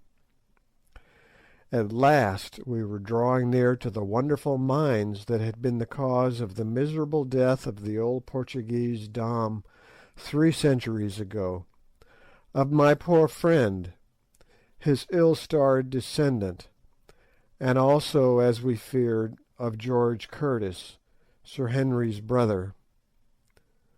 Were we destined, after all that we had gone through, to fare any better? Evil befell them, as that old fiend Gagool said. Would it also befall us? Somehow, as we were marching up that last stretch of beautiful road, I could not help feeling a little superstitious about the matter, and so I think did Good and Sir Henry. For an hour and a half or more we tramped on up the heather-fringed way, going so fast in our excitement that the bearers of Gagool's hammock could scarcely keep pace with us, and its occupant piped out to us to stop. "Walk more slowly, white men," she said, projecting her hideous shrivelled countenance between the grass curtains, and fixing her gleaming eyes upon us. "Why will you run to meet the evil that shall befall you, ye seekers after treasure?" And she laughed that horrible laugh which always sent a cold shiver down my back, and for a while quite took the enthusiasm out of us. However, on we went, till we saw before us, and between ourselves and the peak, a vast circular hole with sloping sides, 300 feet or more in depth, and quite half a mile around. "Can't you guess what this is?" I said to Sir Henry and Good, who were staring in astonishment at the awful pit before us. They shook their heads. "Then it is clear that you have never seen the diamond diggings at Kimberley. You may depend on it that this is Solomon's diamond mine," pointing to the strata of stiff blue clay which were yet to be seen among the grass and bushes that clothed the sides of the pit. "The formation is the same. I'll be bound that if we went down there we should find pipes of soapy brecciated rock. Look, too," and I pointed to a series of worn flat slabs of stone that were placed on a gentle slope below the level of a watercourse which in some past age had been cut out of the solid rock. "If those are not tables once used to wash the stuff, I'm a Dutchman." At the edge of this vast hole, which was none other than the pit marked on the old Dom's map, the great road branched into two and circumvented it. In many places, by the way, this surrounding road was built entirely out of blocks of stone, apparently with the object of supporting the edges of the pit and preventing falls of reef. Along this path we pressed, driven by curiosity to see what were the three towering objects which we could discern from the hither side of the great gulf. As we drew near we perceived that they were colossi of some sort or another, and rightly conjectured that before us sat the three Silent Ones that are held in such awe by the Kukuana people. But it was not until we were quite close to them that we recognised the full majesty of these Silent Ones. There, upon huge pedestals of dark rock, sculptured with rude emblems of the phallic worship, separated from each other by a distance of 40 paces, and looking down the road which crossed some 60 miles of plain to Loo, were three colossal seated forms, two male and one female, each measuring about 30 feet from the crown of its head to the pedestal. The female form, which was nude, was of great though severe beauty, but unfortunately the features had been injured by centuries of exposure to the weather. Rising from either side of her head were the points of a crescent. The two male colossi, on the contrary, were draped, and presented a terrifying cast of features, especially the one to our right, which had the face of a devil. That to our left was serene in countenance, but the calm upon it seemed dreadful. It was the calm of that inhuman cruelty, Sir Henry remarked, which the ancients attributed to being potent for good. Who could yet watch the sufferings of humanity, if not without rejoicing, at least without sorrow? These three statues form a most awe-inspiring trinity, as they sit there in their solitude and gaze out across the plain for ever. Contemplating these silent ones, as the Kukuanas call them, an intense curiosity again seized us to know whose were the hands which had shaped them. Who was it that had dug the pit and made the road? Whilst I was gazing and wondering, suddenly it occurred to me, being familiar with the Old Testament, that Solomon went astray after strange gods, the names of three of whom I remembered: Ashtoreth, the goddess of the Zidonians; Chemosh, the god of the Moabites; and Milcom, the god of the children of Ammon. And I suggested to my companions that the figures before us might represent these false and exploded divinities. Said Sir Henry, who is a scholar, having taken a high degree in classics at college. There may be something in that.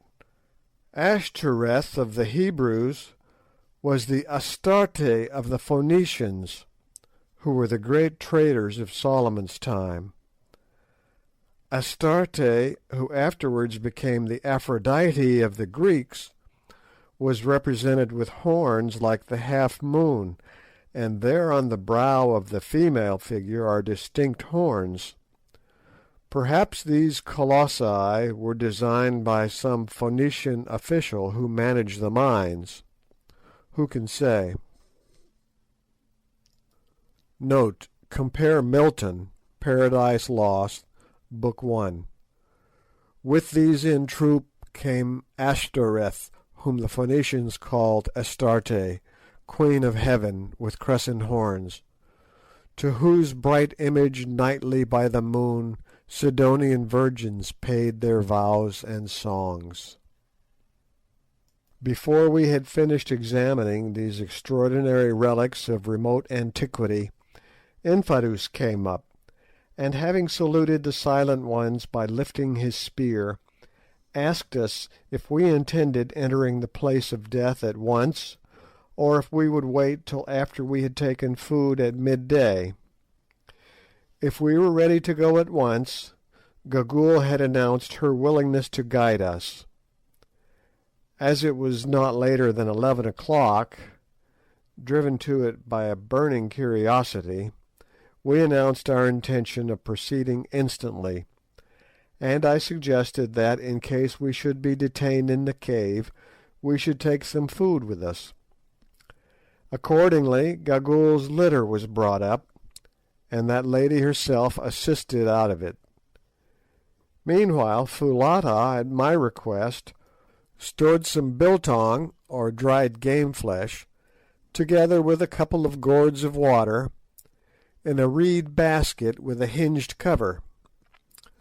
Straight in front of us, at a distance of some 50 paces from the backs of the colossi, rose a sheer wall of rock 80 feet or more in height, that gradually sloped upwards till it formed the base of the lofty, snow-wreathed peak which soared into the air 3,000 feet above us.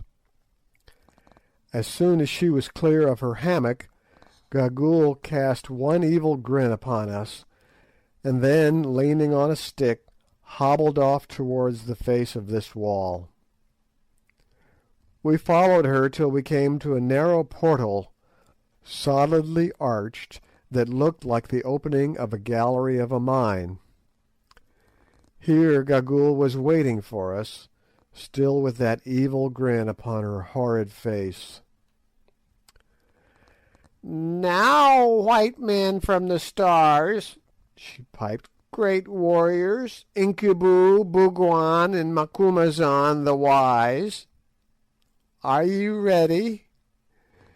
Behold, I am here to do the bidding of my lord the king, and to show you the store of bright stones." "We are ready," I said.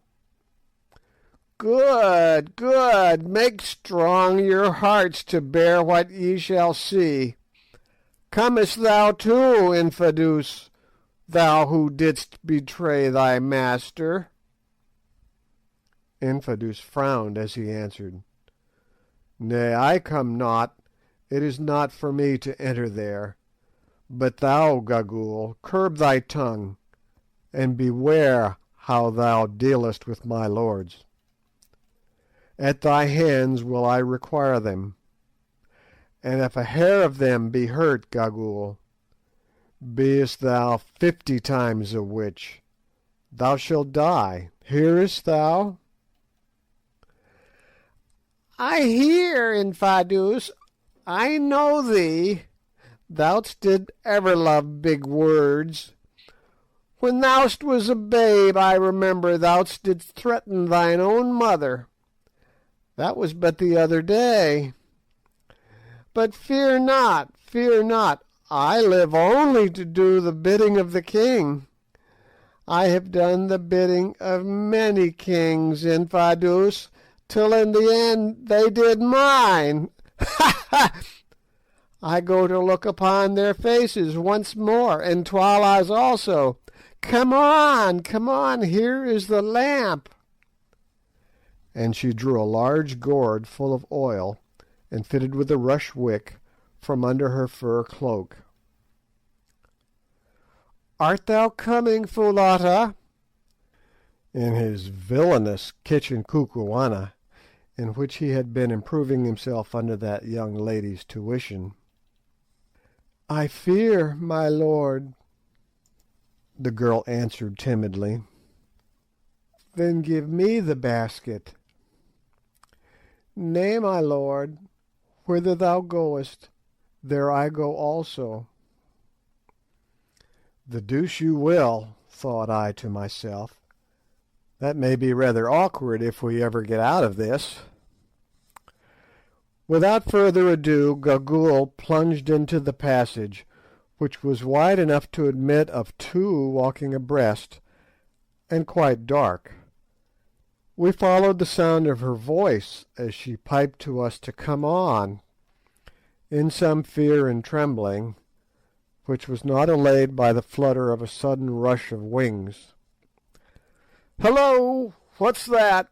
hallooed Good. "Somebody hit me in the face." "Bats," said I. "On you go." When, so far as we could judge, we had gone some 50 paces, we perceived that the passage was growing faintly light. Another minute, and we were in perhaps the most wonderful place that the eyes of living man have beheld. Let the reader picture to himself the hall of the vastest cathedral he ever stood in, windowless indeed, but dimly lighted from above, presumably by shafts connected with the outer air, and driven in the roof, which arched away 100 feet above our heads, and he will get some idea of the size of the enormous cave in which we found ourselves, with the difference that this cathedral, designed by nature, was loftier and wider than any built by man. But its stupendous size was the least of the wonders of the place, for running in rows down its length were gigantic pillars of what looked like ice, but were in reality huge stalactites. It is impossible for me to convey any idea of the overpowering beauty and grandeur of these pillars of white spar, some of which were not less than 20 feet in diameter at the base, and sprang up in lofty and yet delicate beauty sheer to the distant roof. Others again were in process of formation. On the rock floor there was in these cases what looked, Sir Henry said, exactly like a broken column in an old Grecian temple, whilst high above, depending from the roof, the point of a huge icicle could be dimly seen. Even as we gazed we could hear the process going on, for presently with a tiny splash a drop of water would fall from the far-off icicle onto the column below. On some columns the drops only fell once in 2 or 3 minutes, and in these cases it would be an interesting calculation to discover how long, at that rate of dripping, it would take to form a pillar, say 80 feet by 10 in diameter. That the process, in at least one instance, was incalculably slow, the following example will suffice to show. Cut on one of these pillars, we discovered the crude likeness of a mummy, by the head of which sat what appeared to be the figure of an Egyptian god, doubtless the handiwork of some old-world labourer in the mine. This work of art was executed at the natural height at which an idle fellow, be he Phoenician workman or British cad, is in the habit of trying to immortalise himself at the expense of nature's masterpieces, namely about 5 feet from the ground. Yet at the time that we saw it, which must have been nearly 3,000 years after the date of the execution of the carving, the column was only 8 feet high, and was still in process of formation, which gives a rate of growth of a foot to 1,000 years, or an inch and a fraction to a century. This we knew because, as we were standing by it, we heard a drop of water fall. Sometimes the stalagmites took strange forms, presumably where the dropping of the water had not always been on the same spot. Thus one huge mass, which must have weighed 100 tons or so, was in the shape of a pulpit, beautifully fretted over outside with a design that looked like lace. Others resembled strange beasts, and on the sides of the cave were fan-like ivory tracings, such as the frost leaves upon a pane. Out of the vast main aisle there opened here and there smaller caves, exactly, Sir Henry said, as chapels open out of great cathedrals. Some were large, but one or two, and this is a wonderful instance of how nature carries out her handiwork by the same unvarying laws, utterly irrespective of size, were tiny. One little nook, for instance, was no larger than an unusually big doll's house, and yet it might have been a model for the whole place, for the water dropped, tiny icicles hung, and spar columns were forming in just the same way.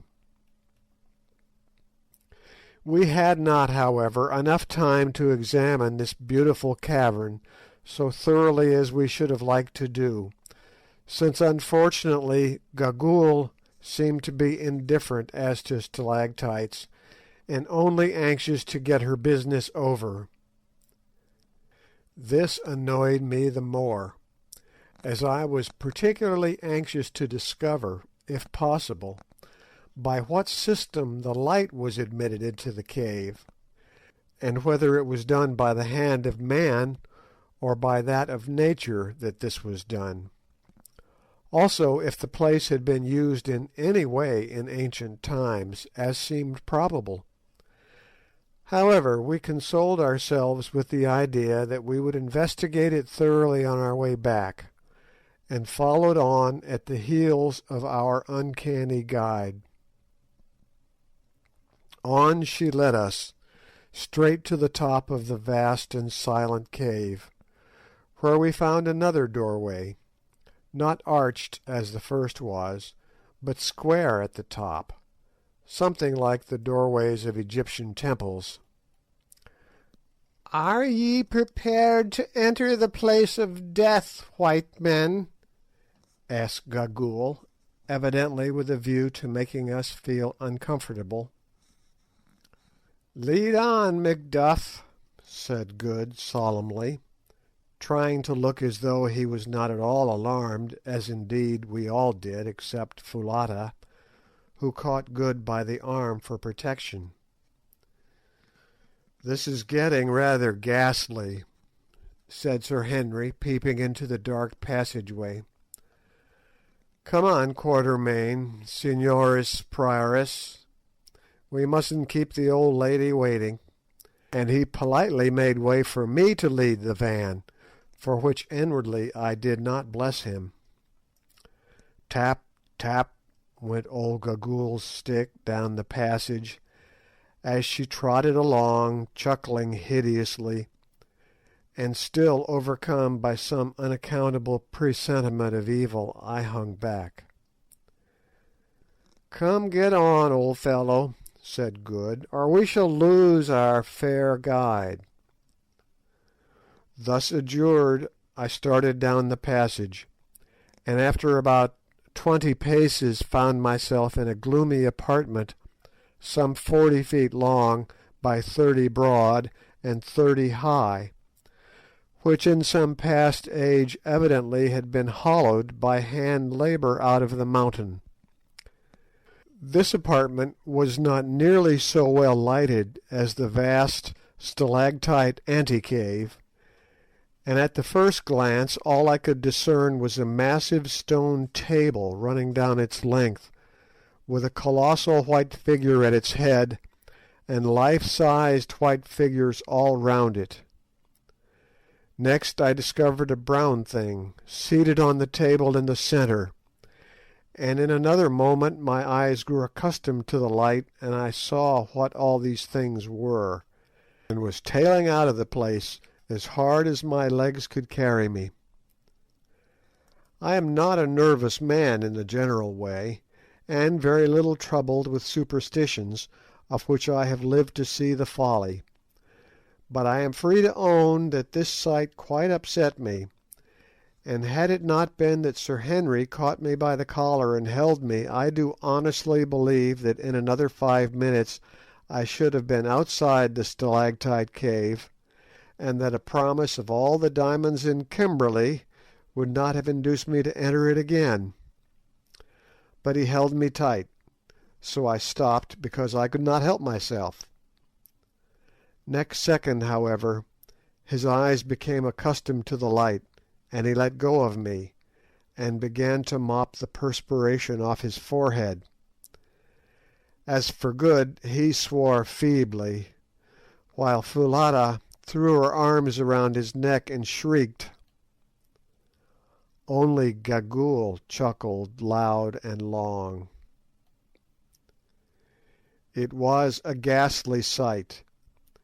There at the end of the long stone table, holding in his skeleton fingers a great white spear, sat Death himself, shaped in the form of a colossal human skeleton, 15 feet or more in height. High above his head he held the spear, as though in the act to strike. One bony hand rested on the stone table before him, in the position a man assumes on rising from his seat, whilst his frame was bent forward so that the vertebrae of the neck and the grinning, gleaming skull projected towards us, and fixed its hollow eye-places upon us, the jaws a little open, as though it were about to speak. "Great heavens!" said I faintly at last, "what can it be?" "And what are those things?" asked Good, pointing to the white company round the table. "And what on earth is that thing?" said Sir Henry, pointing to the brown creature seated on the table. "Hee, hee, hee!" laughed Gagool. "To those who enter the hall of the dead evil comes. Hee, hee, hee, ha, ha! Come, Incubu, brave in battle, come and see him thou slewest." And the old creature caught Curtis's coat in her skinny fingers, and led him towards the table. We followed. Presently she stopped and pointed at the brown object seated on the table. Sir Henry looked and started back with an exclamation, and no wonder, for there, quite naked, the head which Curtis's battle axe had shorn from the body resting on its knees, was the gaunt corpse of Twala, the last king of the Kukuanas. Yes, there, the head perched upon the knees, it sat in all its ugliness, the vertebrae projecting a full inch above the level of the shrunken flesh of the neck, for all the world like a black double of Hamilton Tighe. Now haste ye, my handmaidens, haste and see how he sits there and glowers with his head on his knee. Over the surface of the corpse there was gathered a thin glassy film that made its appearance yet more appalling, for which we were at the moment quite unable to account, till presently we observed that from the roof of the chamber the water fell steadily, drip, drop, drip, on to the neck of the corpse, whence it ran down over the entire surface, and finally escaped into the rock through a tiny hole in the table. Then I guessed what the film was. Twala's body was being transformed into a stalactite. A look at the white forms seated on the stone bench which ran round that ghastly board confirmed this view. They were human bodies indeed, or rather they had been human. Now they were stalactites. This was the way in which the Kukuana people had from time immemorial preserved their royal dead. They petrified them. What the exact system might be, if there was any, beyond the placing of them for a long period of years under the drip, I never discovered, but there they sat, iced over and preserved for ever by the siliceous fluid. Anything more awe-inspiring than the spectacle of this long line of departed royalties, there were 27 of them, the last being Ignosi's father, wrapped each of them in a shroud of ice-like spar, through which the features could be dimly discovered, and seated round that inhospitable board with Death himself for a host, it is impossible to imagine. That the practice of thus preserving their kings must have been an ancient one is evident from the number, which, allowing for an average reign of 15 years, supposing that every king who reigned was placed here, an improbable thing, as some are sure to have perished in battle far from home, would fix the date of its commencement at 4¼ centuries back. But the colossal Death, who sits at the head of this board, is far older than that, and, unless I am mistaken, owes his origin to the same artist who designed the 3 colossi. He is hewn out of a single stalactite, and, looked at as a work of art, is most admirably conceived and executed. Good, who understands such things, declared that, so far as he could see, the anatomical design of the skeleton is perfect down to the smallest bones. My own idea is that this terrific object was a freak of fancy on the part of some old world sculptor, and that its presence had suggested to the Kukuanas the idea of placing their royal dead under its awful presidency. Or perhaps it was set there to frighten away any marauders who might have designs upon the treasure chamber beyond. I cannot say. All I can do is describe it as it is, and the reader must form his own conclusion. Such, at any rate, was the White Death, and such were the White Dead. End of chapter 16. King Solomon's Mines by H.Rider Haggard. Chapter 17. Solomon's Treasure Chamber. While we were engaged in recovering from our fright, and in examining the grisly wonders of the place of death, Gagool had been differently occupied. Somehow or other, for she was marvellously active when she chose, she had scrambled onto the great table, and made her way to where our departed friend Twala was placed, under the drip. To see suggested good how he was pickling, or for some dark purpose of her own. Then, after bending down to kiss his icy lips as though in affectionate greeting, she hobbled back, stopping now and again to address the remark, the tenor of which I could not catch, to one or other of the shrouded forms, just as you or I might welcome an old acquaintance. Having gone through this mysterious and horrible ceremony, she squatted herself down on the table immediately under the White Death, and began, so far as I could make out, to offer up prayers. The spectacle of this wicked creature pouring out supplications, evil ones no doubt, to the arch enemy of mankind, was so uncanny that it caused us to hasten our inspection. "Now, Gagool," said I, in a low voice, somehow one did not dare to speak above a whisper in that place, "lead us to the chamber." The old witch promptly scrambled down from the table. "My lords are not afraid?" she said, leering up into my face. "Lead on." "Good, my lords," and she hobbled round to the back of the Great Death. "Here is the chamber. Let my lords light the lamp and enter." And she placed the gourd full of oil upon the floor, and leaned herself against the side of the cave.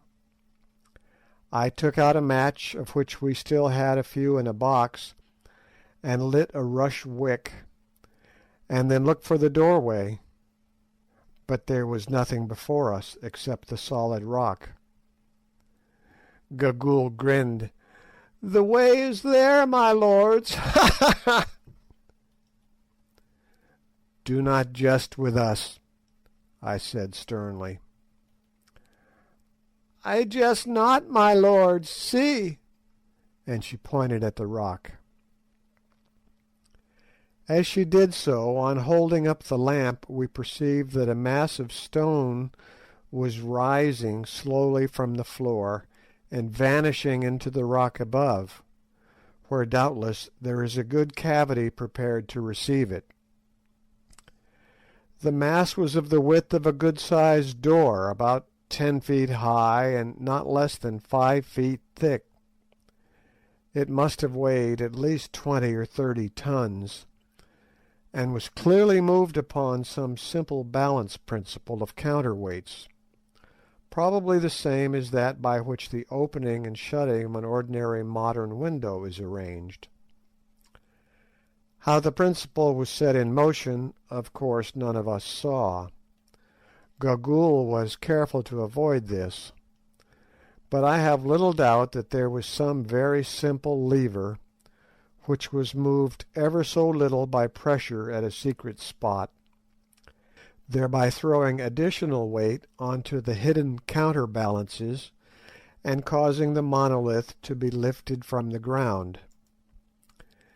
Very slowly and gently the great stone raised itself, till at last it had vanished altogether, and a dark hole presented itself to us in the place which the door had filled. Our excitement was so intense, as we saw the way to Solomon's treasure chamber thrown open at last, that I for one began to tremble and shake. Would it prove a hoax after all, I wondered, or was old Da Silvestra right? Were there vast hoards of wealth hidden in that dark place, hoards which would make us the richest men in the whole world? We should know in a minute or two. "Enter, white men from the stars," said Gagool, advancing into the doorway.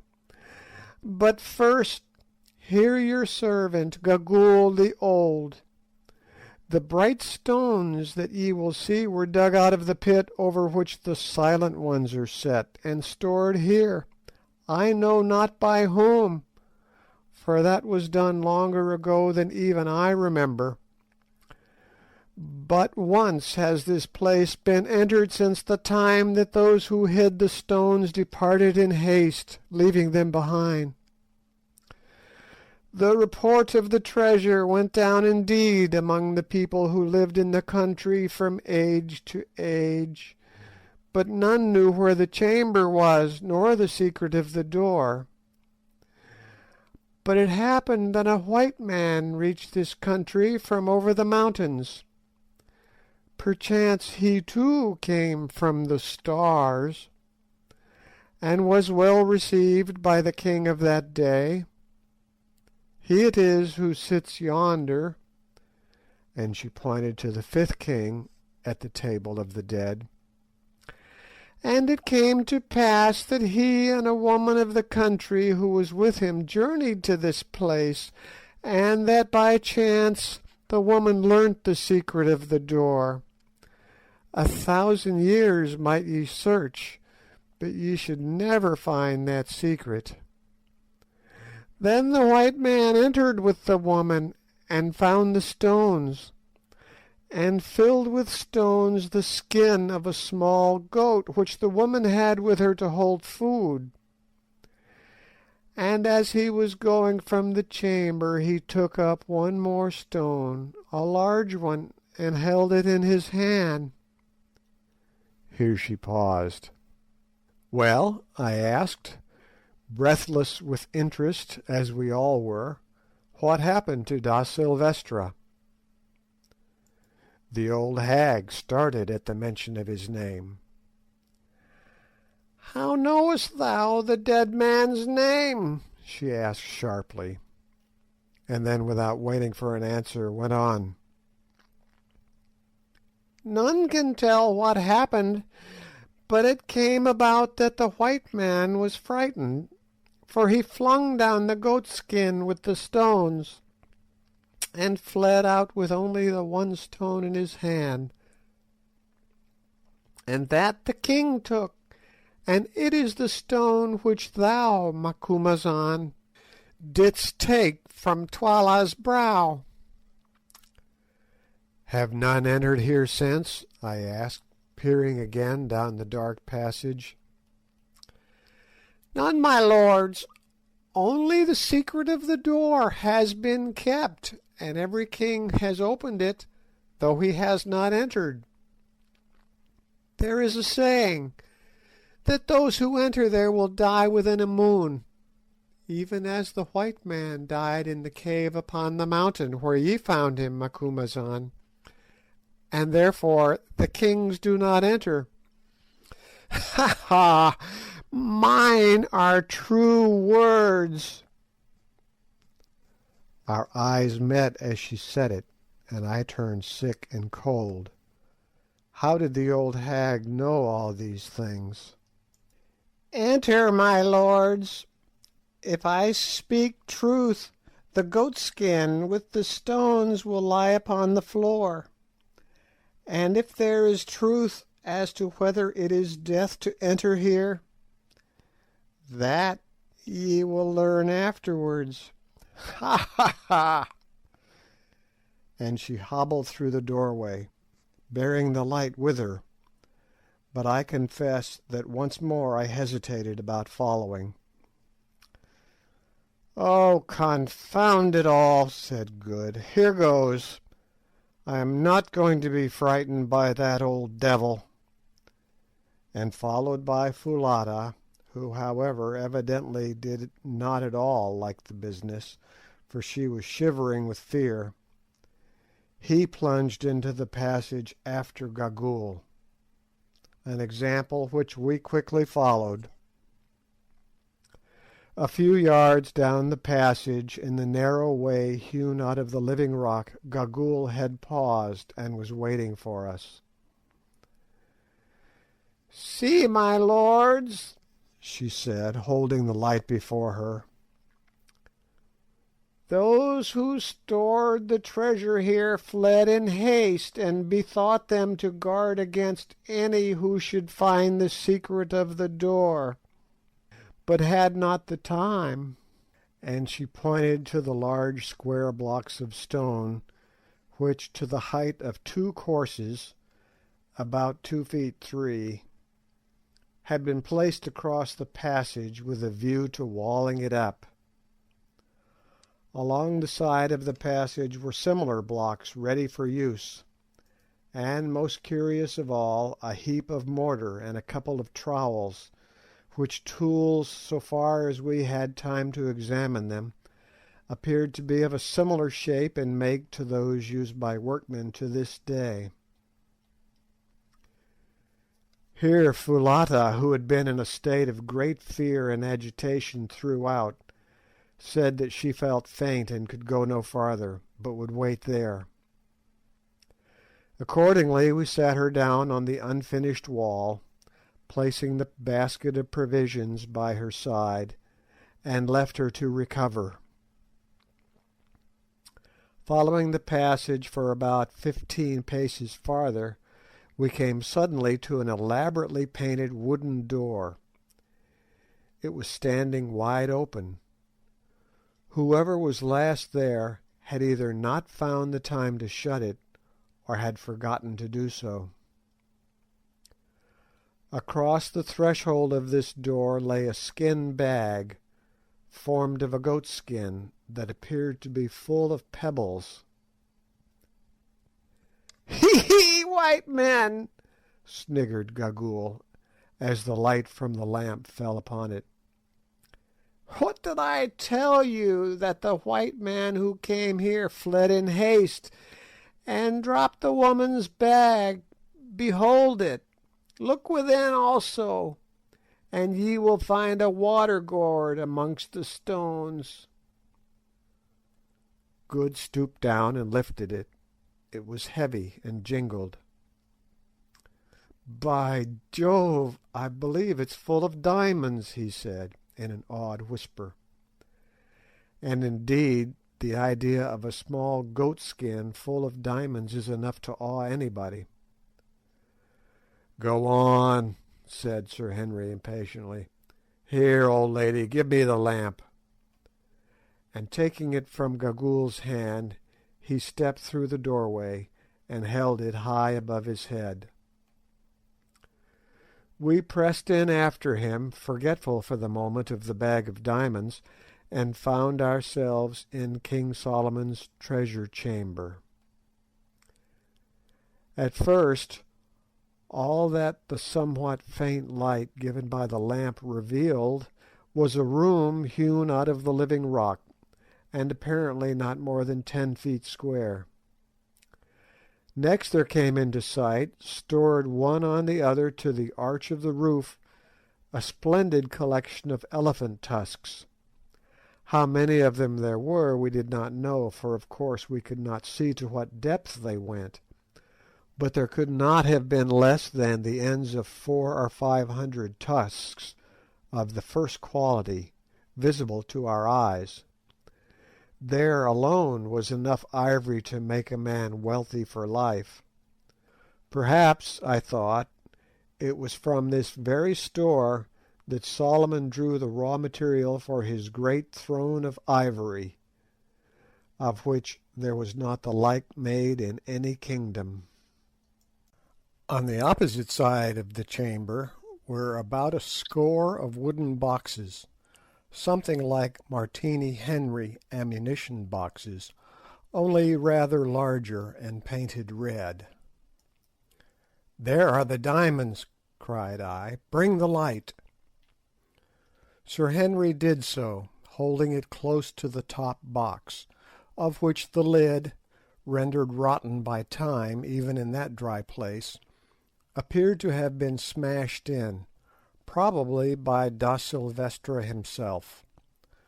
Pushing my hand through the hole in the lid, I drew it out full, not of diamonds, but of gold pieces, of a shape that none of us had seen before, and with what looked like Hebrew characters stamped upon them. "Ah!" I said, replacing the coin. "We shan't go back empty-handed, anyhow. There must be a couple of thousand pieces in each box, and there are 18 boxes. I suppose this was the money to pay the workmen and merchants." "Well," put in Good, "I think that is the lot. I don't see any diamonds, unless the old Portuguese put them all into his bag." "Let my lords look yonder where it is darkest, if they would find the stones," said Gagool, interpreting our looks. "There, my lords, will find a nook, and 3 stone chests in the nook, 2 sealed and 1 open." Before translating this to Sir Henry, who carried the light, I could not resist asking how she knew these things, if no one had entered the place since the white man generations ago. "Ah, Macumazahn, the Watcher by night," was the mocking answer. "Ye who dwell in the stars, do ye not know that some live long, and that some have eyes which can see through rock? Ha, ha, ha!" "Look in that corner, Curtis," I said, indicating the spot Gagool had pointed out. "Hullo, you fellows," he cried. "Here's a recess. Great heavens, see here!" We hurried up to where he was standing in a nook, shaped something like a small bow window. Against the wall of this recess were placed 3 stone chests, each about 2 feet square. 2 were fitted with stone lids. The lid of the third rested against the side of the chest, which was open. "See!" he repeated hoarsely, holding the lamp over the open chest. We looked, and for a moment could make nothing out, on account of a silvery sheen which dazzled us. When our eyes grew used to it, we saw that the chest was 3 parts full of uncut diamonds, most of them of considerable size. Stooping, I picked some up. Yes, there was no doubt of it, there was the unmistakable soapy feel about them. I fairly gasped as I dropped them. "We are the richest men in the whole world," I said. "Monte Cristo was a fool to us." "We shall flood the market with diamonds," said Good. "Got to get them there first," suggested Sir Henry. We stood still with pale faces and stared at each other, the lantern in the middle and the glittering gems below, as though we were conspirators about to commit a crime, instead of being, as we thought, the most fortunate men on earth. "Hee, hee, hee!" cackled old Gagool behind us, as she flitted about like a vampire bat. "There are the bright stones ye love, white men. As many as ye will, take them, run them through your fingers, eat of them, hee, drink of them, ha, ha!" At that moment there was something so ridiculous to my mind at the idea of eating and drinking diamonds that I began to laugh outrageously, an example which the others followed without knowing why. There we stood and shrieked with laughter over the gems that were ours, which had been found for us thousands of years ago by the patient delvers in the great hole yonder, and stored for us by Solomon's long-dead overseer, whose name, perchance, was written in the characters stamped on the faded wax that yet adhered to the lids of the chest. Solomon never got them, nor David, or da Silvestra, nor anybody else. We had got them. There before us were millions of pounds worth of diamonds, and thousands of pounds worth of gold and ivory only waiting to be taken away. Suddenly the fit passed off, and we stopped laughing. "Open the other chests, white men," croaked Gagool. "There are surely more therein. Take your fill, white lords. Ha ha! Take your fill." Thus adjured, we set to work to pull up the stone lids on the other two. First, not without a feeling of sacrilege, breaking the seals that fastened them. Hurrah! They were full too, full to the brim. At least the second one was. No wretched burglarious da Silvestra had been filling goatskins out of that. As for the third chest, it was only about a fourth full, but the stones were all picked ones, none less than 20 carats, and some of them as large as pigeon eggs. A good many of these bigger ones, however, we could see by holding them up to the light, were a little yellow, off-coloured, as they call it at Kimberley. What we did not see, however, was the look of fearful malevolence that old Gagool favoured us with as she crept like a snake out of the treasure chamber and down the passage towards the door of solid rock. "Hark!"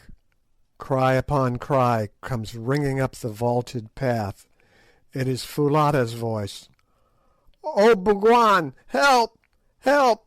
The stone falls!" "Leave go, girl, then." "Help! Help! She has stabbed me!"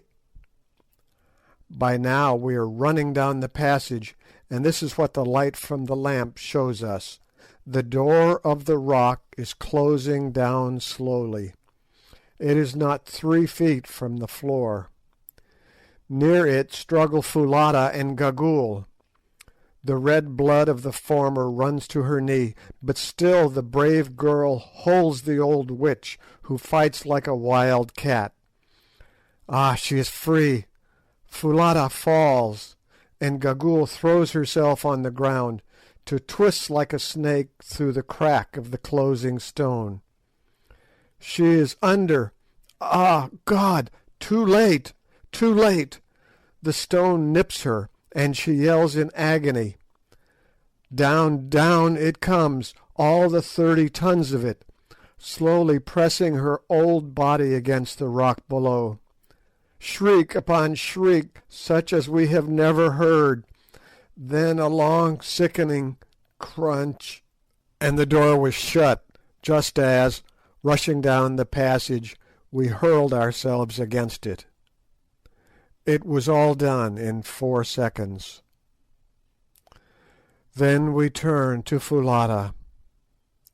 The poor girl was stabbed in the body, and I saw that she could not live long. "Ah, Bougwan, I die," gasped the beautiful creature. "She crept out, Gagool. I did not see her.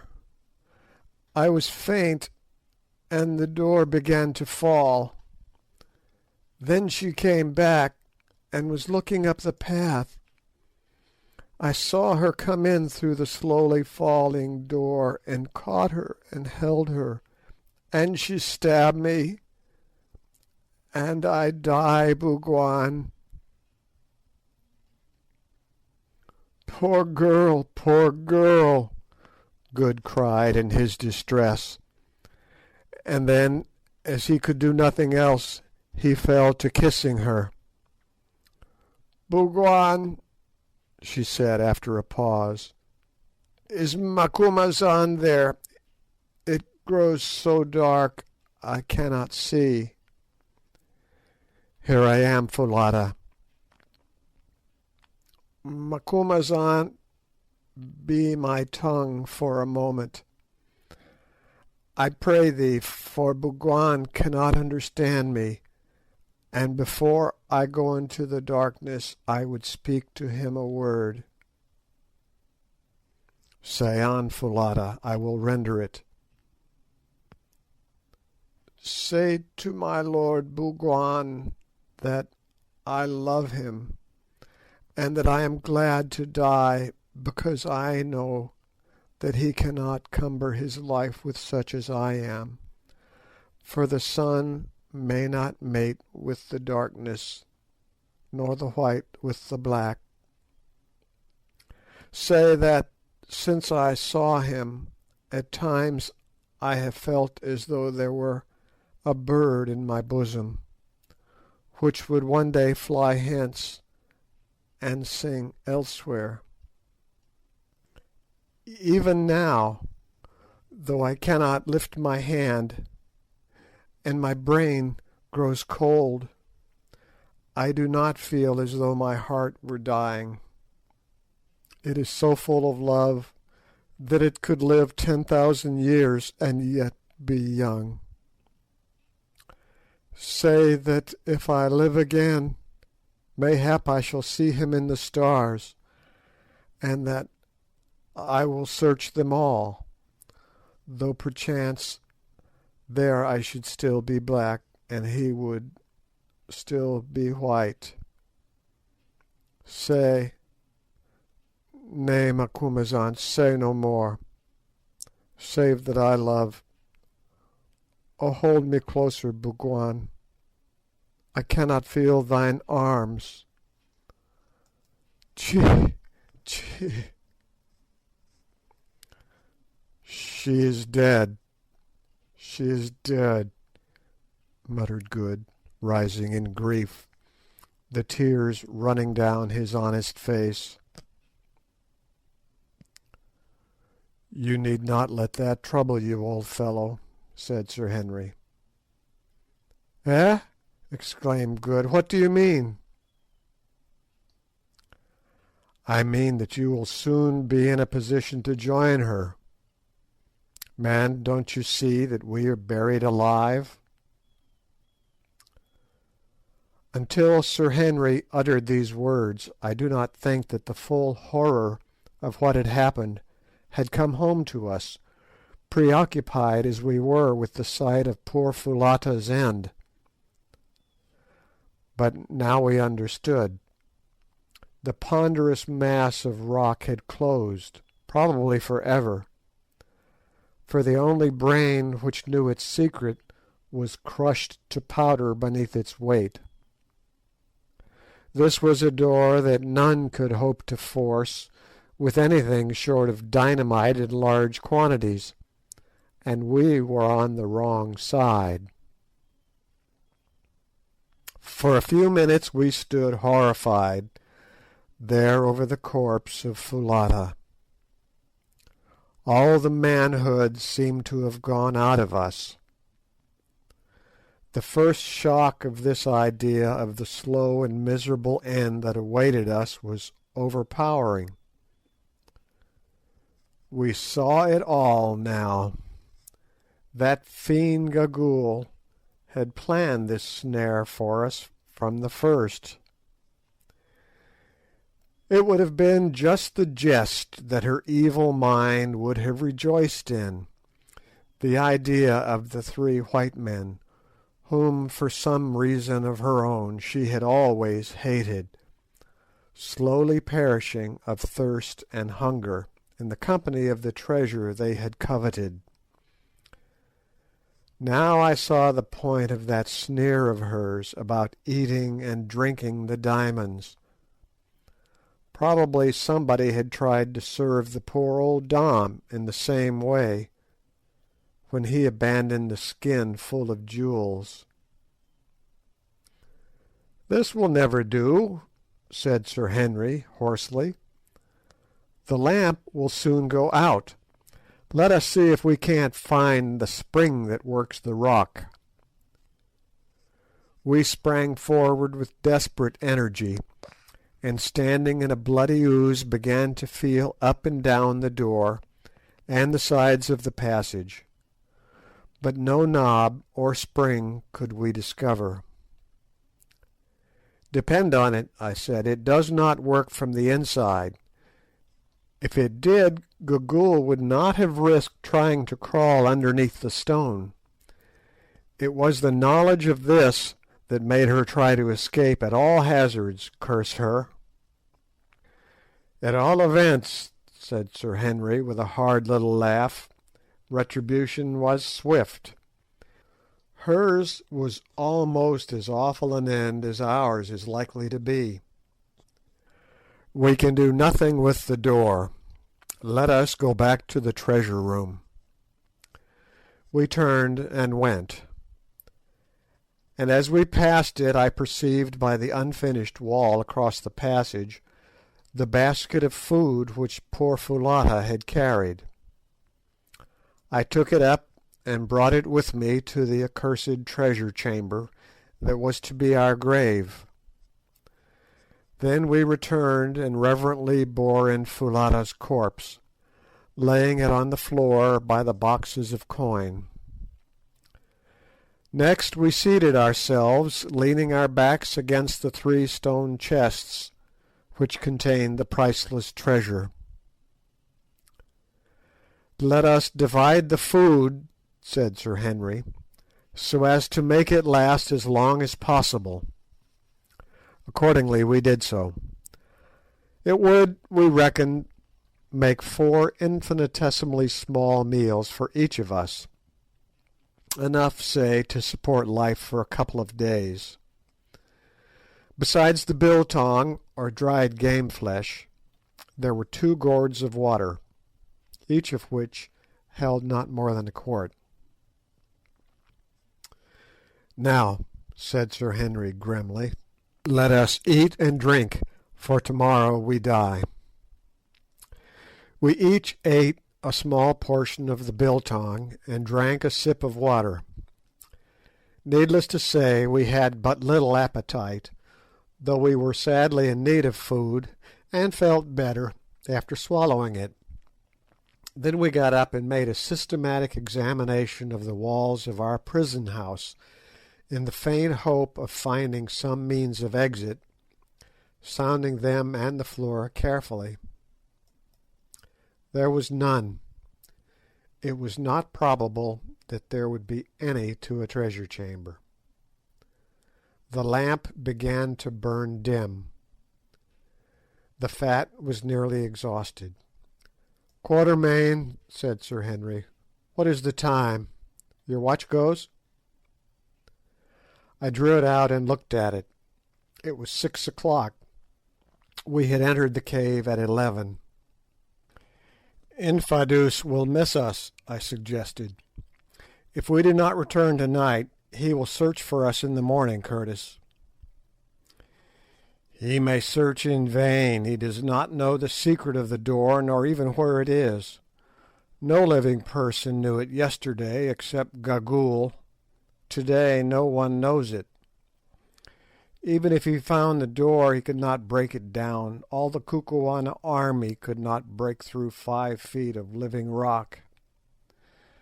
My friends, I see nothing for it but to bow ourselves to the will of the Almighty. The search for treasure has brought many to a bad end. We shall go to swell their number." The lamp grew dimmer yet. Presently it flared up and showed the whole scene in strong relief, the great mass of white tusks, the boxes of gold, the corpse of the poor Foulata stretched before them, the goat skin full of treasure, the dim glimmer of the diamonds, and the wild, wan faces of us three white men seated there awaiting death by starvation. Then the flame sank and expired. End of chapter 17. King Solomon's Mines by H.Rider Haggard. Chapter 18. We abandon hope. I can give no adequate description of the horrors of the night which followed. Mercifully, they were to some extent mitigated by sleep, for even in such a position as ours, wearied nature will sometimes assert itself. But I, at any rate, found it impossible to sleep much. Putting aside the terrifying thought of our impending doom, for the bravest man on earth might well quail from such a fate as awaited us, and I never made any pretensions to be brave. The silence itself was too great to allow of it. Reader, you may have lain awake at night and thought the quiet oppressive, but I say with confidence that you can have no idea what a vivid, tangible thing is perfect stillness. On the surface of the earth there is always some sound or motion, and though it may in itself be imperceptible, yet it deadens the sharp edge of absolute silence. But here there was none. We were buried in the bowels of a huge snow-clad peak. Thousands of feet above us the fresh air rushed over the white snow, but no sound of it reached us. We were separated by a long tunnel and 5 feet of rock, even from the awful chamber of the dead, and the dead make no noise. Did we not know it who lay by poor Foulata's side? The crashing of all the artillery of earth and heaven could not have come to our ears in our living tomb.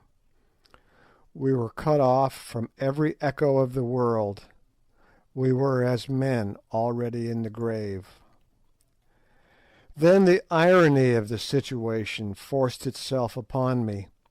There around us lay treasures enough to pay off a moderate national debt, or to build a fleet of ironclads, and yet we would have bartered them all gladly for the faintest chance of escape. Soon, doubtless, we would be rejoiced to exchange them for a bite of food or a cup of water, and after that even for the privilege of a speedy close to our sufferings. Truly wealth, which men spend their lives in acquiring, is a valueless thing at the last. And so the night wore on. "Good," said Sir Henry's voice at last, and it sounded awful in the intense stillness. "How many matches have you in the box?" "8, Curtis." "Strike one then, and let us see the time." He did so, and in contrast to the dense darkness the flame nearly blinded us. It was 5 o'clock by my watch. The beautiful dawn was now blushing on the snow wreaths far over our heads, and the breeze would be stirring the night mists in the hollows. "We had better eat something and keep up our strength," I suggested. "What is the good of eating?" answered Good. "The sooner we die and get it over with, the better." "While there is life there is hope," said Sir Henry. Accordingly we ate and sipped some water, and another period of time elapsed. Then Sir Henry suggested that it might be well to get as near the door as possible, and hallo, on the faint chance of somebody catching a sound outside. Accordingly Good, who from long practice at sea has a fine piercing note, groped his way down the passage and set to work. I must say that he made a most diabolical noise. I never heard such yells, but it might have been a mosquito buzzing, for all the effect they produced. After a while he gave it up and came back very thirsty and had to drink.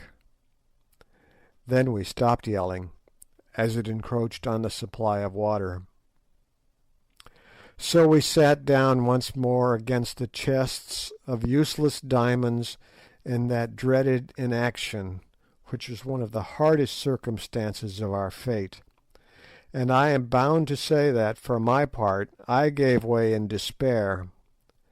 Laying my head against Sir Henry's broad shoulder, I burst into tears, and I think that I heard Good gulping away on the other side, and swearing hoarsely at himself for doing it. Ah, how good and brave that great man was! Had we been two frightened children, and he our nurse, he could not have treated us more tenderly. Forgetting his own share of miseries, he did all he could to soothe our broken nerves, telling stories of men who had been in somewhat similar circumstances and miraculously escaped, and when these failed to cheer us, pointing out how, after all, it was only anticipating an end which must come to us all, that it would soon be over, and that death from exhaustion was a merciful one, which is not true. Then, in a diffident sort of way, as once before I had heard him do, he suggested that we should throw ourselves on the mercy of a higher power, which for my part I did with great vigour. His is a beautiful character, very quiet, but very strong. And so somehow the day went as the night had gone, if indeed one can use these terms when all was densest night, and when I lit a match to see the time, it was 7 o'clock. Once more we ate and drank, and as we did so an idea occurred to me. "How is it," said I, "that the air in this place keeps fresh? It is thick and heavy, but it is perfectly fresh." "Good heavens!" said Good, starting up. "I never thought of that. It can't come through the stone door, for it's airtight, if ever a door was. It must come from somewhere. If there were no current of air in the place, we should have been stifled or poisoned when we first came in. Let us have a look." It was wonderful what a change this mere spark of hope wrought in us. In a moment we were all three groping about on our hands and knees, feeling for the slightest indication of a draught. Presently my ardour received a check. I put my hand on something cold. It was dead Foulata's face. For an hour or more we went on feeling about, till at last Sir Henry and I gave it up in despair, having been considerably hurt by constantly knocking our heads against tusks, chests, and the sides of the chamber. But Good still persevered, saying, with an approach to cheerfulness, that it was better than doing nothing. "I say, you fellows," he said presently, in a constrained sort of voice, "come here." Needless to say, we scrambled towards him quickly enough. "Quatermain, put your hand here where mine is. Now, do you feel anything?" "I think I feel air coming up." "Now listen." He rose and stamped upon the place, and a flame of hope shot up in our hearts. It rang hollow. With trembling hands I lit a match. I had only 3 left, and we saw we were in the angle of the far corner of the chamber, a fact that accounted for our not having noticed the hollow sound of the place during our former exhaustive examination. As the match burnt, we scrutinised the spot. There was a join in the solid rock floor, and, great heavens, there, let in level with the rock, was a stone ring. We said no word, we were too excited, and our hearts beat too wildly with hope to allow us to speak. Good had a knife, at the back of which was one of those hooks that are made to extract stones from horses' hoofs. He opened it and scratched round the ring with it. Finally he worked it under, and levered away gently for fear of breaking the hook. The ring began to move. Being of stone, it had not rusted fast in all the centuries it had lain there, as would have been the case had it been of iron. Presently it was upright. Then he thrust his hands into it and tugged with all his force, but nothing budged. "Let me try," I said impatiently, for the situation of the stone, right in the angle of the corner, was such that it was impossible for 2 to pull at once. I took hold and strained away, but no results. Then Sir Henry tried, and failed. Taking the hook again, Good scratched all around the crack where we felt the air coming up. "Now, Curtis," he said, "tackle on, and put your back into it. You are as strong as 2. Stop," and he took off a stout black silk handkerchief, which, true to his habits of neatness, he still wore, and ran it through the ring.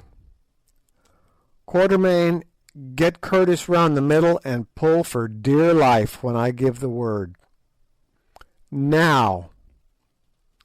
Sir Henry put out all his enormous strength, and Good and I did the same, with such power as nature had given us. "Heave! Heave! It's giving!" gasped Sir Henry, and I heard the muscles of his great back cracking. Suddenly there was a grating sound, then a rush of air, and we were all on our backs on the floor, with a heavy flagstone upon the top of us. Sir Henry's strength had done it, and never did muscular power stand a man in better stead. "Light a match, Quatermain," he said, so soon as we had picked ourselves up and got our breath. "Carefully now." I did so, and there before us, heaven be praised, was the first step of a stone stair. "Now what is to be done?" asked Good. "Follow the stair, of course, and trust to Providence." "Stop," said Sir Henry. "Quatermain, get the bit of biltong and the water that are left. We may want them."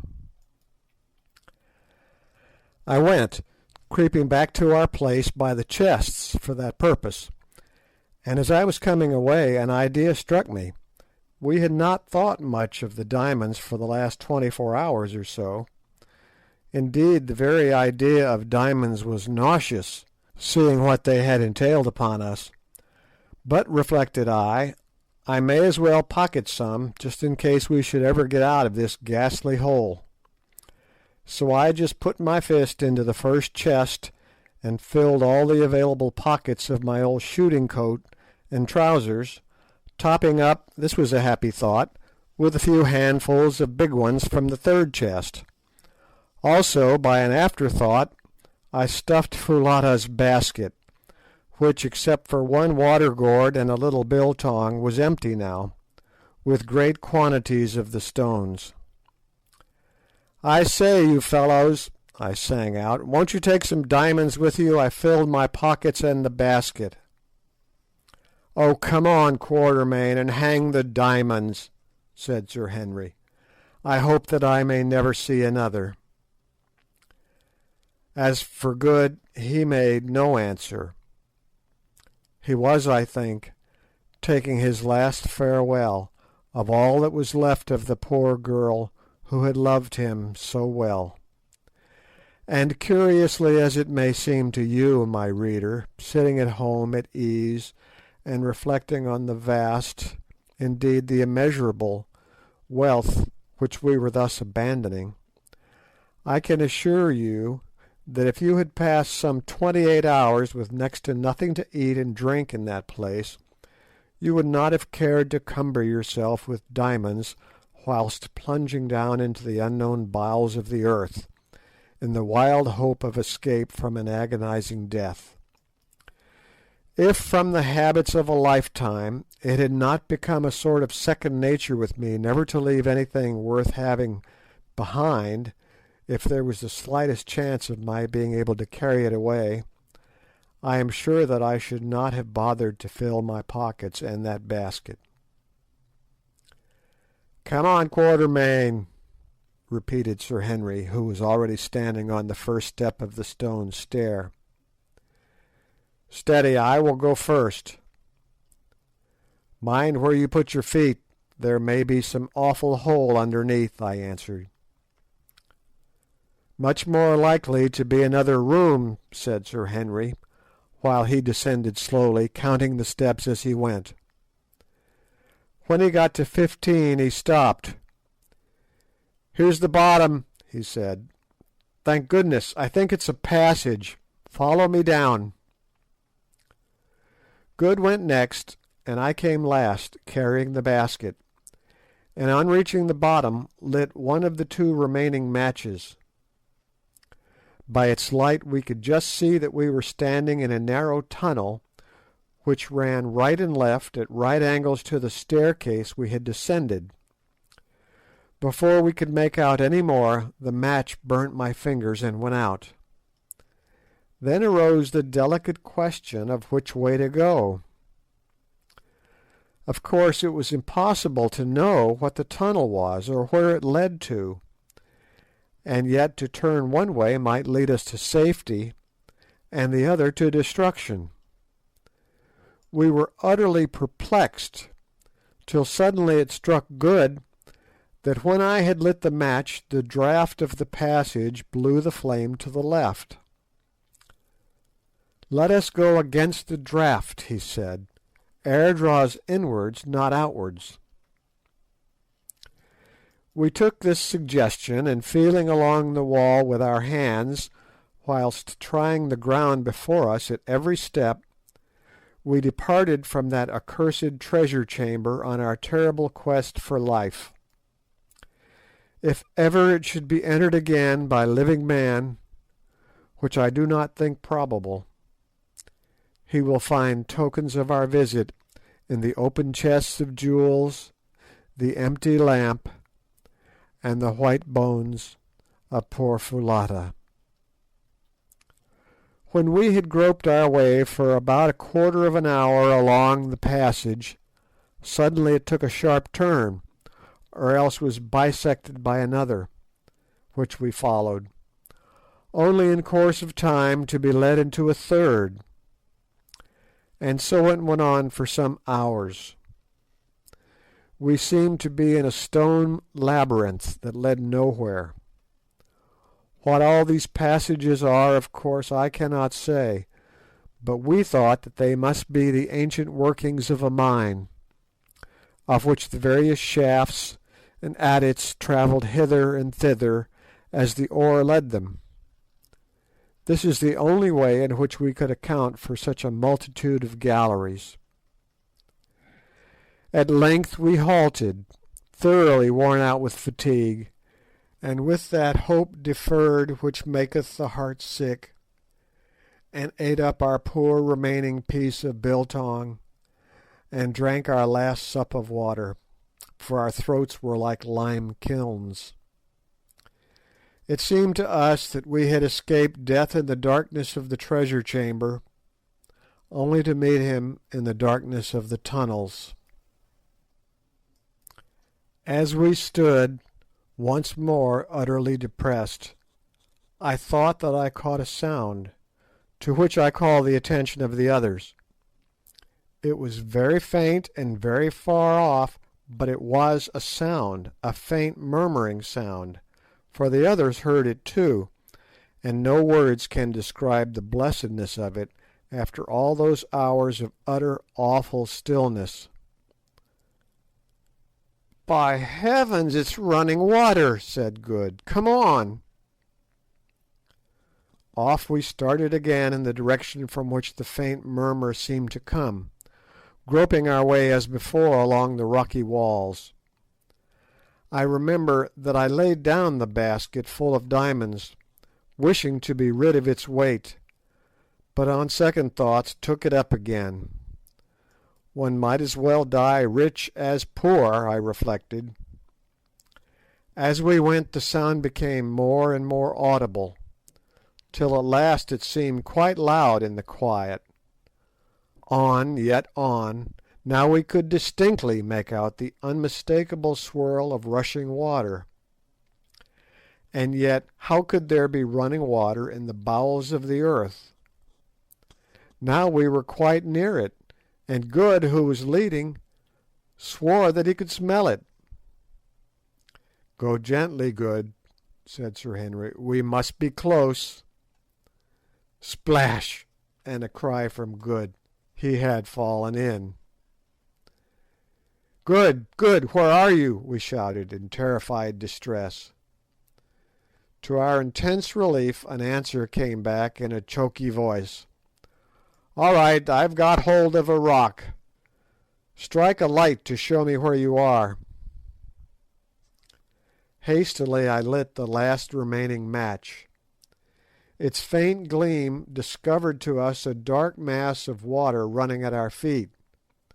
How wide it was we could not see, but there, some way out, was the dark form of our companion hanging on to a projecting rock. "Stand clear to catch me," swung out Good. "I must swim for it." Then we heard a splash and a great struggle. Another minute, and he had grabbed at and caught Sir Henry's outstretched hand, and we had pulled him up high and dry into the tunnel. "My word," he said between his gasps, "that was touch and go. If I hadn't managed to catch that rock and know how to swim, I should have been done. It runs like a mill race, and I could feel no bottom." We dared not follow the banks of the subterranean river, for fear lest we should fall into it again in the darkness. So after Good had rested a while, and we had drunk our fill of the water, which was sweet and fresh, and washed our faces, that needed it sadly, as well as we could, we started from the banks of this African Styx, and began to retrace our steps along the tunnel, Good dripping unpleasantly in front of us. At length we came to another gallery leading to our right. "We may as well take it," said Sir Henry wearily. "All roads are alike here. We can only go on till we drop." Slowly, for a long, long while, we stumbled, utterly exhausted, along this new tunnel, Sir Henry now leading the way. Again I thought of abandoning that basket, but did not. Suddenly he stopped, and we bumped up against him. "Look," he whispered, "is my brain going, or is that light?" We stared with all our eyes, and there, yes, there, far ahead of us, was a faint, glimmering spot no larger than a cottage window pane. It was so faint that I doubt if any eyes, except those which, like ours, had for days seen nothing but blackness, could have perceived it at all. With a gasp of hope we pushed on. In 5 minutes there was no longer any doubt. It was a patch of faint light. A minute more, and a breath of real live air was fanning us. On we struggled. All at once the tunnel narrowed. Sir Henry went on his knees. Smaller yet it grew, till it was only the size of a large fox's earth. It was earth now, mind you, the rock had ceased. A squeeze, a struggle, and Sir Henry was out, and so was Good, and so was I, dragging Foulata's basket after me. And there above us were the blessed stars, and in our nostrils was the sweet air. Then suddenly something gave, and we were all rolling over and over and over through grass and bushes and soft wet soil. The basket caught in something, and I stopped. Sitting up, I hallooed lustily. An answering shout came from below, where Sir Henry's wild career had been checked by some level ground. I scrambled to him and found him unhurt, though breathless. Then we looked for Good.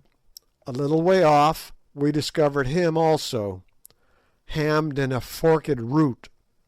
He was a good deal knocked about, but soon came to himself. We sat down together there on the grass, and the revulsion of feeling was so great that really I think we cried with joy. We had escaped from that awful dungeon, which was so near to becoming our grave. Surely some merciful power guided our footsteps to the jackal hole, for that is what it must have been, at the termination of the tunnel. And see, yonder on the mountains, the dawn we had never thought to look upon again was blushing rosy red.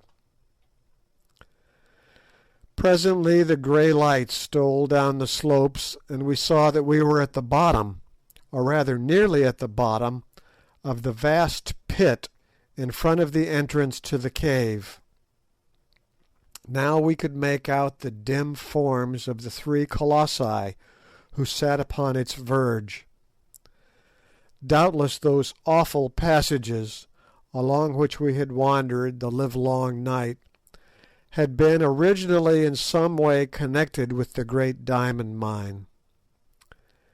As for the subterranean river in the bowels of the mountain, heaven only knows what it is, or whence it flows, or whither it goes. I, for one, have no anxiety to trace its course. Lighter it grew, and lighter yet. We could see each other now, and such a spectacle as we presented I have never set eyes upon before or since. Gaunt-cheeked, hollow-eyed wretches, smeared all over with dust and mud, bruised, bleeding, the long fear of imminent death yet written on our countenances, we were indeed a sight to frighten the daylight. And yet it is a solemn fact that Good's eyeglass was still fixed in Good's eye. I doubt whether he had taken it out at all. Neither the darkness, nor the plunge in the subterranean river, nor the roll down the slope, had been able to separate Good and his eyeglass. Presently we rose, feeling that our limbs would stiffen if we stopped there long, and commenced with slow and painful steps to struggle up the sloping sides of the great pit. For an hour or more we toiled steadfastly up the blue clay, dragging ourselves on by the help of the roots and grasses with which it was clothed. But now I had no more thought of leaving the basket. Indeed, nothing but death should have parted us. At last it was done, and we stood by the great road on that side of the pit which is opposite to the colossi. At the side of the road, 100 yards off, a fire was burning in front of some huts, and round the fire were figures. We staggered towards them, supporting one another, and halting every few paces. Presently one of the figures rose, saw us, and fell onto the ground, crying out for fear. "Infadoos! Infadoos! It is we, thy friends." He rose. He ran to us, staring wildly, and still shaking with fear. "Oh, my lords, it is you indeed. You come back from the dead, come back from the dead." And the old warrior flung himself down before us, and clasping Sir Henry's knees, he wept aloud for joy. End of chapter 18. King Solomon's Mines by H.Rider Haggard. Chapter 19. Ignosi's Farewell. 10 days from that eventful morning found us once more in our old quarters at Loo, and strange to say, but little the worse for our terrible experience, except that my stubby hair came out of the treasure cave about 3 shades greyer than it went in, and that Good never was quite the same after Foulata's death, which seemed to move him very greatly. I am bound to say, looking at the thing from the point of view of an oldish man of the world, that I consider her removal was a fortunate occurrence, since otherwise complications would have been sure to ensue. The poor creature was no ordinary native girl, but a person of great, I had almost said stately, beauty, and of considerable refinement of mind. But no amount of beauty or refinement could have made an entanglement between Good and herself a desirable occurrence, for, as she herself put it, can the sun mate with the darkness, or the white with the black? I need hardly state that we never again penetrated into Solomon's treasure chamber. After we had recovered from our fatigue, a process which took us 48 hours, we descended into the great pit in the hope of finding the hole by which we had crept out of the mountain, but with no success. To begin with, rain had fallen and obliterated our spoor, and what is more, the sides of the vast pit were full of ant bear and other holes. It was impossible to say to which of these we owed our salvation. Also, on the day before we started back to Loo, we made a further examination of the wonders of the stalactite cave, and drawn by a kind of restless feeling, even penetrated once more into the chamber of the dead.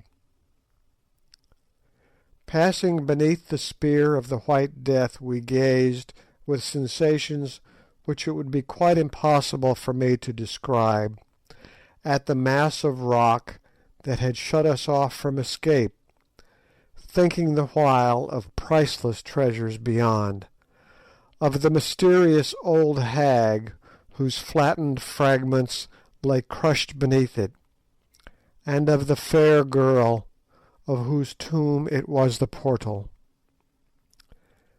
I say gazed at the rock, for examine as we could find no traces of the join of the sliding door, nor indeed could we hit upon the secret, now utterly lost, that worked it, though we tried for an hour or more. It is certainly a marvellous bit of mechanism, characteristic in its massive and yet inscrutable simplicity of the age which produced it, and I doubt if the world has such another to show.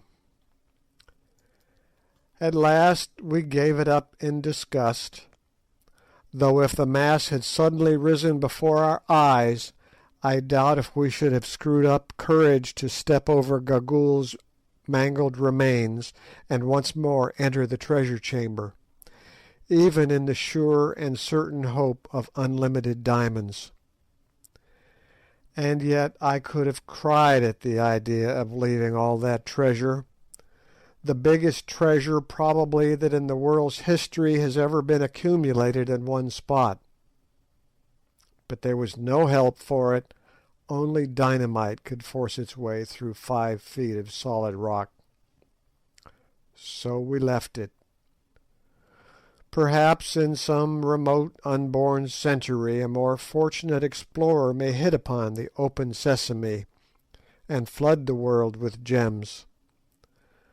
But myself, I doubt it. Somehow I seem to feel that the tens of millions of pounds worth of jewels which lie in the 3 stone coffers will never shine round the neck of an earthly beauty.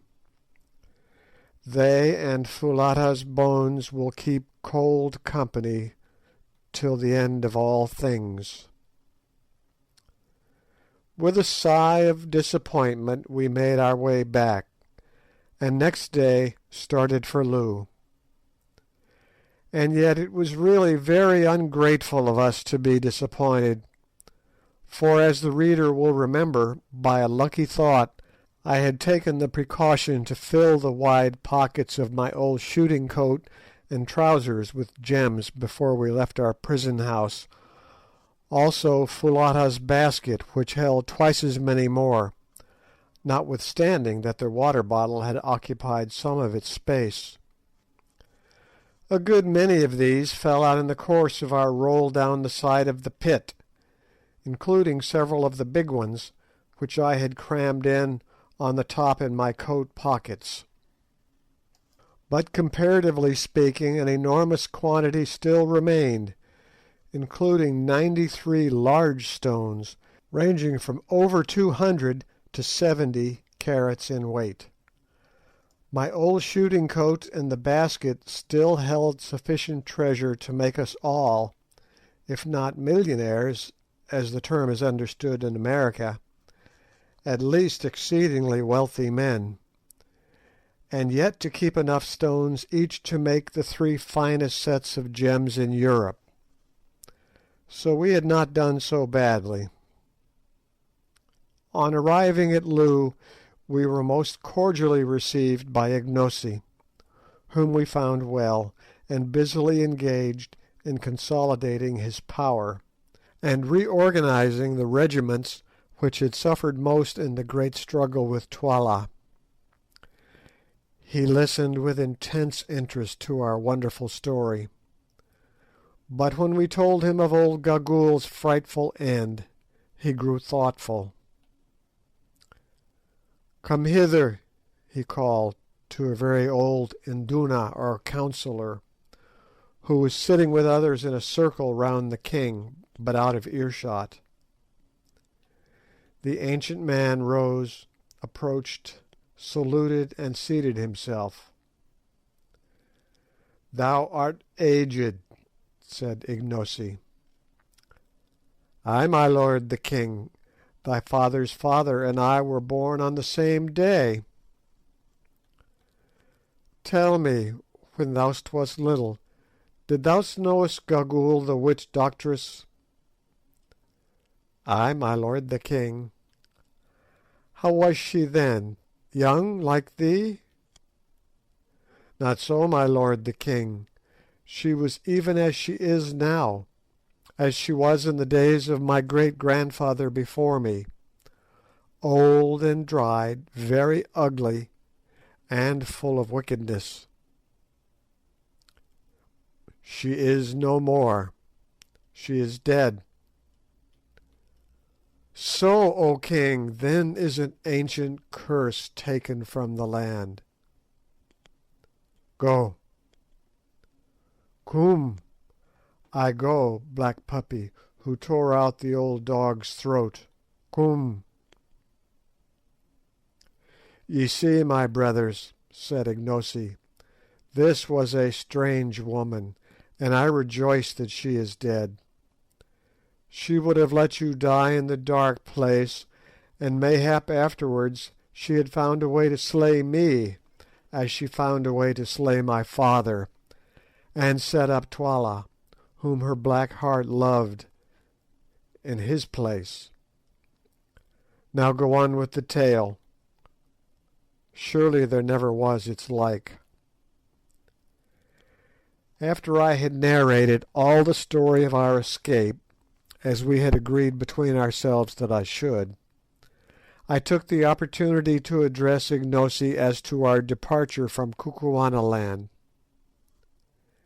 "And now, Ignosi," I said, "the time has come for us to bid thee farewell, and start to see our own land once more. Behold, Ignosi, thou camest with us a servant, and now we leave thee a mighty king.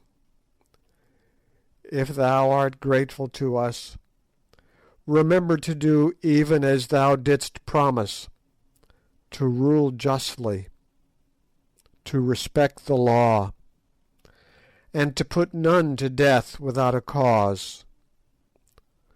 So shalt thou prosper. Tomorrow, at the break of day, Ignosi, thou wilt give us an escort who shall lead us across the mountains. Is it not so, O king?" Ignosi covered his face with his hands for a while before answering. "My heart is sore," he said at last. "Your words split my heart in twain. What have I done to you, Incubu, Macumazahn, and Bougwan, that ye should leave me desolate? Ye who stood by me in rebellion and in battle, will ye leave me in the day of peace and victory? What will ye, wives? Choose from among the maidens. A place to live in?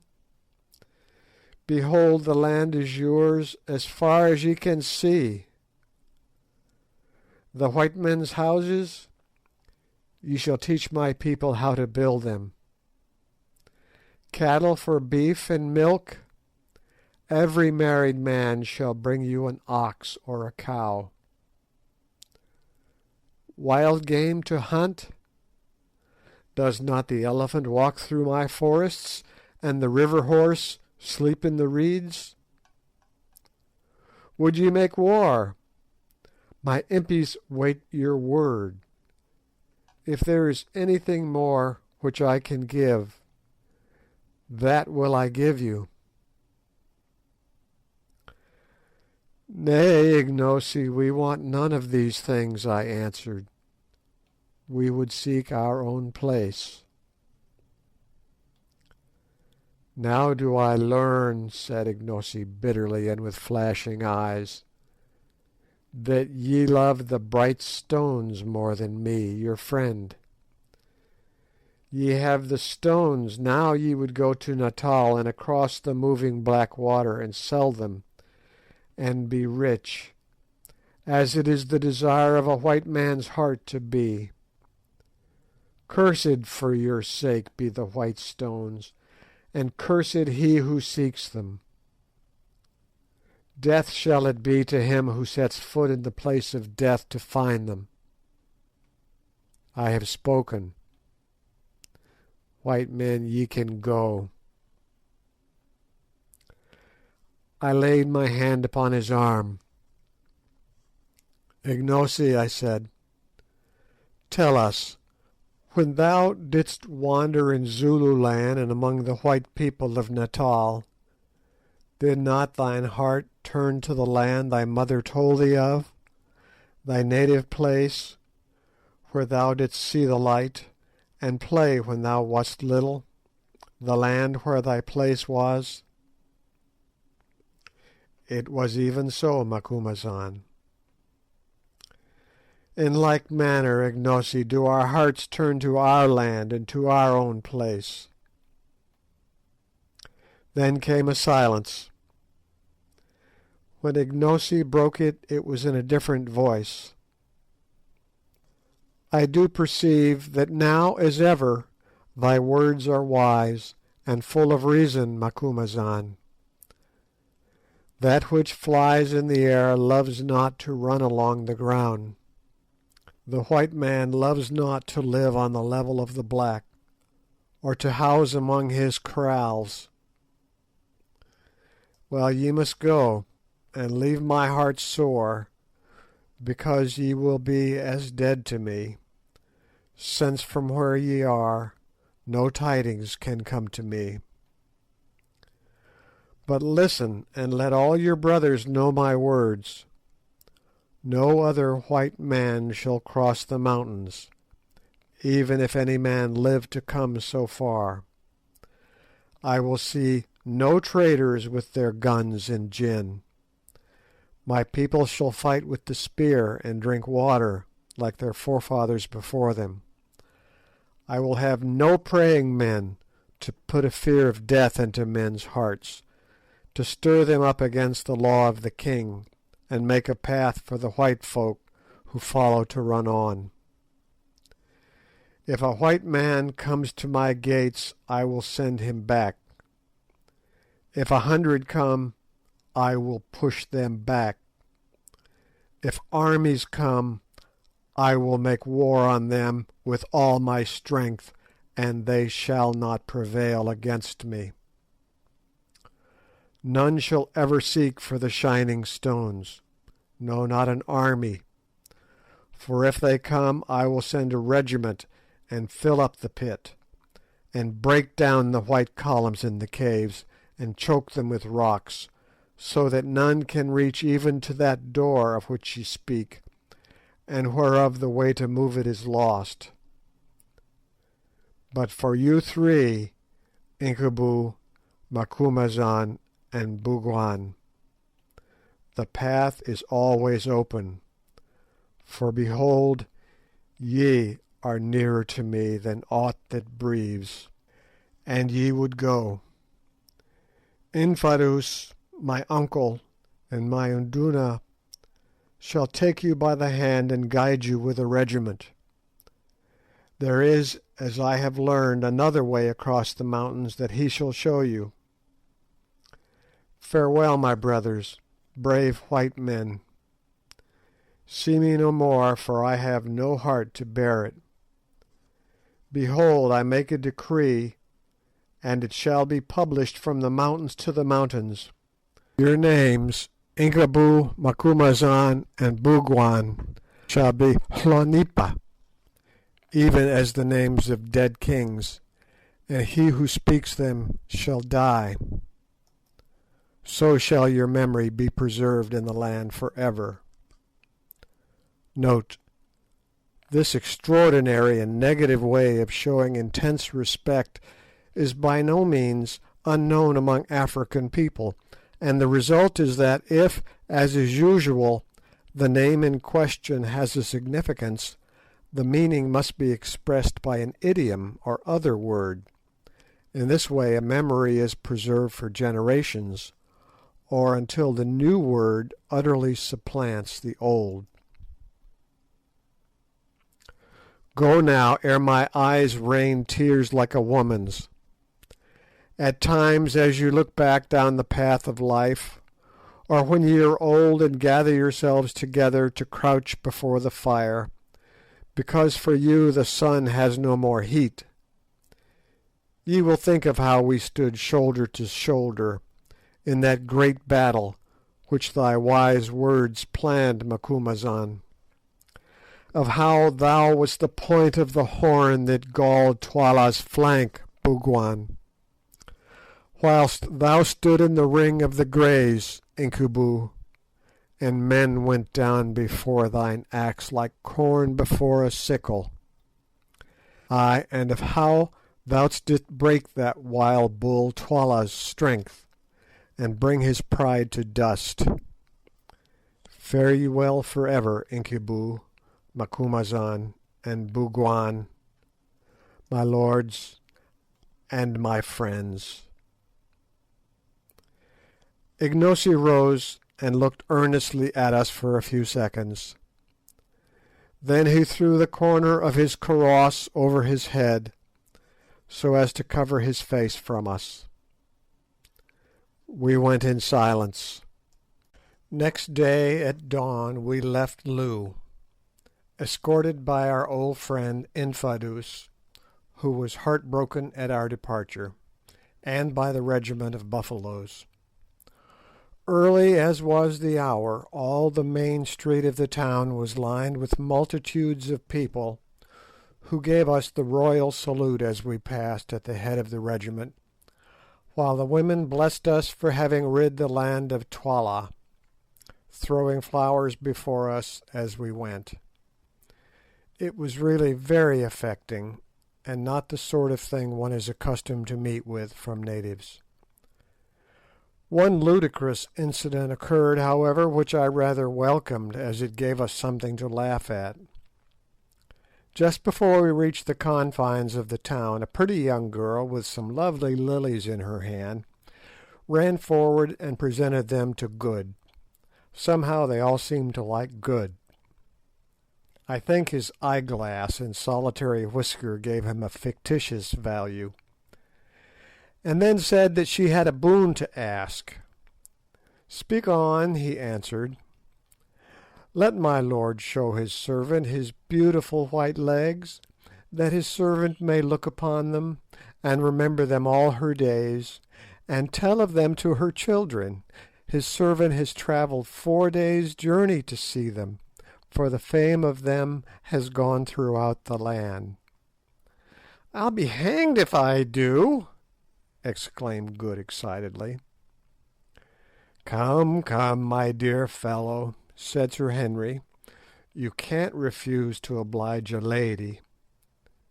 "I won't," replied Good obstinately; "it is positively indecent." However, in the end he consented to draw up his trousers to the knee, amid notes of rapturous admiration from all the women present, especially the gratified young lady, and in this guise he had to walk till we got clear of the town. Good's legs, I fear, will never be so greatly admired again. Of his melting teeth, and even of his transparent eye, the Kukuanas wearied more or less, but of his legs, never. As we travelled, Infadoos told us that there was another pass over the mountains to the north of the one followed by Solomon's Great Road, or rather that there was a place where it was possible to climb down the wall of cliff which separates Kukuanaland from the desert, and is broken by the towering shapes of Sheba's Breasts. It appeared also that rather more than 2 years previously a party of Kukuana hunters had descended this path into the desert in search of ostriches, whose plumes are much prized among them for war head-dresses, and that in the course of their hunt they had been led far from the mountains and were much troubled by thirst. Seeing trees on the horizon, however, they walked towards them, and discovered a large and fertile oasis some miles in extent, and plentifully watered. It was by way of this oasis that Infadoos suggested we should return, and the idea seemed to us a good one, for it appeared that we should thus escape the rigours of the mountain pass. Also some of the hunters were in attendance to guide us to the oasis, from which they stated they could perceive other fertile spots far away in the desert. Note: it often puzzled all of us to understand how it was possible that Ignosi's mother, bearing the child with her, should have survived the dangers of her journey across the mountains and the desert, dangers which so nearly proved fatal to ourselves. It has since occurred to me, and I give the idea to the reader for what it is worth, that she must have taken this second route, and wandered out like Haggard into the wilderness. If she did so, there is no longer anything inexplicable about the story, since, as Ignosi himself related, she may well have been picked up by some ostrich hunters before she or the child was exhausted, was led by them to the oasis, and thence by stages to the fertile country, and so on by slow degrees southwards to Zululand. Allan Quatermain. Travelling easily, on the night of the fourth day's journey we found ourselves once more on the crest of the mountains that separate Kukuanaland from the desert, which rolled away in sandy billows at our feet, and about 25 miles to the north of Sheba's Breasts. At dawn on the following day we were led to the edge of a very precipitous chasm, by which we were to descend the precipice and gain the plain 2,000 and more feet below. Here we bade farewell to that true friend and sturdy old warrior, Infadoos, who solemnly wished all good upon us and nearly wept with grief. "Never, my lords," he said, "shall mine own eyes see the like of you again. Ah, the way that Incubu cut his men down in the battle! Ah, for the sight of that stroke with which he swept off my brother Twala's head! It was beautiful, beautiful! I may never hope to see such another, except perchance in happy dreams." We were very sorry to part from him. Indeed, Good was so moved that he gave him as a souvenir, what do you think? An eyeglass. Afterwards we discovered that it was a spare one. Infadoos was delighted, foreseeing that the possession of such an article would increase his prestige enormously, and after several vain attempts he actually succeeded in screwing it into his own eye. Anything more incongruous than the old warrior looked with an eyeglass I never saw. Eyeglasses do not go well with leopard skin cloaks and black ostrich plumes. Then, after seeing that our guides were well laden with water and provisions, and having received a thundering farewell salute from the Buffaloes, we wrung Infadoos by the hand and began our downward climb. A very arduous business it proved to be, but somehow that evening we found ourselves at the bottom without accident. "Do you know," said Sir Henry that night, as we sat by our fire and gazed up at the beetling cliffs above us, "I think that there are worse places than Kukuanaland in the world, and that I have known unhappier times than the last month or two, though I have never spent such queer ones. Eh, you fellows?" "I almost wish I were black," said Good with a sigh. As for myself, I reflected that all's well that ends well, but in the course of a long life of shaves I never had such shaves as those which I recently experienced.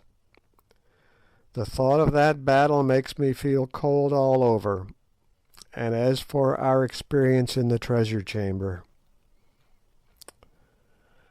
Next morning we started on a toilsome trudge across the desert, having with us a good supply of water carried by our 5 guides, and camped that night in the open, marching again at dawn on the morrow. By noon of the third day's journey we could see the trees of the oasis of which the guide spoke, and within an hour of sundown we were walking once more upon grass and listening to the sound of running water. End of chapter 19. King Solomon's Mines by H.Rider Haggard. Chapter 20. Found. And now I come to perhaps the strangest adventure that happened to us in all this strange business, and one which shows how wonderfully things are brought about. I was walking along quietly, some way in front of the other two, down the banks of the stream which runs from the oasis till it is swallowed up in the hungry desert sands, when suddenly I stopped and rubbed my eyes as well I might. There, not 20 yards in front of me, placed in a charming situation under the shade of a species of fig tree, and facing to the stream, was a cosy hut, built more or less on the Kaffir principle, with grass and withes, but having a full-length door instead of a bee-hole. "What the dickens," said I to myself, "can a hut be doing out here?" Even as I said it the door of the hut opened, and there limped out of it a white man clothed in skins, and with an enormous black beard. I thought that I must have got a touch of the sun. It was impossible. No hunter ever came to such a place as this. Certainly no hunter would ever settle in it. I stared and stared, and so did the other man, and just at that juncture Sir Henry and Good walked up. "Look here, you fellows," I said, "is that a white man, or am I mad?" Sir Henry looked, and Good looked, and then all of a sudden the lame white man with the black beard uttered a great cry and began hobbling towards us. When he was close he fell down in a sort of faint.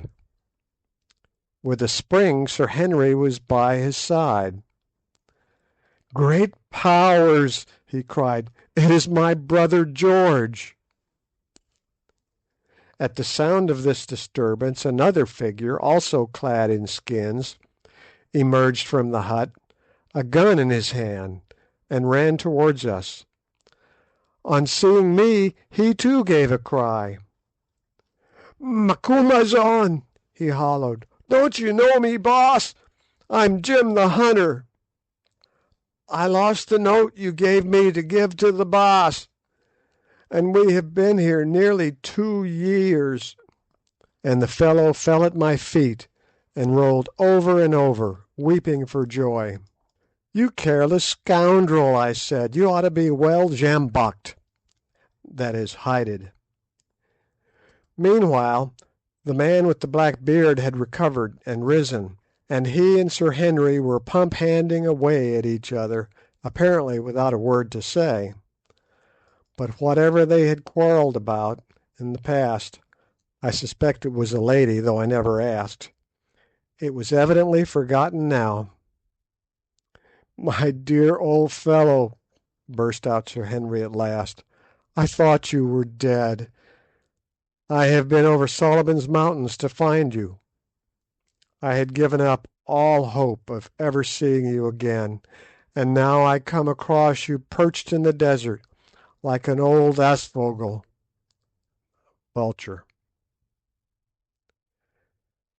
"I tried to cross Solomon's Mountains nearly 2 years ago," was the answer, spoken in the hesitating voice of a man who has had little recent opportunity of using his tongue. "But when I reached here a boulder fell on my leg and crushed it, and I have been able to go neither forward nor back. Then I came up. 'How do you do, Mr. Neville?' I said. 'Do you remember me?' 'Why,' he said, 'isn't it Hunter Quatermain, eh? And Good too. Hold on a minute, you fellows, I'm getting dizzy again. It is all so very strange, and when a man has ceased to hope, so very happy.' That evening over the camp fire George Curtis told us his story, which in its way was almost as eventful as our own, and put shortly amounted to this. A little less than 2 years before he had started from Sitanda's Kraal to try and reach Suliman's Berg. As for the note I had sent him by Jim, that worthy lost it, and he had never heard of it till to day. But acting upon information he had received from the natives, he headed not for Sheba's Breasts, but for the ladder-like descent of the mountains down which we had just come, which is clearly a better route than that marked out in old Dom Silvestra's plan. In the desert he and Jim had suffered great hardships, but finally they reached this oasis, where a terrible accident befell George Curtis. On the day of their arrival he was sitting by the stream, and Jim was extracting the honey from the nest of a stingless bee which is to be found in the desert, on the top of a bank immediately above him. In so doing he loosened a great boulder of rock, which fell upon George Curtis's right leg, crushing it frightfully. From that day he had been so lame that he found it impossible to go either forward or back, and had preferred to take the chance of dying in the oasis to the certainty of perishing in the desert. As for food, however, they got on pretty well, for they had a good supply of ammunition, and the oasis was frequented, especially at night, by large quantities of game, which came thither for water. These they shot, or trapped in pitfalls, using the flesh for food, and after their clothes wore out, the hides for clothing. And so George Curtis ended. We have lived for nearly 2 years, like a second Robinson Crusoe and his man Friday, hoping against hope that some natives might come here to help us away, but none have come. Only last night we settled that Jim should leave me and try to reach Sitanda's Kraal to get assistance. He was to go tomorrow, but I had little hope of ever seeing him back again. And now you, of all people in the world, you, who, as I fancied, had long ago forgotten all about me, and were living comfortably in old England, turn up in a promiscuous way and find me where you least expected. It is the most wonderful thing that I have ever heard of, and the most merciful too." Then Sir Henry set to work and told him the main facts of our adventures, sitting till late into the night to do it. "By Jove!" said George Curtis, when I showed him some of the diamonds. "Well, at least you have got something for your pains besides my worthless self." Sir Henry laughed. "They belong to Quatermain, and good. It was a part of the bargain that they should divide any spoils there might be." This remark set me thinking, and having spoken to Good, I told Sir Henry that it was our joint wish that he should take a third portion of the diamonds, or if he would not, that his share should be handed to his brother, who had suffered even more than ourselves on the chance of getting them. Finally we prevailed upon him to consent to this arrangement, but George Curtis did not know of it until some time afterwards. Here at this point I think I shall end my history. Our journey across the desert back to Sitanda's Kraal was most arduous, especially as we had to support George Curtis, whose right leg was very weak indeed, and continually threw out splinters of bone. But we did accomplish it somehow, and to give its details would only be to reproduce much of what happened to us on the former occasion. 6 months from the date of our re-arrival at Sitanda's, where we found our guns and other goods quite safe, though the old rascal in charge was much disgusted at our surviving to claim them, saw us all once more safe and sound at my little place on the Berea, near Durban, where I am now writing. Thence I bid farewell to all who have accompanied me through the strangest trip I ever made in the course of a long and varied experience. P.S. Just as I had written the last word, a Kafir came up my avenue of orange trees, carrying a letter in a cleft stick, which he had brought from the post. It turned out to be from Sir Henry, and as it speaks for itself, I give it in full.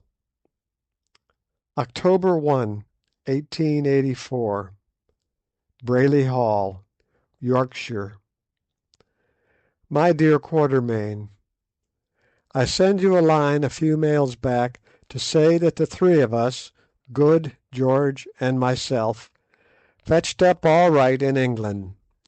We got off the boat at Southampton and went up to town. You should have seen what a swell Good turned out to be the very next day, beautifully shaved, frock coat fitting like a glove, brand new eyeglass, etc., etc. I went and walked in the park with him, where I met some people I know, and at once told them the story of his beautiful white legs. He is furious, especially as some ill-natured person has printed it in a society paper. To come to business, Good and I took the diamonds to Streeter's, to be valued as we arranged, and really I am afraid to tell you what they put them at, it seems so enormous. They say that of course it is more or less guesswork, as such stones have never to their knowledge been put on the market in anything like such quantities. It appears that with the exception of one or two of the largest, they are of the finest water, and equal in every way to the best Brazilian stones. I asked them if they would buy them, but they said it was beyond their power to do so, and recommended us to sell by degrees, over a period of years indeed, for fear lest we should flood the market. They offer, however, 180,000 for a very small portion of them. You must come home, Quatermain, and see about these things, especially if you insist upon making the magnificent present of the third share, which does not belong to me, to my brother George. As for Good, he is no good. His time is too much occupied in shaving, and other matters connected with the vain adorning of the body. But I think he is still down on his luck about Foulata. He told me that since he had been home he hadn't seen a woman to touch her, either as regards her figure or the sweetness of her expression. I want you to come home, my dear old comrade, and to buy a house near here. You have done your day's work, and have lots of money now, and there is a place for sale quite close which would suit you admirably. Do come, the sooner the better. You can finish writing the story of our adventures on board ship. We have refused to tell the tale till it is written by you, for fear lest we shall not be believed. If you start on receipt of this, you will reach here by Christmas, and I book you to stay with me for that. Good is coming, and George, and so, by the way, is your boy Harry. There's a bribe for you. I have had him down for a week's shooting, and like him. He's a cool young hand. He shot me in the leg, cut out the pellets, and then remarked upon the advantages of having a medical student with every shooting party. Good bye, old boy. I can't say any more, but I know that you will come, if it is only to oblige your sincerest friend, Henry Curtis. P.S. The tusks of the great bull that killed poor Kiva have now been put up in the hall here, over the pair of buffalo horns you gave me, and look magnificent. And the axe with which I chopped off Twala's head is fixed above my writing table. I wish that we could have managed to bring away the coats of chain armour. Don't lose poor Foulata's basket in which you brought away the diamonds. H.C. Today is Tuesday. There is a steamer going on Friday, and I really think that I must take Curtis at his word, and sail by her for England, if it is only to see you, Harry, my boy, and to look after the printing of this history, which is a task that I do not like to trust to anybody else. Allan Quatermain. The End.